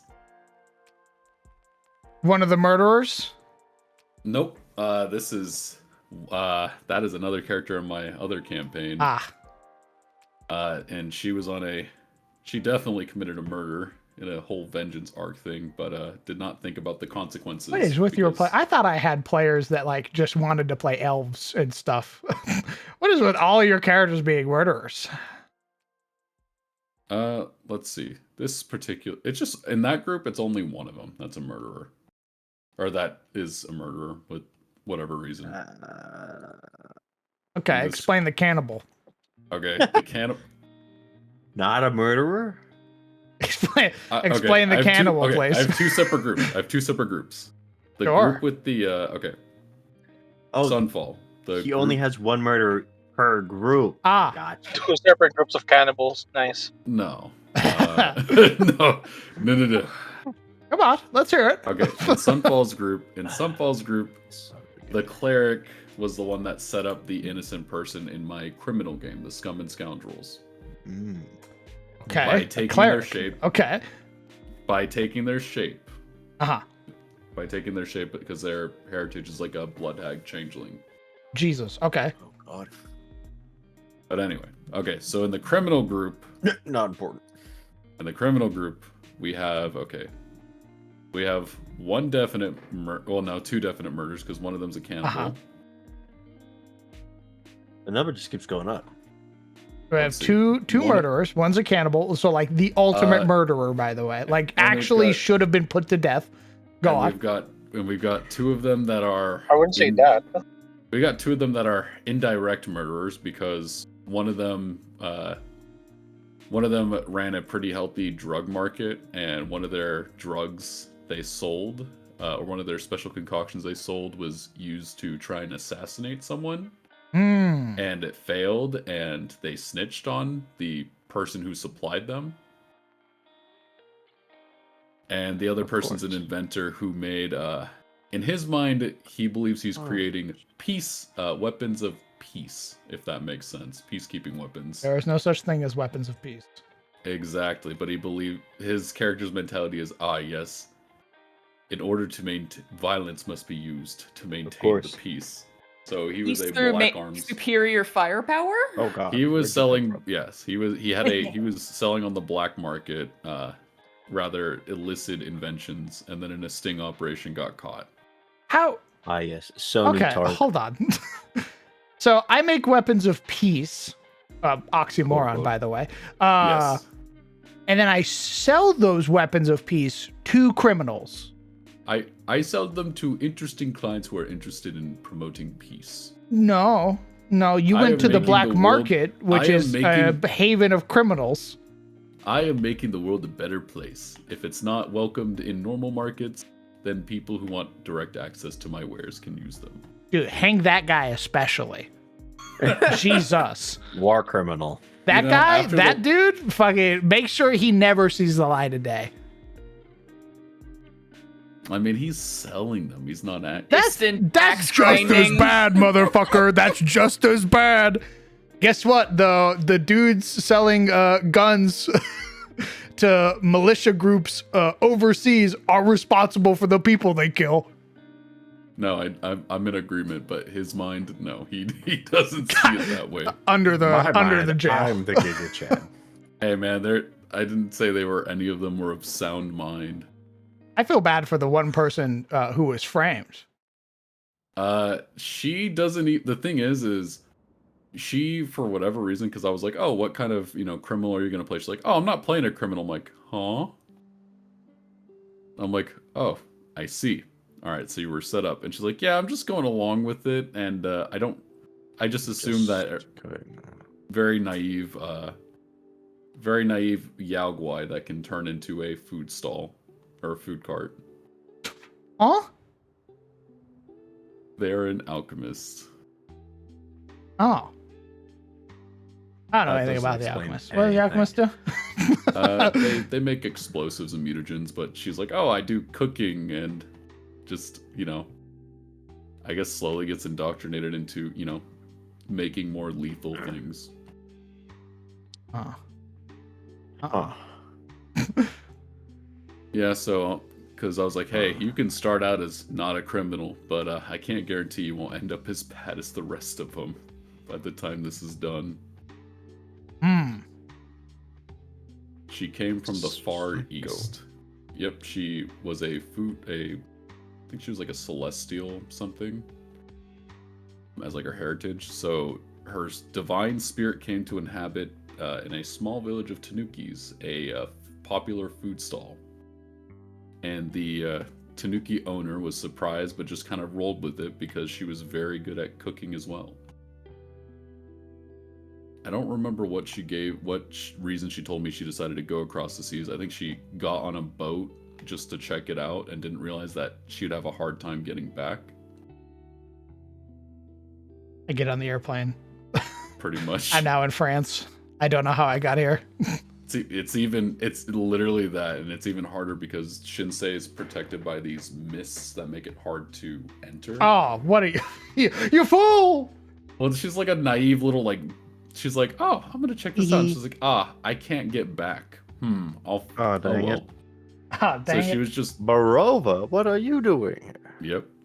So she just she can't speak regular ass common. She doesn't know a lick of common, so she just kind of finds work like cooking, just purely speaking through body language. And then someone took her form, killed 2 people. One of them was a Tide Baron's favorite mistress. And so she got not really able to defend herself, being not even been able to speak the same language, ended up getting sent to Fantasy Alcatraz with the rest of them. I asked her, oh, what does Tanukish sounds like? So now the Tanuki language sounds like Animal Crossing speech. Nice. What do you mean you don't know, Hale? In what regard? What super what super specific which one of my super specific and hyperbolic fucking comments is the one you referred to? Mr. Boss, I have a suggestion for another weapon. Another weapon. Okay.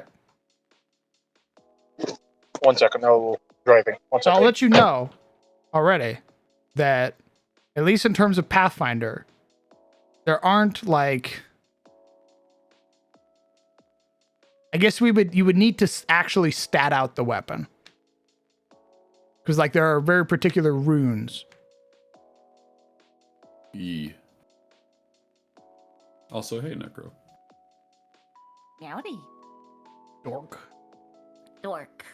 I am a dork.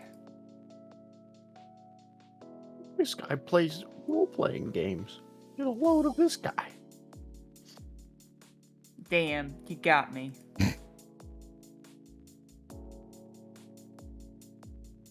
What the fuck was that? What the fuck? Who is yelling in your background, crowd? That is my upstairs roommate. Goes by the name of Sirik. You might know him as Logan. I believe he's getting his ass beat in some video game. Classic. You think it was about the weapon merchant? Interesting. But yeah, no, they absolutely. I gave him a little leeway of like, okay, what did you do for your crimes? And I was like, okay, I'll just, I'll roll with it because odds are this world will probably get bathed in fire and reforged at some point. Oh my god. It's all going to hell anyway, I guess. No, I mean, I might keep it or keep aspects of it. I just haven't quite hit that, what kind of theme and overall vibe I want to go for my setting. But yeah, they broke out. They met a shady dude who offered them into a rather soul-binding pact, and they're going to commit crimes, get back to their former strength, and then if I have IRL time during school, they will do that one big job that I had planned out. A big job. Hey, Karen. Howdy. Did you have fun DMing on Sunday? Skullthorn would like to know. Yes, I did. I did have fun. I had 2 groups running VTM. Group 1 was these fine folks here. And yeah, that it went pretty well. I like how you were kind of finding your characters, finding their voice. Sizzle, I love your skeezy Ventru. He's great. I'm gonna have fun with him. Thanks. I figured, he fits the tone of Vampire the Masquerade. We're all cunts. Don't try to be a good guy here. And yeah, and I'm poor fully expecting Nathan, a I'm gonna terrible be- end. You Wait, what, may porn? meet a terrible end, depending. And then May. Nathan being just a poor man. Oof. Poor. I say with premonition, I'm not done with you yet. Smile. I'm waiting. Waiting for more voices. Oh yeah, you're gonna, we're gonna start getting into visions. Oh, don't you worry, none. Oh, don't you worry, none. The psychosis is just settling in. My group 2 also had an exciting evening. Good for them. One of them accidentally killed a 21-year-old partygoer. Oh yeah, I saw Accidentally? So accidentally. they got the scene was that they were, trying to feed, and Classic. they ended up at a club, and one of them was chatting up this younger guy who seemed interested, and they're chatting, and I had already gone over a feeding scene before, where not gonna really spoil much by saying this, but you can hear the heartbeat of the victim.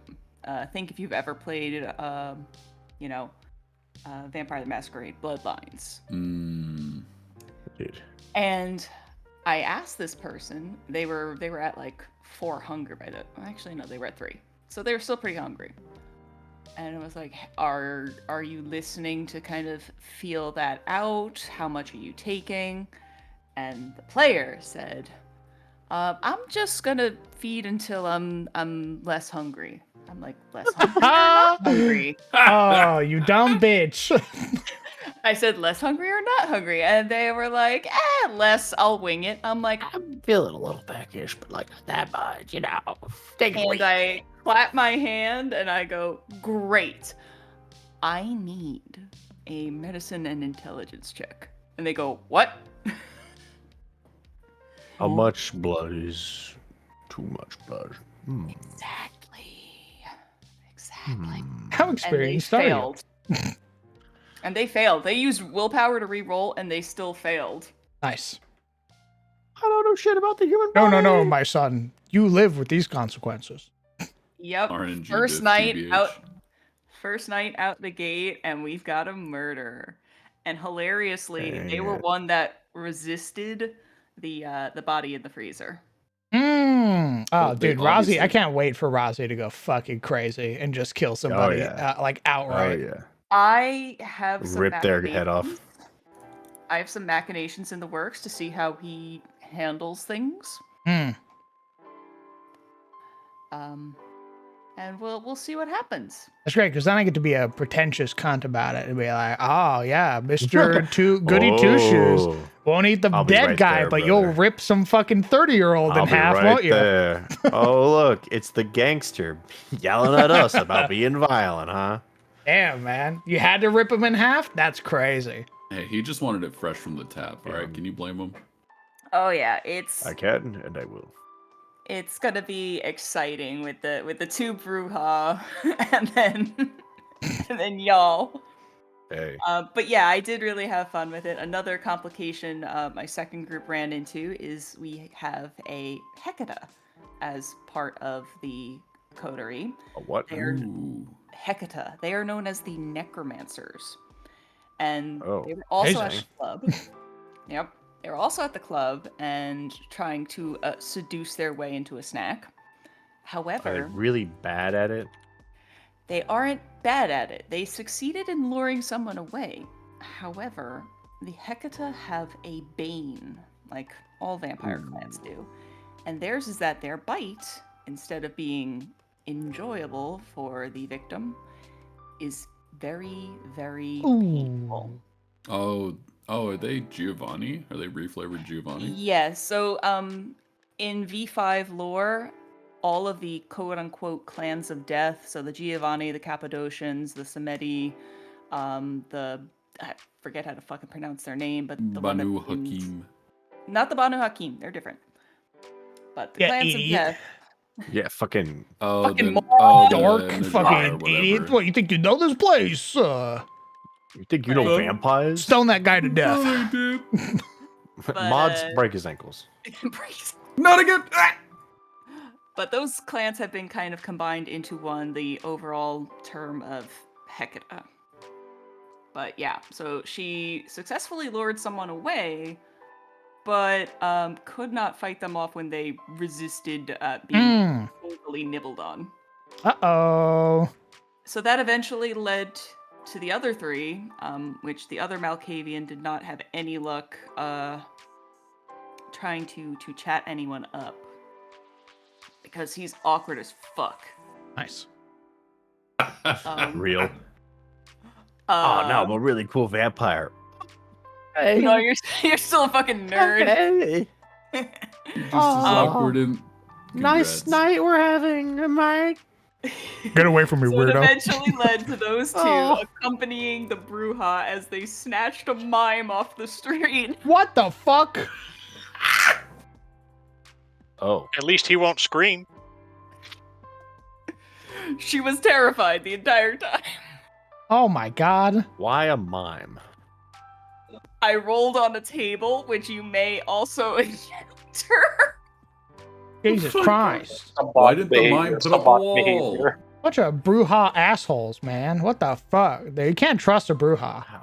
Honestly. I What? don't think you could say What the that. heck? That's kind of. As a Malkavian, Whoa, I sweep my hair back, the voice in my head calling me a stud muffin. I can say whatever I want. As a tremor, I can definitely agree Yeah. with that. I think the Camarilla is super cool. Oh my god. But yeah, they assaulted a mime in an alley. Sabbat behavior. That's Sabbat behavior. yeesh. I'm like, well, that happened. So as your guys are heading back to the hotel, one guy is back in the room with this dead kid. The other three of you just assaulted a woman on the street. I'm loving She it. had it coming. It's like, Damn, dude. And we were like, we were sitting there like, damn, I don't know if we did enough this episode. Like, that's okay. No, even when you all said like it felt kind of slow, like after you had been dropped off and you're all just doing the puff puff pass routine, I was just like, no, that feels correct for having that info dump on you. Okay, B team group 2 picked up the slack. Everything's on fire. Group 2 was just like, oh, okay, yeah, we're gonna just do this. It'll be fine. And like, Bruja 1, A-okay. He got his snack and left. The rest of everyone, I'm just like, oh boy, it's all going Fucking wrong. Sonic Circus music playing. And I'm punching the air the entire time, like, yes! Yes! Break the masquerade! Break it! Break it! I can't wait for the mime bully or the mime mafia just to start looking for that one. Wait, I have a question. Necro, I have a question. Okay. Are they playing the same adventure? These two groups? They are playing the same adventure. Oh, it'll be so funny if If you guys meet the mime and the kid, wait to see how you. Oh no! I mean like this group, they go Camaril, the other goes Sabat. It's like yes, now they fight. They meet later down the Sabbath. line. They're not gonna. It's Anarch or Camarilla. I don't think we get Sabbath as a choice. Not yet. I mean, if you want to be a Sabat Oh, pack, okay. good luck. What that That is? seems like a good way to explode. The Sabat are assholes. What that is? Aren't they basically the bad guys of Yeah. Vampire? Yeah, so essentially the Sabat are what you would consider vampire supremacists. They want to be as close to their progenitor as possible, think that humans are just basically food, and treat them as such. Do not care about the masquerade because they want a vampire supremacist society. Yeah. I also think vampires are cool. Beige. But I read that Malkavians are way cooler with the Camarilla, so I was like, never mind, we're doing that one. Yeah, Malks do find structure within the Camarilla, for sure. There are Anarch Malkavians as well, the Vorman sisters. I gesture broadly. Oh, is that the Harley Quinn chick from the one game? Harley Quinn chick, yes, and her sister, the one with the suit. Aren't they the same person? Necro, you're cultured. Are you a Therese or a Jeanette stan? Oh, no, you can't do this to me. I can.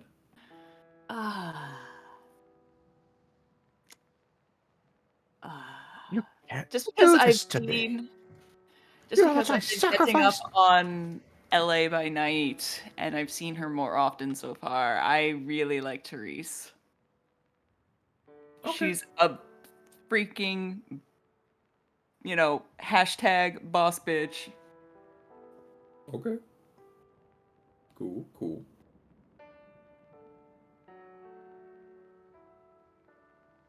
So which group do you think is gonna survive? I mean, they're I all sweep just, my they're hair all back babies. again. The one with the voices survive. in my head said, "I'm gonna live forever." So I don't think they said that at all. Well, I mean, Group 1, y'all have not done anything egregious so far. Look, I think I have the greatest chance of survival because I will be the first to sell all of you out. And for that reason, I'll live. Actual venture. No behavior. repercussions. Actual venture behavior. Live sword reaction. There you go. All those podcasts you were listening Especially to. the Bruja assholes who judge me for my urges that I now have. We're going through a lot right now, and they're just judging the shit out of me, and that's kind of fucked. You'll be the last person I betray. I pat you on the back, Malkavian. thanks, man. Yeah, no problem. Yeah, I appreciate that. Can't wait for the Yeah, voice yeah. actor to go, "Hey, Stud Muffin, he's planning on betraying." My eyes blink independently as I look at him. What? You Your wouldn't eyes do start that, moving would in you? different directions independently. You wouldn't do that to me, would you, Yeah, Anthony? you just see a vision of me dressed as Benny from Fallout with a gun. Truth is, the masquerade was rigged from the start. Roll credits. Like, bro, you're imagining a video game, man. I would never. I hold the A what? hide the barrette behind my back. 4 sessions later. It doesn't even cut to that exact scene. It just cuts to the fucking unmarked grave.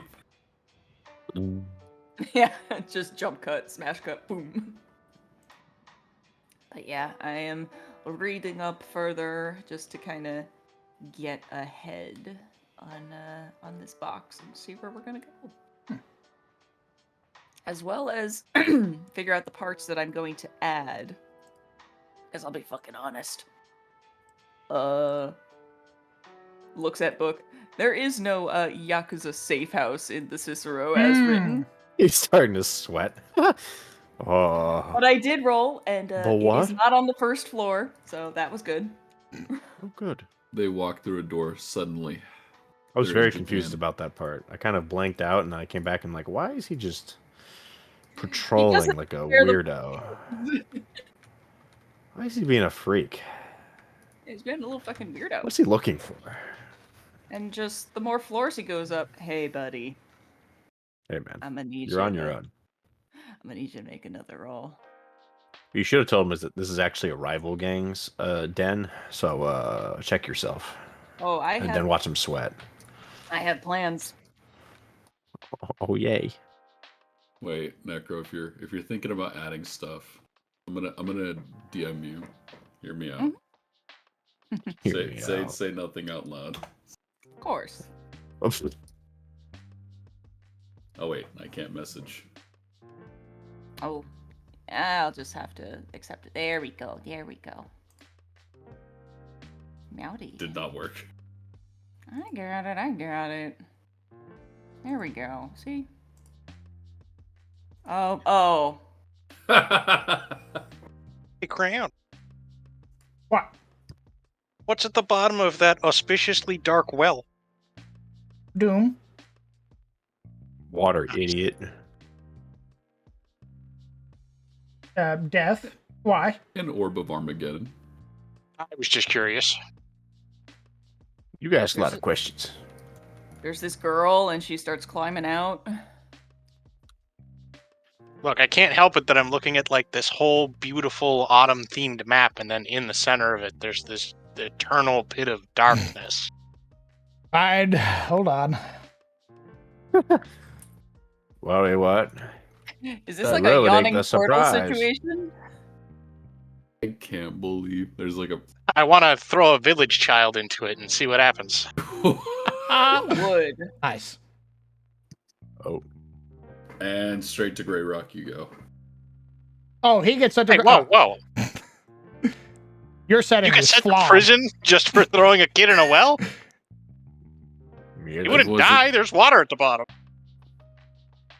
You see, that's still assault.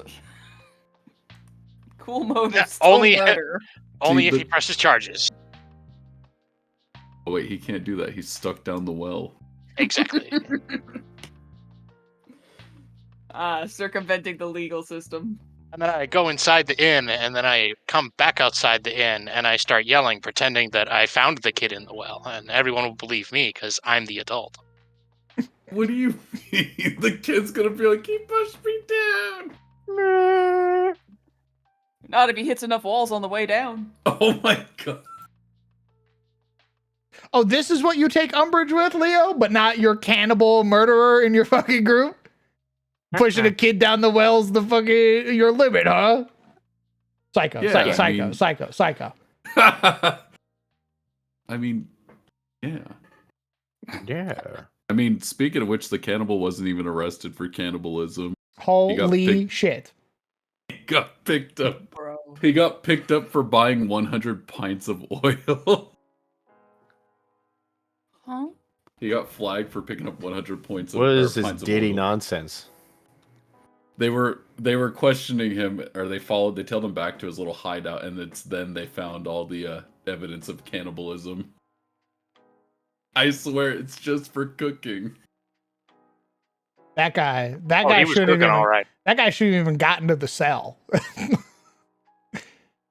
The guard should have been like, "Oh yeah, fucking." Look, man. Yeah, Look, that's, man. I'm still curious. learning. I'm figuring out plot point. Logically, they should I'm all be in the still- ground. Man, I'm just trying to figure it all out, man. I'm just trying to learn this shit. I'm just. I had to get them all in the same prison somehow, somewhere, man. I'm trying my best. I can't come up with shoot that guy. compelling reasons. Aye, aye, Captain. I'm trying. Kill that guy. I can't wait for them to meet the level 20 guard captain. So the way I've been thinking about it is I've been looking at a lot of Blades in the Dark, like heat mechanics, stuff like that.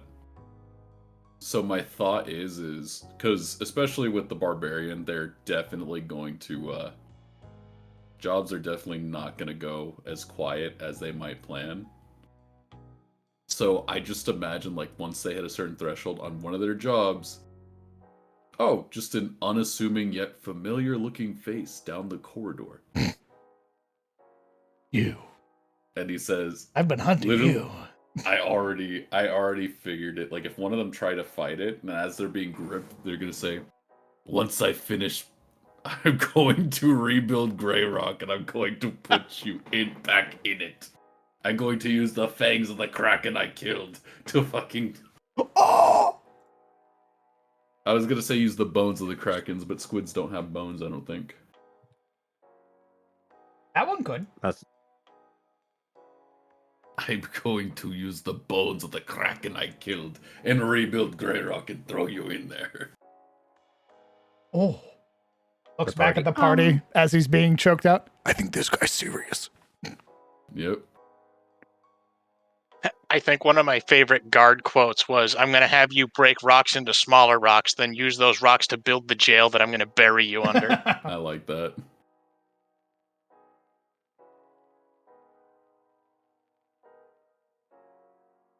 Okay, question. Answer. I'll put it in Hangout text. Is this a rat or mouse? Where's Evis? We need He's a asleep. professional. The motherfucker goes to bed at the worst Oh times. my god. That is great question. I would Anyway, say- next question. No. I'd say mouse. Because the ears. The ears are longer. Don't mouses have longer ears? I'm gonna say rat.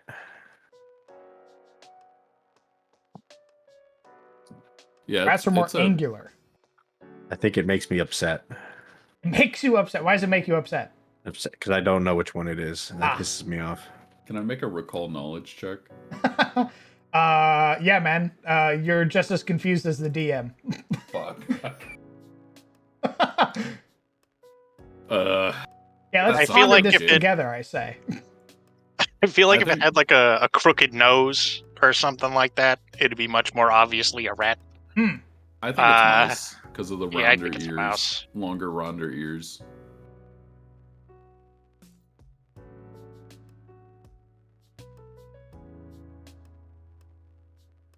Here, let me show chat. What is that? Chat, is this real? What is this guy? He a rat or a mouse? He's a motherfucking problem.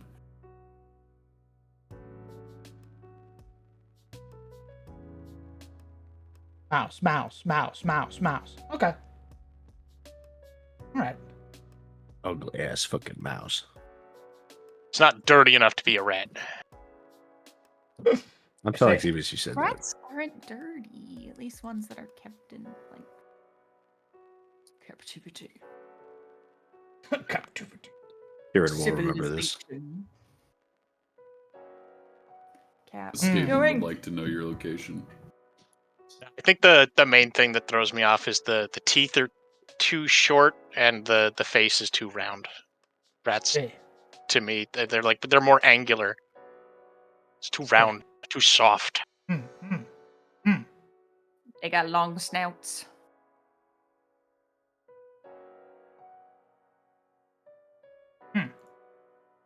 Curious, curious, curious. Curious.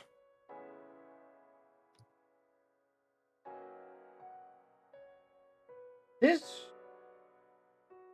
Huh. Are you looking at like the rat folk or Yes. what is the... Who's asking, huh? I Well, you got a problem with me was- being curious, huh? No, I just want context, please. Not the Rat ankles again. folk don't Please have a do problem with you being curious, as we know from their prolific libido. Huh? All right, rat fucker. No, that was a bit against Legion. Legion slowly considering not being a little guy anymore. I'm gonna be a big boy. That's what it gets you. The dangers of being a little guy. He thought there were none. You're just a little guy. Yeah, look, Legion's just a little. He didn't. Oh my god. That man's fucking dead.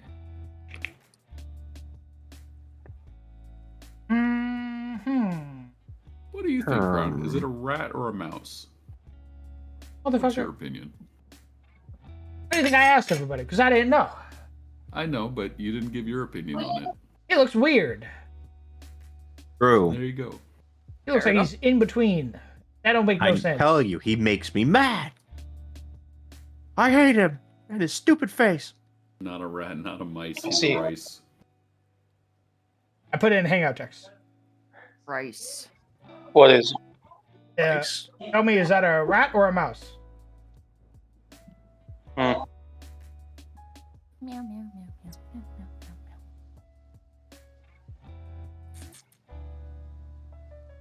Hello. I have a cat. I have a cat. Tell the cat I said hello. She says, "Do you have more food?" No, little one. I do not. No. She doesn't care then. Brother, Oh. may I have some oats? No. Yeah, and she apparently swindled my father out of additional food today. You didn't swindle. Your father gave that cat more food. Because I let you know that's what I would do. So your cat doesn't need to swindle anything. They just need to look cute around me, and I will give them food. Just turn Yeah. my back. That looks like a somehow mouse acquired boss. cat treats, and it's just like, what? Yeah, much to when the a cat- chagrin of the owner, I will in fact betray all teachings that you've given this animal at the first opportunity. Letting I am a her walk bastard. away with a pepperoni slice, like, what the fuck? Yeah. The cat asked, and I must answer. You said a mouse, huh? Yes, Explain your reasoning. it's fat and snorts. Small, short, stubby nose. Like it doesn't have a snout. Interesting. Hmm. Smash or pass? Maybe it's a hybrid. It's a Asking pass. Legion the real questions, huh? Is that a little guy? Yes, Really? You wanna put it as a poll? I think it's in the eyes. The eyes are too The eyes. too beady. I see. This is like the dresses. Why, boss Was man? the dress Smash or blue pass? or Are is you the gonna dress smash this gold? mouse? Oh my god. Hate that. You know where to put the penis. Jesus. In the mouse. Who's this Nah. little guy supposed to be, boss man? What? What's this little guy's what? Who's this little guy supposed to be? I don't know. I found it. Oh. I see. I found it on this website called Fur Affinity. Good website. You are banned from the Mickey Mouse Clubhouse, Sizzle. What? For Affinity is basically like DeviantArt though. All right, this guy. What? Oh, that's a rat. Where is it? Text chat or hangout text. Yeah, I'd say face is more angular. Yeah, that's a rat like. long. That's a rat. What about his eyes, Legion? What about his eyes? What about them? You look full of hate. That's not Yeah, a little guy at but- all. Does he That's a radiate little menace. guy energy?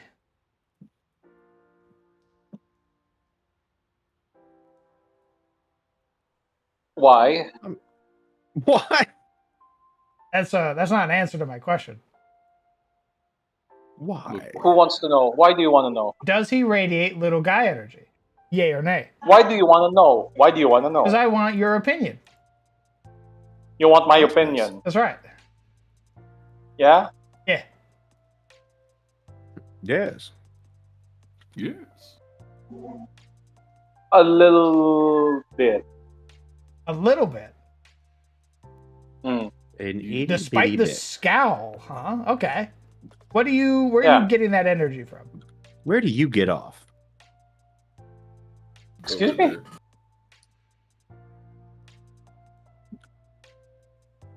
Hmm.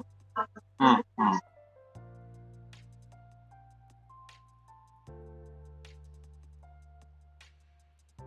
I think if you don't see the whites of their eyes, that's a little guy. You don't see the whites of their eyes. So Yeah. Oliver's a little guy. Oh yeah. Huh. Oliver is not allowed to smash. I mean, it's up to the person that's doing the smashing. But to me, he That's is a little guy. terrible, terrible news for Adrian.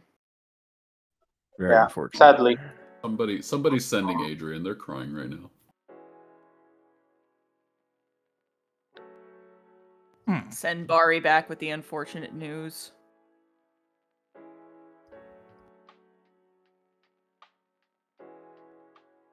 See the thing that the Hale sent, right?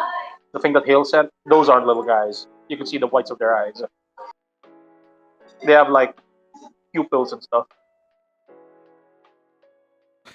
Okay. So by that definition, all goblins are little guys too. Oh yeah, sure. If you want to rule it that way, I wouldn't mind. He's just a little guy bringing the vermin tide. Interesting. Why? Why do you want to know this? Just saying where you are. What? I feel like Crown's like writing this down somewhere. Interesting. I see. Okay. Curious. Is it the rats being Oh, this one. incest or Legion? What does this ink blot make you feel, Legion? Clearly, that isn't a little guy anymore. Why not? Well, first of all, proportions. Their back is stood straight. They don't hunch. Their height, the longness of their limbs indicate height. Because if that is like 4 foot, that's a very skinny looking rat. That's like super skinny. Is this a little guy? You're muddling up my questions, Leo. I'm sorry. You're muddling That up is my not a little guy. questions. That is a little guy. That is a little guy, actually. Yeah, look at those eyes. I think it's the head ratio as well. Head ratio. Hmm. If it looks like it has a neck, I think if it has a neck, it can't be a little guy. When it's like, when they're stood up straight and they have their head facing forward and they have a neck, I think that's hard to be a little guy at that point.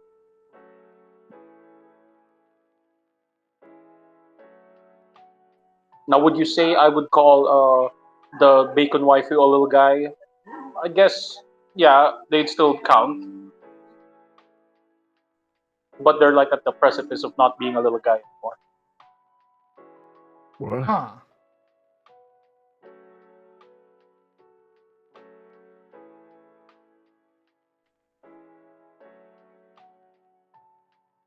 I'm really vibing with this like little guy algorithm we're creating right now.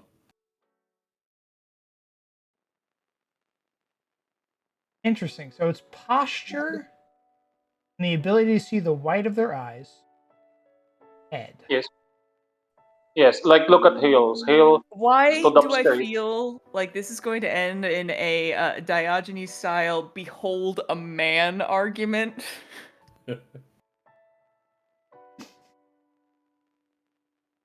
Interesting. Does seem likely. What are you scheming? Like what Hale Bear sent. Man? What Hale sent isn't a little guy.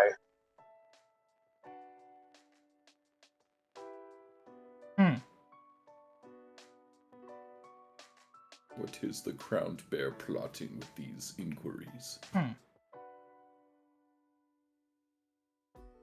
Why do you want to know?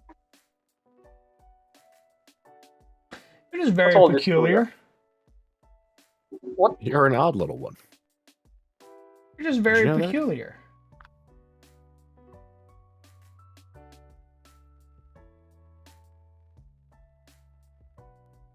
I feel like I'm being observed by my mad scientist masters. You are and I being don't studied like like a You bug. are correct. Yeah, let's You are let's make under no doubt about observation. that. You are in fact being studied right now. Me holding the clipboard. Mm-hmm. Poking the bee with Curious. sticks. Yes. Interesting. Strange. Curious even. It's like Crown is sitting in like a fucking chair with his notepad, just like, I see, all right. And how does this rap make you feel? What do you see in this ink blot?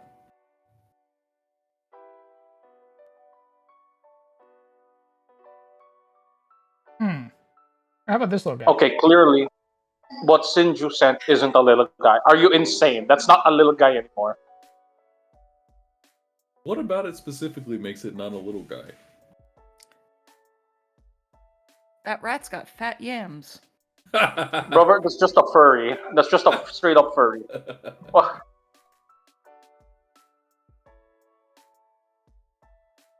But where does the ratio begin? Like, where's the cutoff? what do you mean? Where's the cutoff? The cutoff of what? Isn't that just meant to be a Skaven character? That is a Skaven. Brother, that's not even a Skaven anymore. That's straight up just a furry. But why though? Why do you say with such Proportionality. disgust? Proportions.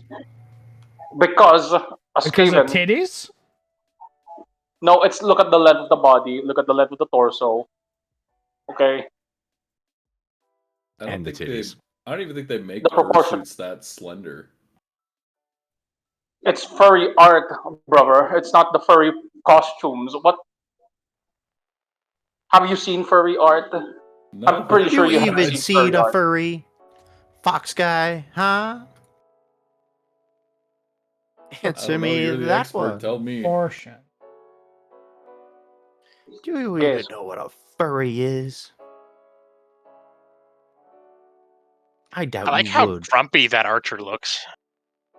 He's pissed. The gonna shoot archer him. is Very like mad. border.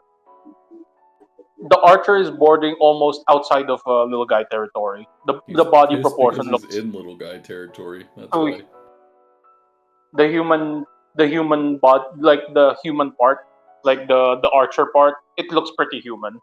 So it's like slowly inching itself away. But the size of the head and the lack of neck still kind of puts it in the little guy territory, as well as the stubbiness of the legs.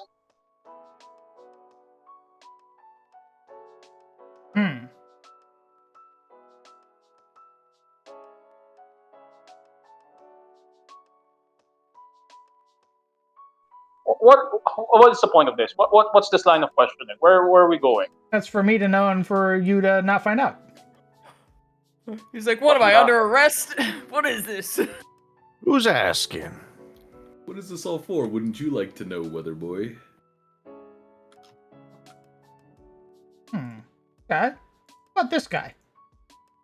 This guy has a hunched back and no white in his eyes, but relatively long limbs.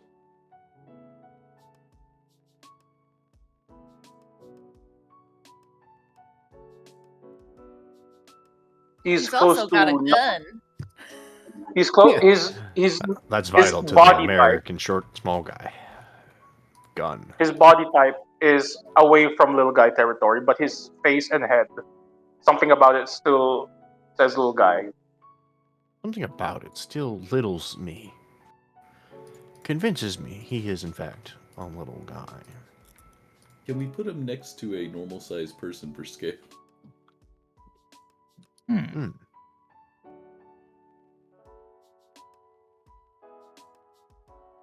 Like if you replace the head with like a wolf head, that's almost like a werewolf already.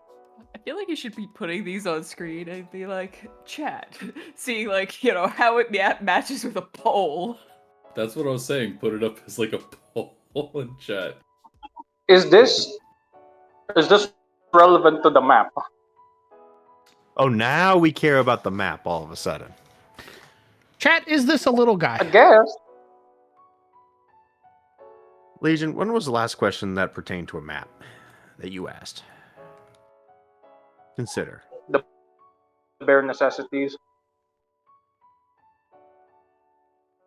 Yeah, was that before or after the demon sword? The nuke sword, excuse me. Aw. Oh. All right, Cater, what do you consider to be a little guy then? What's your height cutoff for a little guy? When is he no longer a little boy? Instead, a grown-ass man. I think his torso is also like on the not little guy proportion anymore, but his head and the legs is still in the little guy territory. 3'7" to 3'10" is a little guy. Okay. Here he is. So halflings are little guys. It's all saying anything shorter than a dwarf is a little guy. And we know from the movies, at least, that little guys, halflings, are prolific fuckers.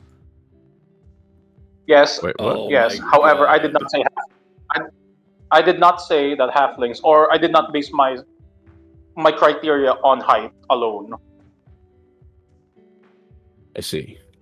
I did base it on No, but half of it was body proportion and head size. And halflings have some pretty big heads. Do they? They're basically normal size, though. They're just shrunk down. Like, literally, the only disproportionate part of a halfling is just their feet. It really depends on the art of the setting. I've seen some halflings that are walking around with like basketballs on their shoulders. All right, chat. Like hobbits. Is this a little guy?